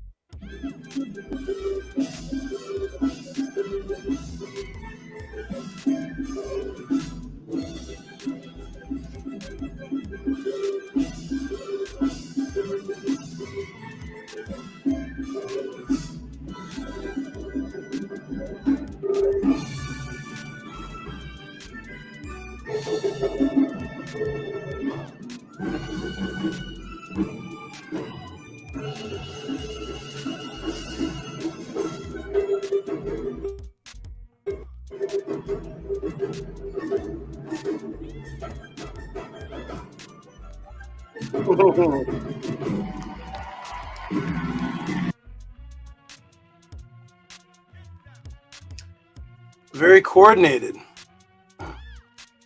Note the yellow dragon, very, very coordinated. Each person doing that has to know the exact move of the person behind them. And that person behind them has to know the exact coordination move of the person behind them. And this goes on, some of the larger demonstrations go on 90 feet. and each person that's in front of the next person has to know the exact move in order for the dragon to correlate exactly to move in that serpentine fashion. What is this about? What is the actual root? Let's get into it, everybody. We'll get back to that video in the midst of the answer. Welcome, everyone, to the Tehuti Podclass. That was a beautiful demonstration. We're going to find out what is the reason or purpose of this. Originally, oh, you're Son of Henry's. Okay. You're Son of Henry Records. Okay.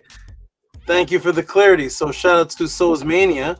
And it's good that you've told me that, because I always want to give I always want to show appreciation and give attributes to the person that matches the Cash App name, because you're right there in the chat typing. So now I want everybody to know this is a supporter. This is a question asker. This is an inquirer. And he's Son of Henry Records, and he's also Souza Mania. So that is a very that's a very good you cleared that up. Nicholas Noatic right off the bat with faith knows this is most definitely going to lead to Ma'at. He didn't have to wait to the end of it. He knows it's going to lead to Ma'at. Shout out to you. Okay, here we go, everybody. Let's get into it. Beautiful demonstration. Very mentally coordinated, like every culture is. Structured and coordinated. Here we go, everybody. Boom. Let's get back into it. All right, so we played the video. Let's see if this is screen sharing. Yes, it is. Wonderful. All right. Yes, we are all very familiar with the multiple Chinese festivals with several men and women inside of an elongated costume, moving it around, and it's in the shape of what we're calling a dragon. I'm sure many of you have seen this before. This is not something new, but for those who have never, that is a coordinated dragon dance. That particular dance started a little bit before 200 BC. Okay. And of course, we're going to go back even before that. So here they are again depicted. This is a complete different area, complete different time. But again, we see the men in the cultural costume design, and these beautiful, beautiful, very augmented dragon, usually red, yellow. Yellow is the very popular color. And they do it outside, inside, sometimes up to 90 feet. Very coordinated. Wonderful. The Chinese even have sets of entire years called, what are they called, everybody? Year of the what? Much different from the years in American culture, Czechoslovakian, Russian culture. But Chinese have a year called what, everybody? What is one of the most popular Chinese set of years? Because not just 1 year, set of years called. Year of the what? I'm sure everybody knows. Year of the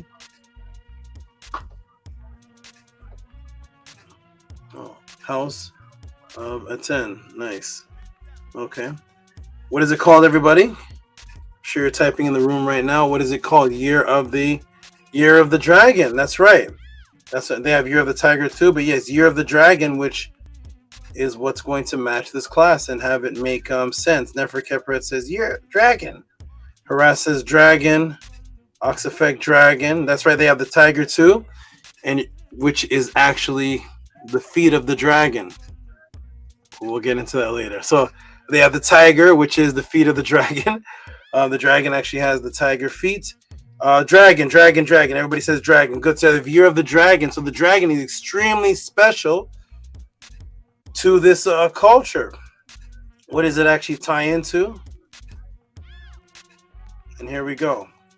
Welcome to Tehuti Podcast. Year of the Dragon. Here it is right here. Year of the Dragon, 1952, 1964, 1976, 1988, 2000, 2012. And guess what? The year that we're in right now, that we're doing the podcast in, is that year. This is one of the years. So Year of the Dragon is not every year, but it's sets of years, 1952, 1964, 1976, 1988, 2000, 2012, and the year that we are in right now, Year of the Dragon. There's your yellow dragon again. in the Year of the Dragon logo. And there's your yellow dragon again. Usually yellow and red are the popular colors, mainly yellow. There's your yellow dragon again, glowing at nighttime in the festival demonstrations. So what is the great serpent? What is this great serpent type immortal dragon that soars through the clouds? Like I think Gabriella says, it's associated with the clouds and the skies. It soars through the clouds with a roar, which seems to have the face and body parts of other animals, seen all over Asia. Not only is this in religious writings and ceremonies, as we've seen in the ceremony, but the dragon has even made its way into your local daily life, into your local upbringing. This Asian dragon is a part of everybody in the pod class's local upbringing. At your local buffet restaurants that you and your family have all eaten at, right here in America, or any part of the world that you may happen to be. Who here has been to a buffet restaurant, or even doesn't have to be buffet, but who has been to a restaurant and have seen this? New Dragon, Chinese takeout, Chinese Dragon restaurant, Happy Dragon, Chinese bistro, Max Orient with the dragon in the front. Has anybody here been to any restaurants that look like this, or have this word on it, or have these designs on it? Sure, most of us have, right here in America, or whatever part of the world you may be in. Even Nicholas de Venden in Denmark. Have you been to any restaurants that are named this or have this symbol in it? So it doesn't matter where in the world. It seems like this dragon symbolism is not just associated with the religious or spiritual type cultural ceremonies, but it's even with takeout foods, which you don't see them doing any cultural ceremony in there. And as a matter of fact, most of the takeout food and the buffet food that they're serving you is nowhere in China. But that's another topic. The food in the buffet is not what the actual Chinese eat, but yet you see the dragon loyalty is there, even though the food loyalty is not. But that's another topic. The Asian dragon is a part of your upbringing, whether you are an atheist, Christian, Muslim. Let me ask a question. What was one of your favorite classical Bruce Lee movie called? What was one of your favorite classical Bruce Lee movies called, everybody? It's one of the reasons why most of the people even know who Bruce Lee is. When you think of Bruce Lee, this, as a matter of fact, Atef mentioned this before I even talked. When you think of a Bruce Lee movie, this may be the very first one you can think of by name that pops up. When you think of a Bruce Lee movie with a melanated, woolly-haired person, or even any Bruce Lee movie, this one seems to always be the one that pops up. What's it called? There it is. Enter the Dragon. That's right. Mexico as well. Mexico as well. That's right, Neferkeperet. And that's another class, but Mexico as well. And yeah, and yes. Oh, you see the restaurants. Yes, in Mexico as well. So it seems like the Chinese, they don't care. It doesn't matter what culture they enter into, whether it's a restaurant in Mexico, Denmark, Canada. It seems like the continuation of the dragon symbol seems to be all over wherever they are. And the most popular movie, when you think of actually most people's favorite kung fu martial artist, is usually Bruce Lee, and that's usually the movie they refer to is Enter the Dragon. That's right, Enter the Dragon. Craig Boyce, Enter the Dragon. Robert Williams, Enter the Dragon. Ox Effect, Enter the Dragon. Nicholas Noah. These people are in Denmark. I don't know where Craig Boyce is. Ox Effect. These people are in different states, and it seems like no matter what state or part of the world you're into, that seems to be a movie that's in your upbringing, right? Here we go. So ding, ding, ding, ding, ding. You are right. You are absolutely right. There we go. Let me go back to the big screen here.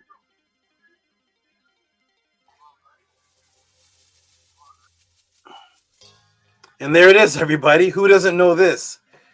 And what makes this even more popular? It's one of the first, or at that time, the only Asian movie that had a woolly-haired I think this was Kareem Abdul-Jabbar. I can't remember who this actor was, but a woolly-haired American type man in the movie with Bruce Lee. You don't see anybody looking like this in the Bruce Lee movie, so this made it even more popular amongst Americans. And yes, Bruce Lee, Enter the Dragon. Let me ask another question, everybody.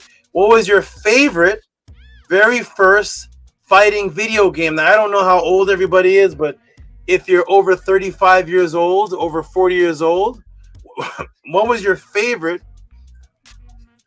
fighting video game, which inspired your other favorite one-on-one fighting game and the most popular, binded with the most popular cartoon?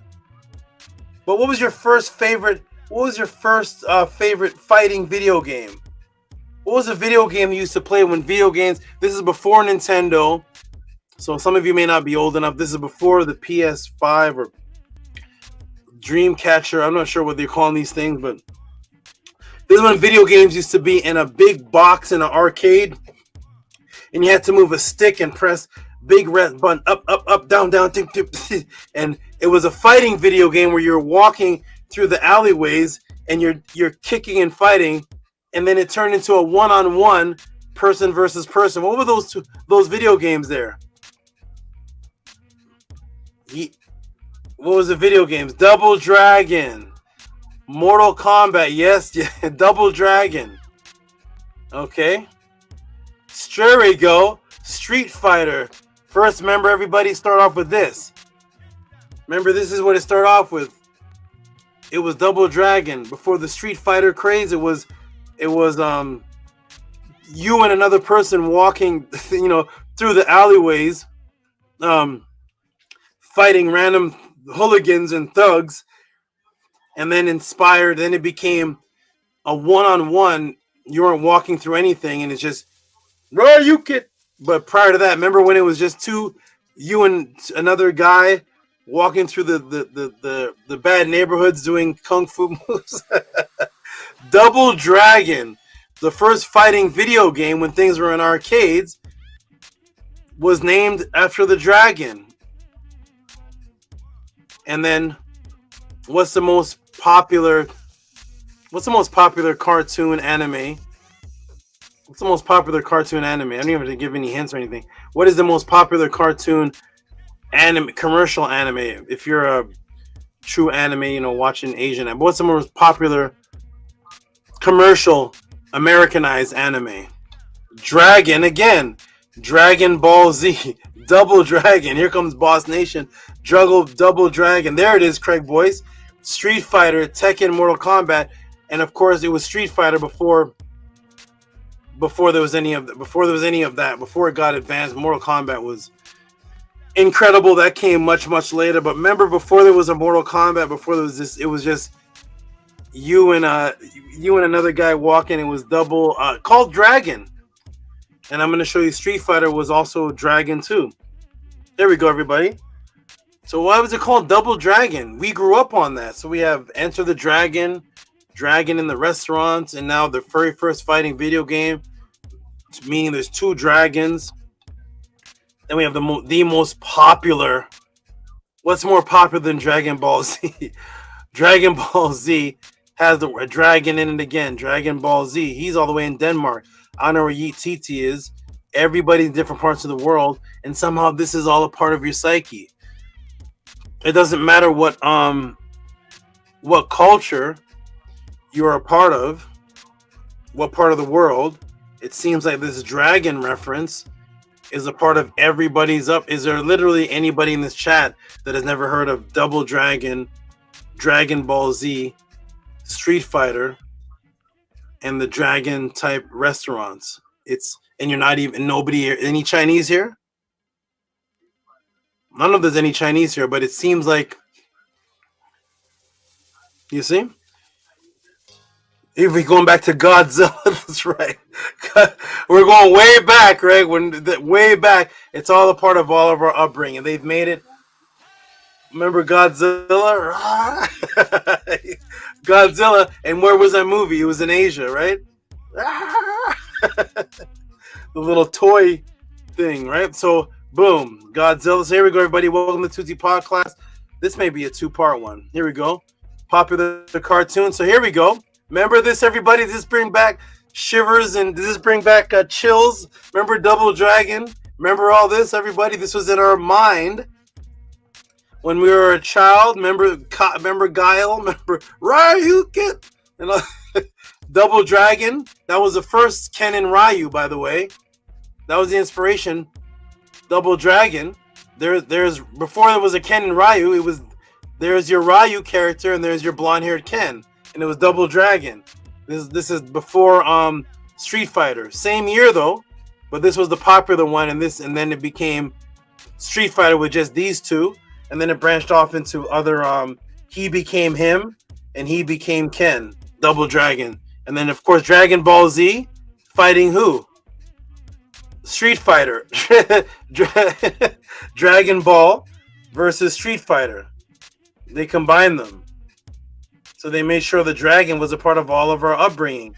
Double Dragon in Street Fighter, yes. Dragon Ball Z.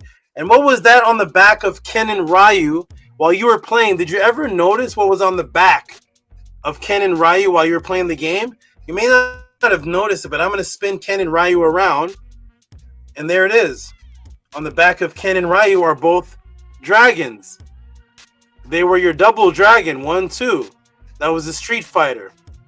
It was inspired because the fights in the first game was on the street. It was guys walking through the street. There's your Ken and Ryu, Double Dragon, and then it became Street Fighter, and there's the Double Dragon. It's the same two. And there's the dragon in the middle. We may not have even noticed all of this in the game. Anybody ever notice this? There's your dragon in the middle. There's the dragon on the back of Ken, dragon on the back of Ryu. Boom, the dragon. There it is right there. Ever since you were a child, no matter what culture you were a part of, it was a part of you. Now we'll start by saying that there is this type. Well, I will start by saying that there is not just one explanation of the dragon. There are many modern new age changes and understandings that have taken place over time. And if you were to look up the Chinese dragon on the internet, you would get a plethora of explanations. That's exactly what they are, explanations. Typo, but you will notice that one thing is in common with most of these explanations, and that is they never source a good reference to any ancient writing of the people themselves. So if you were to type in right now into the internet, Chinese dragon, type it into YouTube, you're going to see somebody doing a narration, and you're going to see a bunch of cartoons. They're not going to reference one ancient book, any ancient language, any Mandarin word, nothing. They're just going to start talking. And that is how the New Age versions develop. And the New Age versions are the ones that you're familiar with, just like Feng Shui. You're familiar with the New Age version, but nobody ever gave you the Feng Shui from the ancient writings of the funerary book that it came from. All right. So thus, my model is not to explain, because I teach to never put an X in front of the word plain. Here at the Tehuti Podclass, I am here to change the thinking and break the matrix. I teach to make plain, make things plain. Don't explain it to me. I don't want an X in front of plain. We're going to make it plain by going to the origins and to archaeology and to the writings of the indigenous people themselves, because we believe that they, the indigenous people, can speak for themselves. This was a concept I had brought to the internet debate world 3.5 years ago, that the indigenous people can speak for themselves. That's why in every single debate, I use the indigenous people's writings. Let me take you to the National Palace Museum, Gugong Wenwu Yuikan, 70 volume to volume 1222. Here we go, everybody. We're gonna go right to this set of volumes, right to the monthly Chinese art, Palace Museum, Gugong Wenwu Yuikan, monthly Chinese art. This is 70 volumes of the museum. And we're going to go to 12,22 right here, 1988. And right here, the coiled body of what may be a dragon is combined with the head resembling that of a bear or pig with broad creased snout and tusks. Sometimes these objects are referred to as pig dragons.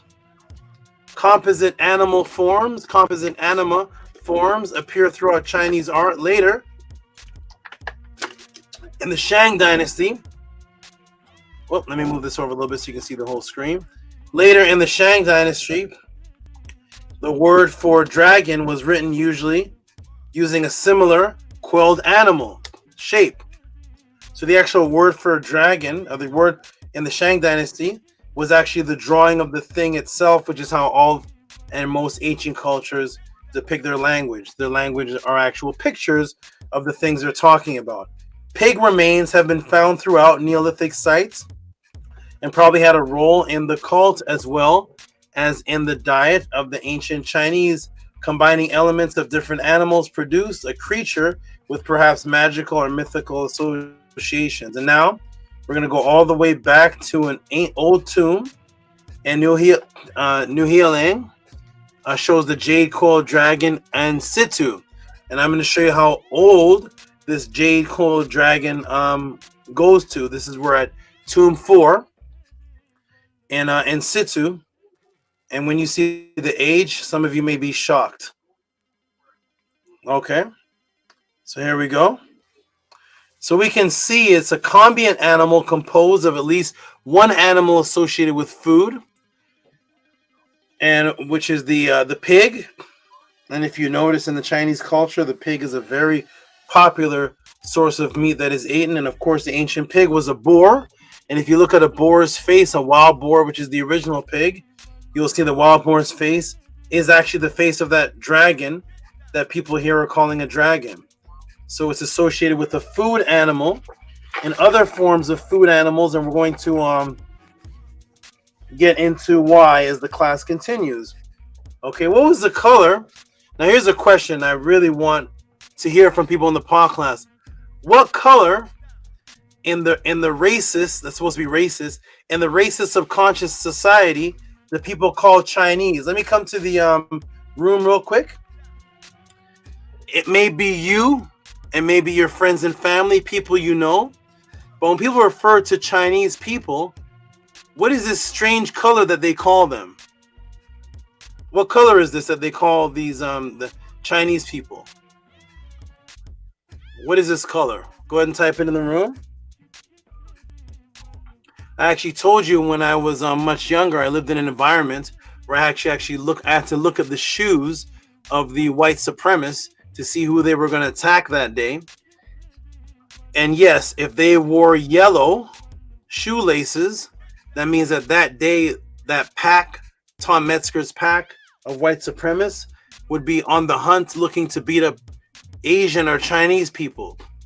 Because through racism, they've taught you that Chinese people are yellow. And you have actually believed it, because most of the people watching or that are in the pod class right now have referred to Chinese people as yellow people. And you have never in your life, in your entire life, seen a yellow person. You see where it says Maharu? That's yellow surrounding.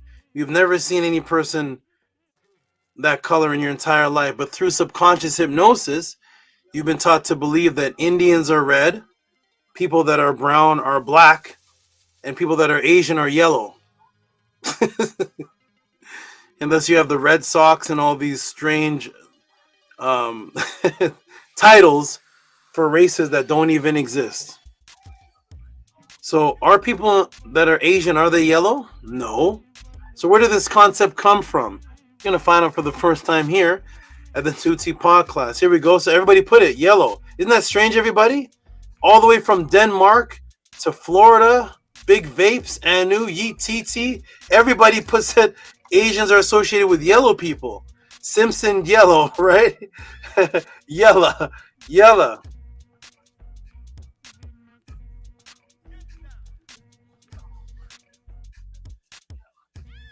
And there's a subconscious racist subliminal psyops that's in your mind to the point where you will say, a Chinese woman is yellow. That's a yellow woman. And then you'll call a person who's brown, but she's the color of Lisa Bonet. You'll say, she's high yellow. And she's a black woman, but she's brown, but she's high yellow. I'm not sure how high. Maybe she's 7 feet tall. She's high. She's not just yellow, but she's a high yellow. I got myself a high yellow lady. The Indian's red, but my high yellow lady, guess what else? She's red boned. Her bones are red. I'm a black person with red bones and high yellow skin because the Asians are yellow people and the Indians are red, and I'm confused. So you may have heard the term a high yellow. I got a high yellow girlfriend. She's red boned. Bones are red, but they're really white. My skin is brown, but I'm black. Bruce Lee's yellow. Bart Simpson's yellow. And this is the mental psychotic state that we are in. What did the ancient indigenous people associate with yellow, and why were Asians originally associated with yellow? Had absolutely nothing to do with their skin. Racists transformed it to that to distract you from what the actual definition was to the indigenous people. There is no high yellow person on the planet. There is no red boned person. I've never seen anybody's bones. I've never seen any of my ladies' bones in my life. I'm not sure what is happening. But here we go, everybody. Welcome to Tehuti Podclass. Let's break the matrix and let's get into the real actual source from the indigenous people, not from the new age racists and new age people inventing things. Let's get into what the actual people themselves associate with. Yeah, so you're right. They are called by the racists yellow people. As if Bruce Lee and Lisa Bonet are two different colors. Bruce Lee is actually darker brown than Lisa Bonet. Let's talk about it. Who's darker, Bruce Lee or Kid from Kid and Play? Here we go, everybody. Who's browner? So yes, yellow, which is a psyops and completely far from the actual truth, will paradoxically completely close to the ancient truth, which had nothing to do with skin color.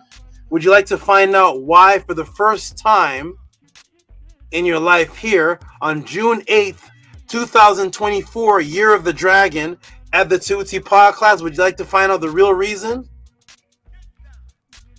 This is the old Chinese emperors would consider themselves children of the dragon and would be represented in the color yellow, representing the color of the one most infamous of the dragon. That color shortly, we'll get into that color shortly in the class, as seen here by the Yongle Emperor, 1360 CE. And you see him here in the yellow. But you see his skin hair is darker than Jasmine Guy, who you're calling a black woman.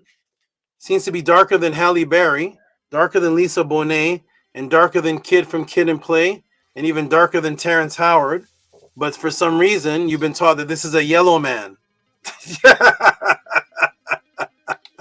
So there's the yellow, and if you look closely at the garment, there's the image of the dragon right there on the chest. Yellow was the color associated with the dragon, and eventually became associated with the emperor, and we will find out here at the Tehuti Podclass. Here is this one. Hyungdi was actually called the Yellow Emperor. That was actually the title. And here you see again in the yellow. And he was called the Yellow Dragon in his animal form. So here you see the Yongle Emperor, 1360, 1424 CE, and the Yellow Emperor. And here's the other emperor who was literally blatantly called the Yellow Emperor, Hyungdi, and he was called the Yellow Dragon. So they call themselves yellow the yellow emperors, and the racists came in and turned this man's skin color yellow. And he's darker than VRI, and he's darker than Scribe. So if he's yellow, then Scribe must be purple. I'm not sure how the PsyOps has your mind converted, but the yellow was the clothing that they wore. Yellow, to represent the dragon, the yellow dragon. Here is the ceramic roof tile depicted dragon, Nanjing, from the Ming Dynasty, from the same time period, 1366 to 1400 CE, found in the British Museum. Here it is. This is the dragon, as they call it today. The yellow dragon. Here we go again with the yellow dragon. Once again. And now that you're learning at the prog class what the symbolism is, and you look closely, doesn't this look like a pig's face? There are the snout horns. There's the pig's nose clear.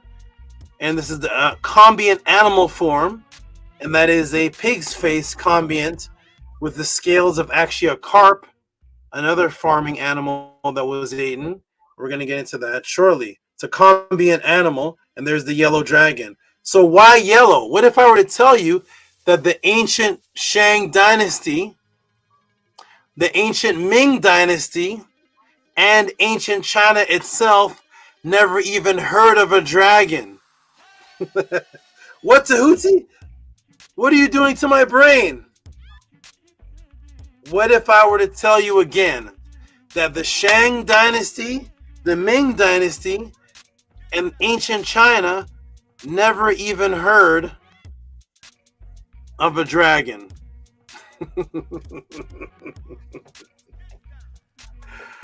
Well, you know, everybody,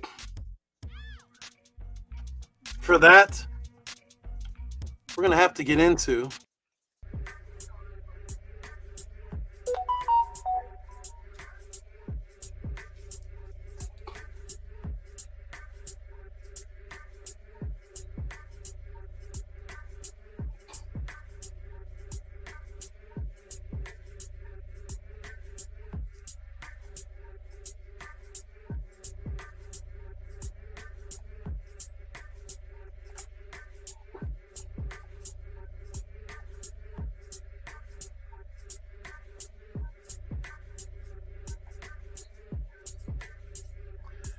Tehuti Overdrive. Are you ready, everybody? The Shang dynasty, the Ming dynasty, and the Chinese never even heard of a dragon.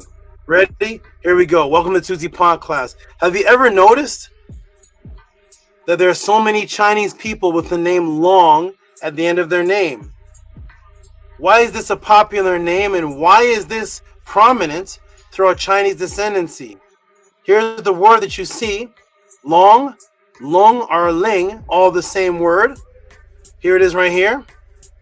And you see a prominence. No, not her. Not Nia Long. I'm sorry. Not Nia Long. Although this is actually what the original Asians did look like. But that's another class. Not Nia Long. But Long Laha, who is a chief engineer at aerospace industry, space technology. Man Yuan Long, here he is right here, who is another science engineer. Long Yiming, Professor Long Yiming at Shern Institute of Mathematics, Nankai University. Long Yiming. What are these names? And I could go on and on and on. There are hundreds, but I'm using these prominent ones that are familiar to some more popular people in that have affected the Western Hemisphere. There are hundreds of Longs in Asia. What is this name, and why is it in the descendancy? All right, peace, Neil Long. I'll see you another time. What is this name here, and why is it prominent throughout the descendancy in China? Because the key to understanding what is really happening is to understanding that because the key to understanding what is really happening is to understand that the word in Mandarin does not even translate to dragon at all. that the word in Mandarin does not even translate to dragon, to what you would think of as a dragon at all. Let me show you the actual word in Mandarin that's used for dragon. Uh-oh. Boom. It's the same word. The Hunya Pinyin, which is the pronunciation in Mandarin, long. That's the word that was used for what people translate today as the word dragon. That's the long. Here, we're going to go through some transliteration. What is Tehuti doing? He made it up. Here's some transliteration. And we're going to see where this word long matches the sentence. Because when we go through the transliteration, we don't see the word dragon in the sentence. Uh-oh. Here it is. So word for word. Wo, tung yang, wo, lia, niang, long, tao. I am also the same. I have played the walk-on part for 6 years. Hold on, where's the word dragon? Which one of these words translate to as dragon? Where is it? Wo tung yang, wo lia nian long tao. Where's dragon here? I am also the same. I've played the walk-on part for 6 years. Let's go to another one. Here we go. Jingjuang wo pao li ki nian di long tao. I have spent 7 years in manor roles. Huh? Where's dragon? He spent 7 years as a dragon? Where's dragon? Does anybody see dragon in the transliteration word for word? Huh? There it is, word for word, the transliteration. Jingzhong Wopong Li Ki Nian Di Long Tao. I may have spent 7 years in minor roles. I don't see dragon, everybody. What's happening? So what I'm going to do for you is I'm going to show the word for word transliteration, and then we're going to look at what is similar between these two sentences to find out what long really insinuates, or the understanding of it. Because that's the word that they're translating to as dragon. Yet in the sentences, we don't see the word dragon. Welcome everybody to the Tehuti Podclass. Is Rigo back? Is that the real Rigo? Is that the real Rigo? Shout out to Rigo. Rigo, I don't know where he went, but he is back. He must have traveled the world, went to South America and came back. He is back. Shout out to Rigo. This brother right here, Robert Williams, Rigo, go back to a couple of classes. He actually matched one of your donations and caused the Matrix 5 and 5.5 breakdown for you to come back. Woo! Why is Tehuti translating Mandarin? Because the Egyptians were black. Here we go, everybody. Boom. And boom, we are back. Here it is. We don't see dragon. Jingzhong Wang Pao Li Ki Nian Ding Long Tao. I may have spent 7 years in minor roles. Let's go. Here we go. So, let me show you these sentences word for word, going the long way. Here we go. Wu, wu, I. Tangjian, same. Wu, wu, I. Liu, 6. Nian, years. Long, dragon. But over here, we don't see dragon. Uh-oh. Long dragon. Tao, set. Here's the next sentence. Wu, wu, I. Pao, ran. Li, li. Ki, 7. Nian, years. Di, of. long. Dragon. Tau, set. Dragon again. We go back over here. No dragon. I think I like the Mandarin language. You're not supposed to be talking about that, Tehuti. It's not Meduneder. You'll notice, I'm just trying to be your favorite Kemetic teacher, like the rest of the people you name that are translating Mandarin into what the real dragon is going to be. It's going to make a complete change. You'll notice that the word, typo there, the word that is in both of these sentences, this word long or dragon, typo there, try again, is dragon. The word dragon is in both of these sentences, but it's not actually translated as anything. What is similar between both of these sentences, ladies and gentlemen? Let's go back. What's similar between these two sentences? Because we see the word long, which they say is the word dragon, but actually is not translated to any word here. I'll read it again in English. I am also the same. I've played the walk-on part for 6 years. Next one.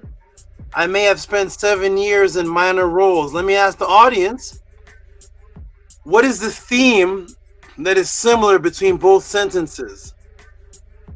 What are they talking about? That's a theme.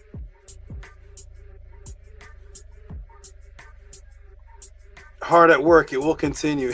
Yes. What is the word that is the theme? What's the concept? What's similar between both these sentences? Are you ready? Let me show you. Because the similarity between both these sentences is what the untranslated word dragon is actually representing. You all are smart. Time, years. Which is what? Time and years. Which is a connective set of a duration of events that extends from one point to a longer point ahead. But it's all connected. Because the similarity is the person talking is talking about themselves. Going through a span, a period, an elongated period.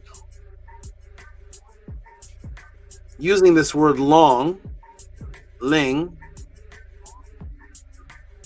talking about something that's continuous. Nothing about any fire-breathing dragon, but yet the word is still there. And that's where we break the matrix. Welcome to Tehuti Podclass, everyone. I hope you all are appreciating and supporting this. If you see this happening anywhere else with any of your favorite Kemetic teachers, if you could give the link, book number, page number, YouTube's timestamp, we'd greatly appreciate it. If not, please appreciate what is happening here that's not happening anywhere else. Let's break this matrix and find out how this ties into the true origin and where they're from. Because now there's no dragons. You'll notice that the word, there's something similar between the both sentences. And that is a time duration. This takes us to the concept of Lailong Kumia Tehuti. What is that? Lailong Kumia? What is that, Tehuti? You made it up. Lailong Kumia or Kumaya mountain has a connecting pulse throughout like a dragon. Idiom from feng shui, which is what? Sequences of events, pedigree, cause and effects, the whys and wherefores,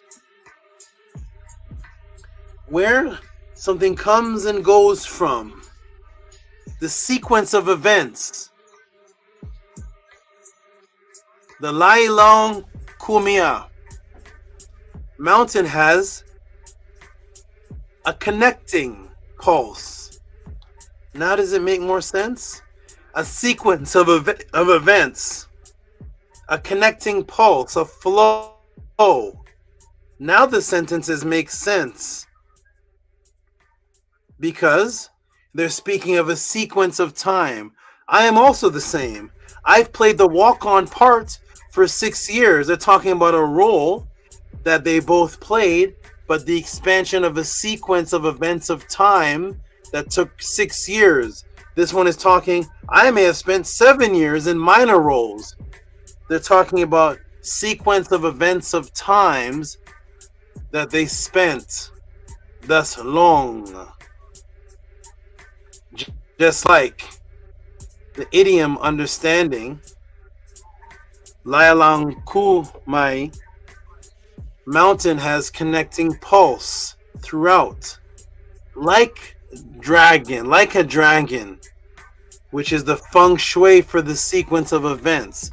Go back to my feng shui class and you'll get an even better understanding of what feng shui was, describing a landscape and a sequential flow of immortality that represents. Tying into the real definition of dragon. Your English understanding of dragon is the New Age distortion. Yes, the similarity between those sentences is that they are both describing a continuation of some kind of flow of a current, some type of flow of events. What does it says? The cause and effects, the whys and wherefores, the sequence of events, connecting pulse throughout. The true idiom understanding of Lai Long Ku Mai. And this is where I break the matrix, and this is why you come to the Tehuti Podclass. Are you ready? What current do you know that runs through the skies in the clouds that makes a loud noise that can also start fires when it strikes something?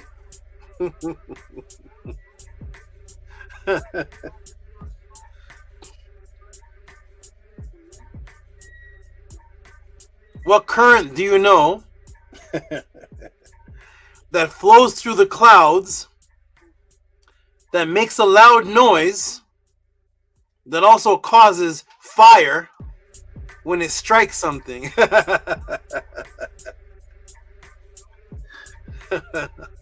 That looks like something flowing from top to bottom, which is actually from bottom to top. If you know what I'm talking about, you'll understand scientifically that the thing that you're thinking that looks like it starts from top to bottom actually starts from the bottom and ascends upwards as a flowing current. And it results in a loud roaring sound that appears in the skies.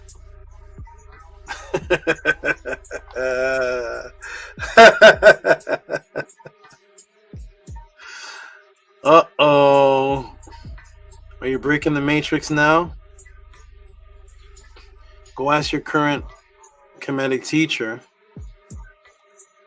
about the dragon and see if you get this answer. If not, support what you're seeing for the first time, unless you're watching this to find faults, to create a debate. If so, let me know and we'll set it up. Not. Here we go. There is Dragon's Play with a Pearl of Lightning Chinese painting.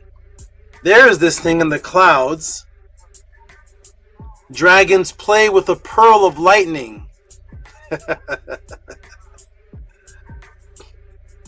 There's some more depictions.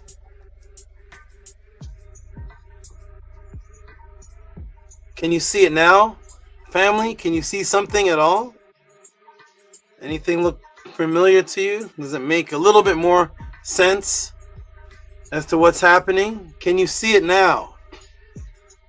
Remember, when the class began, we spoke about the Chinese dragon and the real reason associated with the color yellow dragon, and the real reason. Let me take you to the Chinese. Oh, this is the book. Typo, not restaurant. The Chinese book. And Guideway Through Mountains and Seas, page 47, 48. Here we go. Here we go. A Chinese bestiary, Guideways Through Mountain and Seas, page 47, 48. What does it say? Later disappeared from official pantheons, probably because of the military decline and cultural assimilation of their worshippers. Gradually, the yellow thearch, a comparatively later figure in mythology who may originally have been a thunder god or a dragon snake figure, emerged as the dominant thearch, representing the enter in the five agents cosmology. By Western Han, the yellow thearch, along with several other thearchs, were incorporated into the orthodox genealogy of Chinese civilization promoted by the imperial state and the Eastern Han. He was further elevated as a supreme god of the Taoist pantheon in the works of the philosophers and early historians. The thearchs as sage kings exemplifies various paradigms of moral and political behavior, but in guideways they are more ambiguously defined as powerful divine beings. His earthly possessions on particular mountains. There are also military subordinates of thearchs or rebels who are called into action in the course of the epic power struggles, such as Winged Dragon, number 305, or Xingtian, number 233, Minister Liu Yu, number 244, the Master of Rain and the Lord of Wind. Huh? Boom. Rain, winds, thunder, and lightning, the most visual, audible, powerful, productive, and destructive forces felt by man, female, man and woman as they call, during nature's cycle of rebirth, renewal, thus a symbol of power, rulership with a dual nature. One, the ability to maintain, which is long, dragon, the empire, to keep a flowing, long rule of the empire and the people to protect their life. And two, the opposite is to take a life through protection, war, equaling a powerful emperor, the long, the yellow dragon, a symbol of that which brings life and also destroys it simultaneously. Oh, by the way, let me ask the question. What color is lightning to the human eye? When you look up on a...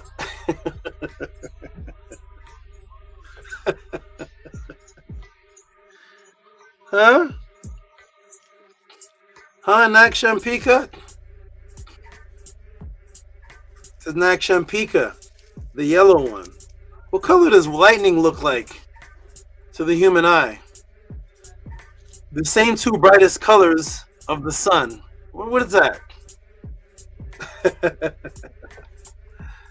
That's right. Yellow or white, which are actually the same, which I...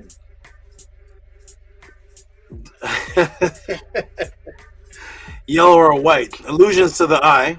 It's a bright flash any bright flash in the night sky is going to appear, any bright color is going to appear yellowish or white.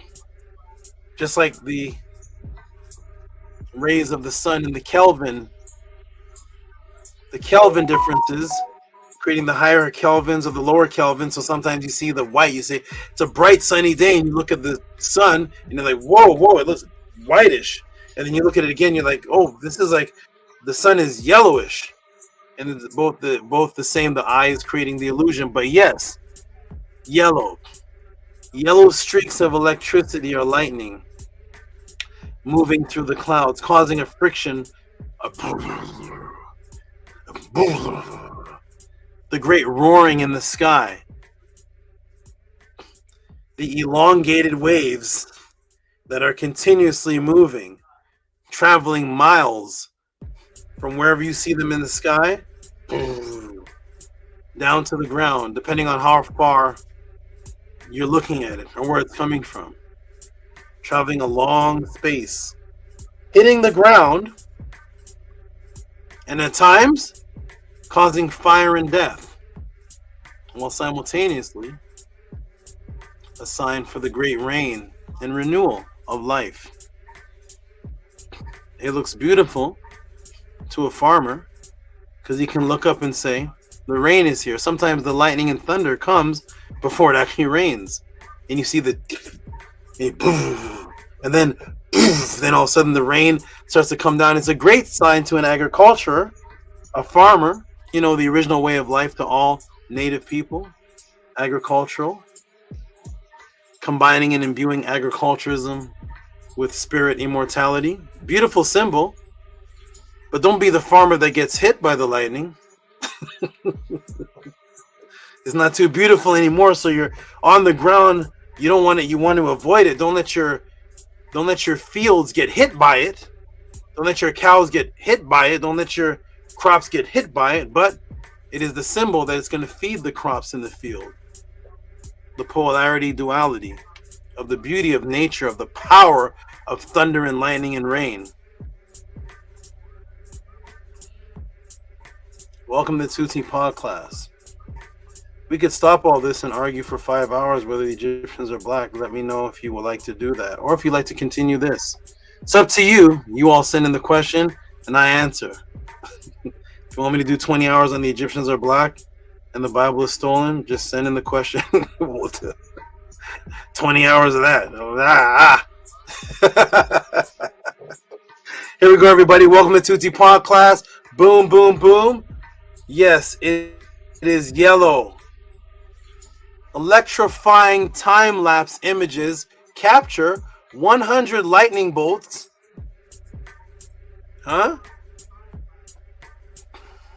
Live science. Electrifying time-lapse image captures 1,000 lightning bolts torching the skies over Turkey. What color does that look like to you? Bright white and yellowish. What do those look like to you? Do they look like serpentine creatures? To a farmer on the ground, knowing this brings the power of life. These high white yellow lights. Boom. Bright whitish yellow. The yellow ruler. The dragon. The long. There's your yellow Chinese. The real definition. Dragons flying and shooting fire over a castle city. You see the fire, and what's this in the sky associated with the dragon? Flying, lightning, fire. Because when the lightning hits the ground, it appears to come from the head of the dragon. The fire-breathing animal. Long, twisting, serpentine-looking bolts that can touch the ground and cause fire. And of course, at the Tehuti Podclass, House of a 10, we go by ancestral artifacts over religious opinions. Ancestral artifacts over religious opinions. Ancestral artifacts over religious opinions. Thus, let me take you to the oldest known Chinese philosophical spiritual writing that are in translatable book form. I'm going to take you to one that's not translatable, but let me take you to the most known translatable writings that are translatable. The oldest philosophical spiritual writings that are translatable in a translatable book form, called the Book of Changes. You may know this as the I-CHING. Tehuti, what do you know about the I-CHING? No, you can't teach about the I-CHING too. The I-CHING, originating from the oldest known Chinese divination manual in the Western Zhou period, 1000 to 750 BC. This is from the spiritual divination manual from 1000 to 700 BC, which was the Book of Changes. This became the Book of Changes, today known as the I-CHING, which was a divination manual. That's what this was. The I-CHING, the divination manual, 1000 BC, 750 BC. Let me ask the class, have you ever heard of the name or word Fei Long? Whether in a kung fu movie, video game, media character, anywhere. Does that word sound familiar to you? Fei Long. Let me come to the screen. Anybody heard of Fei Long? Fei Long. Heard of him? Heard of that name? Fei Long. Anybody grew up with that word in their mind? Fei Long. Let me give you a moment. I'm going to come off the screen for just a moment. Let me give you a moment. Tell me if you heard of Fei Long. One moment.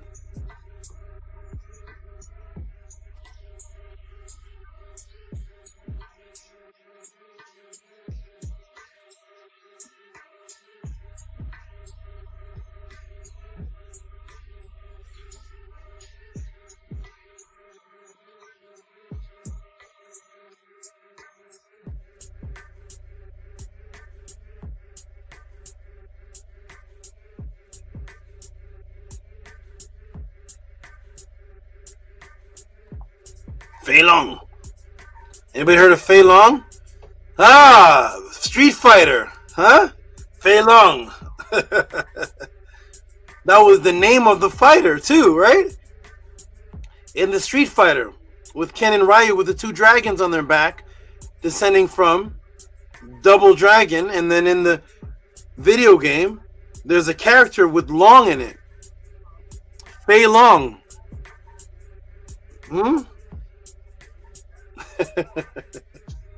Big Trouble in Little China.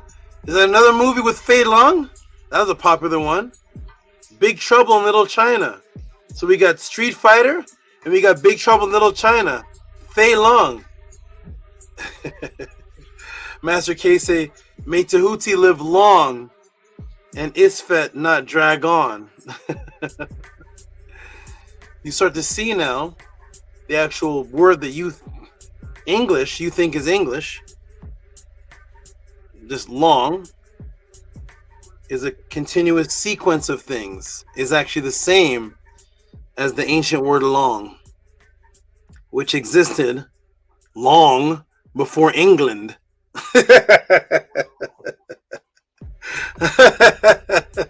Before England had the word long, which means somebody, what does long mean? They say it's a stretched out thing. Yeah, it's actually from long. It's the real long, which is a sequence of events. The ebb and flow of something that starts somewhere and keeps going. Like the long electrical current of lightning that never dies. Try to put out lightning, see how that goes for you. It just comes back. Reborn, comes back. Reborn, been going on for millions of years. Lightning, that dragon. Woo! Oh my goodness, man. I think I should join everybody else and just argue whether the Egyptians are black. That seems to be easier. Here it is, everybody. Boom, we're in I-CHING. Fei Long. So we have Big Trouble in Little China. We have Street Fighter. Fei Long. Once again, another long word that's in our mind since we were a child. Wonderful. Let me show you for the first time here at the Tehuti Podclass what that word actually means and what that actually means in the words first recorded, which is in the divination manual, which is an entendre for something happening in the sky and the field and you seeing a great person. I will take you to the I-CHING lines 2-5 in this translation on page 16 and give you the actual transliteration. Oh my goodness, so easy to be the other guys. Here we go. I-CHING, here we go, everybody. 5 and 2. What does it say? Oh. Fei Long Zaitian. Fei Long Zaitian. Fly dragon in the sky. There's the dragon long in the sky. The Tain. See that? Li Jain Di Ren, favorable. Great dragon person. Oh, the flying dragon in the sky. If you see that, it's favorable to see a great person. It's associating the greatness and the power of that long, the Fei Long in the sky with the great person, which of course would eventually become the emperor, which would be the greatest person in the civilization and culture, thus associating with the yellow dragon or the great yellow lightning. The Fei Long, Zaitian, in the sky, the great person. Line 2, same thing. Jian Long Zaitian, you see in the field favorable, the great person. You see a dragon in the field, it is favorable to see the great person. We are back to the dragon being associated with something in the sky, which is an entendre of a great person, and something in the field, entendre of the great person. The sky and the field. The Fei Long. Boom. Because of course, now that you know, this word has to do with the flowing current and connectivity energy, also pertaining to clouds and green fertile soil, you know, the field. You can see how the real word long, associated today with dragon, pertains to being a prosperous great person, because all ancient cultures were what? Farming agricultural cultures. Welcome to the Tehuti Podclass. Yes, they gave this to you since you were a child, but of course, desensitize your brain so you would lose the culture of the word, and through links and associations, take it as something not too serious, but a form of entertainment. Do you remember what Fei Long was associated within your brain when you were a child and a youth? While giving you part truth. Here's Fei Long, a video game. And what does he have? Fiery fists. Fiery feet.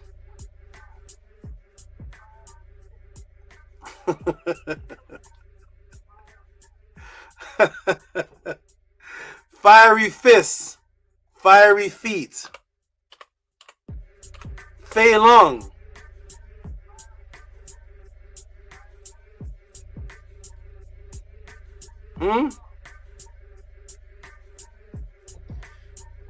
The Great Dragon.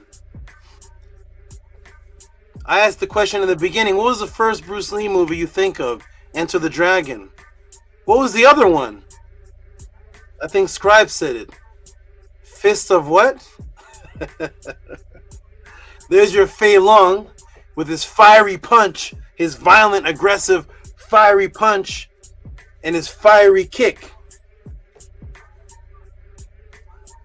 Fiery, rage, the same as fury. violent, fury, madness, chaos that's caused when lightning hits something, causing fiery, a frenzy. Look up the word fury, fiery, and the frenzy, the violence that's caused by the hit of the fist of fury, the fiery fists, the Fei Long. What was Fei Long? We know that in the oldest writing, Fei Long was the dragon in the sky. Who gave me this answer? There's Fei Long with the fiery fists, fiery feet. What does Fei Long mean? What was his name? Fei Long is a tribute to the Kung Fu movie legend Bruce Lee.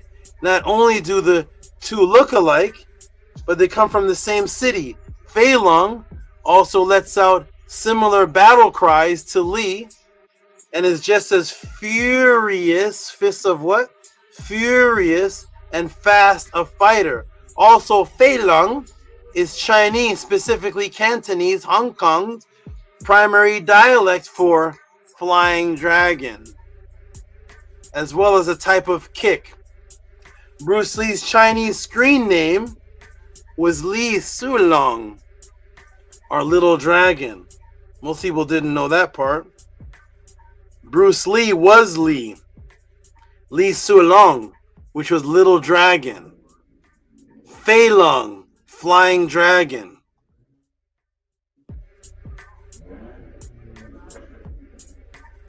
Fei Long, I-CHING, 1000 to 750 BC. The flying dragon is in the sky. It is favorable to see the great person.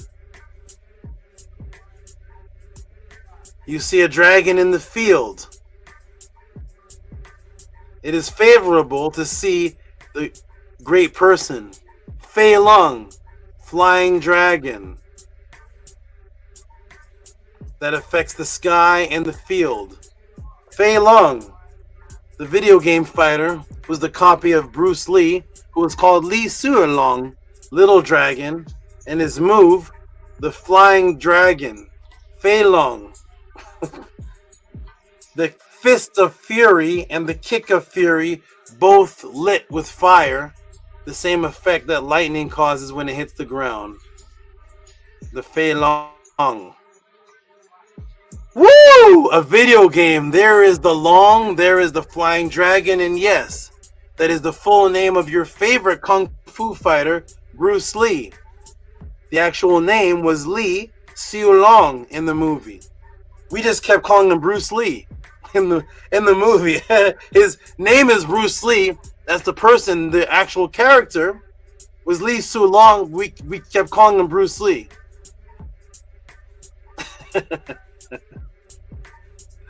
Uh-oh. Bruce Lee, November 24th, 1940, July 20th, 1973, Cantonese, Li Sulong, Little Dragon, Mandarin, Li Zayulong, real name Li Jun Fan, to arouse and shake in foreign countries, nickname Li Sam Kyuk, 3 kicks. Bruce Lee, everybody's favorite. Do you have a Kung Fu favorite over Bruce Lee? Go ahead. That was Li Sulong, the Little Dragon.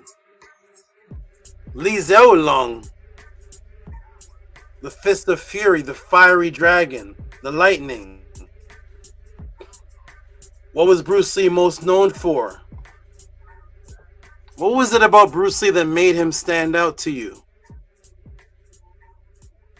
It was associated with an inch punch. What was so unfathomable about that inch punch? You couldn't see it. Bruce Lee was too fast. The speed that was associated with electricity. It's very hard to see electricity move. Try it one day. Try to see electricity move and follow it. See if your head can move as fast as the lightning strike.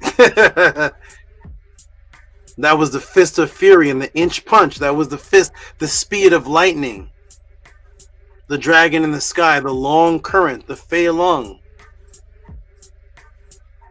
That was the big dragon. Like Akhenaten, the sun was the big sun. The imbuement echo was the little one, the Akhenaten. He was the sun on earth, but he was the little person compared to the big one. The Feilong, that's the big one, the lightning speed. You as the echo of that, you're the little dragon. You're on earth moving faster than anyone. As a representation of lightning, or the dragon, the long, on earth.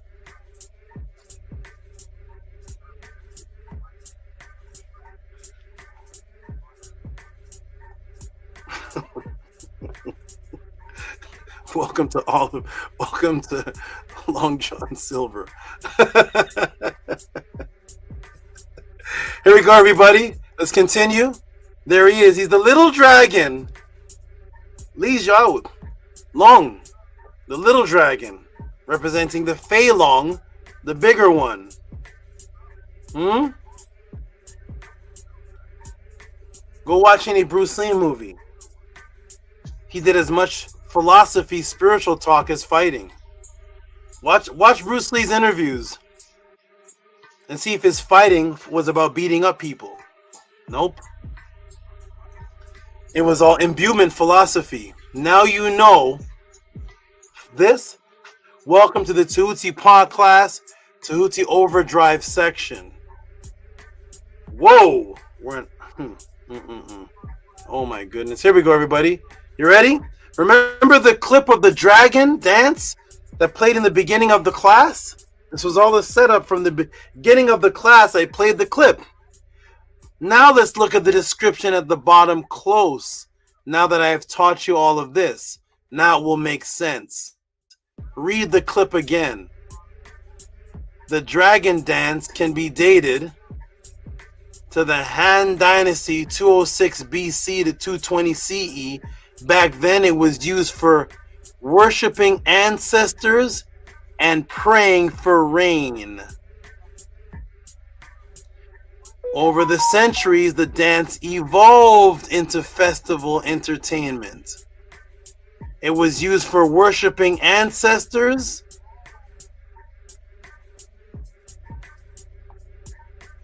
and praying for rain. That was the yellow dragon dance. Who would be praying for rain? The farmers, the agriculturalists, for the recycling of the growing of crops. They would want rain. Without that, there's no farming. That's what the dragon was. Two things. Rain, while simultaneously associating with the deceased immortal ancestors.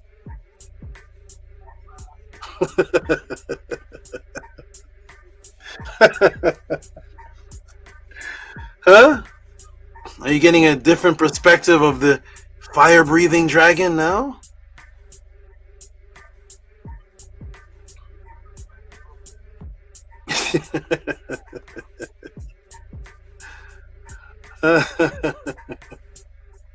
The dragon dance can be dated to the Han Dynasty, 206 BC to 220 CE.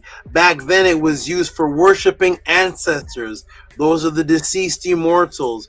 And praying for rain. Over the centuries, the dance would evolve into festival entertainment. The dance was not for festival, any type of entertainment back in the Han Dynasty in 206 BC.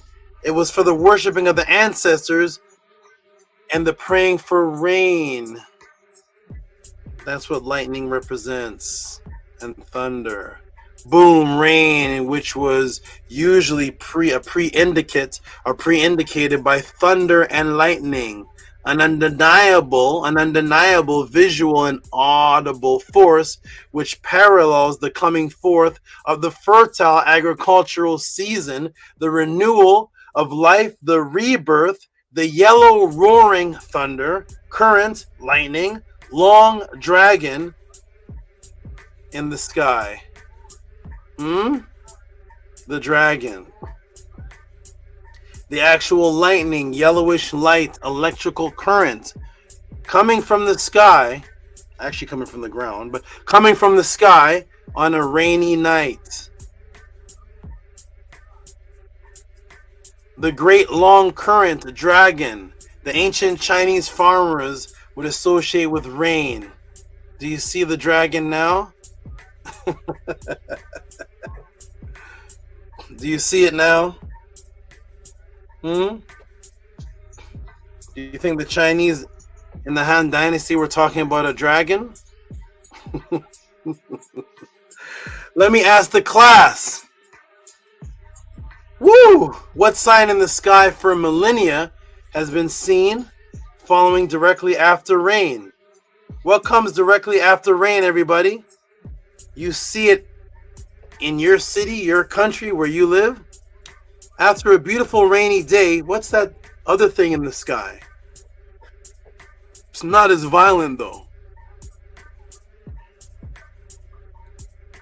What is that nice, beautiful thing you see in the sky directly after the violence, after the thunder and the lightning and the pounding rain and everything clears up? You see something. This thing doesn't make any noise. It's actually very beautiful to look at, and you look at it and some are mesmerized by it. What's that thing? The rainbow.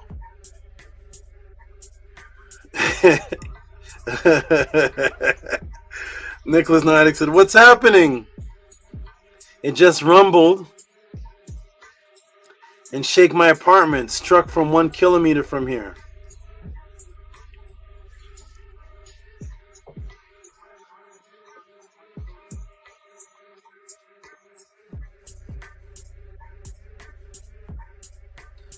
It just struck lightning here in Norway, 1 kilometer from me. Shook his apartment. Welcome to the podcast.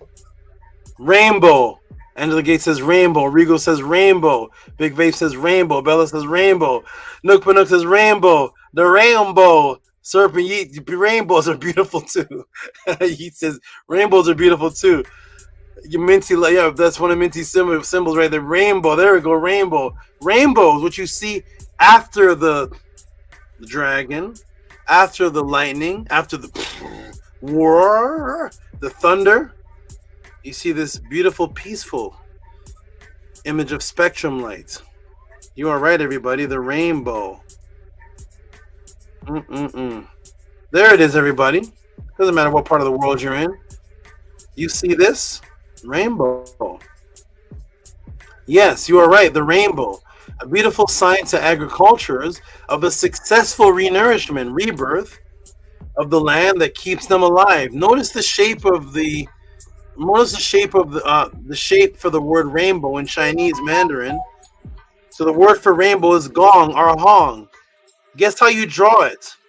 For that, I will take you to the oldest known writing in China, the oracle bone. I remember when I told Nana said, oracle bone? What the heck is that?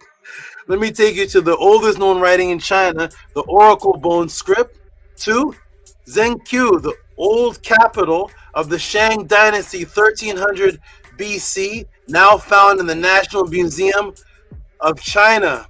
Here it is, everybody. Oh my. There's the oracle bone. I can't zoom in much more, but on here is a symbol for rainbow. There's a clearer version of it. Ooh-wee. And I'm gonna have to take a break after this. Here is the oldest Chinese word for rainbow. What is that? The hong, the gong. There's the rainbow. What's that? Boom. The dragon again. I'm going to take a quick break here, everybody. I have to take a break for just a moment. It's 1 hour and 32 minutes in. I'm going to take a break right now. For those of you who are watching so far, Danny Sylvia has jumped in with the dragon, the magic hat, live Hika. Oh my goodness. I'm gonna put the link in the room. I have to take a break, but just for a moment, I have to take a break, replenish myself. We're an hour and 30 minutes in. If you are seeing anything like this on any other YouTube channel, any book that your teachers put out, whatever you have, whatever you're watching, put the link in the room, the timestamp, the book, the page number. If not, support the Tehuti Podclass. This is ours.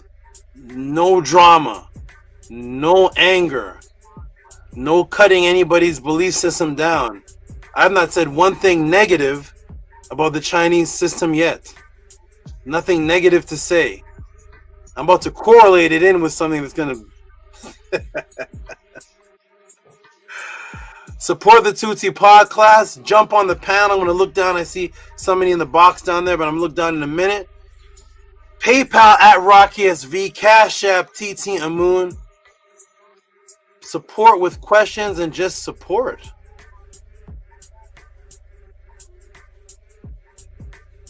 Where's the team? Jump in the room.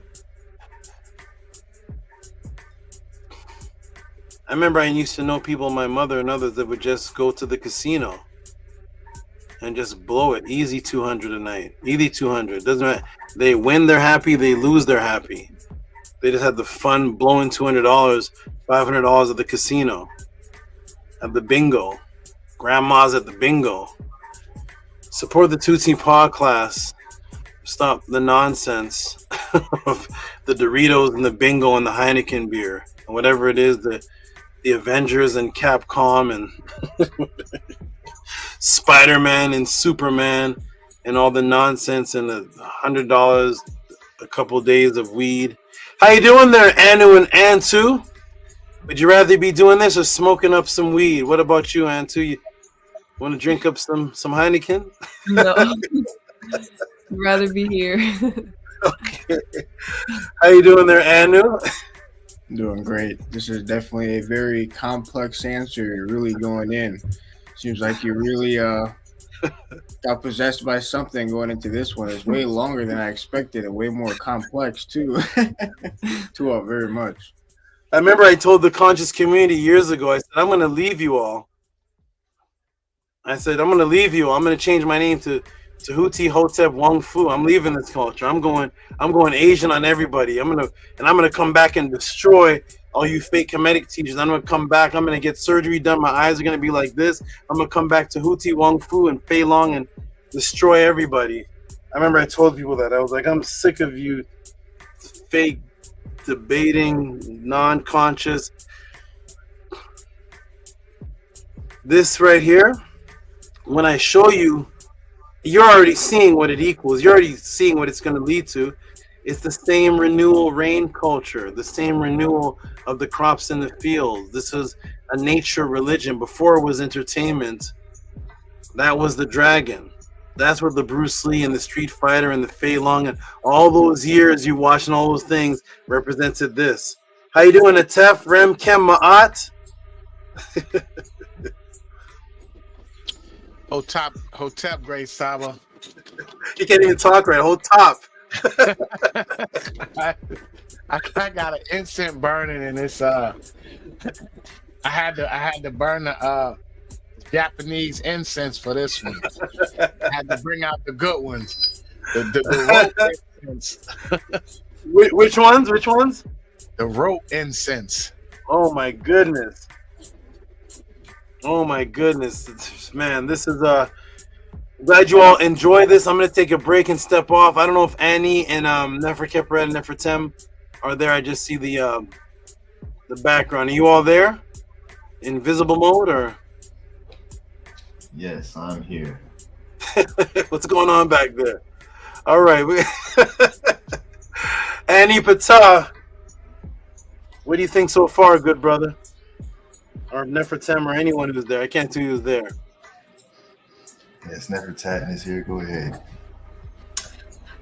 Yes, to Saba, one, it really speaks to the Ma'at in you that you would give such detail. You're speaking Mandarin. Like, who else on the internet, who else on the planet is willing to go to that depth to just bring forth an answer to a question that seemingly has nothing to do with Ma'at? I've always felt dragons in the clouds, so it was great to get that piece of the puzzle. But again, it speaks to the answers are really in the language, whether it's the Medu, whether it's Mandarin, and it really calls us to use our Ma'a and really look at these words, because across the globe, the indigenous were not foolish people at all. They were way ahead of us and they left us things there. So to us, Saba, for taking dragon style, and you know, I give you an A+ for pronunciation. You're imbuing the Mandarin and the Medu at the same time. It was quite something, and yet there's more to go. So very fortunate to be here at this time and have a master teacher that can teach it all, really. People say they're teachers, but nobody can teach it all like Saba Tehuti. Yes, okay. Thank you for your appreciation, and this one put me to sleep many times in the day. I almost didn't give the gingivitis toothpaste answer today, because this one kept putting me to sleep, and it kept sucking me dry, and I had to wake up and I'm like, okay, enough. So I was like put to sleep. So thank you for your appreciation. Nook. I know you you got a little Asian persuasion liking in your disciplines there. Now you got a little something to add to it. To Hotep, Netzer, Saba, yeah, this is a powerful breakdown, man. I mean, it's all correlating, so keep doing it, man. You got it. Thank you, good brother. Thank you. Okay, I'm gonna take a step off break. I'm glad Annie is here. He can who spoke? Annie, Nefertem. Is Neferkeperet around, or she's gone? I can't see anybody. She's in the Upesh. I was in the Upesh too. So. You're on the Upesh too? Yes. Oh man, don't drain yourself out before the pod class, man. Let the pod class end. Don't go in the Upesh yet. We need you to the end of this class. You're the we need you, Annie. Don't Upesh yet. Yeah. Keep that energy flowing. Keep that dragon up. All right, everybody. I'm gonna step away. I'll be right back, everybody. You all build, and I'll be right back to finish the answer to this beautiful question. Shout out to Danny Salinas. Shout out to everybody. This question here: why does China use the dragon? The dragon was around you since a child. Now you're getting a real understanding of what this is. The ancient Chinese never heard of a dragon. I'll be back, everybody. Peace. Oh my God. Hotep, peace and love, everybody. Yeah, this is fantastic. Nick Pooh, what's going on, great brother?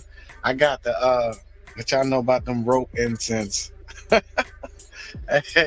Hey, you know what I just now realized? I just had a nice I don't know what you would call it, some insight when Nefertiti said that Saba was speaking Mandarin very well.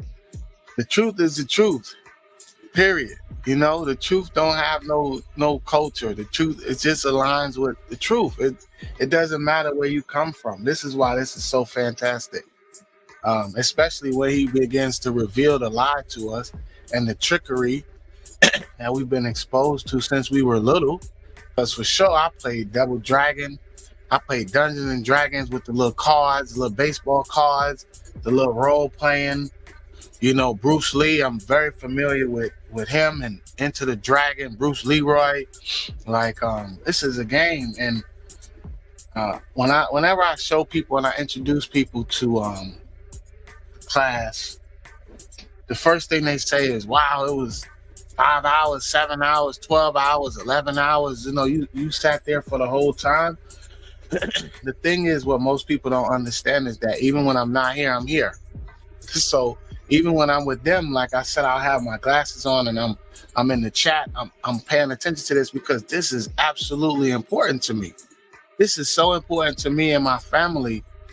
This truth that I get tired, but I don't get tired. Like this information don't get old.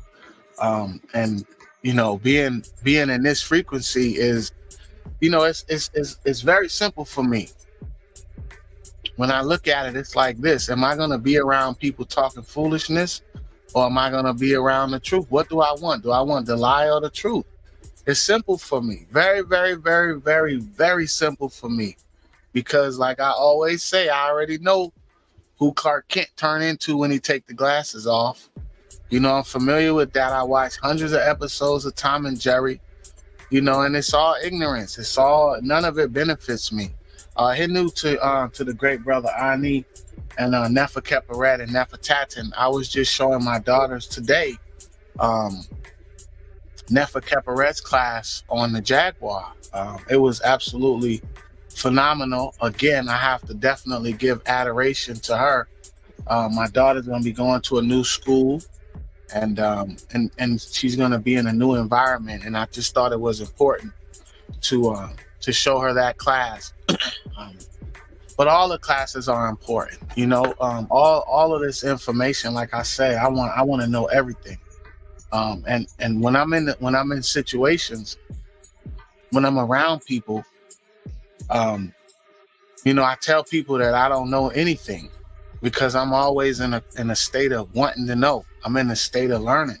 So if you never hear somebody say, "Oh, he's too dumb for his own good," they always say he's too smart for his own good, right? So I try to stay in a constant state of learning, and in order for me to do that, I have to know that I know nothing.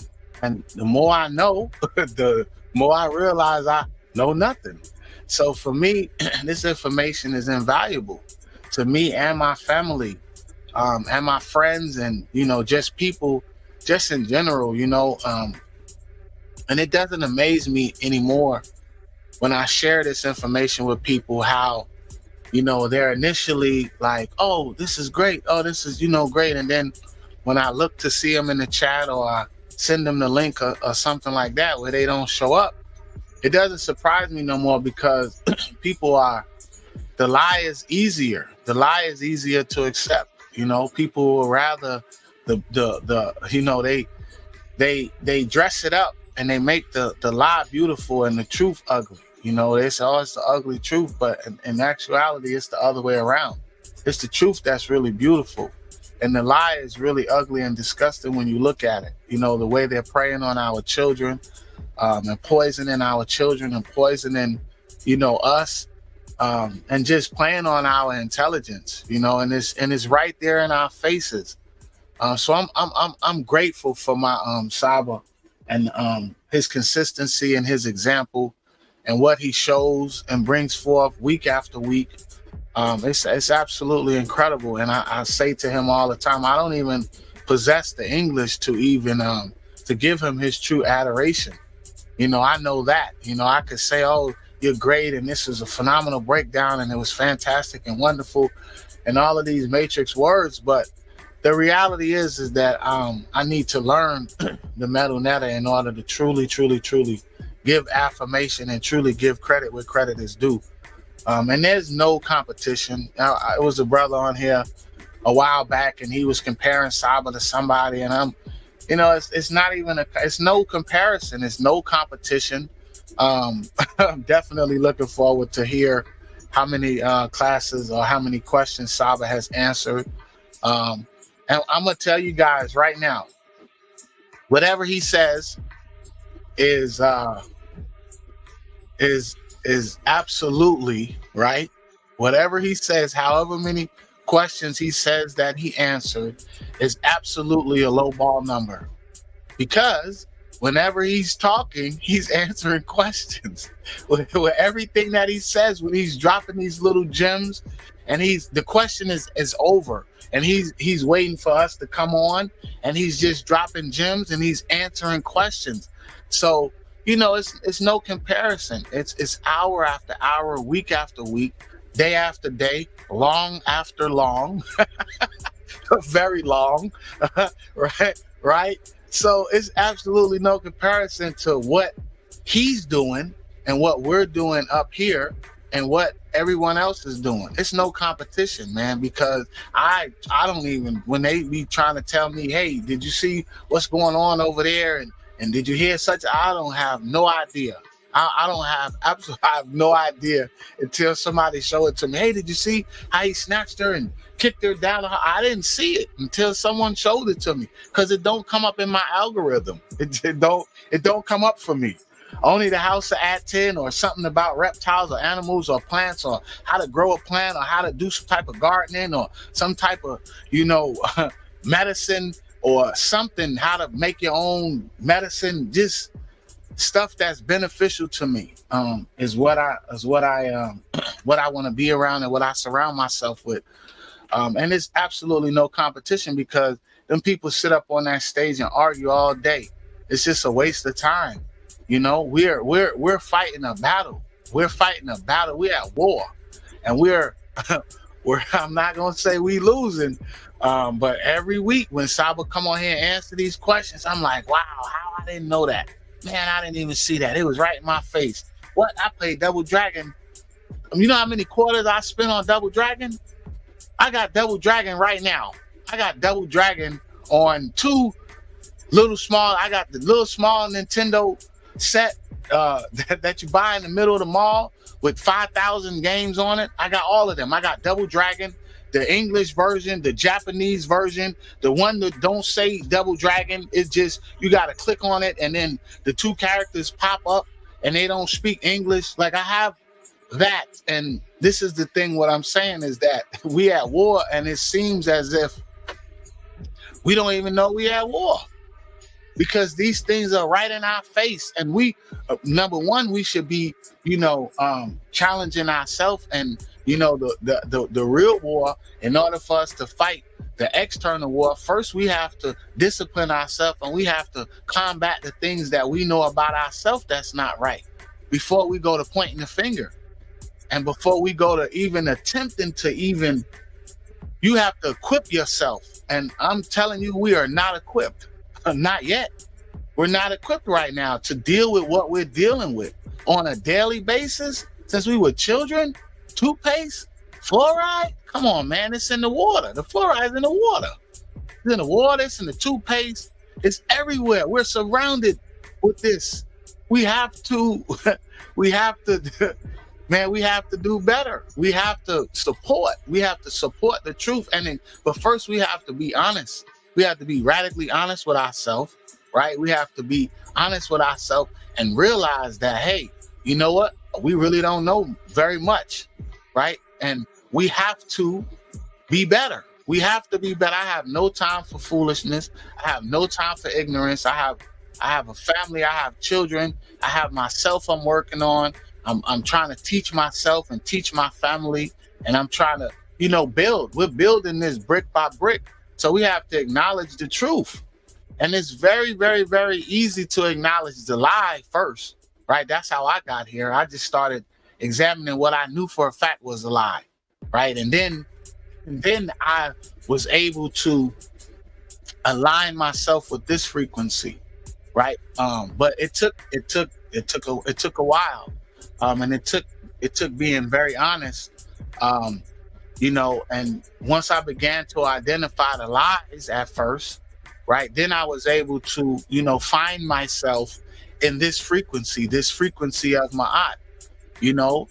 Easter bunnies don't lay eggs, mammals don't lay eggs. It's little small stuff that we can begin to, identify with and break ourselves out the matrix. The language we speak isn't ours. Doesn't trace back to our ancestors in particular, right? We're not black. My shirt is black, right? We're not African Americans, two different continents. And how's America a continent if Hawaii and Alaska is part of it? And how is Africa a continent? And if Cape Verde, like, it's just so many different things. And they taught us all this in school. This is something that we've also learned with our SABA. But this is, like they, SABA said it just so well, so eloquently. He put it. He said they could. This was a long time ago. He said they could hide the truth, they can't make it go away. And I don't know if that was a quote or how he said it, but it resonated with my soul when he said that, and then, when he showed us what ma'at means, which means to dig and examine, that's all you have to do is begin to examine. But examine what? Examine yourself first. First examine yourself, and then be real with yourself. What is it that you need to work on yourself? I don't know what you need to work on. Only you know what you need to work on. I know what I need to work on, right? So that's where my focus and my energy is at. And the one thing I don't want to be around, no type of ignorance, no type of foolishness. I just want the truth. That's why I don't ask no questions, because every question that everyone asks is important. Whoever asked that fluoride question, that toothpaste question, thank you for that, because I benefited so much from that invaluably. I don't even know if that's an English word, but it don't matter. We could just make them up, right? Invaluably, right? I benefited, so much, and I don't even use fluoride toothpaste anyway. I've been making my own things. I've been experimenting, and that was an affirmation for me. And I told my mate said, "Oh, you got to clip that and give me that so I could share that with my sister and my mom." And I told her, I said to her, it's incredible the amount of things that we share with our family. And these are decorated people.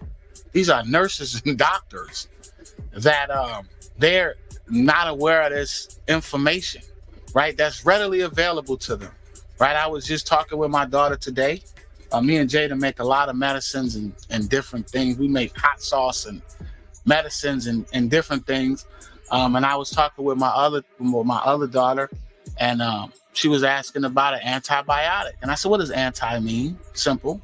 She says, "It means no. It means against." Okay, cool. So what does biology mean? It means life. This is what she said. And I said, "Okay, so what does antibiotic mean?" It means no life against life. It's simple. But people are taking antibiotics left and right. They're prescribing it. We're overindulging in it. I'm not going to. The pharmaceutical company, like Saba said, is making a tremendous amount of money, and they're benefiting from our demise. They're benefiting from our demise. But whose fault is it? We have to take some blame.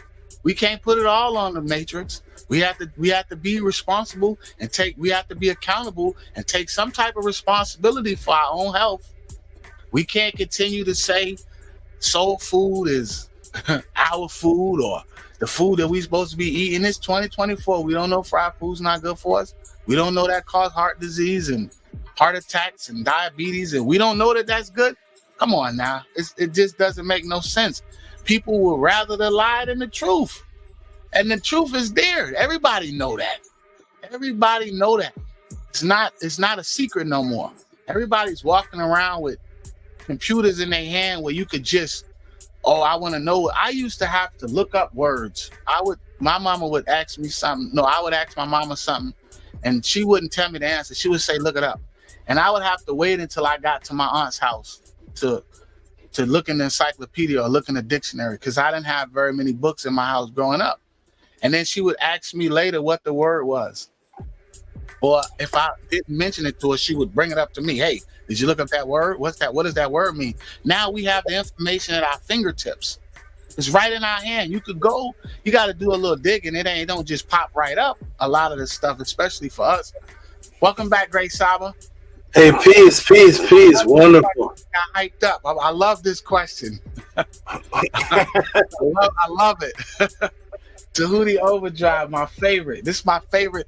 Tell Primordial Thought this is my favorite answer right here. This is my favorite class right here. Oh my! Whoever thought that your favorite class would be on the Chinese dragon? Every class. Tomorrow, if you teach a class, that's my favorite one too. Teach tomorrow. Come on. Come to the house at 10. That's my favorite one, Saba. Oh my goodness. That's interesting. You were talking about the looking up words. I was just telling one of my naturds that I remember the days when you have to go to the library and you had to look through this like Rolodex thing for where the book was, the aisle that it was in, the number, and you have to look it. I was like, man, there was no internet back then. You had to look up individual books in this Rolodex. It took so long, and you had to walk over. But when you found the book, you appreciated it more. With the microwave, just looking something up on Google, you just breezing through it. You don't really appreciate it. When you find the book and you read the book, and it took you that time to walk to the library, it was more appreciated. I was converting more people to the truth back when there was no internet faster than than this. It was by walking and going church to church and walking into the church and breaking into that house to do classes and actually looking into people's eyes.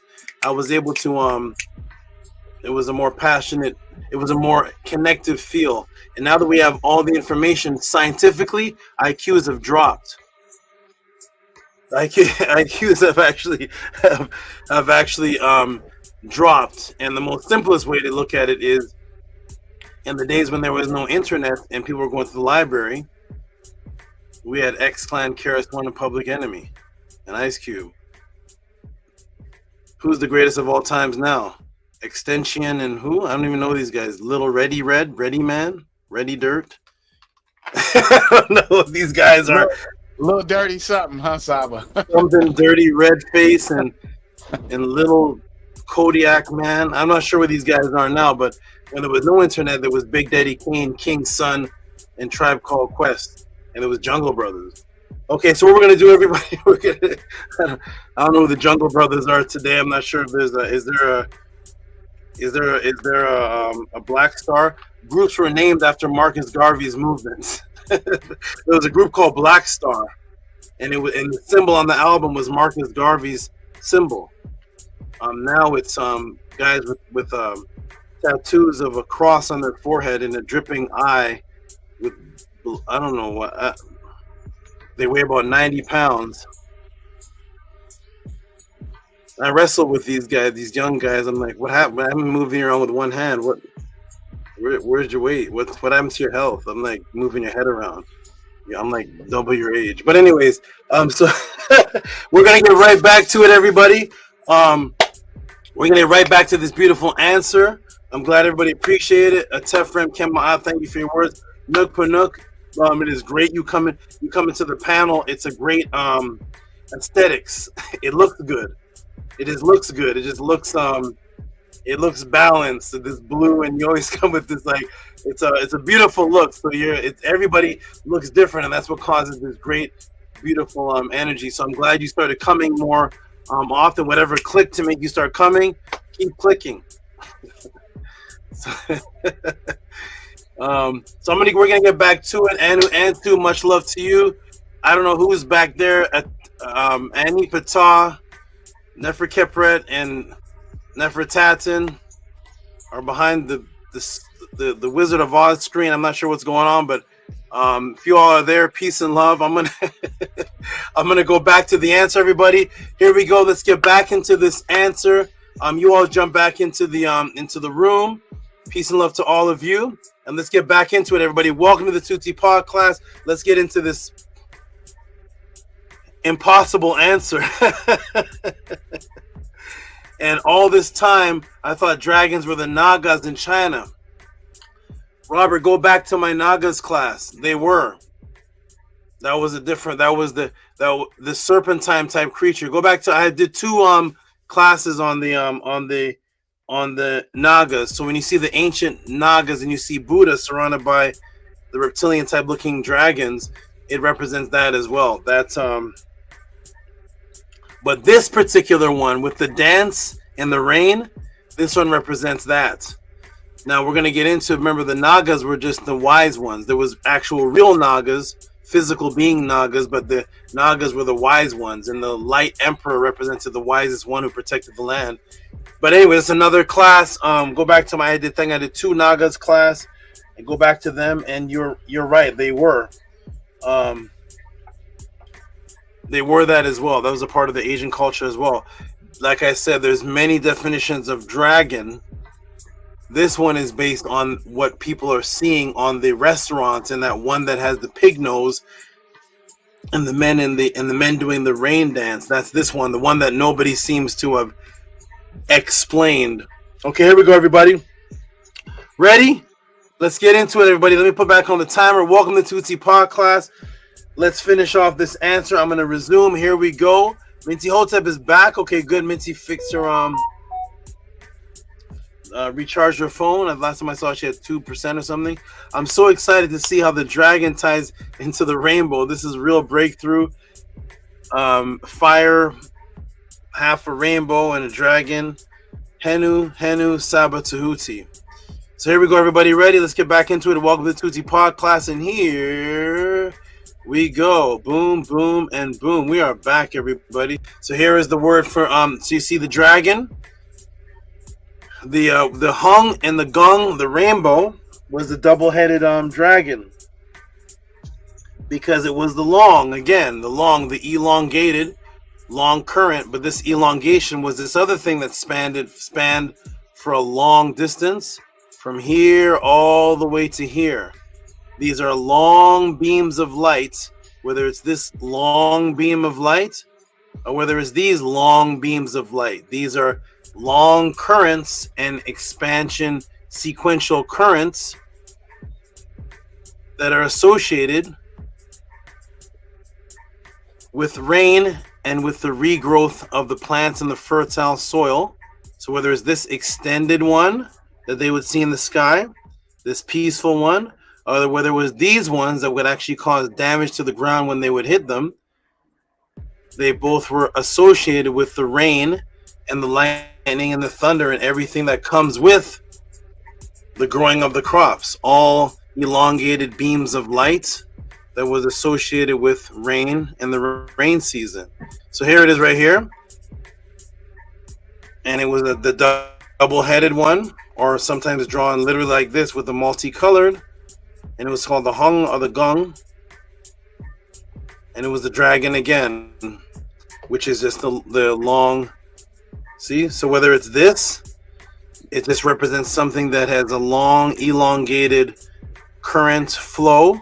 That's usually yellow, because the yellow and the red represents the fire and the electricity, and it's something that is just spanning, called the long, worshiping of ancestors and praying for the rain. Here we go, everybody. All right, here we go. Now, does any of this link back to the teachings? Let me come off the screen for a moment. Now the question comes up: does any of this link back to the teachings of Ma'at Tehuti? Does any of it link back to the teachings of Ma'at? Well, of course, that you will only find out here in the Tehuti Podclass. In the oldest spiritual language, let me show you the word for thunder and wind roaring. Remember, the long, the dragon, and the I-CHING, the Fei Long, the flying dragon in the sky, and the guideways, the god of wind, roaring, thunder, and lightning, the long, that they say is the dragon. What is the ancient word for thunder in the Medu Neter? Now here, always on the move. Are you able to get on the? Okay, let me.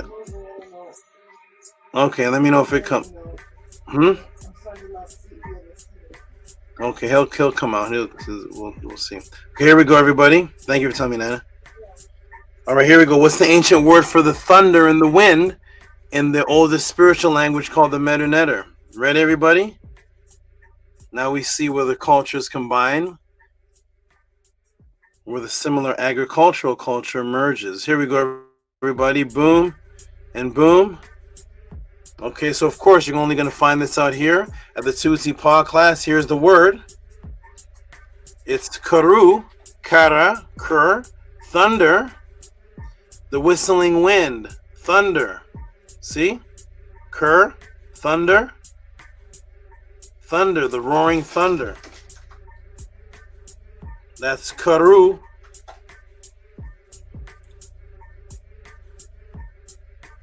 And I've taught you many times, let me see if it's still screen sharing, yes. I've taught you many times about the word RE. We know now through my many classes at the pod class, my many teachings at the pod class, that the word RE is to create something in the conscious realm, the RE, and to speak it into existence. What if you were to put those two words together? What would that be, everybody? If you took the word RE, which is to create something in the conscious realm, and then speaking it into existence, what would that word become? RE HERU, right? It would become RE. It would become RE, which is to create consciously, and HERU, thunder. Is that actually a word that exists? RE, we know through many classes, is to create something on the conscious level. And then we have the word HERU, which is thunder. It would be RE HERU. What if I told you that was an actual already existing Medu-Neter word or term? Let me take you to page 66 of the Ancient Egyptian Hieroglyphic Dictionary. And boom, there's the word. It exists as a word. What type of word is this? RE HERU on page 66 of the Egyptian Hieroglyphic Dictionary. RE HERU. Guess what the definition is of RE HERU? RE HERU is a word, and guess what the definition is? RE HERU, to thunder. The two words to create something in the conscious realm, and HERU, RE HERU, is the word thunder. This is to create something in the conscious realm and to bring it into existence through voice. You'll hear a lot of people in the Kemetic teaching talk about the term Ma-HERU. They'll say it means true of voice. What's the part that means true? Ma'a. What's the part that means voice? HERU. Here we have RE HERU, which RE is to create something in the conscious realm. And now the word RE HERU means thunder. Associating the power again of what takes place in nature, the great sound of the roaring dragon, the great sound in the sky, and the power it has to affect things by being a significant sign of hurricane, storm, lightning that hits the ground that causes fire. And this is the word for thunder, which is RE HERU. The same word as Ma-HERU, which means true of voice. So thus, what does the word thunder associate with in the ancient culture? With a voice. Speaking, a powerful voice. The fire-breathing dragon, it opens its mouth and fire comes out. Guess what the word for fire is in Medu-Neter? Nesser. Guess what the Medu-Neter symbol for the Nesser or the NESU is? It's a tongue. To speak with the power, to speak with the fire, as a great emperor, a NESU BT, was actually named after the powerful tongue, the NESU and the Nesser, the NESU BT. The symbol glyph of it is a tongue, and the word Nesser is also fire, the fiery tongue. Whenever you hear a powerful speaker, say, man, he was powerful. He had a fiery tongue. That was a fiery speaker there. He was very, he was very powerful. What's that? That's what they say about you all the time. The fiery tongue. Now the Arikaru means thunder. The word for fire, Nesu, which is the tongue. That's where the fire comes from with the dragon. The power to create and destroy, as the laws of Ma'at teaches. You have the power to create with the tongue and destroy with the tongue. The duality, polarity of the great fiery tongue, as lightning does. Lightning, thunder, and rain. The beauty to create and destroy with the great fire. Same concept. That is the concept of the great emperor. So that's the emperor in China was the yellow emperor of the dragon, the great lightning, and the great emperor of Kemet was the fiery tongue one, the Nesu of the Nesser,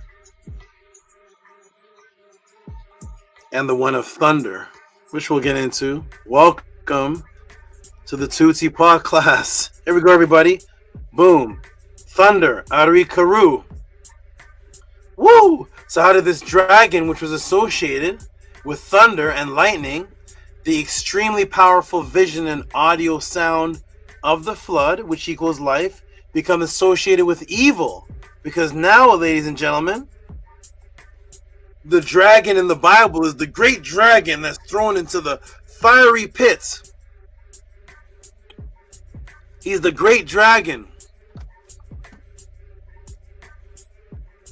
thrown into the fiery pits. Lucifer, the devil, the great dragon. Now when you think of dragon, you think of the Draconians and Draconian rule, which is the name of a government rule, by the way. Did you know that? Did you know that the government administration is called the Draconian rule? All right, so the great dragon now becomes this evil thing. So how did this take place?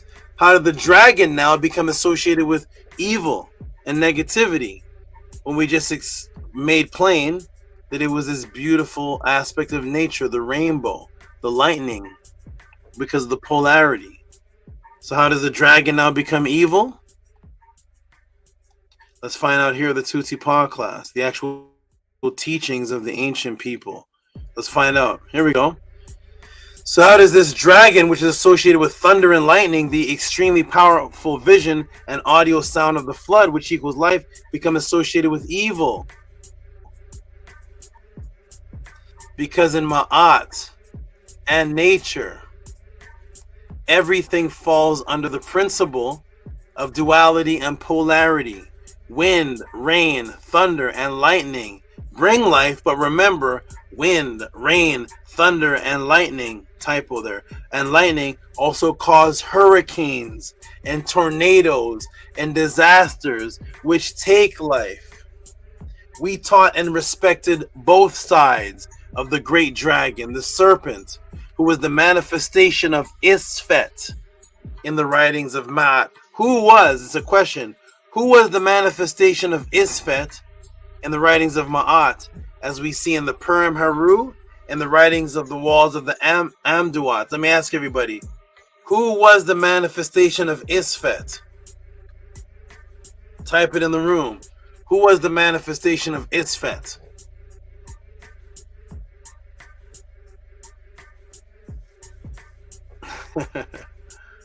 Nefer teaching Sahaba Tua, yes, let's do it. Let's do it. Who's the manifestation of Isfet? APEP. Spirit to APEP's neck. Spirit to APEP. Definitely to APEP.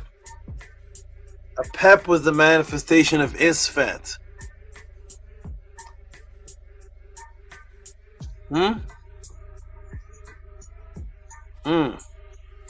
Oh, this answer is, whoa, here we go.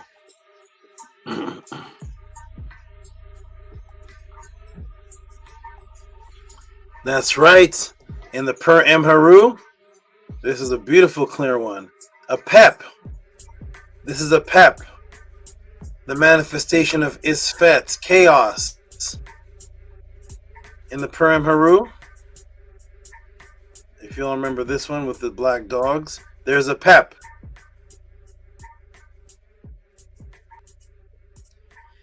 APEP, the great dragon. There's APEP right there. Because we understood the polarity and duality of the serpentine creature, representing something powerful, something good and bad. So now APEP becomes associated with the negative dragon. But how does it become associated with a negative dragon and also rain? Yes, APEP. Let me take you to page 111 of the Ancient Egyptian Hieroglyphic Dictionary. Guess what the definition of APEP is? Huh? Ready? Monster, mythological, logical serpent which produce thunder and lightning, storm and hurricanes. That's the other side of the polarity of the dragon, the same as the Chinese. The same thing. The dragon, APEP, the serpentine creature, represented thunder, produced thunder, lightning, and storm, and hurricanes, and the clouds, the darkness, the personification of evil. So in the Chinese culture, the dragon was the thunder, the lightning, the storm, the rainbow, but also on the negative side, causing also hurricanes, danger, life and danger. APEP, thunder, lightning, storm, hurricane, the exact same thing. Boom, both sides of the dragons, rain, thunder, lightning's power. We respected that. Some may say, but Tehuti, in the Chinese culture, it's a dragon, not a serpent. Snake like APEP. They were the same to us. Let's go back to page 53 of the Chinese Bestiary. Guidance through monsters and seas makes it very clear that snakes and dragons are interchangeable in the culture. And the same in Chinese culture as it was along the Nile Valley and everywhere else along the planet Earth prior to the Matrix. Page 53, here we are, a Chinese bestiary, guideways through mountains and seas. Page 53, here we go. Yet another figure who's probably a shaman but described simply as a person is BILODEAU. He appears in chapter 18 as ascending and descending. Origination mountain. The commentator Hao YIXING considered him identical to BILODEAU mentioned in the Master Goan, who was historicalized as an official of the Yellow Thiarch and ascended to heaven alongside with him. Some figures are particularly associated with snakes and dragons. They may either have snake or dragon bodies themselves, such as the mountain gods along some of the guideways, or they may be described as dominating them by wearing snakes through the ears and by grasping hold or thread on either of these creatures. For example, in addition to Shaman Zaying, the god Rashu wears a snake in his left ear. So it's interchangeable, coming in the form of snakes or dragons, because there's no such thing as the actual dragon. It's a reptilian symbolism of how long it is. The elongated current sequence. Question for the class. Who was reborn symbolically through nature, represented by the coming of rain and flood in Tamaray, in Ma'at? Who is it that was born? Who is the young child that was born?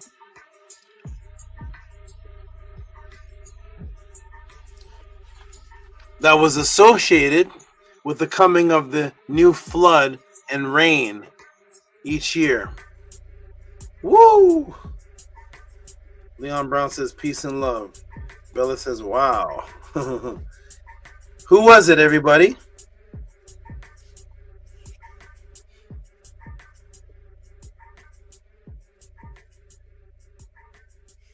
Who was it? We all know who it was. It was HERU. That's right. HERU, everyone. Here we go. Whoa. Oh, man. Oh, my goodness. What these answers are. There we go. Who was it? HERU. In the renewal period of the AKHET. The AKHET, the first season of ancient Kemetic calendar was AKHET, which means appearance. It ran from mid-July to mid-November. This was the season in which the inundation, the flood, the lightning, the thunder, inundation occurred. The rain.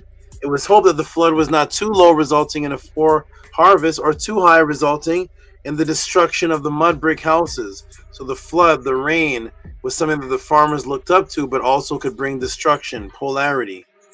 It could destroy the houses and the paths built near the Nile. The inundation, the rain, was also associated with the star Sirius, which is called Sapti, because the star reappeared after a 70-day absence. At the new year, heralding in the flood, the star was associated with Sabtet and Ostet. The inundation was a quiet time for farmers, as the fields were usually submerged. The first sighting of Sirius, Sapti, in association with the rebirth of the Nile, was so important that its heliacal rising, the heliacal rising is the raising of the sun with Sirius and the three stars of Sahu, Orion, at the same time, the vernal heliacal equinox rising, marked the start of the Kemetic calendar year.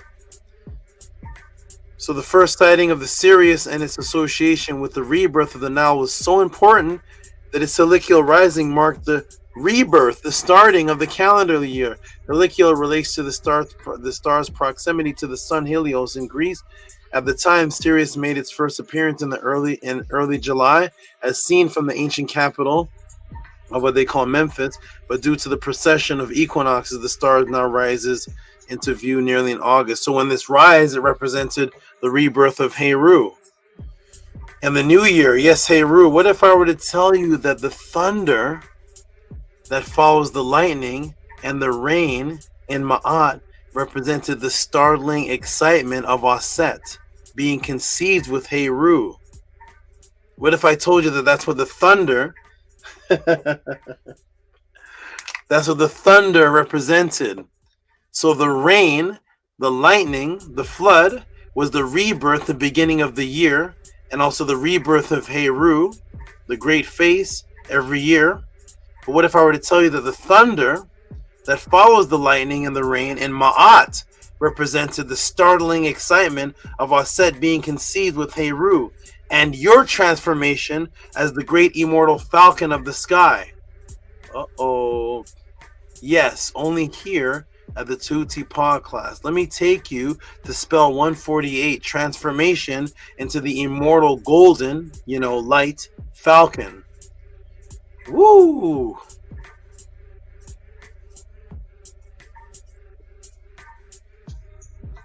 Here we go. Spell 148. What does it say? To make transformation into a falcon, the thunderbolt claps. Uh-oh.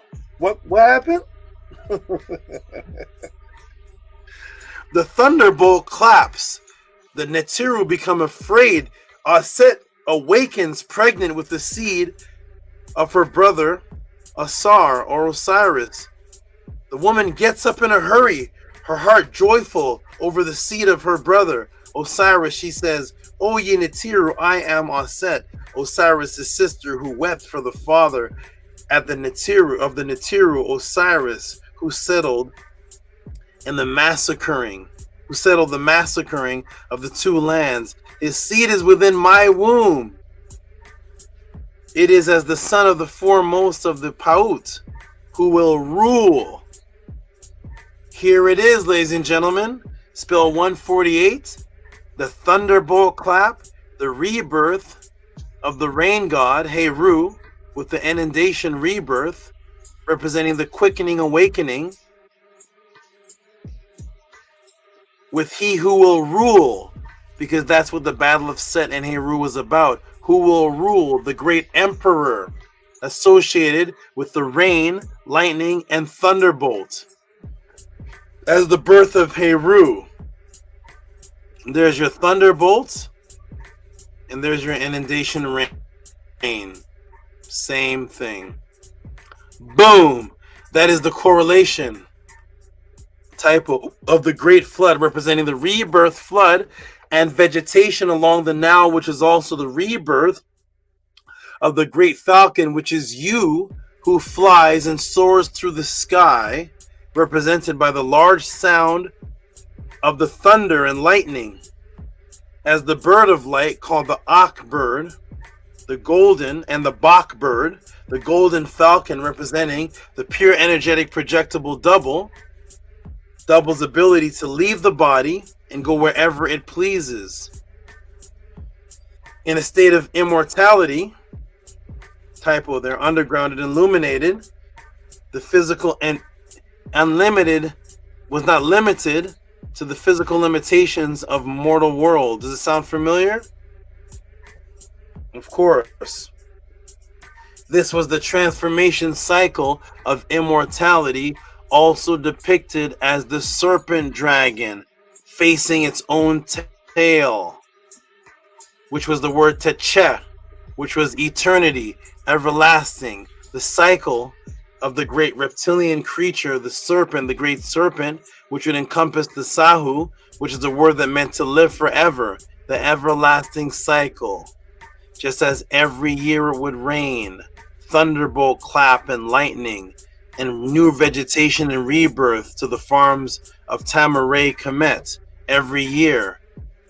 That represented you being born, just as the vernal heliacal equinox rising and the Sahu star and the great Heru star would be born. You would go in a cycle and live in a state of immortality. So that's the great dragon serpent surrounding the mummy or the Sahu represented that which was everlasting, an everlasting cycle, just as the everlasting cycle of rain and Kemet. Ooh. Oh, guess what the oldest depiction of the Chinese dragon, typo there, guess what the oldest depictions of the Chinese dragons were that have been found in archaeology? Neolithic jade dragon. Remember in the very beginning? Remember in the very beginning of the class, everybody. The very beginning of the class. Let me shrink it down. Remember in the very beginning, I went to the Museum Palace Books 70 volume and showed this. And I brought up the Neolithic jade dragon. Remember this? National Palace Museum, Gugong, Wenwu, Yokan. The National Palace Museum, monthly Chinese, with the Neolithic jade dragon. Remember that? Let's go. Let's go. Boom. Boom. Here we go. Let me expand this. Oh my, this is a class of classes. Here we go. The Neolithic jade dragons go down one more. The Neolithic jade dragon, there it is. How is it portrayed? The Neolithic jade dragon H.26, it's H 26 centimeter. Hongshan culture, Inner Mongolia, excavated, and Sangchintala, Ju'ud Act, Chifeng, 1973, National Museum of China. How does it look? Does it look like this? This is the old dragon. The ancient one. Do you see any legs? Or do you see a serpent facing its own tail, like this one? What do you see? This is the ancient old dragon before the new age depictions. This is it. Here it is.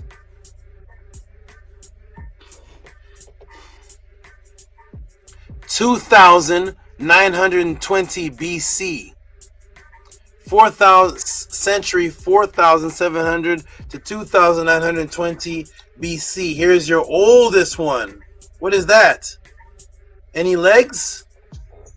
It's the serpent facing its own tail. In the golden age of Chinese archaeology, Jade Quill Dragon, Angshan culture, the Liaoning Province Institute of Archaeology in Shenyang. The serpent facing its own tail. The serpent facing its own tail. The serpent facing its own tail. That was the original dragon before the addition of the legs and the other other attributes. Here's the original one. None goes before this. 4,700 BC, 2,920 BC. This is before the one you see on the Chinese restaurants. Boom. Note at times the dragon had no legs. It's coiled in a 360 so that it touches its own tail. Does that look familiar? It should. Well, if it doesn't, again, I'm going to take you to the gilded shrine of Tutankhamun going back 1341 BC. What do we see here? The serpent facing its own tail. We see the serpent forming a 360 circle wrapped around the consciousness, representing the eternal travel, the cycle of consciousness, the immortality continuing, and wrapped around the feet too, to emphasize the compound that is discussing traveling. The traveling.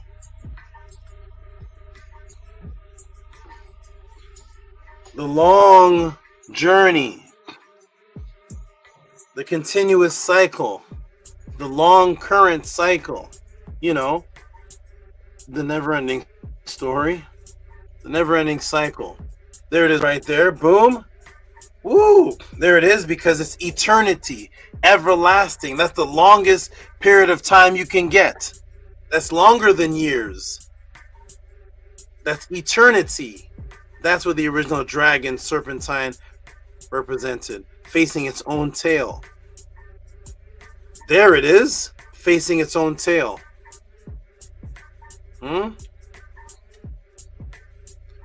Man.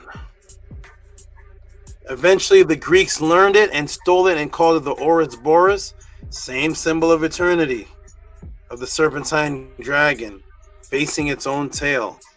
And Plato's Timaeus, 33c.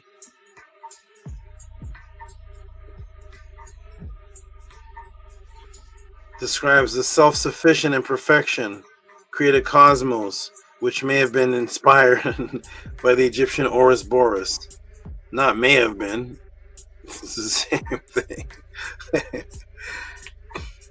The serpent biting its own tail, an ancient symbol of primordial immortal flow, cycle, the nature of constantly cycling as seasons, the rain, the lightning, thunder, echoed in pre-matrix times as the immortal cycle journey of the immortal soul, the long serpent, continuous cycle. Remember earlier in class I taught you that the ancient Chinese and emperors consider themselves the children of the serpent, the children of the dragon, actually depicted as 9 of them, 9 sons of the Chinese dragon. There they are. Children of the dragon. Some people in even some people in the conscious community, and those who study Kemet or Ma'at may say, that's strange. The Chinese consider themselves sons and children of the serpent, dragon, and that is because they, the people that are speaking, were not taught that we were taught this thousands of years prior. We in Ma'at depicted the dragon serpent as the conscious travel on the light boat, the serpent boat, where one is reborn as the child of the dragon, called the serpent children of Renunet. There's the ant boat, with the serpent going around the consciousness, ant meaning to perceive, per HERU. Plate 32. Osar is thy name. Now will we allow you to pass thee by us, unless you say the post door. This is except thou sayest our name. Serpent children. Nexinu, Nu, Renunet. The serpent children of Renunet. Children of the dragon. Children of the serpent. How was Renunet depicted? As a serpentine woman breastfeeding the Heru or the child. That's Renunet. And we were considered the Nexinu, Nu Renunet, serpent children of Renunet, because you were reborn of Renunet. Boom. Yes, we the children were the children also of the great crocodile dragon depicted as Sobek. What do you mean, Tehuti? Well, Renunet represented the serpentine one who got pregnant. That was the serpentine dragon on the feminine side. Did they ever tell you what the word Sobek meant? No, your Kemetic quote-unquote teacher did not, because he has spent 30 years arguing on whether the Egyptians were black, as opposed to teaching you the immortality that the quote-unquote Egyptians actually taught themselves. Which he can't, because deep down, he doesn't believe in what they taught. And that is why you were here at the Tehuti Podclass. Let me show you the meaning of the words Sobek. So here's Renunet. You're the serpent children of Renunet, the serpentine being that's on the feminine side. So she got pregnant. It was pregnant and birth of the Heru. So what about Sobek, the other reptilian type dragon crocodile creature? Sobek, it means to make pregnant. Renunet, the one who gets pregnant, because that's the woman's position in biological imperative, and the male's position as the male dragon creature, as a male reptilian crocodile creature, is the one that makes pregnant. So Sobek makes pregnant, Renunet gets pregnant, and in the immortal side, you are the children of Renunet, the serpentine children. Sobek, the crocodile, another symbol of biological imperative on the physical side. But what about consciousness? Because the same word for biological imperative, does that have anything to do with consciousness? As a reptile, just as the serpent did, guess what the word for wisdom was? Another word for learnt man was on the conscious side. Sobek. The wise learned one. You know, the brilliant one. You know, the bright one. You know, the enlightened one. Yes, we were children of the serpentine dragon. Thus, beings, serpentine dragon type beings, because typo there. Other cultures understood that reptiles, us in the laws of Ma'at, and other cultures understood reptiles in nature represented the primordial state of existence and consciousness, the oldest part of the brain, returning brain, reptilian brain, and its ability to keep you alive for a long time. Back to that word long again, consistent flow of life. That was the purpose of the reptile brain in you. It was to keep you alive, where you would be reborn as an everlasting Heru that would be signified and associated with thunder. Spell 148 to make transformation into a falcon. The thunderbolt claps. And Heru, and Aset is impregnated with Heru. That was the great thunder.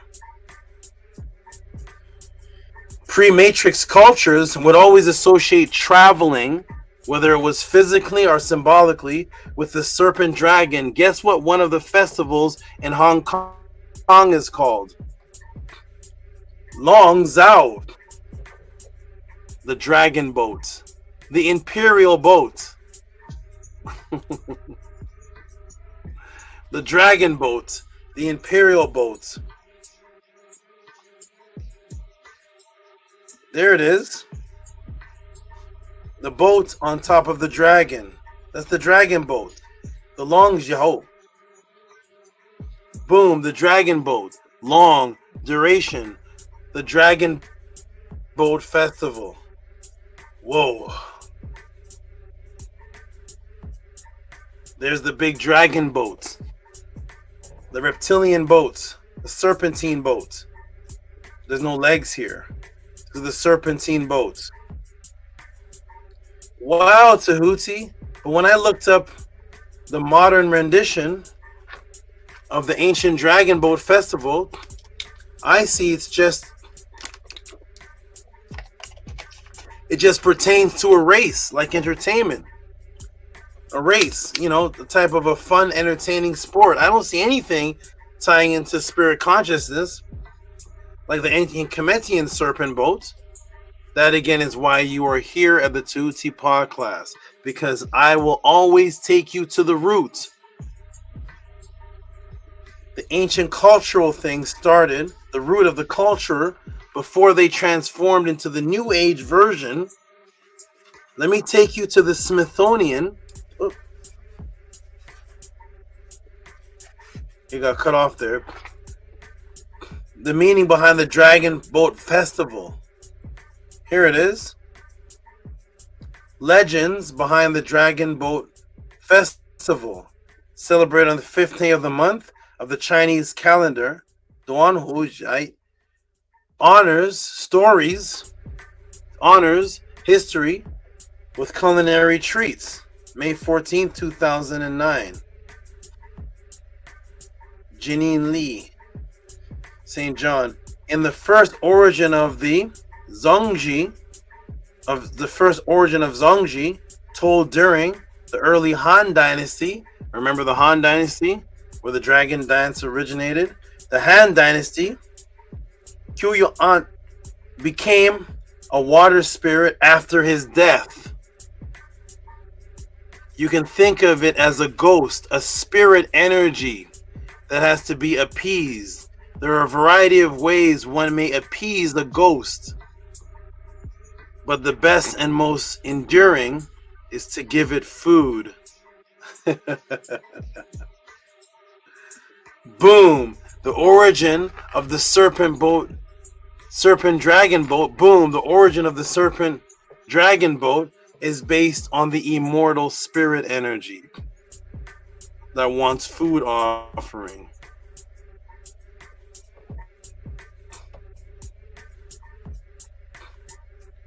Hotep, I am done. Matrix broken. For those who appreciated this more than the waiter they tipped at Applebee's or Olive Gardens or wherever you went to, those who appreciated this more than that, or if you have learned, or if this had any type of impact, or if this class has advanced your recently current understanding of the subject matter, send your tip of reciprocity appreciation. It can be called Enter the Dragon or Longevity or any creative title you can come up with to PayPal at RockySV, Cash App, TT Amun. Hotep, I am done.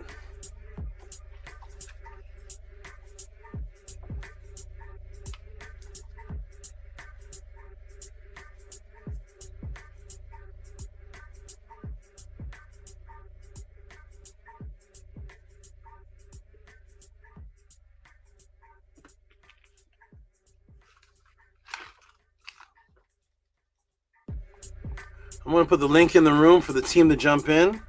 For those of you, I don't know what to say anymore. Jump in the room. If you appreciate what you just saw, more than the bag of Doritos and the few nickel bags of weed or whatever it is that people are spending money on the Knicks game or whatever it may be. If you appreciated that too, what was it? What was it? What happened? 2 hours and 15 minutes? That was longer than the Avengers movie. If you appreciated that, I really got a lot to learn. Tua Saba for being there. I'm going to check the chat, see what the responses are in the chat. Some people have fallen asleep. Who knows?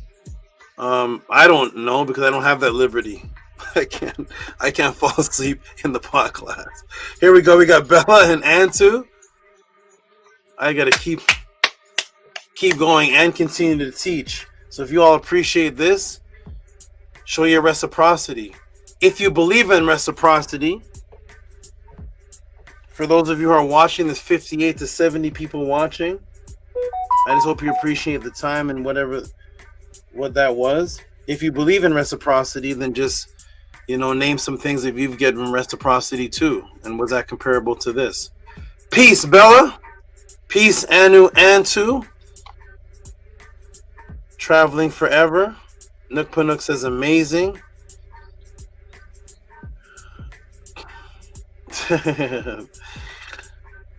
He typed it twice. Africa Brown says, I'm awake and ready for more. Wonderful. Send your support. Cash App TT. I'm glad you appreciate it. Cash App TT Moon. PayPal at RockSV. So for those who truly appreciate what's happening here. When this is gone and I'm gone, that's when the Jesus Tupac effect or whatever it is will pop in, and people will say, oh my God, we had this thing called the pod class. There was this brother named Tehuti. You wouldn't believe what was going on. Appreciate it while it's here. We are the House of Atten. We're building the community right here, right in front of you, doing what is considerably the impossible. The House of Atten, the ancient Tehutian teachings of the NESU. We hope you truly appreciate what this is. It's a phenomenon that's only happening here. I'm going to hear the words of these young brothers and sisters and people in the who's here? Just 3 people. Where's the team? Have you all fallen asleep? Let me come to bed with you. I want to sleep too. You all must be doing more work than me. Help. All right. How you doing there, Bella? I am well, Tua. How are you? I am good. I want to jump in bed and sleep with the rest of the people that are falling asleep on me. I want to go to bed too, but I can't. All right, I feel good though. I feel happy. Good. I'm glad people appreciate and enjoy what is this happening. We're 8 hours and 52 minutes in. I've officially been teaching straight for four of those 8 hours. Straight 4 of those 8 hours. So I feel very good that I have appreciative people that are supporting. Well, I'm about to go see, because I'm about to go into the Cash Apps and the PayPal and see who appreciated this. Like I said to everybody who's watching, I appreciate all of you who are supporting, who are learning, who are growing, who are advancing, whose lives are changing. You can see we're creating families here. We have new families being created over there. We have 2 couples with new babies that are being that are coming into the world under the House of Atten. We are building families here, and this is a large thing that's taking place. And I hope you all really appreciate it, because like I said before in many classes, if your boss was to call you right now and tell you to come to work, the first thing you would say is, am I getting time and a half pay? That's the very first thing you would say. You'd say, no way, I don't boss, I work these hours, that's it. Can I get time and a half pay? So if you give in your hour, you expect your boss to give you reciprocity. And the interesting thing of this paradigm is that you're actually giving more than an hour to watch this answer. This answer was an hour and 15 minutes, 2 hours and 15 minutes. So that means that you appreciated this more than the time that you would give for work, because if you were asked to give 2 hours and 15 minutes to work, you would immediately ask for pay. But you would watch this for 2 hours and 15 minutes for no pay, which means that subconsciously you're receiving something equivalent or better your boss is giving you. That's why you're watching this for 2 hours and 15 minutes. Whereas if your boss was call you, you'd say, I'm not leaving my hour and a half pay, time overtime, but you're not getting paid to watch this because subconsciously you're getting something worth more than money. So please appreciate what this is. This is all that I do now, only because I was asked to. Well, I used to spread my time and teach only individual students. And I would do what I would do, which was to train people that are professional athletic competitors, people on reality show TVs, diet plans, training, and perform at places I would be hired. But I said I'm not going to do that anymore because I saw the love that people wanted at the Killer Pre-Show. The Killer Pre-Show is what made me say I'm going to do this. When AD opened his wallet and dumped it on me, I said, well, if many people do that, then I'm not gonna do the American Survival guy. I forgot what the show is called. I'm not gonna train him anymore. I'll do this, which less pay, but it's better for what I am actually about. So thank you everybody for your appreciation. I'm gonna check the Gmails soon. How you doing there, Primordial? Doing great, Saba. Definitely changed the perspective of the dragon. And I love the way you transitioned it to the Medu. I didn't think we were gonna get there. I thought it was just gonna be just the breakdown, the build up within that culture. But I didn't think you were gonna bring it on over to the Medu. And I was like, man, is this gonna be the first Tehuti Podclass that we don't even discuss anything about the Medu? And Saba, no, you made it happen. Peace and love to you, Saba. I appreciate you. I didn't miss any of it. I was during the first part. I was doing the shoulder workout with the dumbbells as I was listening to you, and then so I was like, I'm gonna jump in the shower real quick, and that's when you took the break, and I was like, all right, well, I'll jump on once he finishes. That's dedication. What did you say? What last thing you said? I said, no, we back on. We good. We still here. Didn't miss nothing. You said it was nothing? I said we didn't miss nothing. Okay. Here. 11 o'clock at night, I have students watching the pod class, doing shoulder raises and shoulder presses and taking showers and drying off and coming back to the pod class to jump on the paddle. Is this happening anywhere else? I'm going to go through YouTube videos. Maybe this is something normal. I'm not sure, but I don't know. This seems to be abnormal. I'm glad you appreciated it. And now you know, and I do this because I want everybody to know that even though we're structured in Ma'at, but I want everyone to know that the cultures that came after and the surrounding cultures and even the cultures that came archaeologically simultaneously, it was the same concept of imbuing with the nature, and it was the farmer's religion. How do you imbue the nature of farming, the agricultural life of nature, with the fact that you can be an immortal being? And based on the animals around you and based on the nature around you, you would base it on that which you saw that was around you. And that's why you don't see any ancient debates. You don't see, where's the Sumerian and this Pharaoh debating over, nah, see, it's the Anunnaki. Nah, man, it's the Netiru. Nah, it's the Anunnaki, man. No, it's the Code of Hammurabi. No, Ma'at is way better than the Code of Hammurabi. What you talking about? You've never seen, where's the ancient arguments of religion? You don't see it. Because they would say that's what you're doing there because that's the nature that's around you there. It's about immortality. That's how you've imbued it there. And you have these beings there, and we have these beings here. The beautiful thing about the existing culture that we're in is that there's more writing evidence of what the actual way of life was, of everything. So there's more of a completion. Whereas if you get into some of the ancient cultures, you don't find much written. You can't, there's nothing to guide your life on. People say, I'm Native American. I'm part of the native. We're the Abos, and we're the this, and I'm like, oh, wonderful. I want to be that with you. What's the ancient way of life that came pre-colonialism? I want to read about it. We don't have nothing to read. We're just the Abos. And I'm like, okay. So I just have to believe what's from the top of your head.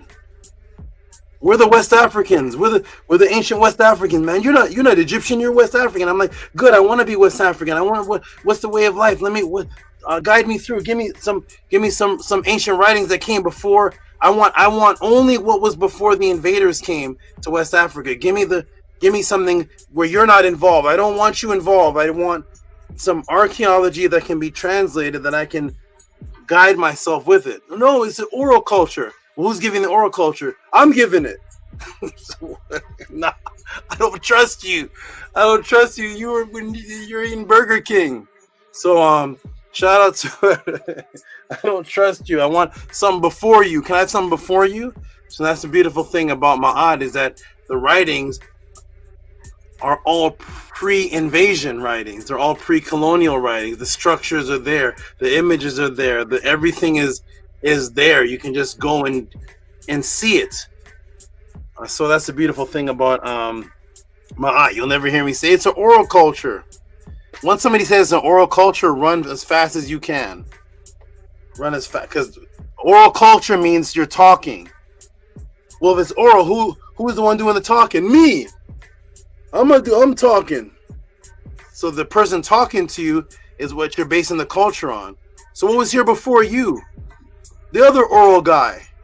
And I did that test at the Killer pre-show with Mighty Hebrew. Remember who was there when I wrote that thing on the piece of paper? I said, Mighty Hebrew, you're the leader, you're the keeper of histories, you're that. And I wrote something on a piece of paper. And I gave it to the person. I said, look at it, read it. And I took it back. And I said, tell it to the next person. Tell it to the next person. And we went 5 people down with Mighty Hebrew, 5 people down. And when it got to the 6th person, I said, what did the letter say? We were talking about toothpaste and Fritos chips. By the time I got to the end of that letter, we were talking about Papa Smurf. I said, wait a minute. The letter said, can you go to the store and buy 2 cartons of eggs, 1 milk, and bring me back a blanket? By the time we had bags of Doritos. We're bringing back 5 donuts. I'm like, if you can't even keep you can't keep this oral thing going for 5 minutes. You're telling me there's an oral tradition that stayed intact from person's mind to mind to mind for 2,000 years? And you can't even keep this. I'm just giving you a grocery list. You can't keep the grocery list intact for 6 people? I don't trust you. Give me the writing that was there so that I can take it upon myself and look at it myself, do whatever I want to do. At least I have something there. And that's the beautiful thing about what we did when we created the greatest. So wonderful. I'm glad you all appreciate it. Nefert's ATTON is still awake. The time difference, how's the time difference going for you? Oh, it's not that major. I actually end up gaining an hour for once. So there we go. Good. Yeah, it's nice when it works in reverse, but really Nefert class, and you take the fantasy out of dragons, literally, and really anchored it in reality. I found it really beautiful when you mentioned the jade dragon and how far it goes back, and maybe Saba, it's your language, but I loved when you were talking about whether it was the Chinese culture or even the Medu, the dragon was facing its tail. But as soon as it turned to the Greeks, the dragon was eating its tail, which speaks to the cannibalism in their culture. It's a death culture, and that just highlights everything right there, right? Like, we face our tail, like we face our butt, we face our actions. It's the accountability aspect, not we're trying to eat ourselves alive or eat kids or all the other foolishness that permeates everything so much. I was contemplating a dragon tattoo, so this may have aided that in a sense, but it's very nice. Say that part one last time? I've always loved dragons, so I was considering getting a possible tattoo, but we'll see how that goes. But again, it's just really Nefer the serpent and just its presence and everything, and Tua as well for giving the feminine aspect of Renenet, you know, being able to be birth, and then you have Sobek in the making birth. So even within that, there's still masculine and feminine biological imperative needed for both. So really, really Nefer class. I knew you were going to bring it to Ma'at one way or another. Primordial, you may have doubted you. I did not. So coming through again. But yeah, truly Nefer. And, you know, to anyone listening to this, it's a real treat. So Hotep and much Kes to everybody staying up and receiving this medicine. Right, exactly. Tua, for your appreciation, Nefertatan, and that was a very good observation that I didn't say out loud. That was a very good observation that even the young lady here put Sankofa. The memory of it's the bird and it's facing its own. You've seen Sankofa. Yeah, it's not eating its tail.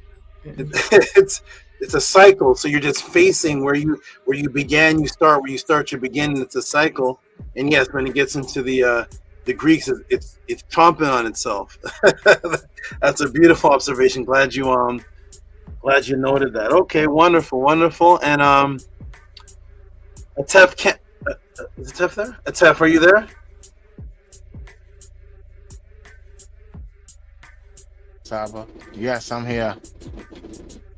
Give a couple words of what you thought, and then we're gonna go right into the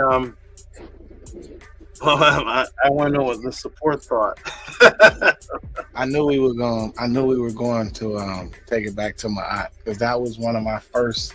What do you call my first realizations? Where when you were teaching, I'm like, does everything trace back to Africa? He can't take everything back to Africa. Does it all go back to Kemet? I didn't even say Kemet. It was Africa back then. I knew nothing about it. So that's how limited I was. So I always knew that it was going to go back there. But now I know why all the restaurants are named after the dragon.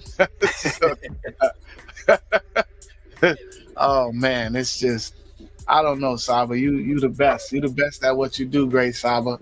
And it's no competition. There's no comparison. And I appreciate you. I appreciate all the questions. And yeah, I would have never asked a question about a dragon. I would have never asked him. I don't know. I watched pretty much, I think I watched all of the Kung Fu movies.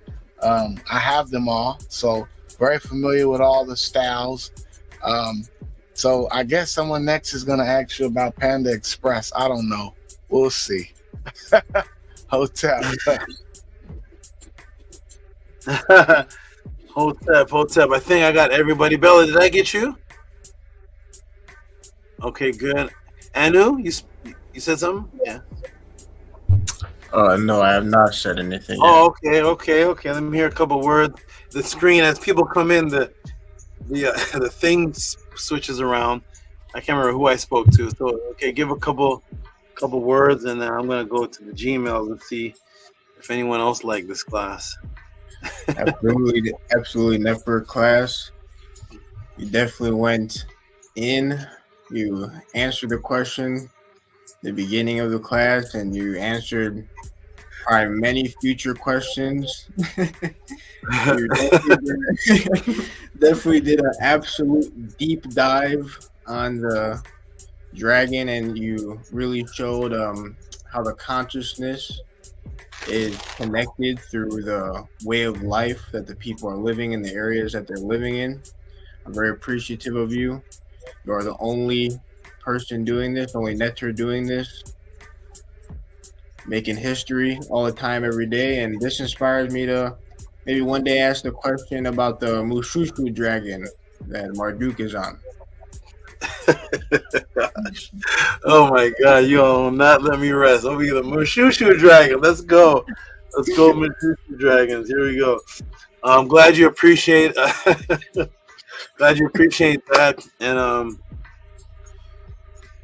I did this these two classes I did purposely back to back. Well, actually, there was only 2 questions I had, but I wanted to show people that it was a challenge for me. These are not exciting topics to anybody in the conscious community. There's nobody out there talking about Chinese dragons and gingivitis. This is not something that is exciting. Let's learn about toothpaste today. Yeah. So it's not how could I take toothpaste and gingivitis and make it excitement for everybody to stay up for an hour and 40 minutes on a question of just what's the best toothpaste. How can I take this Chinese dragon was a challenge. How do I take Chinese dragon? Nobody in the conscious community is interested in Chinese dragon. There's nobody asking me. There's no Chinese dragon conscious movement. How do I take that and make it interesting and exciting and make it a story by just putting together what the ancients taught without the fluff, without the nonsense, and then bringing it right back to the oldest dragon, which they never heard of. They never heard of a dragon. The oldest image of a serpentine creature that represented this nature was an elongated reptilian creature facing its tail. There was no legs. So that's just the same serpent. So it was a challenge. I'm glad everybody appreciated it because I took 2 topics that I've never seen any exciting class on toothpaste in my life. And I've never seen any exciting class on a Chinese dragon taught by anybody in my life. So I wanted to see if I could do that, and it lets me know that any question you ask, I can make interesting for everybody, even though you didn't wake up this morning caring anything about Chinese dragons and gingivitis. So to all of those that appreciated it, Nicholas Noatic gets shook by thunder while the class is going on. Lightning strikes, shakes his room while the class is going on. So Tua for all these great synchronicities. We're gonna now go into the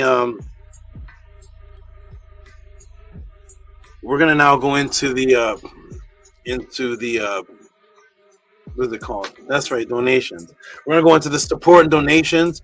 One moment, everybody. Let me do something, and I'm gonna be right back in about 1 minute, 1 second.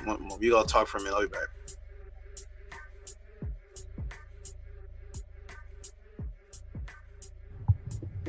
What's up? Peace and love.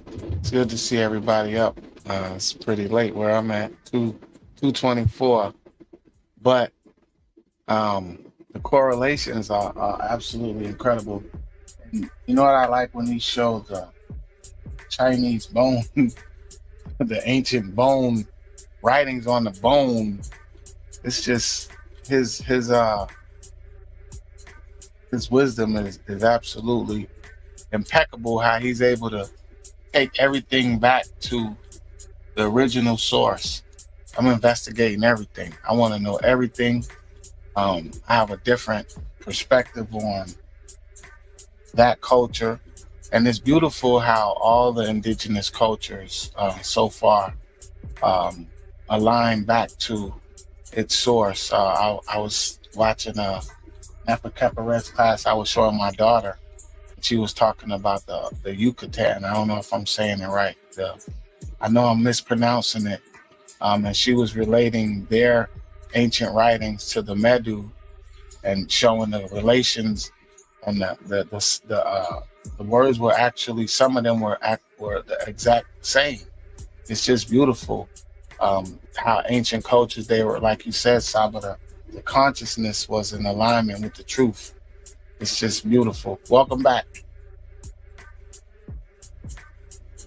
You're on mute.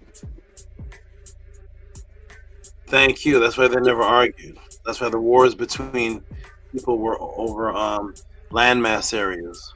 They were never over religion.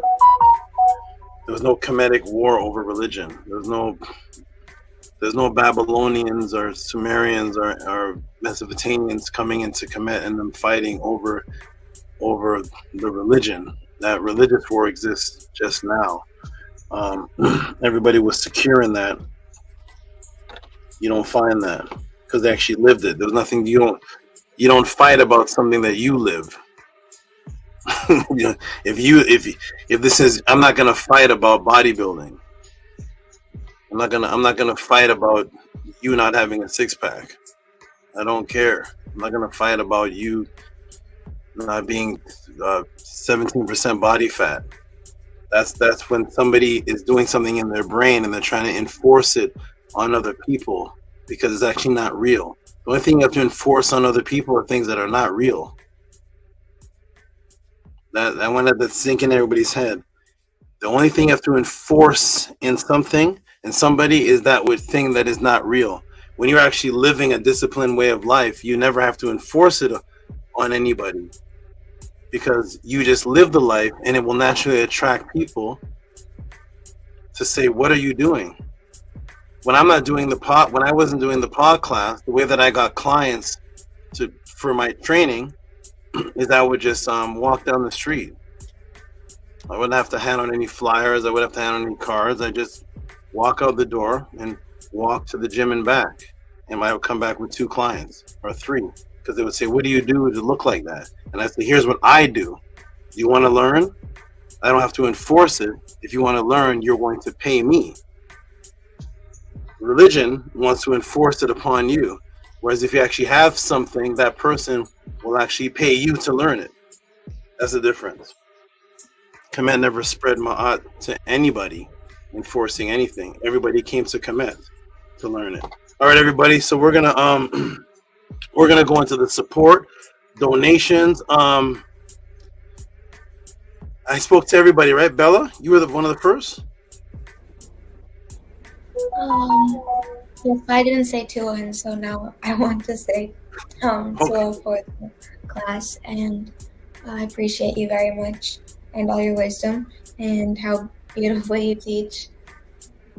And I liked how you showed the part in this spell 148 of a thunderbolt claps. I've always wondered what that meant, so I'm glad I have you to teach me that now. I want everybody to hear what Bella just said. You've never heard anyone say that in your life. You've always wondered what the thunder... What did you always wonder? You always wondered what? Say it again. You always wondered. Let's see what somebody always wonders. Yeah, I had always wondered what that meant when I was reading it. And so now I have you to teach me what it meant. Nini Uk, and I want everybody to know that's the phenomenon that's happening in the pod class. You don't go to any other group, and you don't go anywhere on the street or to any other group and say, you know what I've always wondered? I've always wondered what spell 148, the thunderbolt clap, meant. If you find that on any YouTube channel where that was someone's always wonder, I've always wondered what the thunderbolt clap in spell 148. To even talk like that means that the level of consciousness is above everyone. No one always have wondered that. So to Bella for being so advanced that is your always wonder. And I'm glad you could get the answer to that here in that question, even though you didn't have to ask it. That's the beauty of it. Okay, shout out to everybody. Is Scribe around, or he's just you, Nefertatan, or is Scribe gone to the other realm? Okay. So, oh, you're muted. Don't forget that too. Okay. What'd you say, Primordial? Don't forget N2. You forgot to talk to N2. I didn't speak to N2 yet. See, I'm getting tired. N2, I didn't talk to you yet? No, we were just about to say that right now. Maybe because I consider Anu and N2 one person, and it's in my mind if I talk to one. They both, you know, when they send me messages sometimes, and when they type in the podcast, it's the same words, and so I guess in my mind, it's one merge Voltron. Okay, go ahead, N2. To very much for all the work and the time that you put into this. It was very long and extensive. There was a lot that went into it. I really loved that you brought the associating traveling with the serpent and dragon, and then showing the dragon boat. That was really, really deep. I liked that a lot, and I'm just very thankful for all that you do for us, all this information. I don't think I would have never have gotten this anywhere else. And I'm very thankful for you and all that you do. To all very much. Wonderful. Thank you, Ansu. So you're telling me you never always wondered what the dragon boat was? That's the welcome to Podclass, everybody. This is a great phenomenon. And thank you, Antu, for your appreciation. And I'm glad that you are rising in consciousness, and Anu rising in consciousness to even present the type of questions that you all present that is just unnormal. If I was to go through the string of questions that Anu sent and that Antu typed, it's unnormal to the regular consciousness. So I'm glad the frequency is so high that we all talk amongst each other on a plane that everybody's just arguing whether the Bible is unreal or not. So Tua, for your appreciation. We're gonna go to the support now. Here we go. Let me press the reset button. Let me press the reset button and see what the support is. Okay.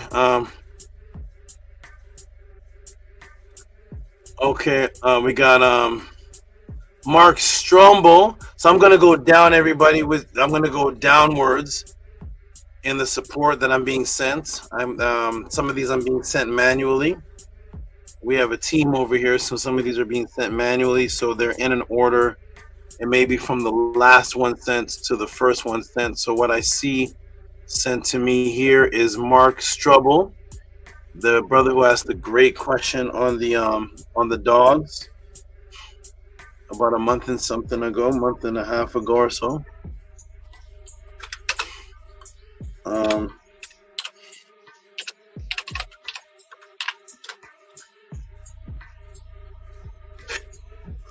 Okay. This is Mark Strubble, who gave what's this? Am I saying the name right? Mark Struble. Okay, shout out to Mark Struble, who gave 10-10. Appreciate you, Mark, if you're in the room, or if you're listening.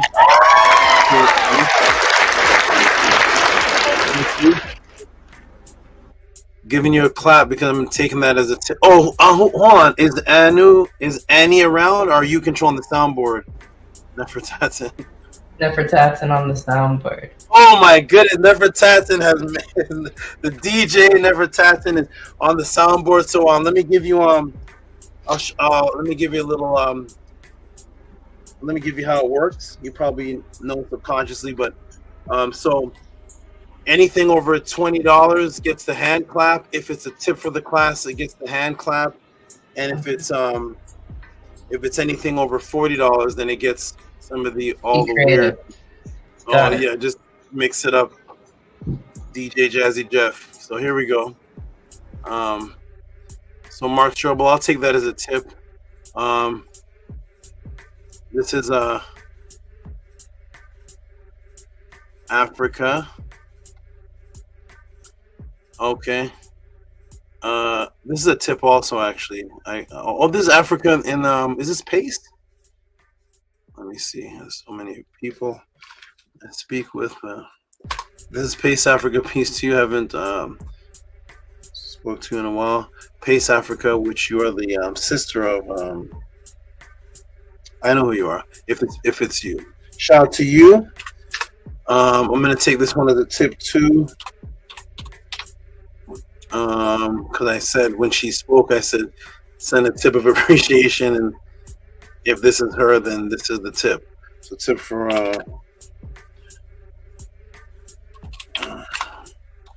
so we're gonna give her a hand clap, even though it's under $20. It doesn't matter, but it's definitely a tip because I literally said to her, send a tip. So send appreciation for this. So here we go. Boom. This is Africa. I'm just gonna say Africa. It says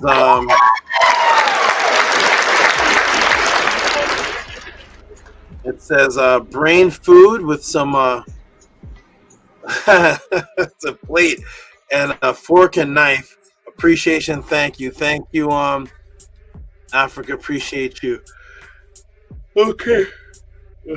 Thank you. Okay, we're gonna keep going down. Okay, so who's this? What's this? Oh, academic IU? No, it's not.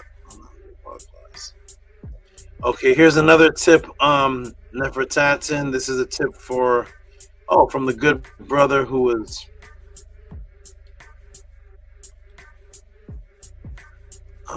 the good brother who ran out the shower.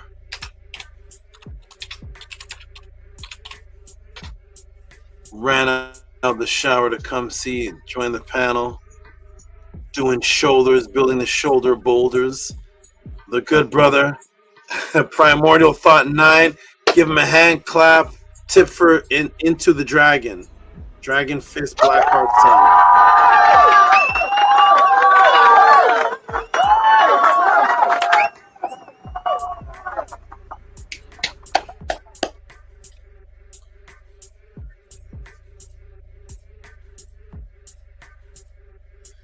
Ascari? What's Ascari? Ascari's family. Okay. Shout out to you on Primordial Thought. Appreciate you. Wonderful. Excellent. Okay, African Brown, I got your email. I will look over it over the weekend on the process to the Ren. Wonderful question. And here is there's no podcast without this brother supporting.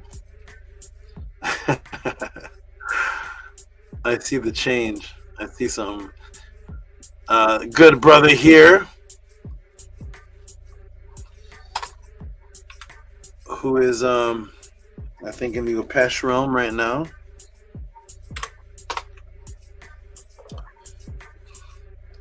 But this is the brother who's being represented, echoed through the sound DJ backup Nefertatin. Ani Pata Aten Tehuti. Now this one you can make a couple extra sounds. You can do the hand claps and press a couple extra buttons to have a little bit of fun, Nefertatin. Press like 3 more buttons. You are watching a master at work.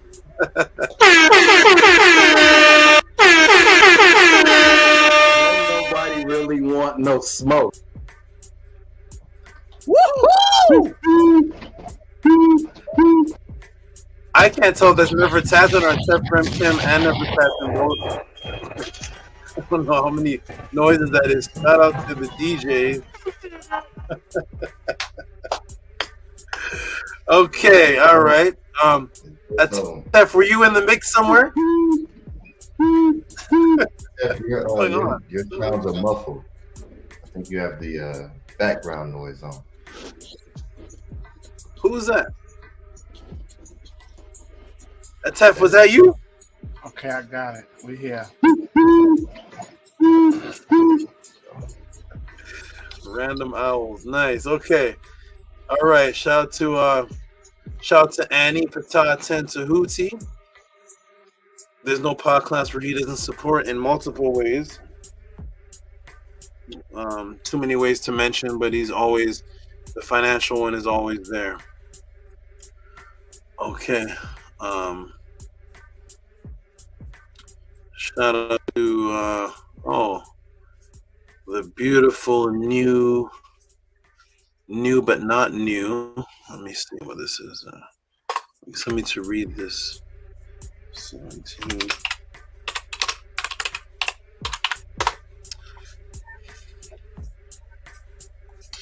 The beautiful new but not new mother to be, new mother, but at the same time already been a mother, and that is none other than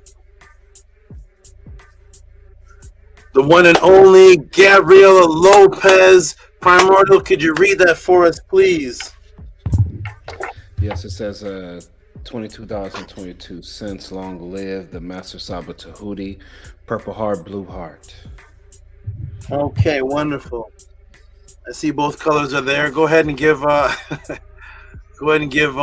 give her some nice noise. Whichever DJ.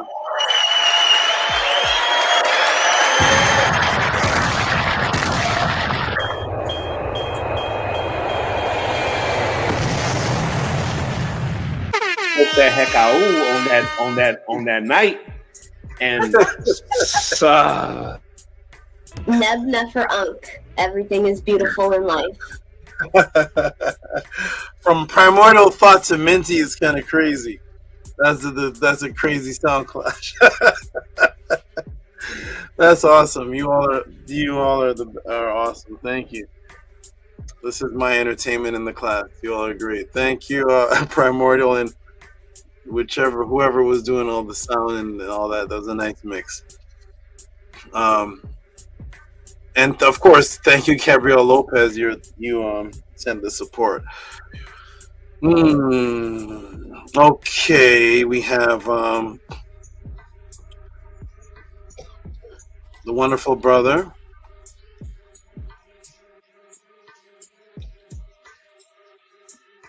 And then I'm going to go down. Oh, what is that? Come on, son. What is that? And I'm going to go down to some earlier ones, like I think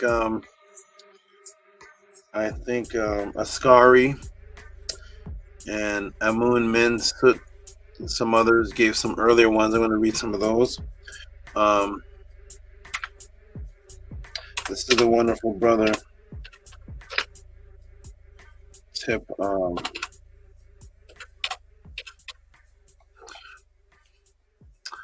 This is the wonderful brother, consistent brother who was on the panel earlier, who is none other than the brother who said he received his rent from me in a dream state, and that is the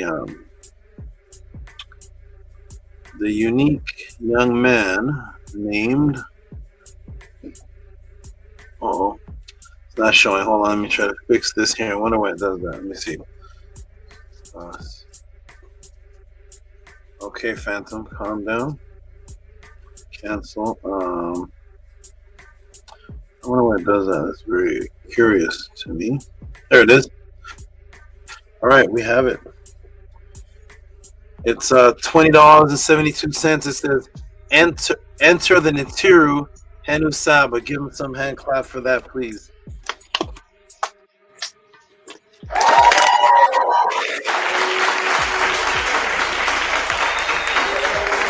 The Egyptians are black and the Hebrews are wrong, and the Egyptians are black. The Hebrews are wrong, and the Egyptians are black, and the Bible is stolen. And guess what? The Egyptians are black, and the Hebrews are wrong, and the Bible is stolen. The Egyptians are black. I have no teaching. Man, some of the stuff I don't even remember. Say, this is all. You all are awesome. You all capture history. I'll be playing that when I'm 80 years old one day. Who played that one? Was that you, Nefertatan, or was that you, Atef? That was you. Yeah, that was me. Okay, wonderful. Very, thank you. Very entertaining. You have no way of.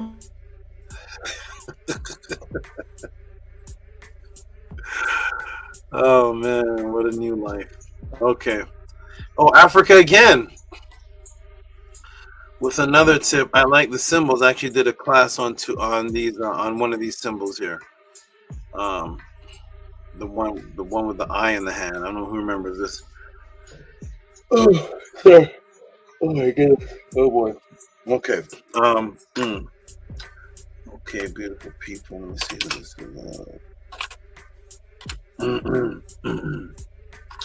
All right.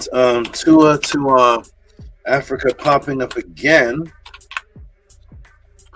This is. Oh, hold on. Okay. Okay. I see what that.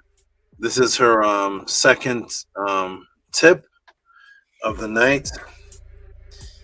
And let me go ahead and put this on the screen. Shout out to Africa.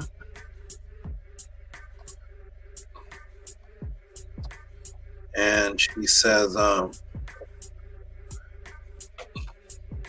going to get Bella. Could you read that for me? Says $5 for Dragon School. Okay, give her a hand clap.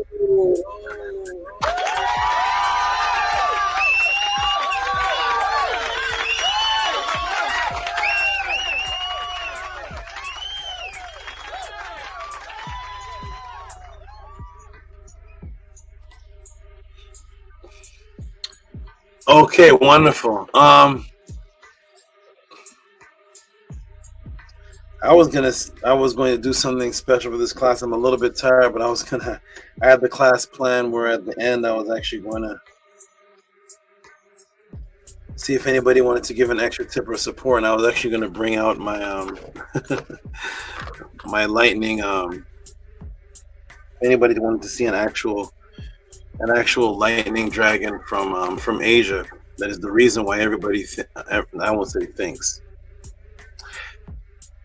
That is the reason why people teach on the pineal gland. I'll just say that. I was gonna, if anybody wants to see that, throw an extra tip, and I'll go get the lightning. I'll go get the long. I'll bring the long out here from Asia, with the yellow on them, and from Asia, which is the reason why people talk about the pineal gland, which is a whole nother class. But I'll just put that out in the air, and I don't even know if I have the energy, but I will get them if you want to actually see an actual what is an actual living dragon from Asia. Okay, here it is. Shout to okay, with the electric yellow on him. All right, shout to who's this? Of course. Oh, he types yellow dragon. How interesting. Synchronicity is that? Okay, tip dragon. All right, this is from the good brother who is consistently giving support. Robert Williams, at any time, come to the podcast screen. You'll get a lot of love, and I hope you come to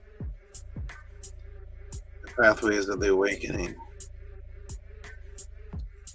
I want to see a lot of the people behind these screens, these donations, and say Tua to them, and they can say Tua to me in person. $20.72. Support for the yellow dragon I learned today. Give him some noise, whichever DJ.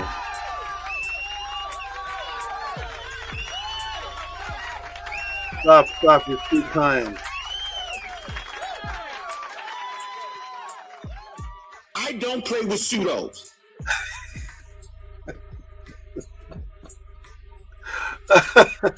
$20.72. Shout out to you. And Unc West, even though he's the nemesis of me and everything, he definitely has one of my favorite voices. I wish he would use that voice to push truth. He has that voice, that power voice. Too bad it's used to promote his fat.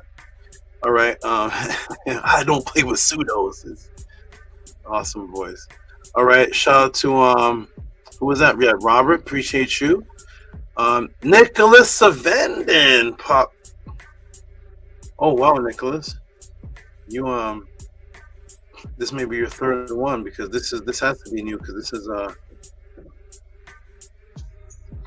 about the class. I thought one or two that weren't about this class. So you are blasting off today.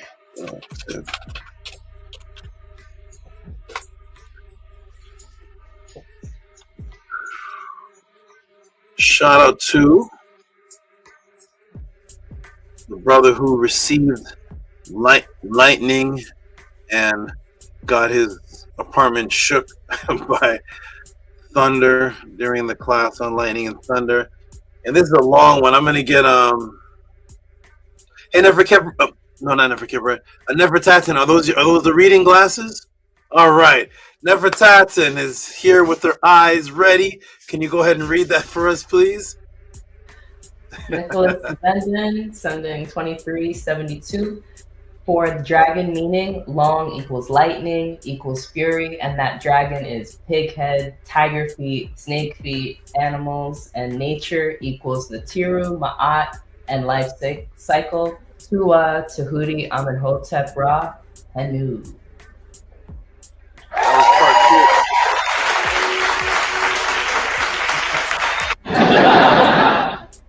That was part 2 of the class. What's that? This has so many noises. There's so many different clips and stuff. That was part 2 of the class, I guess. That was a long donation. Shout out to you, Nicholas Savenin, $23.72. Long, lightning, everything that Atton just said. All right. That was a long one. That was awesome. That was wonderful. Who's this now? Nicholas Savenin? No, I just did that one. Hey, my good brother, Master K. Yeah, I like Master K because Master K appreciates when I do culture breakdowns on other Eastern cultures that tie into their roots. And I show what the people say. He's of an Indian background. Master K. He's been around since Killer Priest. Yeah, he's been around for a long, long time. All right, shout out to the good brother Ashnil Kumar, also known as Master K. I'm gonna go ahead and show this. I'm gonna come off the screen for just a moment. I'm gonna get Primordial, if you could read that, please. I'm gonna come off the screen for just a moment. Yes, it says $10.72. Hotep Ma'at. Namaste.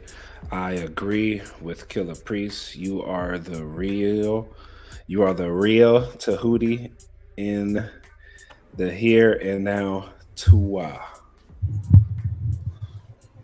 You are watching a master at work.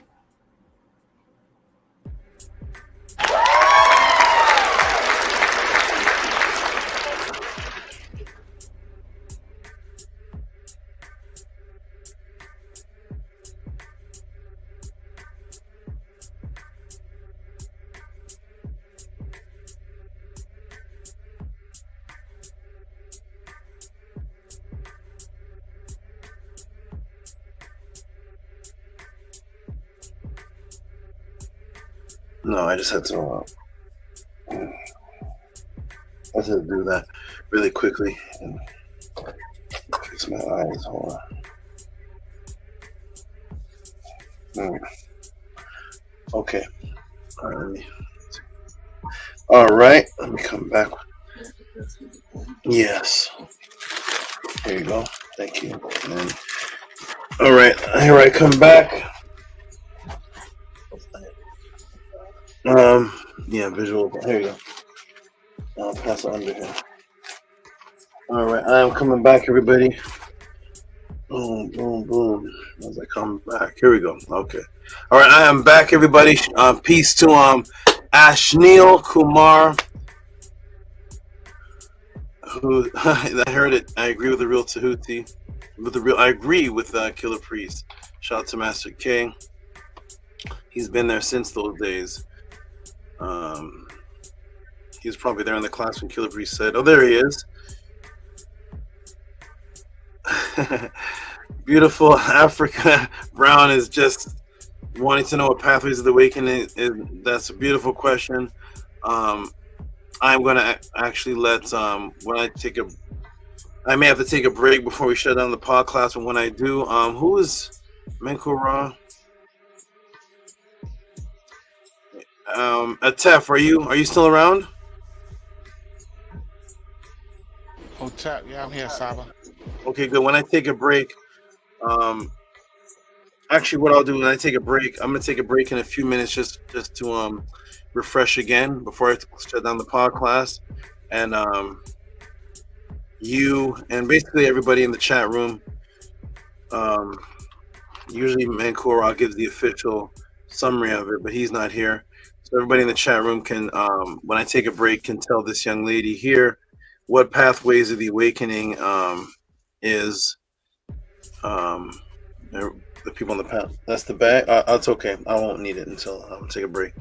So you can give the official breakdown if Annie's not here, and then everybody can just add in their experience, especially Nefertatan and those who were there at the last Pathways. To answer that sister's question, we got two Browns in here, Leon Brown and Africa Brown. Wonderful. Okay, here we go, everybody. We're gonna go into the next one. I'm gonna do a couple more. Then I have to renew, refresh. All right, Anu and Antu, of course, they are always. I know they have a few in here somewhere. And what is this?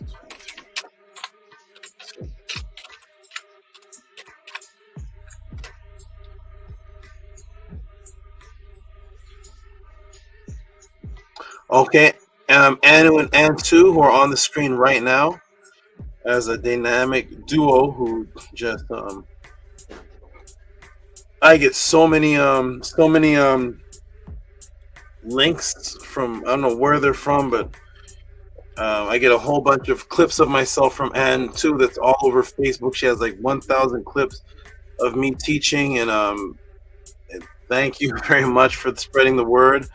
Anu and Antu, it says, it's so small, but I can get it. For the long time it took, yes. Oh, and you put long with the, you put the little thing over it. That's actually how it's spelled. For the long time it took to make this dragon answer. You wouldn't even believe how long. Give Anu and Antu a big clap, please. You wouldn't even believe.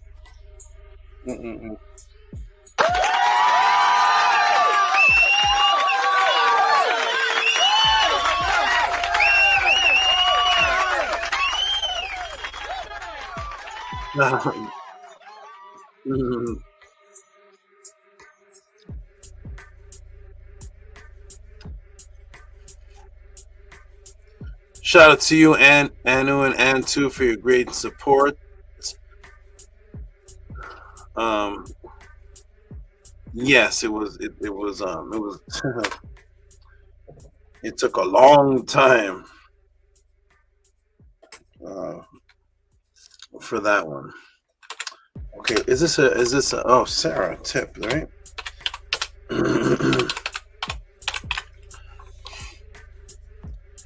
Enough respect to the young lady who constantly supports, who gave another tip. She didn't write anything, but I know this is one. I know this is a tip for this. Shout out to Sarah. We can give her a hand clap for the. Actually, we can give her a hand clap anyway because this is her like third tip of the night. So 15:55. Give her some big noise.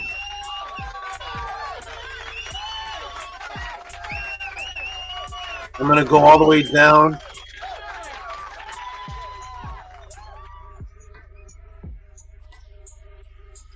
Oh my gosh.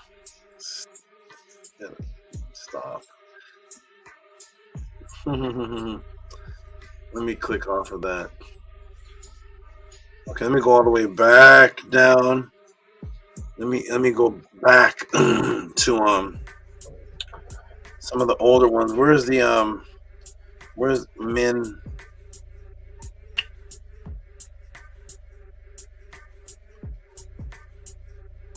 I'm missing something here. Wait a minute. Where is there's Owen Hythe. I'm missing. Okay, I see now. Here we go. Okay. Shout out to Owen Hythe.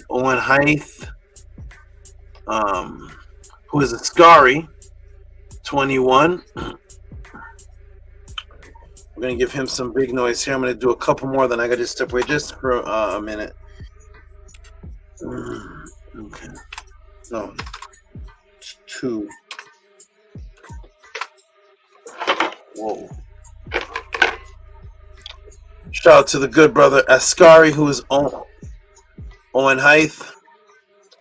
And he donates these every single week. 2172, and it says, Bella, could you read that for me?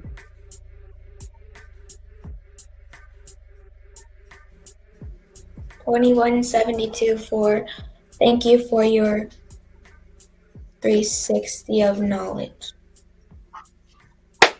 Thank you for reading it. Give him a big clap, please. You're welcome. Thanks for letting me.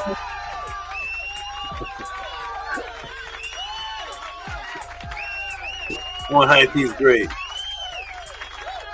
Okay, wonderful. Let me go. Where's Lisa came? Lisa, of course, and Sasha. Lisa and Sasha come through always.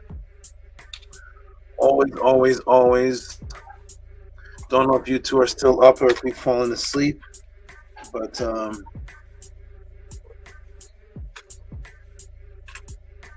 Tua, for your great appreciation of me and consistent support.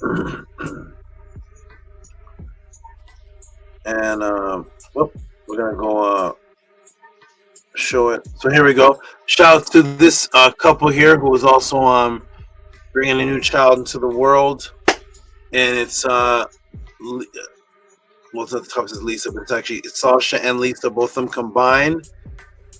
And it says, I can read this one. We appreciate all that you do, Sasha and Lisa. Give them some big noise and a clap. Or clap.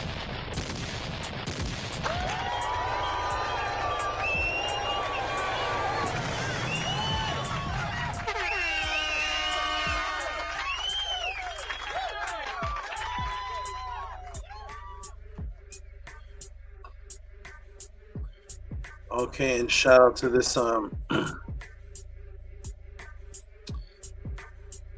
this is money for men at a class.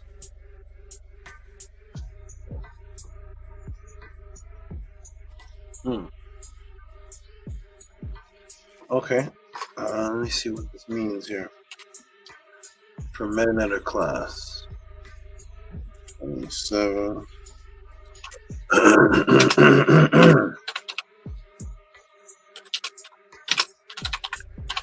Okay, I'm going to get some clarity on this one. This is from a person who wants to remain. Oh, wait. A person who wants to remain anonymous, but I'm going to put the comment of appreciation. And save. Okay. Cancel. Shout out to this wonderful person here who wants to be anonymous, who says, Tua SABA Tehuti, Amenhotep. Oh, this is nice and big for me to read. Tua SABA Tehuti, Amenhotep Ra. This is money for Medunetter class. Thank you, Saba. Thank you, Saba. Thank you, Saba. And I'm going to now show the donation. And if you're listening, you know who you are. If you're listening, please send me clarity on this, because I don't know if this is for Medunetter classes I've already sent you, or if you're requesting particular number Medunetter classes. There's 65 of them, so contact me and let me know what if there's particular ones you're requesting, or if I've already sent you and you're sending this for what you already been sent. Let me go ahead and put this here. Now I'm going to go ahead and put the support that was given, so we can give a hand clap for that. I'm going to read one more, then I have to step off for just a moment, and you all build and vibe for a bit. And shout out to this anonymous person here who sent $60. Give them some clap and some noise, please.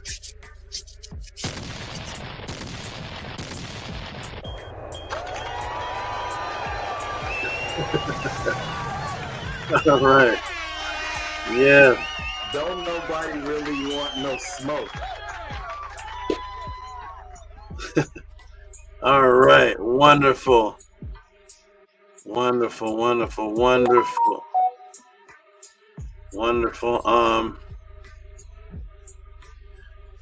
Okay, here we go. I'm gonna read this one. This is the grape. I was just thinking about this brother today. Brother, I was just thinking about you today because you actually sent a donation months ago, and you said it was an inquiry for the Ren ceremony, or the getting a new Ren. So I don't know if you're listening right now, but if you are listening, appreciate your great support, and contact that email, and you will get the step-by-step process on how to get the Ren. There's a limited time that you need to send in for 2772. It's a palindrome, and it looks like it says for the Jed. This is Upesh Ahati. There's multiple different names. Send in some great questions. Give them some big noise, please.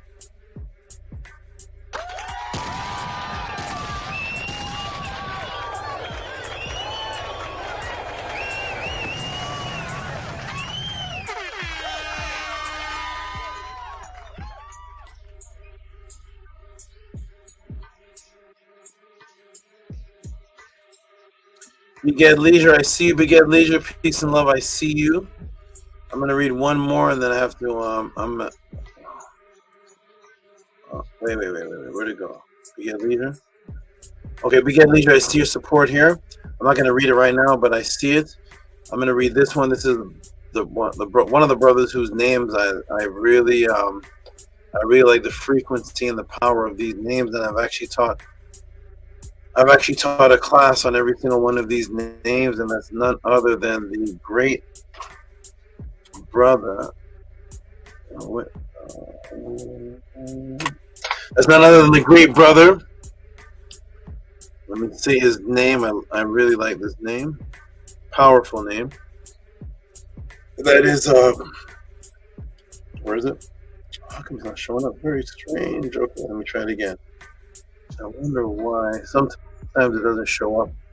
Sometimes it does. I have to figure out what the glitch is in the system. Let's see if it shows up now on the screen. Shout out to the great brother. There it is. Now it's going to show up. Shout out to the great brother with this wonderful name, Amun Min Ra Sut Atum, for all in all. Give him some big hand claps, please, DJ.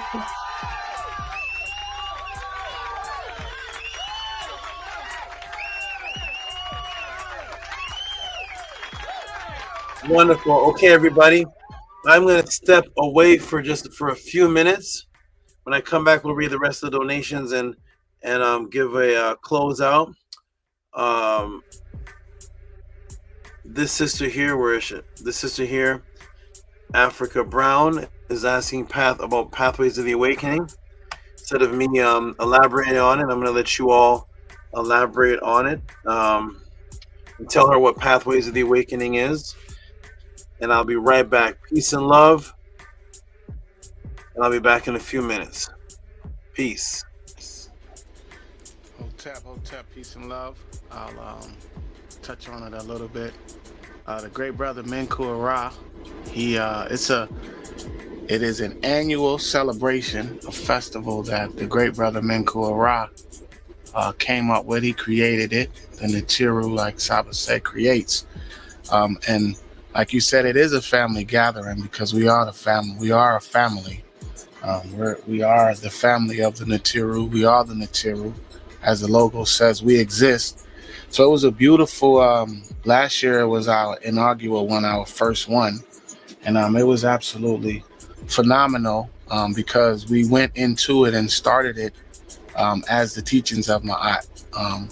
As the great brother Ani pointed out, this movement was kind of birthed through Saba's books, his 2 books that he released. We created a book study. It was called Teachings of Ma'at, and it was just a few of us at the time. We've grown tremendously, and that ceremony there was actually the beginning of, that was our Ren ceremony as well. That's when we became the House of ATTON, the ancient Tehuti and teachings of the NETU. And it was a beautiful Ren ceremony there. It was so much that happened there. It was a performance. It was just a celebration, you know, because that's what we did. We celebrated life. We celebrated each other. There was a few of us there. Nefertatan was there. It was wonderful. It was a beautiful experience. Even the DJ, I don't want to say he was picked randomly, but you know, he was found. It was a couple different choices, but then when we actually got him, the good brother, he mentioned, you know, how beautiful the ceremony was, and he ended up staying late. But yeah, it is a family gathering that we created, and we're gonna do it every year, an annual gathering, and it's just getting bigger and bigger, just like we are, brick by brick. We had planned to have a talent show, but we had a performance. It's just enough good food, just great energy. It's actually a family gathering, a beautiful Nefer family gathering. We had it in LA. It's a celebration of our teacher, of our great SABA. There was great offering ceremony, Hotep ceremony, and just we're building. So definitely make it out. It's going to be in LA. We haven't announced the actual day yet, but we're leaning toward the end of October. So it's going to be a beautiful gathering. Again, this one is going to be bigger and better than last year. We'll film it. We filmed it last year. It's just a beautiful, beautiful celebration. We have booths where we some of the people, if you want to have a booth, you can sell your products. If you're an entrepreneur, come out. It's just it's a beautiful, beautiful gathering of family. So yes, a great sister. That's what it is. It's about family. Yes. Nefertatan, you want to touch on that? It'll definitely get a female perspective on it and what you thought. I spoke a long time last time, but I don't want to hog the mic. You know, I'll keep going. But yeah, if you want to let the sister know your thoughts on it. Yes. It was a wonderful event. Just to actually feel and receive everybody's imbuement in person is something that, you know, Saba talked about, being able to reach different parts of the planet, but to come together in the same physical space is everything. And in the Medu Netter Mondays, it was kind of a running joke of like, oh, everybody's real. Everybody's real, no NPCs. And, you know, it was really great. The music, the vibe, and even when Saba came through, you know, gifts and things, we all from our brought things for him, and yet he had a gift for each and every one of us in that space. So it's a true testament to who he is. And yeah, he absolutely deserves to be celebrated. And he somehow managed to not turn it into a pod class, which I know must have been hard for him, but just for him to be able to receive, I think, is truly important. And as well, Gabrielle Lopez has mentioned as well, you know, when you're coming into this and you're new into Ma'a, how it can be a bit intimidating, but when she met everybody, she's like, okay, yeah, like this, it helped her. It helped her in her process know that this is where she needs to be. So to me, going forward, it's really important. There's so many online Zoom this, Zoom that, and when we get those opportunities to be in the same space and build, like, of course, take them, because it's, you know, it's planting seeds for the future. So yeah, it was a great event. And also too, Saba's Naturts, they had offerings as well, meditations, and it was an all-encompassing event all around. Totally agree. Definitely, this year is going to be bigger and better. It's a wonderful gathering, you know. It's just beautiful to be. I was people from all over the world, really, not even just the United States. And it was just a beautiful celebration, as it should be, you know, just a coming together of consciousness, just like Saba said, a collective gathering of like-minded consciousness. And the consciousness is definitely of Ma'at. So it was just wonderful. It was just, and for me, right, just me speaking personally, I needed to make sure everybody wasn't no bot. This AI thing is going crazy out here. Hey man, I need to see you. I need to make sure you're real. I need to touch you, right? You know, it's probably walking people around. You look at them tech conferences, and they showing the robots and how lifelike they are and how real they are. So, you know, for me, I had been, you know, meeting every week with a lot of people, and just, you know, and you could feel people's energy through the screen. When I first met SABA, I was upset a little bit because I did not want to create a Facebook, and that was the only way that you could get his books. And I waited to see if there was another way, and it didn't happen. So I had to create my Facebook again, and I had just deleted it prior to that, and I wasn't gonna make another one, but I needed to get them books. But one of the things he said that resonated with me was he needed to make sure, you know, he needed to have a conversation with you. You know, he needs to talk to you. He needs to see you and, you know, engage with you. And that's what's missing now, you know. That's what's missing nowadays. Even when you go out and you're hanging out with, you know, your family, whoever, you know, you're out and just people are just, they're like this, their faces down, they're on their phone. It's no real engagement. So to be able to, you know, for me, fly across the country and meet my brothers and, you know, just engage with my family is for me, it's always a beautiful thing. Prior to that, me and my brother, I had received our RENs, and all the brothers were there. That was just a beautiful, intimate ceremony in itself. And in my mind, it couldn't get no better, you know. And then a few months later, we had the Pathways event, and there was two naming ceremonies. It was the actual naming ceremony of our organization, of our gathering. It went from Teachings of Ma'at to the House of ATTON.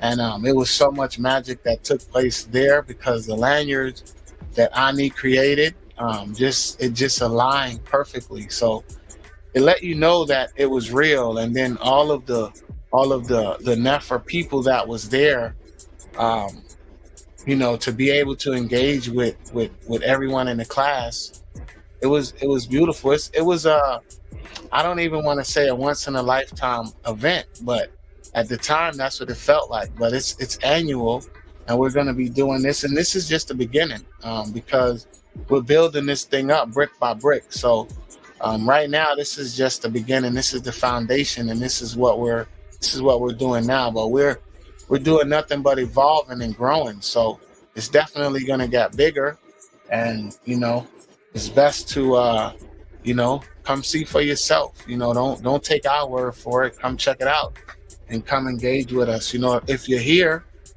for a reason. You know, everybody that's in the chat and everybody that shows up consistently, because you know you're here for a reason. You're benefiting from this. You know, this isn't one of them channels right now. SABA been on. It's 3:30 in the morning where I'm at. Right, SABA has been on teaching.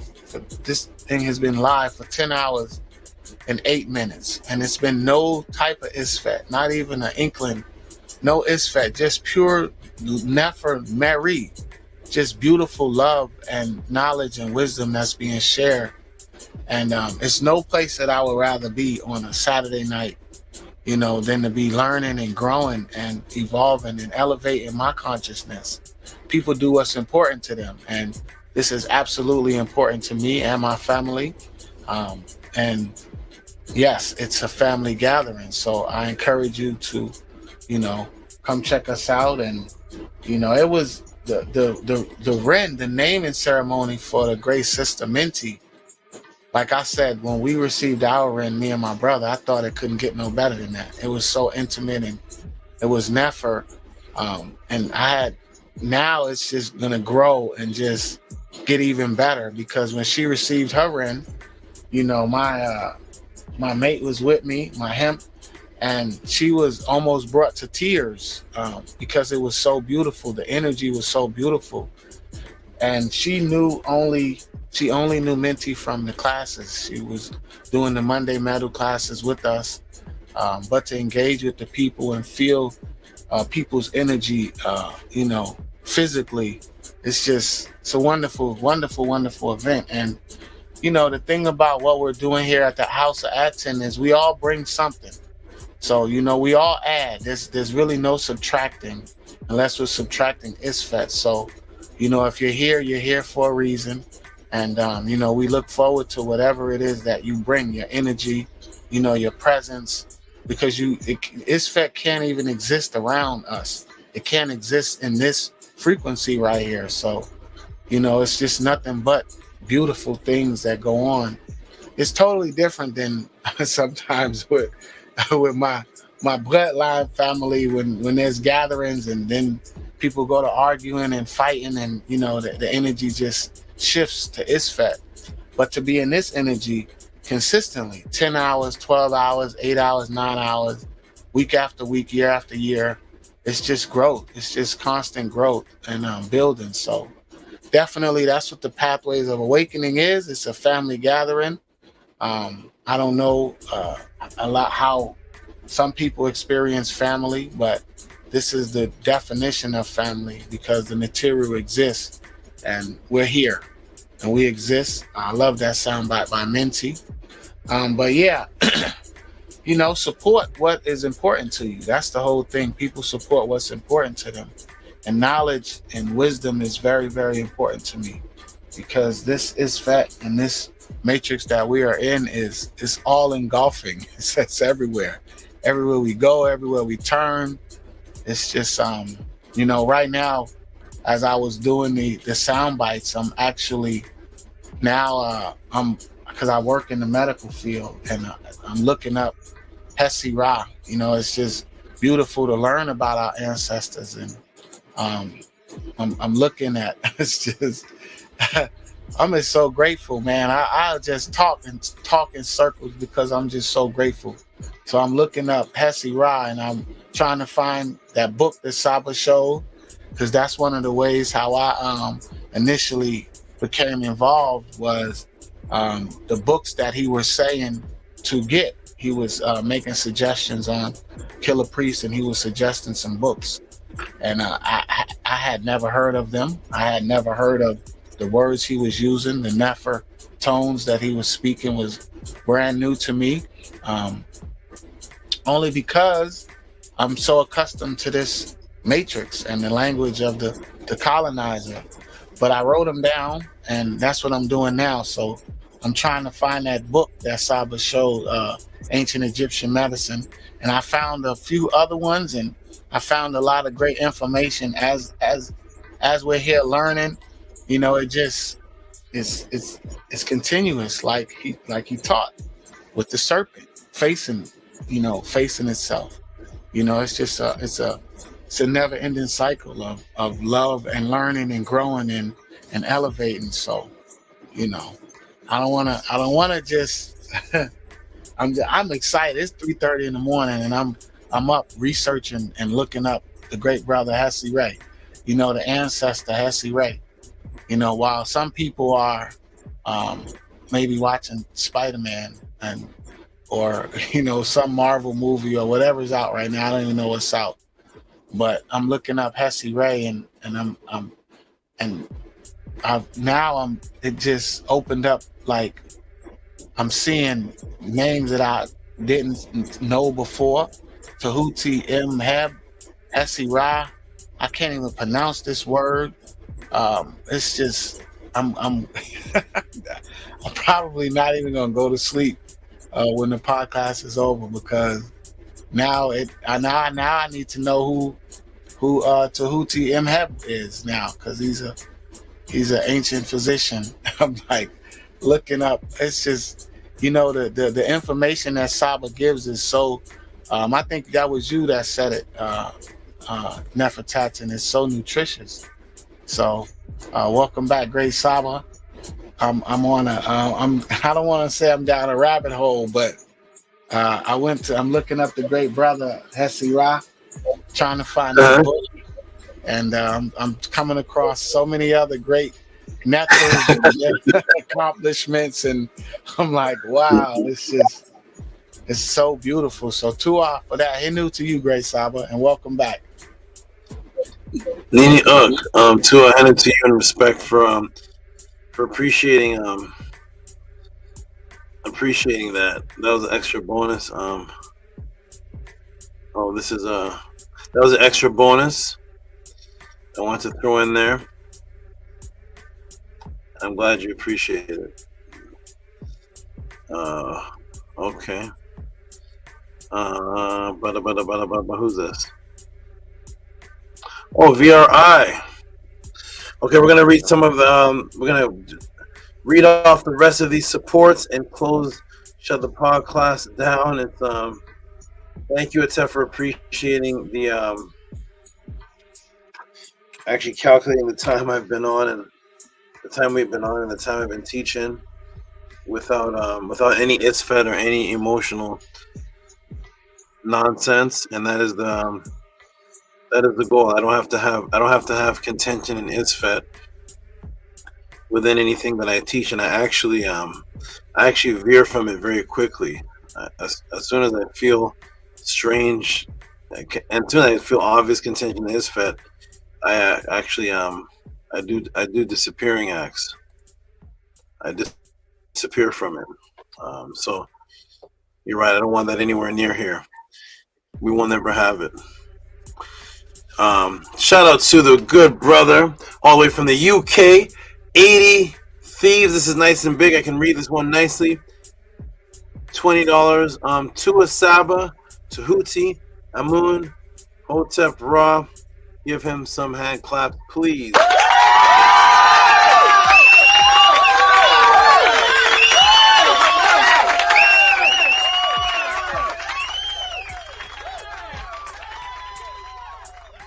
This message was sent with it, and so I'm gonna get somebody to read this 30A plus 30A. Yeah. This is the message that was sent with it, which appears to be too long to have been to put inside of the PayPal. So I'm gonna go ahead and put this on the screen, and I will get go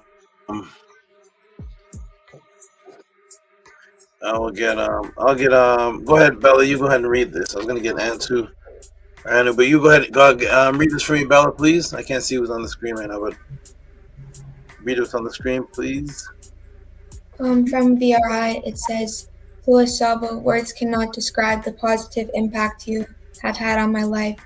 Everything you have done is priceless. It is an honor to be acknowledged as a son of yours. Thank you for raising me.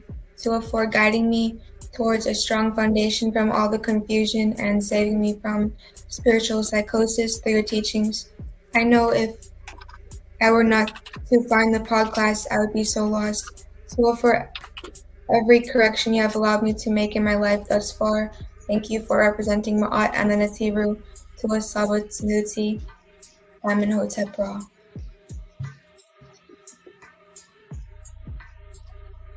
Beautiful. Tua for that. That's my first time hearing that. I actually never got to read that. Thank you, Bella, for reading that for me. And that was beautiful. That's the kind of love that's here at the Tehuti Podclass in the House of a 10, and it will always be here. The appreciation when you actually build a structure, the difference between just dropping knowledge and saving lives. When you can drop knowledge and save lives simultaneously. So Tua to that good brother for that. Okay, we have a question here from a donation question sent in from the good brother Robert E. Williams.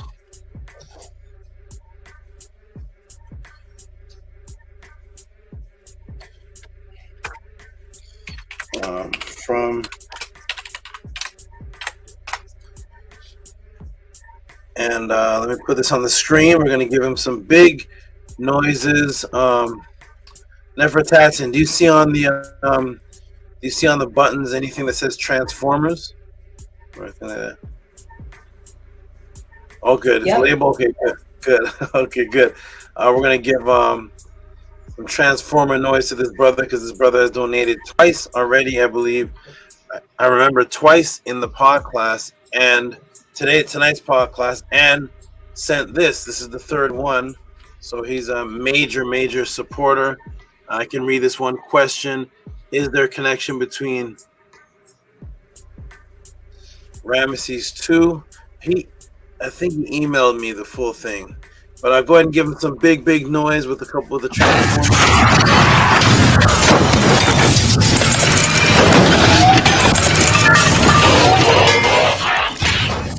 Humans have asked us to purify their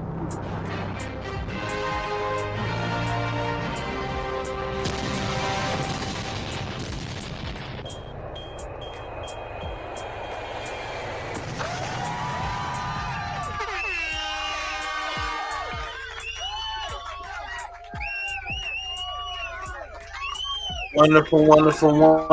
I found excellent. I found the question. This question's getting long. Oh, here it is. Okay. And two, could you read that for me, please? It says, Hotep, Ma'at, or Saba. I have a question from the Usur Kaf class a year ago. Does the Usur Ma'at Re Setep and Re? I just got off the screen.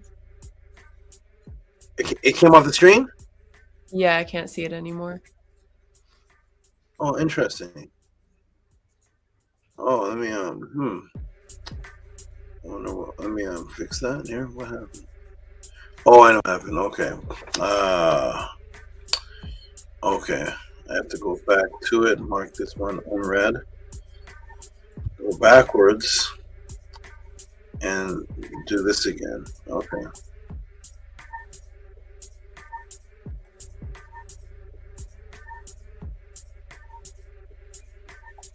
Okay, let's see if it pops up on the screen. Now tell me when it comes up on the screen, and two.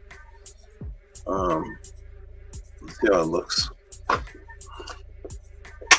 Oh. I can see it. Okay, go ahead and read that for me. Thank you.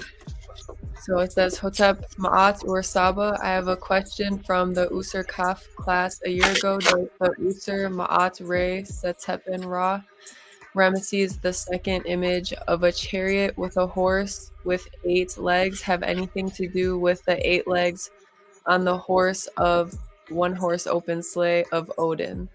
Men in Black, Elvish, Norse gods.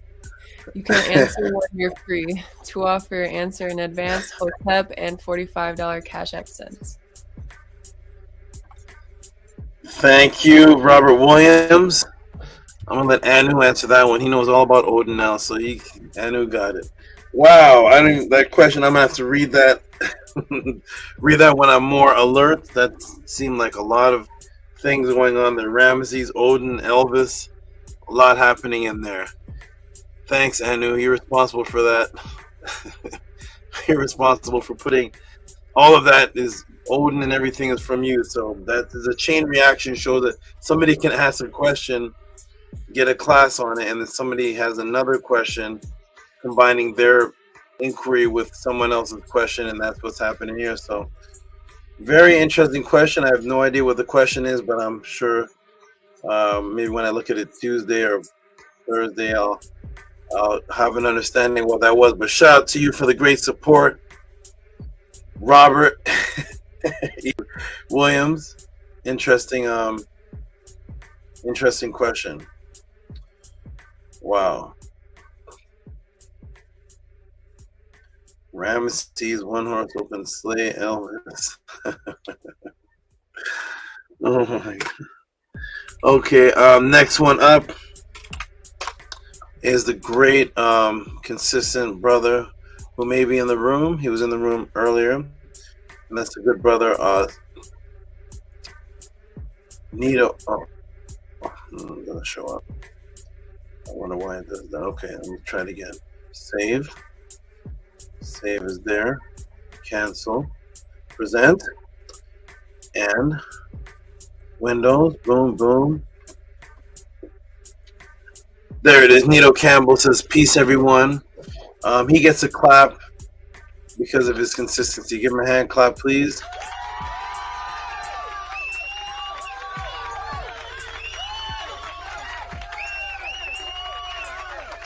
Nice. Thank you, Nito Campbell.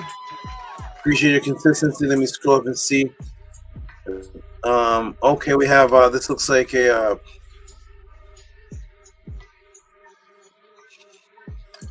this is a book purchase. I am not going to I'm just gonna show it on the screen because it has information on it, email information, and I don't put anybody's email information in the public without permission from them. So this looks like a book purchase from the website, and this is a brand new person. I'm gonna say the first part of your name so you know who I'm giving a shout out to.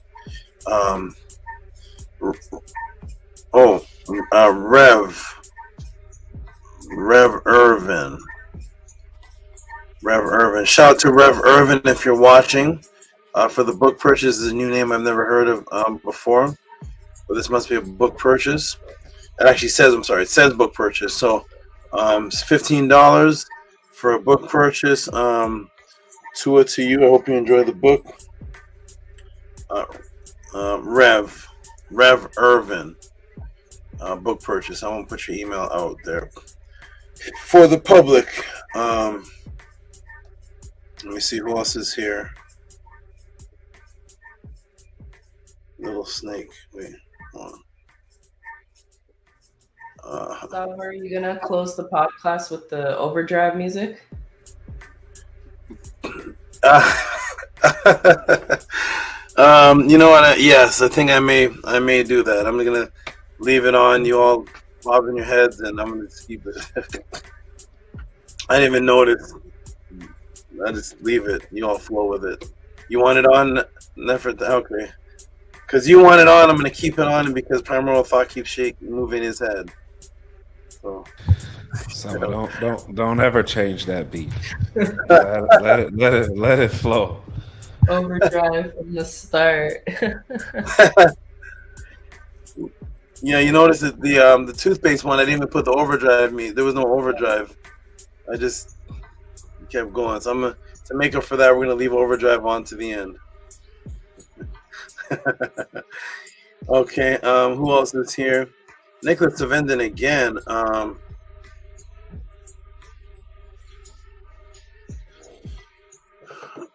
Oh, is this a question? Whoa, this is long. I'm gonna get shout out to Nicholas Savendon. I'm gonna get somebody to read this. This is a long one, but definitely wonderful, great support. And Nicholas, I wanted to tell you that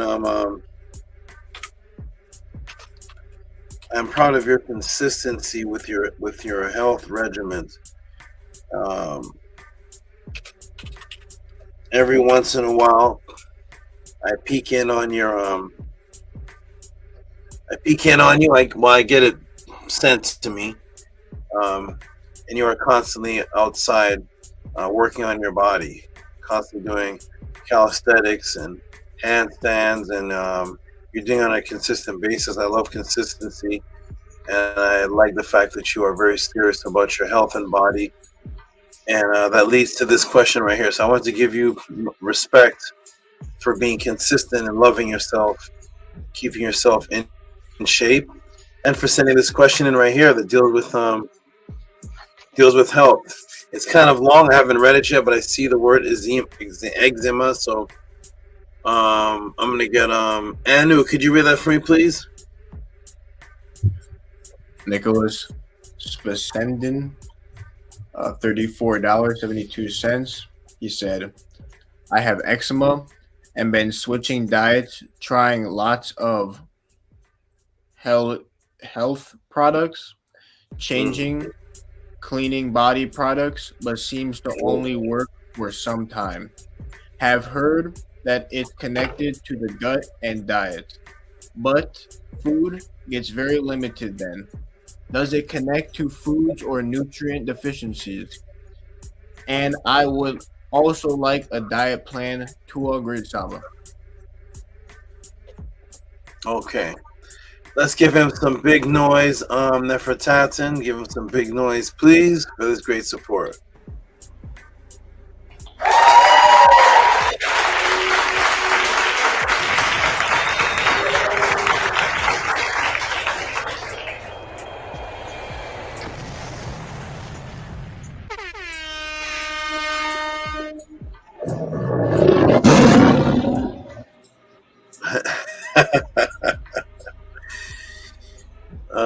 Yes. Thank you. Thank you, Nefertatan. Actually, he's even added on. He's added on to this question of looks, because I see the first words are and also. So here's another support that he's given, and it seems to be an addition. So Anu, go ahead and read this for me, please. What does that say right there? He sent $7 and said also wanted to add to the last about eczema question that since I have eczema and changing diets, I have problems putting on weight as well.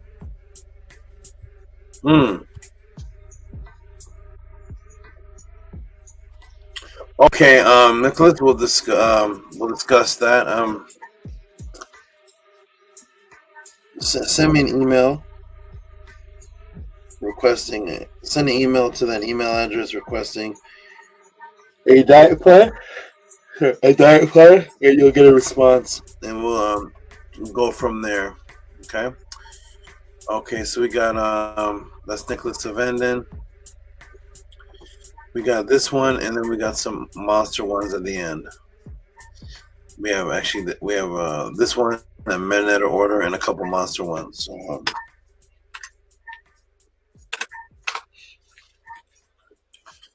this brother here is also from the UK,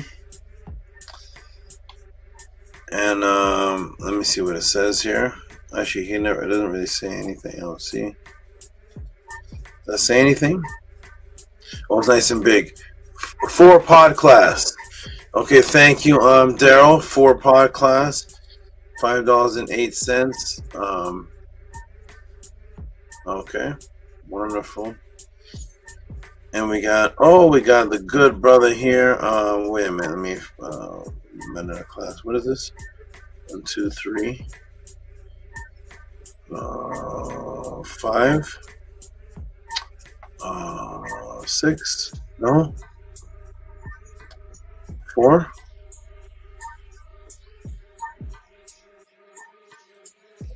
Let me see what this says. This is a minute class.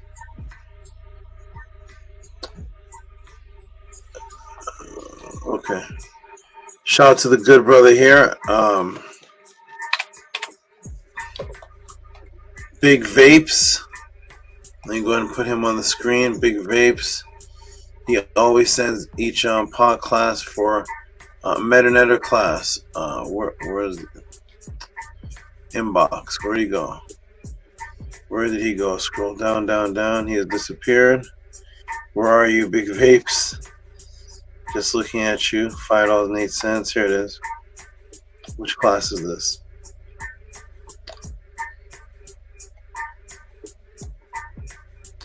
Okay, shout out to the good brother Big Vapes for sending every pod class. He always sends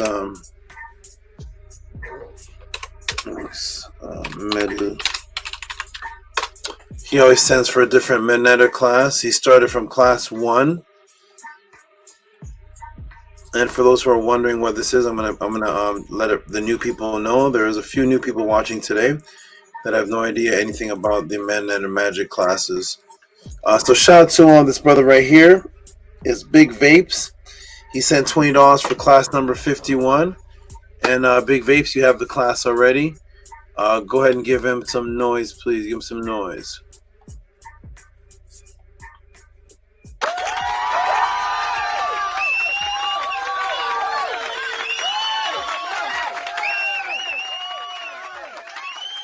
And for those who are wondering what this is, so we used to have MedNet or Magic classes, understanding not just the language. It was understanding the language, but understanding so much more. And then after class of, I think, 45, the next 20 classes were actually on magical rituals and practice and out of body and immortality and utilizing mirrors and beams of lights and moving things on walls and all type of magic. So those who want to know about those classes, how to get them, that's the email address you email. They're no longer happening in live anymore. I don't have any more precious time for that. Got very, very busy and hectic, but I hung in there for as many as I could. It was 3.5 hours, and I did what I could.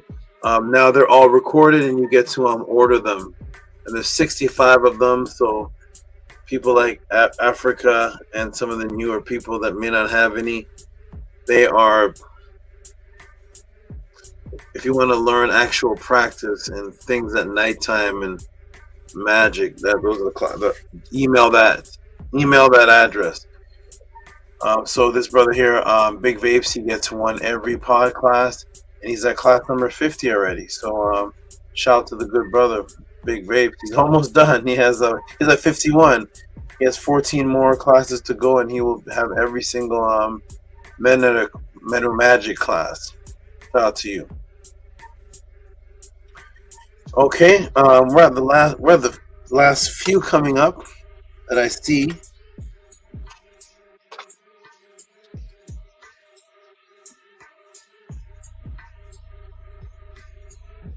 Nefertatin, I ask you a question. Can you hear me okay? Usually when you were watching the pod class and you never came to the panel, did you usually stay up this late until the end of the class? Did you stay up to the ends? Sorry, when I'm not on the panel, you mean? Yeah, because you just started coming to the panel recently, consistently. We used to be on the chat. They used to come. Used to watch my matrix work is nights, so I'm working when the class. Yeah, so that's why I kind of just when I can come in. But yeah, so I'm actually up while it's going on. Okay, good. Okay, so this isn't abnormal for you to be up this late. You actually worked this late. Okay, cool. Just checking. All right, wonderful. Shout out to this not here anymore. I wonder why it does that. Shout out to the good brother. He is back. He was away for a little while. He came back about a month ago, and he's been consistent ever since. I think it's a brother. And that's this brother right here, who is none other than Vortex Ninja for support, $25.95. Give him some big noise and some hand claps, please.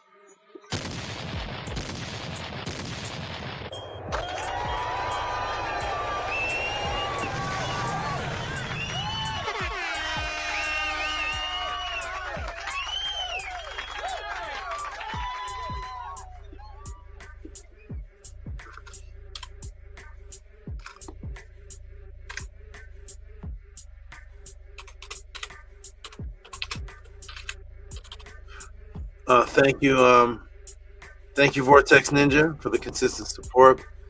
And I think this is going to be this brother here's fourth support. I've lost track of how much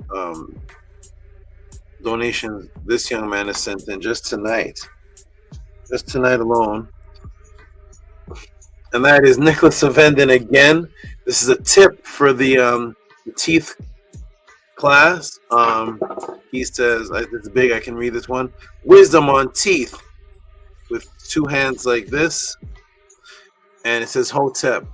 Give him some big noise, please. Thank you. Oh, there's a few more. Oh, whoa.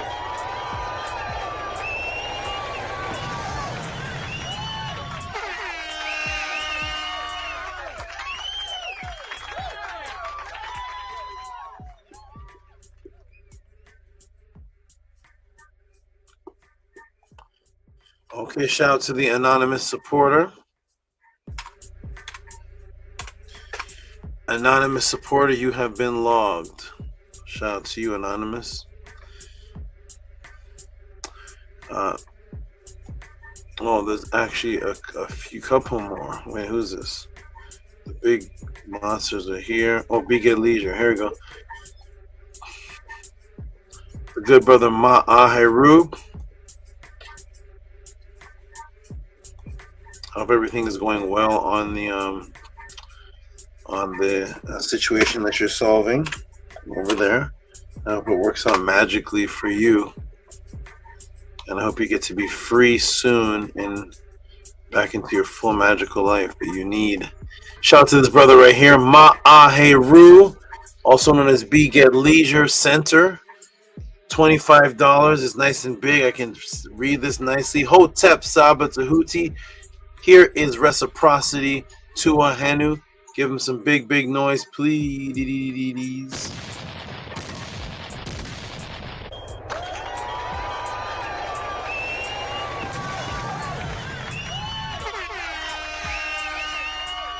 No more Heru language there. Simple one. Hey, yeah. True, yeah. Yeah, Maharu, where's the abstract language? You went simple English on us. Okay, shout out to Maharu. He's switching it up to simple English. Okay. Good catch there, Nefertatan. Great. Okay. Hey, King Lamu again. King Lamu is very honorable because his tips are not too high at all, but he'll send these type of tips and then he'll type in the chat, you know, Tuti deserve much more, so things like that. So I appreciate that.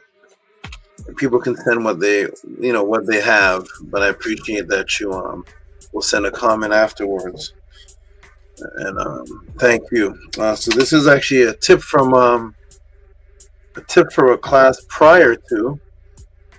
This is not for today's tip, but this is oh wow, this is going all the way back to the beer class.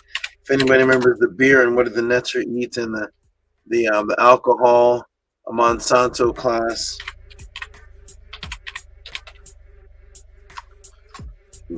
Monsanto class. I appreciate that you King Lamu are going back, watching the class, and at least acknowledging, giving something as a tip, because you could go watch the class and not. I would never know that you saw the class. I have hundreds of answers out there, and I don't know who watches it.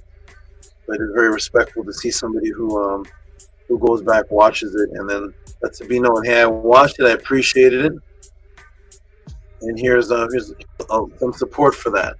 That's his brother here, King Lamua. 4 class about alcohol, beer is weed killer. Thank you. And that's a tip, so we'll give him a hand clap. Any tip gets a hand clap.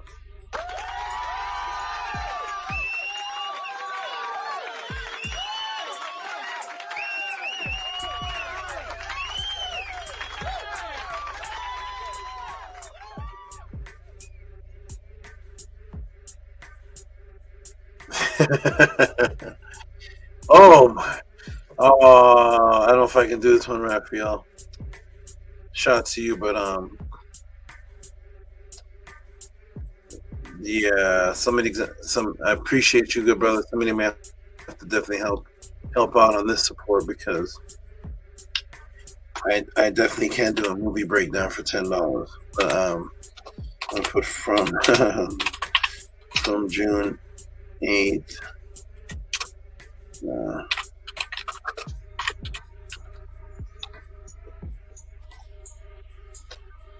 I definitely have done a few answers for you for the what do they call it, the down low, something like that. But this one I can't. I definitely can't.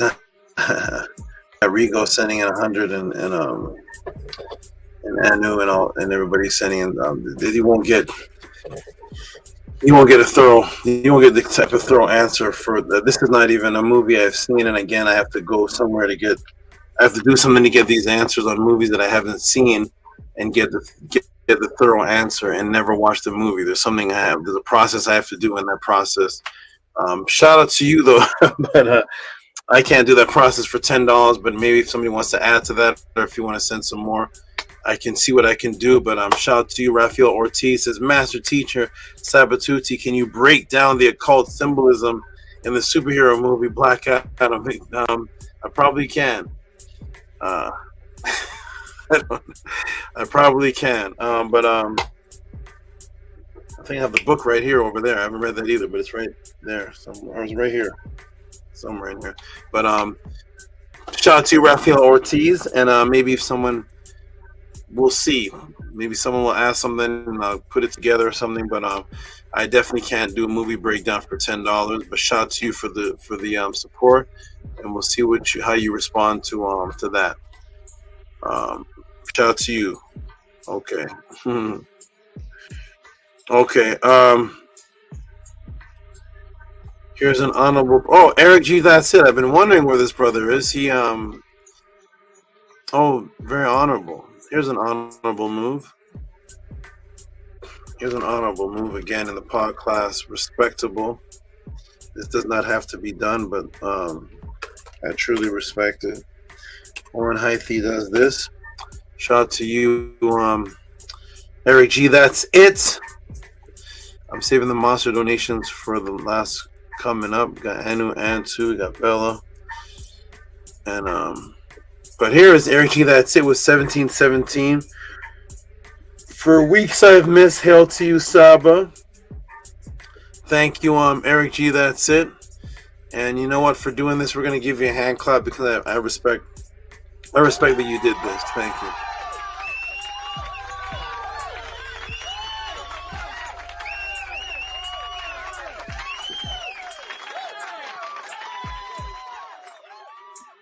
Anu, Antu.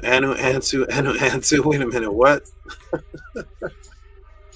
There's a string of. I just came across a string of Anu, Antu. Wow, I didn't see all this till now. Wonderful, though. Here we go, everybody. We got a string of tips from Anu and Antu. And I'm going to go ahead and just read them, go through them. There's a string of them. I was actually wondering where these were, but emails get buried very easily with me. 44. Tip. What do I call this one? Let's call it teeth. He put the red hot chili pepper.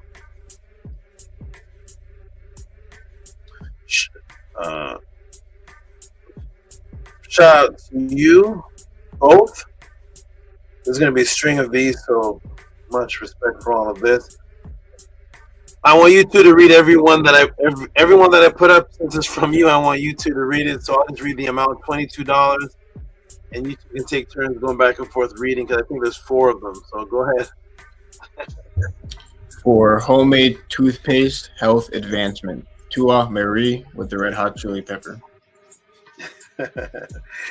Thank you both. Give them a hand clap.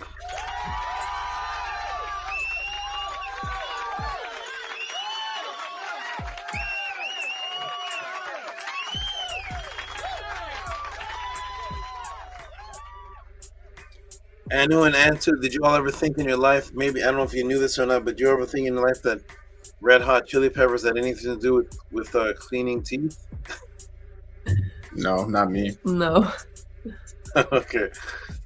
Yeah, interesting. I'm glad I threw that in there. I knew that would surprise people.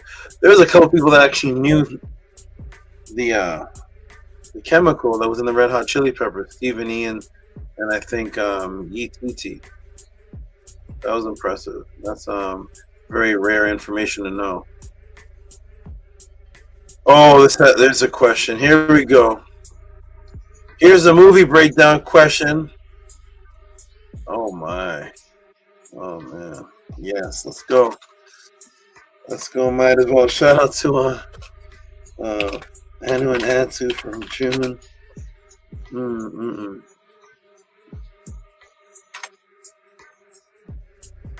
From June 8th. Here's a movie breakdown request from this movie here, which I will say for the first time, I have seen this one. Go ahead and $40. We're gonna give them all tips from Anu and Antu, regardless of what it is. We're all getting transformer noises because we're accumulating a high amount. Here we go.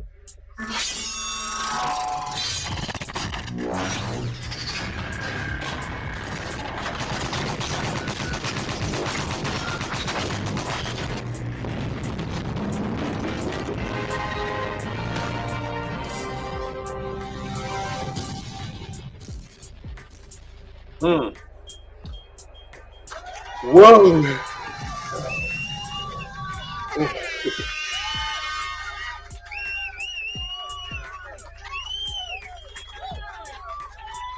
Okay, thank you, Nefert. Was that you, Nefertatin, or was that a Tef?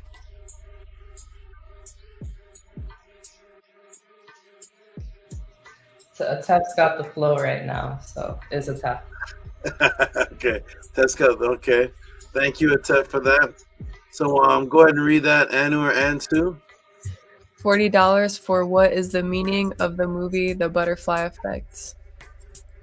We got that idea from you from a past Medu class. Oh my goodness. What did you say? You brought it up in a Medu class. Oh, I did it to myself. Okay. All right. Thank you for I did. I'm to blame. So here we go. Another movie breakdown. I have seen this movie, so wait, have either of you two seen this? Yes, we recently watched it because you mentioned it. Okay, wonderful. I will break down, build up when we get to that one. Anu and Antu again. Oh! I'm not bringing out I'm not bringing them out. I'm going to bring them out for this one. I see. Wonderful. You all listen well, and you all listen very well. You all definitely ask questions based on things that I throw out there.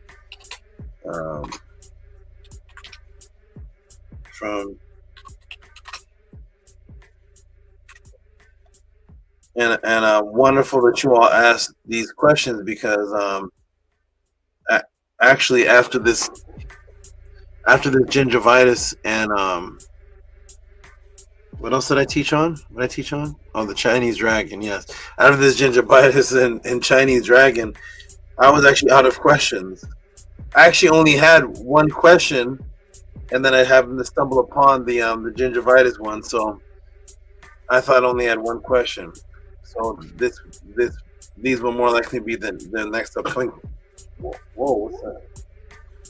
It's okay. I just almost broke my elbow, but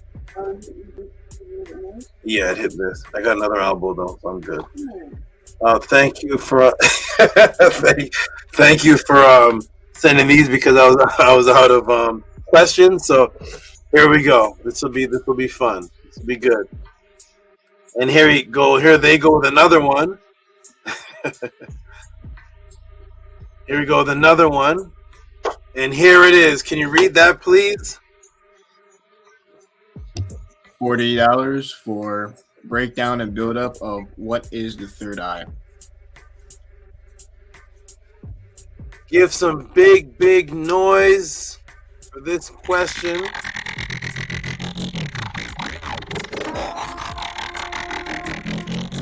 Wow. That's the one.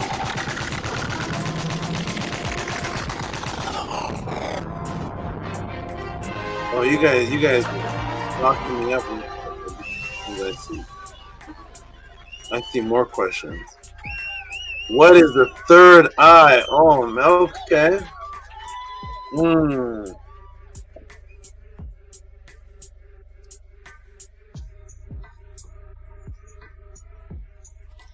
Okay. And I'm gonna give the third eye. I'm gonna give the third eye origin. I've actually broken down the third eye many times, but this one is nobody's ever elaborated on the origin of the real one. The one that you have, and most likely is not the real one, not the one that is truly functioning, but is a vestigial, and I'm going to show everybody for probably the first time in history what the real one is. All right, that'll be interesting. The third eye. Okay. There'll be another one. All right, and we got more questions from Anu. What is this one here? Oh, come on. This is going to be enough. You all asking for movies, actual movies, real life movies. Oh my goodness. This is wonderful. You all. How did you all know I was out of questions? I was out of questions. And look at the questions. Look at the questions that these two sent in. Oh, this is ooh wee. I'm gonna have to pace my time with this one. This is gonna be like the reverse technology one. Shout out to Anu and Antu again for what is the alien agreement with the government? I don't know if I'm even allowed. I'm gonna have to. This is gonna be an interesting answer. There's gonna be a lot of censoring going on because I want the podcast to stay here. Shout out to Anu and Antu. Give them some big noise, please. Better keep teaching like this. You yo.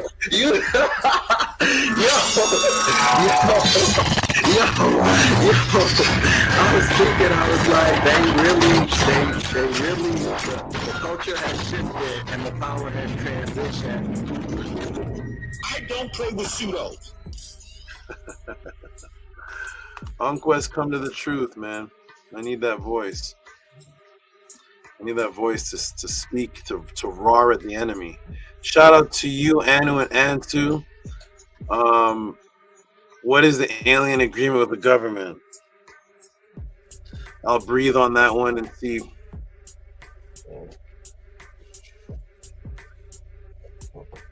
I'll see what I can do with that one. We'll see how far that one goes before before I get something happens. Okay.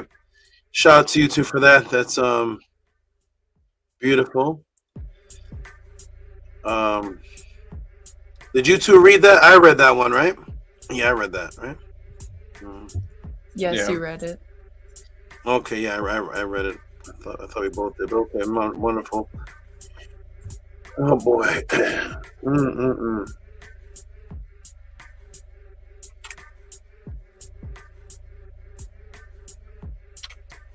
That's a beautiful question. I'm just gonna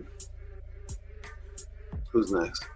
I'm just gonna pretend that question wasn't asked until I get to it. I'm just gonna pretend that wasn't asked until I want to say everything, and oh man.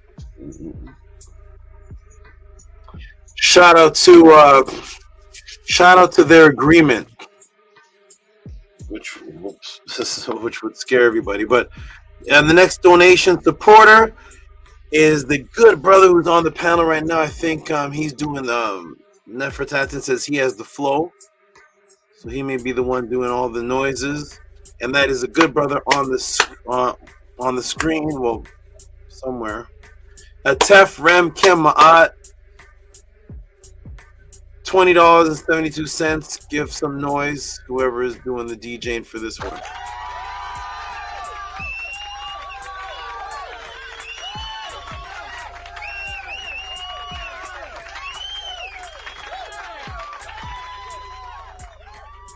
Okay.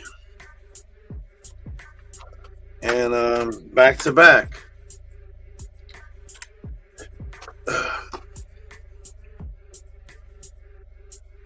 Oh, let me close this up. What is the agreement? Back to back with the same brother. I'm gonna give him some hand claps for this. $7.77. Give some hand claps for that. Shout out to you. Respect to Tefrem Kemaat.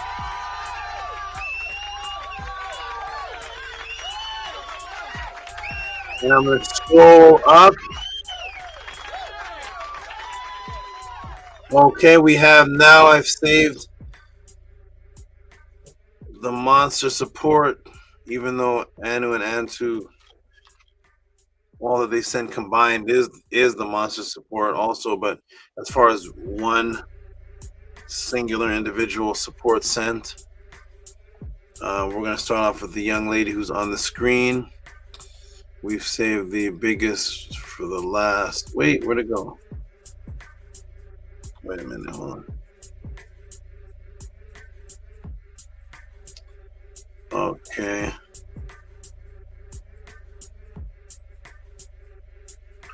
This young lady on the screen right here. Consistent of the largest supportive is just always.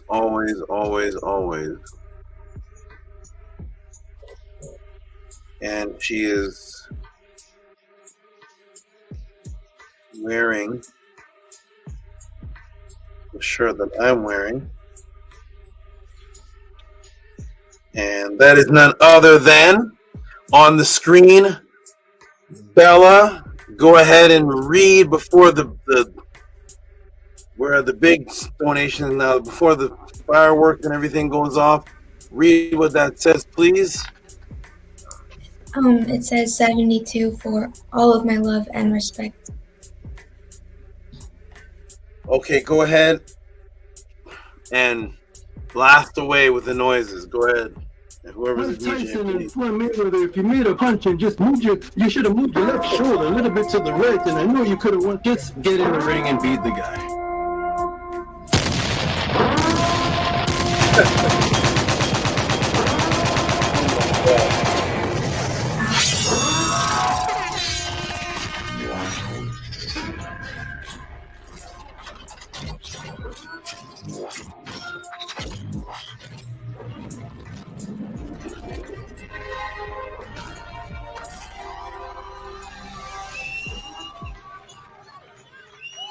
Oh my goodness.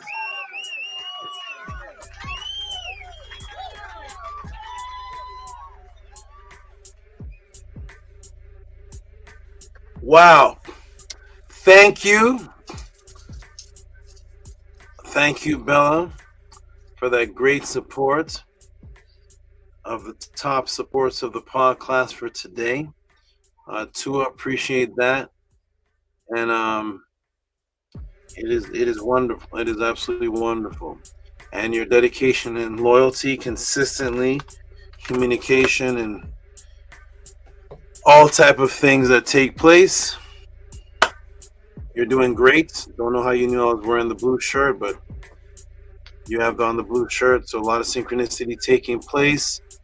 And I greatly appreciate you.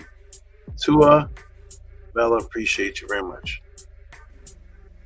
Tua to you and your Never Netters. I appreciate all of you very, very, very, very much. Thank you. What's your Nana? It sounds like Minnie Mouse. Yeah, she has a little tiny baby voice. Shout out to you, Bella. Appreciate you. And now, I think this is it. We're going to, let me refresh the page to see. This is the last donation of the night that I see.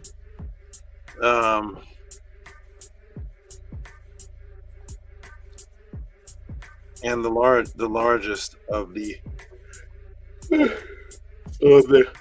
non-anonymous, the ones that are being announced, definitely the largest of the night of the donations to the pod class. And we have none other than, I gotta, hold on, let me save this because this is ladies and gentlemen,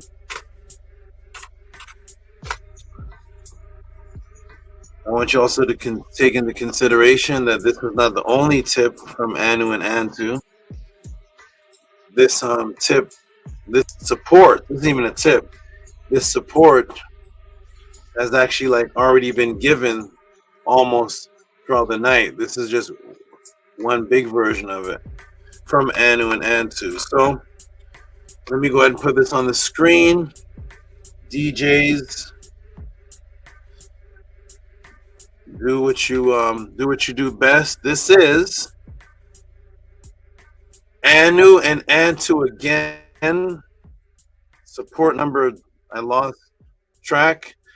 155. I'm not even gonna read it. I'm gonna get them to read it. Go ahead and read that, please.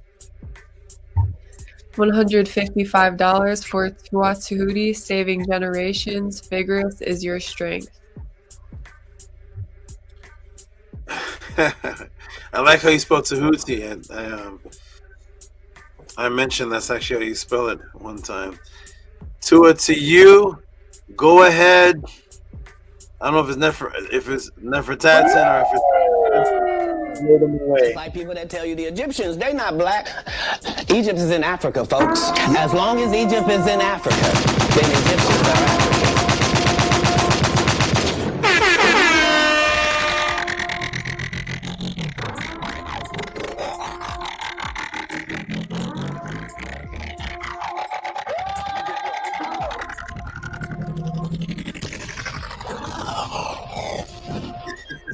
Yeah, we're here, and we're the best. Oh my God.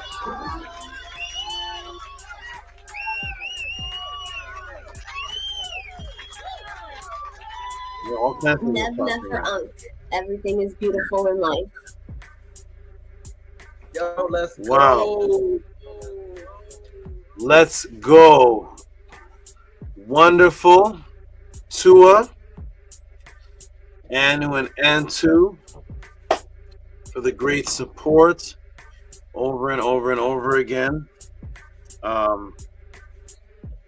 You got the link, the website. Enjoy all type of good things and all type of crazy things are there, and have fun.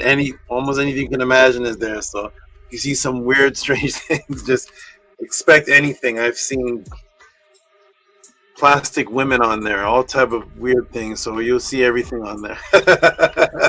So enjoy that, and but definitely you can utilize that to get things to make some great sales. So shout out to you. Appreciate the great support. Wonderful. I'm going to hold on. Let me do one thing. I'm going to check one thing, and if it and then I'm going to close out. Nefertatzen, nothing is screen sharing on the screen for me now, right? No Saba, no screen share. Okay.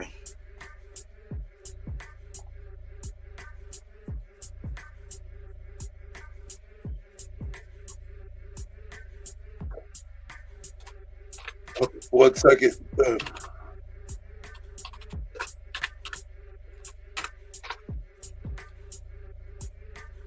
Okay, then that's it. We can go ahead and close out this wonderful pod class. Excellent. We're gonna get some closing words. I'm gonna refresh the page one more time, and that's it. That is it. Let me scroll down to see if I didn't miss any. If I caught everyone, go to the next page. See if there's any old ones that weren't here.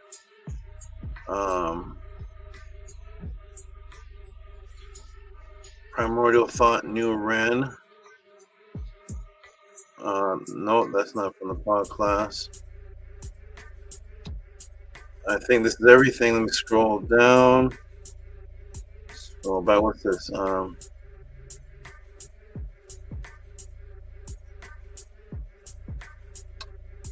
Okay, I think that's it. Okay, I think that's it. I got everybody. That's everybody. Snake spendings. Okay, that is it, everybody. Thank you so much for the beautiful, wonderful questions that created this. Created these answers. We're gonna go ahead and get some closing remarks from everyone, starting with Nefertatan. Go ahead and give us some great words. Young, upcoming, the turds in the flesh.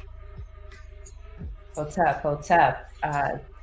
Amazing pod class. You know, anywhere we go on the internet, the Egyptians are black, but they'll never say gingivitis is healed with hot peppers and vitamin C, or get to the root of dragons and long, and you put Nia Long in there. I didn't even make that connection in my head with the names as well. So you are truly a treasure, and it is a gift to be a part of this in real time.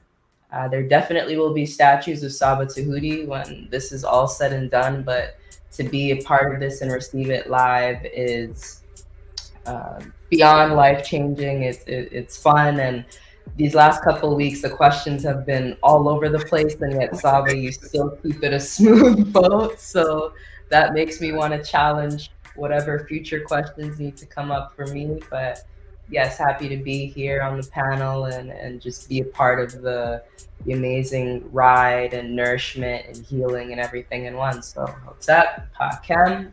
I am complete. Oh, I like that ending. I'm complete. That's a new creative one. Thank you for your great appreciation. Wonderful. I look forward to seeing you at the pathways coming up and your developments. So keep strong and keep growing. Wonderful. Tua, for your appreciation. All right, and on to the young lady in blue, the researcher, the detective, researching, scoping out the scene, finding new things, Miss Bella. Go ahead and give us some beautiful, wonderful words, please. Henu Mary Netzer Tehuti, King of the Universe, Father of the Meta Netzer, Moon in the Sky. You are sober in every way I can think of, with a working mind that's careful, peculiar, deep, and defined. The health of one who lives 7,000 years is paralleled in your every move, for you can be in two places at once and see you are full of youth, and from your mouth pours the oldest magic. You're a coup of high character, with sustenance in your DNA that no one could bear, and you travel within yourself, knowing where to go. In the land of illusion, these are illusions. You have the magic to go beyond the broadcasted show. So for all that you do, you are the original story and teller that lives on forever, to a forever, and to a MNEV, to a for all. What are those last words? To a MNEV, to a for all. Okay. Wow. Wonderful. Wonderful. Just, you sounded like you just read from the ancient oracle bones. I don't know where that when that was written. It sounded like it was written some thousands of years ago. Absolutely beautiful. And I know that those words that are written are actually words that are in your brain. They're written on paper, but that's your daily thoughts. Because I hear what I hear within there, and Tua for that.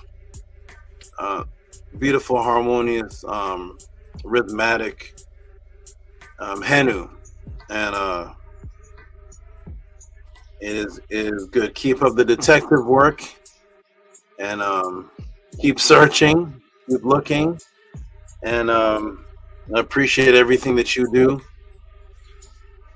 in the pod class and outside of the pod class, and wonderful that the NetTurd helped you with that, what you're wearing. I actually didn't, I don't even know.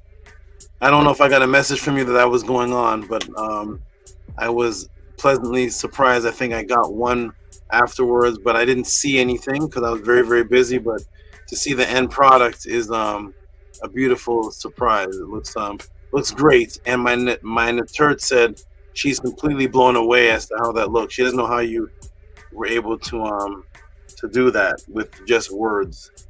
So on your first try. So Tua to that, and Tua for inquiring and getting that, and everything that you do. Too much to mention. Keep going, keep going, keep going, keep going. Thank you, Bella. Appreciate you. Well, SABA, I appreciate you too, and your NetTurd. Wonderful, wonderful. All right. How is this going?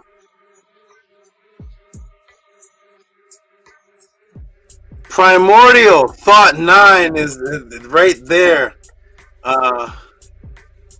Go ahead and give us some closing words. Hey, Primordial, we did a class. This class today was on Primordial. It looks funny when I'm about to speak. You never know that I'm gonna hit him with. But I get excited sometimes when you stop things like that. Say it again. So I get excited sometimes when you stop like that. I'm like, man, what are you about to say? Okay. Let me ask you something. This class today was on lightning currents. Does those words mean anything to you outside of anything?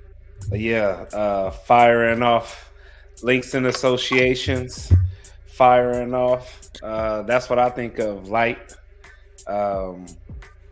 Just within the brain waves. That's kind of what I look at it like. So I look at it like that. But nothing personal pertaining directly to you. Light and current. None of that. Oh, good. Okay, then I have some magic for you in the future. All right, continue. I want you to go ahead and close out some great words.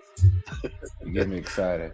Oh, and thank you for mentioning, because I was going to ask you about if you got the email for the REN that I sent last week, because I didn't receive any instructions about it, but you mentioned it earlier, so I was like, okay, that's cool. What did you say? You said you haven't received any instructions. What?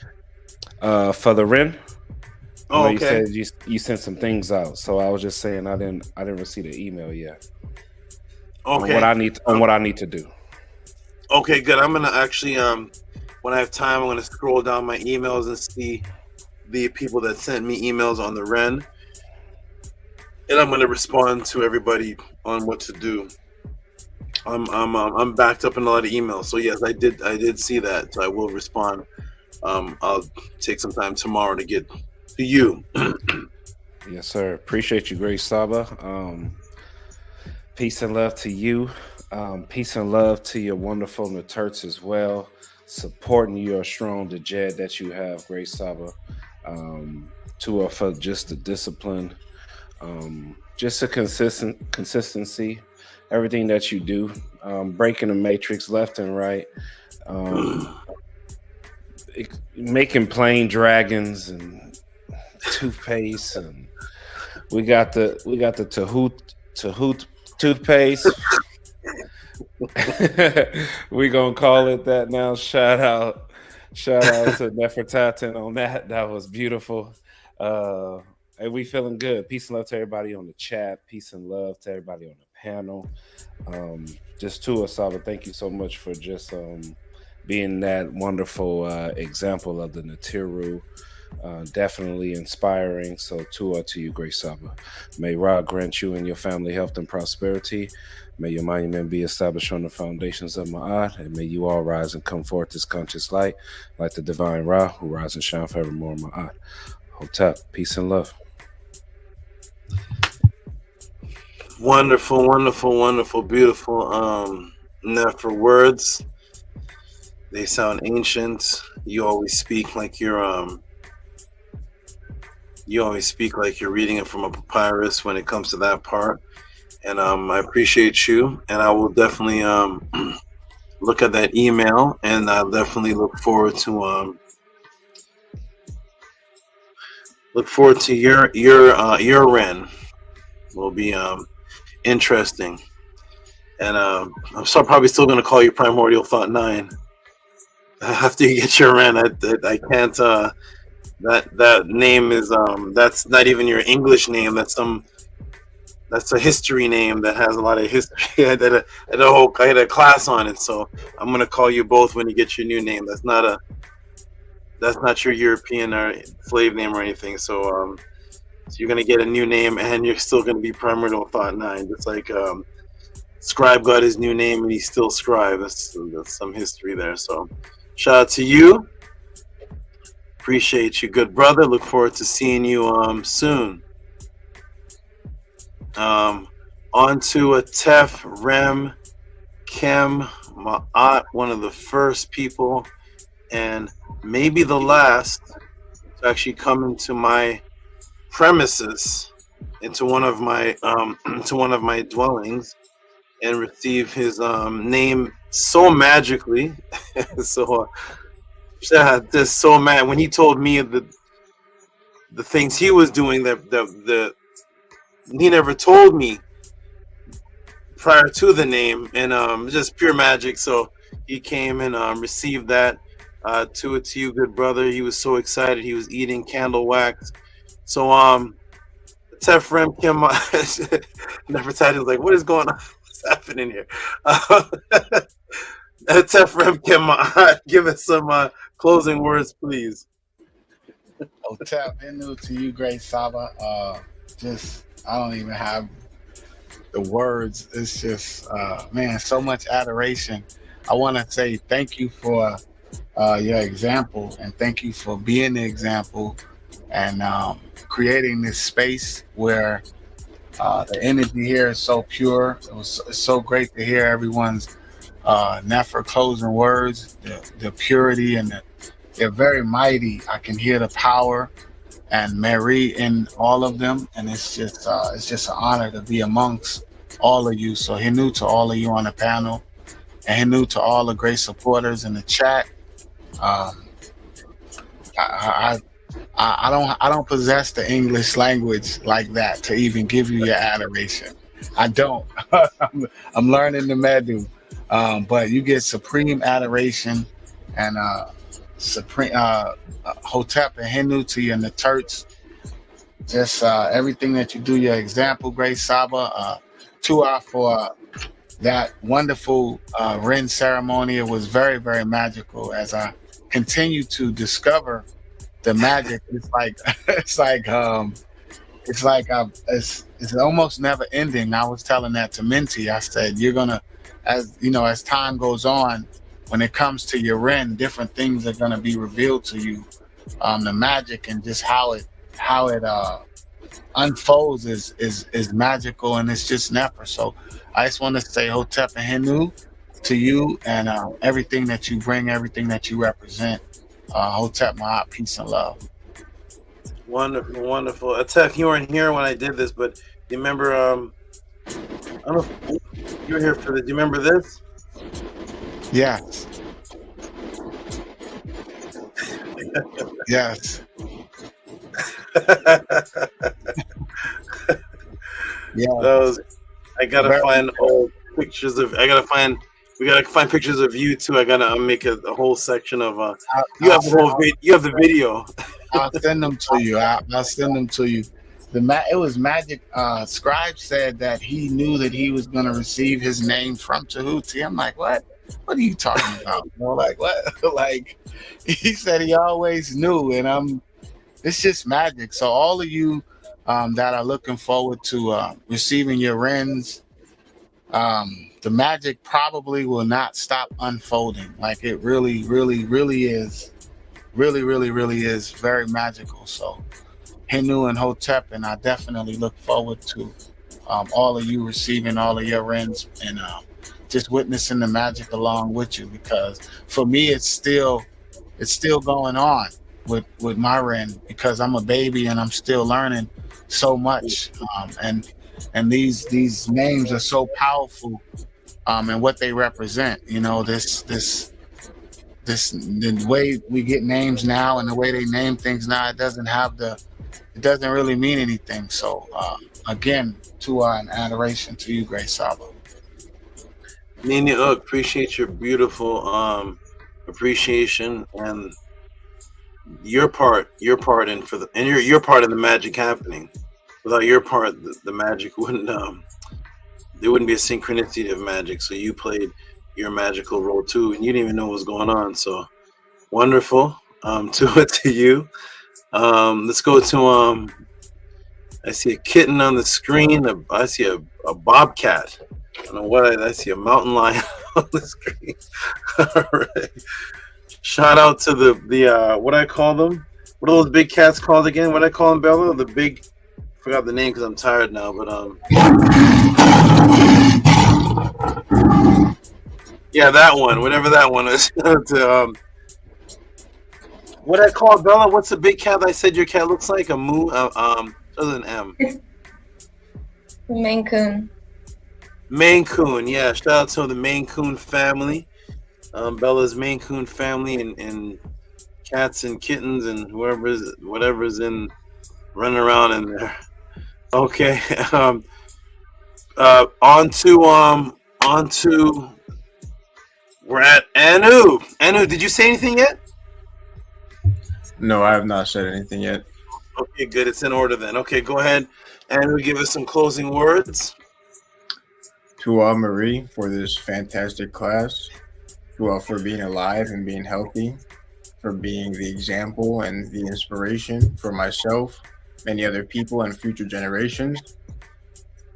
To Marie, to everybody on the panel, to all the supporters, everybody watching the playback, please support our SABA Tuti Amenhotep Ra. He clearly showed today, and especially for me, the first answer to the first question, that he provides things that can change your life, things that you can apply to your life. He's not talking like other people out here. He is truly the Nectar Tehuti. There's no one like him. He's the only one that can bring back the consciousness back of Mod back to the people and continue to create the generations that can endure the Matrix until it's destroyed. So I would like to end with this praise to Tehuti. E Tehuti, Im, Suhut, Pest, M Eten, Ubin, M Kut, Noob, Her, B Et, Senf, M Netter, Sekunet, Her, Setesu, Shu, Tata, Nifu, M Heh, M Rafe, Sehet, Rahai, M Kuf. Hail Tehuti in his egg, shining from his disk, rising from his horizon, glittering a live sky without his second among the Netter, sailing over pillars of Shu, giving winds of fire from his mouth, making bright the two earths with his radiance. Hotep Marie. Hotep, now that was not from the Perm Heru, was it? Where's that one from? That was from the Perm Heru. That's from the Perm Heru too? Yeah. Did you add Tehuti in it? Or was that Tehuti in there? I would have to go back and look. I'm not sure. Okay. It sounded familiar, but it sounded, I don't remember the Tehuti part in there, but nonetheless, shout out to you and respect. And that was a beautiful and wonderful. And I respect and love your adoration and dedication. And also, I want to say, I don't know if you sent me the information on the Ren yet and it got buried, but if you did not, okay, no problem. If you did not, don't worry, there's no rush. But if you did send anything pertaining to that, resend it to me tomorrow, and I'm gonna go ahead and put it in a file for you. I just don't remember if I don't remember what I got from you. I get so many messages from emails from you, so let me know when you send that, and then I'll go ahead. I have to start making people's files from now, so they can have their Rens for October. This is how far ahead I have to start working on it by the end of this month. So shout out to you and much respect and appreciation for all of your great words. Is this? Thank you, Anu. Appreciate you. Am I clear on the screen, Anu? You're clear to me. Okay. Thank you, Anu. Appreciate you. Beautiful, wonderful Henu words, and you rest well tonight. What time is it over there? 3:42. Go to bed, man. Go to bed. Okay, and two, give us closing words, and let's go to sleep. Let's go to sleep. To our very much Sabatudi for the life that you give to all of your students, to offer your words. They fuel me when you spit your words. It is like fire. When fuel spits on fire, our crew enlights and expands with every interaction with you. Tuah for changing my life, Tuah for purifying my Eve and continuing to eradicate its fets. I appreciate everything that you bring forth and all the work and time that you put into everything that you do, and your consistency and your intensity. I am inspired to be like you and be a full echo of you. Anu and I work every day to be the full echo of you, and we appreciate you very much. Tuah and Hotep and Mary. And I will end off utterance to you. More. Nice. Go ahead. Just one more thing. Okay, go. Keep going. Anu and Antu, Shesu, Mket, Tehuti, Pert, Netter, Oset, Ement, Kutsen, Her, Uat, and Tehuti, Ur, Hotep, Hetep, Ma'at. Anu and Antu, the divine followers, are following him, Tehuti, coming forth of the Netter from the secret place. They rejoice at the ways of Tehuti, the great one established by Ma'at. Beautiful, and Tuah, wonderful, wonderful words. And I really like the message. I commented to you all, but the echo message, like the living your life to echo, however you worded it at that time. I'm a little tired now, but living your life, utilizing me as a daily example was very, very powerful. And Tuah for all the beautiful words. And as a matter of fact, my Netter just, I can't look at the screen. Hold on. My Netter just, see, I gotta look at that without the glasses. There, okay. My Netter just fixed up a part of the room here. And she just put up here the image that you drew for me long time ago is now directly in front of me when I wake up. And it was somewhere further back, but because we moved back into the back in here, she put it in a place where it's right there. And it's I looked at some of the details, and we noticed the way that you wrote your name. Very creative. It looked like the letters are merged into each other, and it really looks like me. I don't know how you did that, but it looks like me.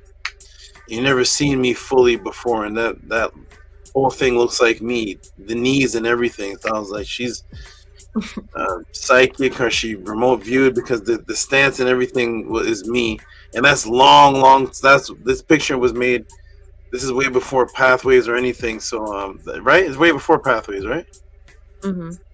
Yeah. This, you didn't see me on the video standing up or anything. So very good. Tua for the image. Tua for the beautiful words. Thank you. Wonderful. All right. Oh, what's that? I said Tua very much. I appreciate you telling me that as well. And Tua to your Netserts for rearranging the room how she did. Thank you. And the thing you wrote is directly, she found she found the exact measurement of an exact space that matches the size of the thing that you sent me, that you wrote in red. It's exactly fits right there. I don't know how she did that, but magic. To you for that.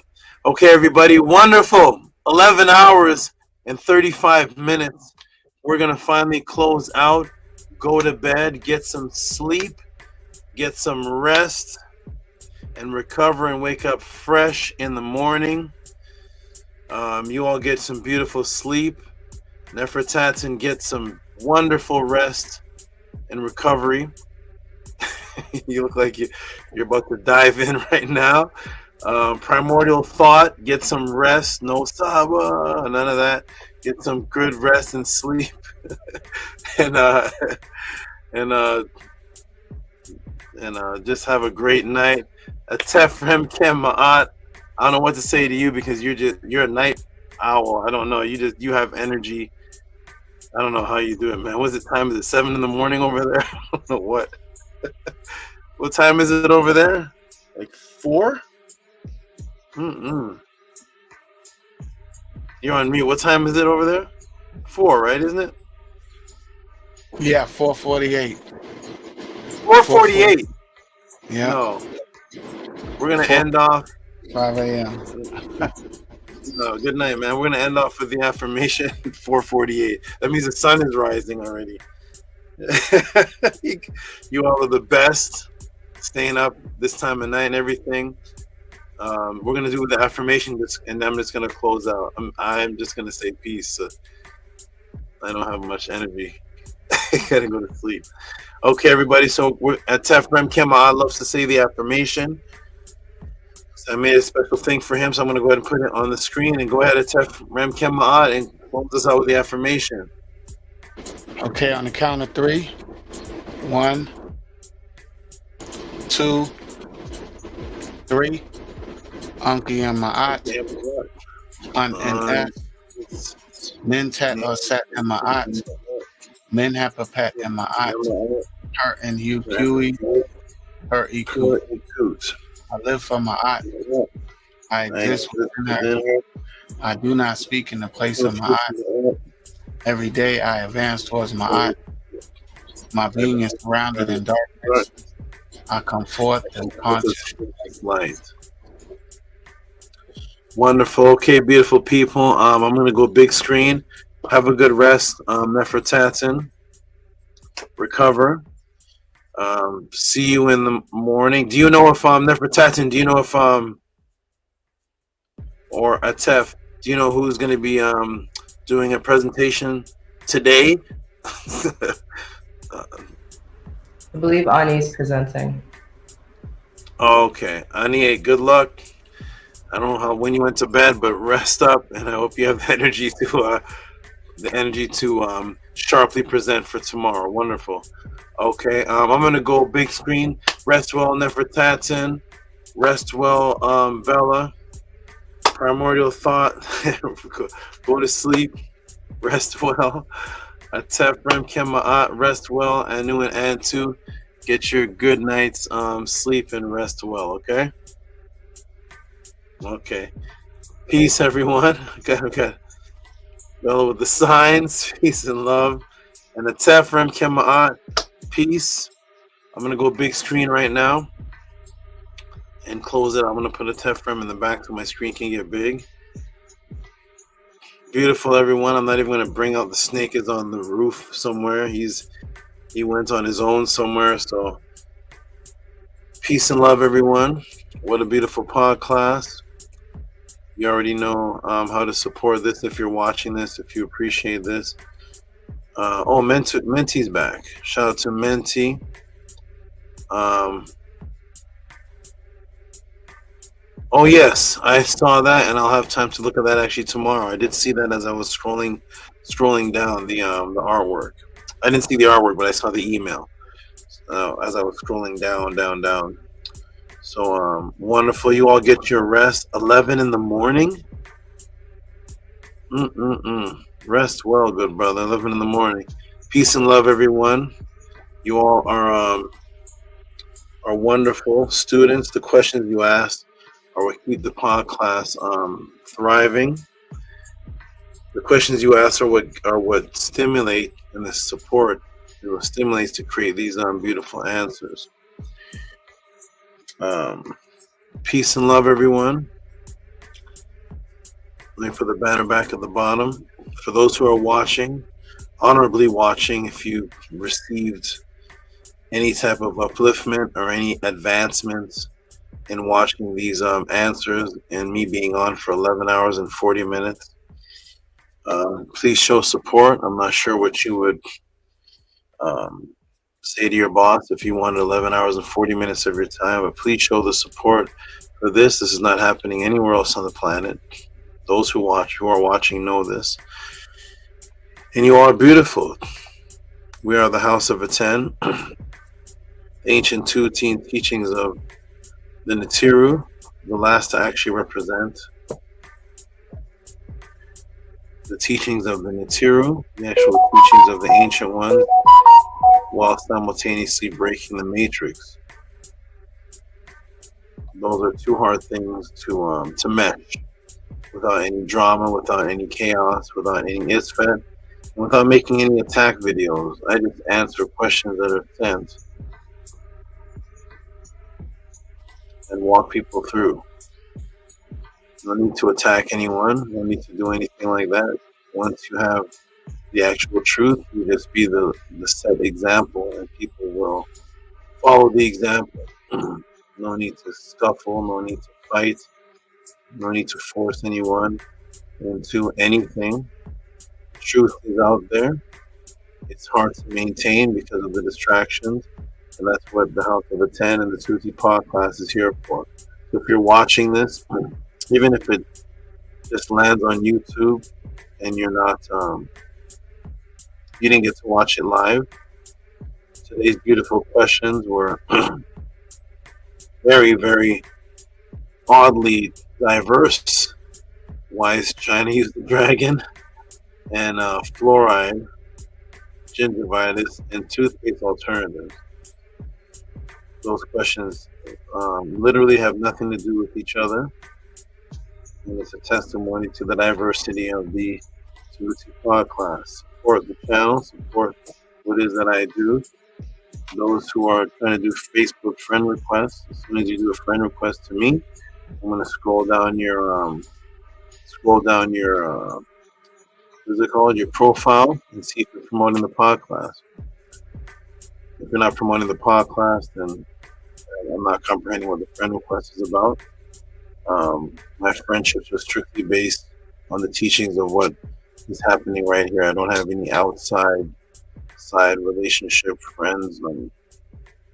This is all based on this. If you're not promoting this, but I see you sharing and promoting tarot card readings and some person that you know that I've already dismantled, or some odd weird teachings, or any drama videos, or whatever it may be, and you're not constantly promoting the podcast, then of course going to think your friend request is some form of a scam or some type of you try to scam me on a daily side. I have no time for isfet. I am House of Atten or nothing. I don't have any side life that has anything to do with anything outside of this, other than this and the reptiles that are around me. Peace and love, everybody. And of course, when all is said and done, and thousands of years pass, archaeologists will come and see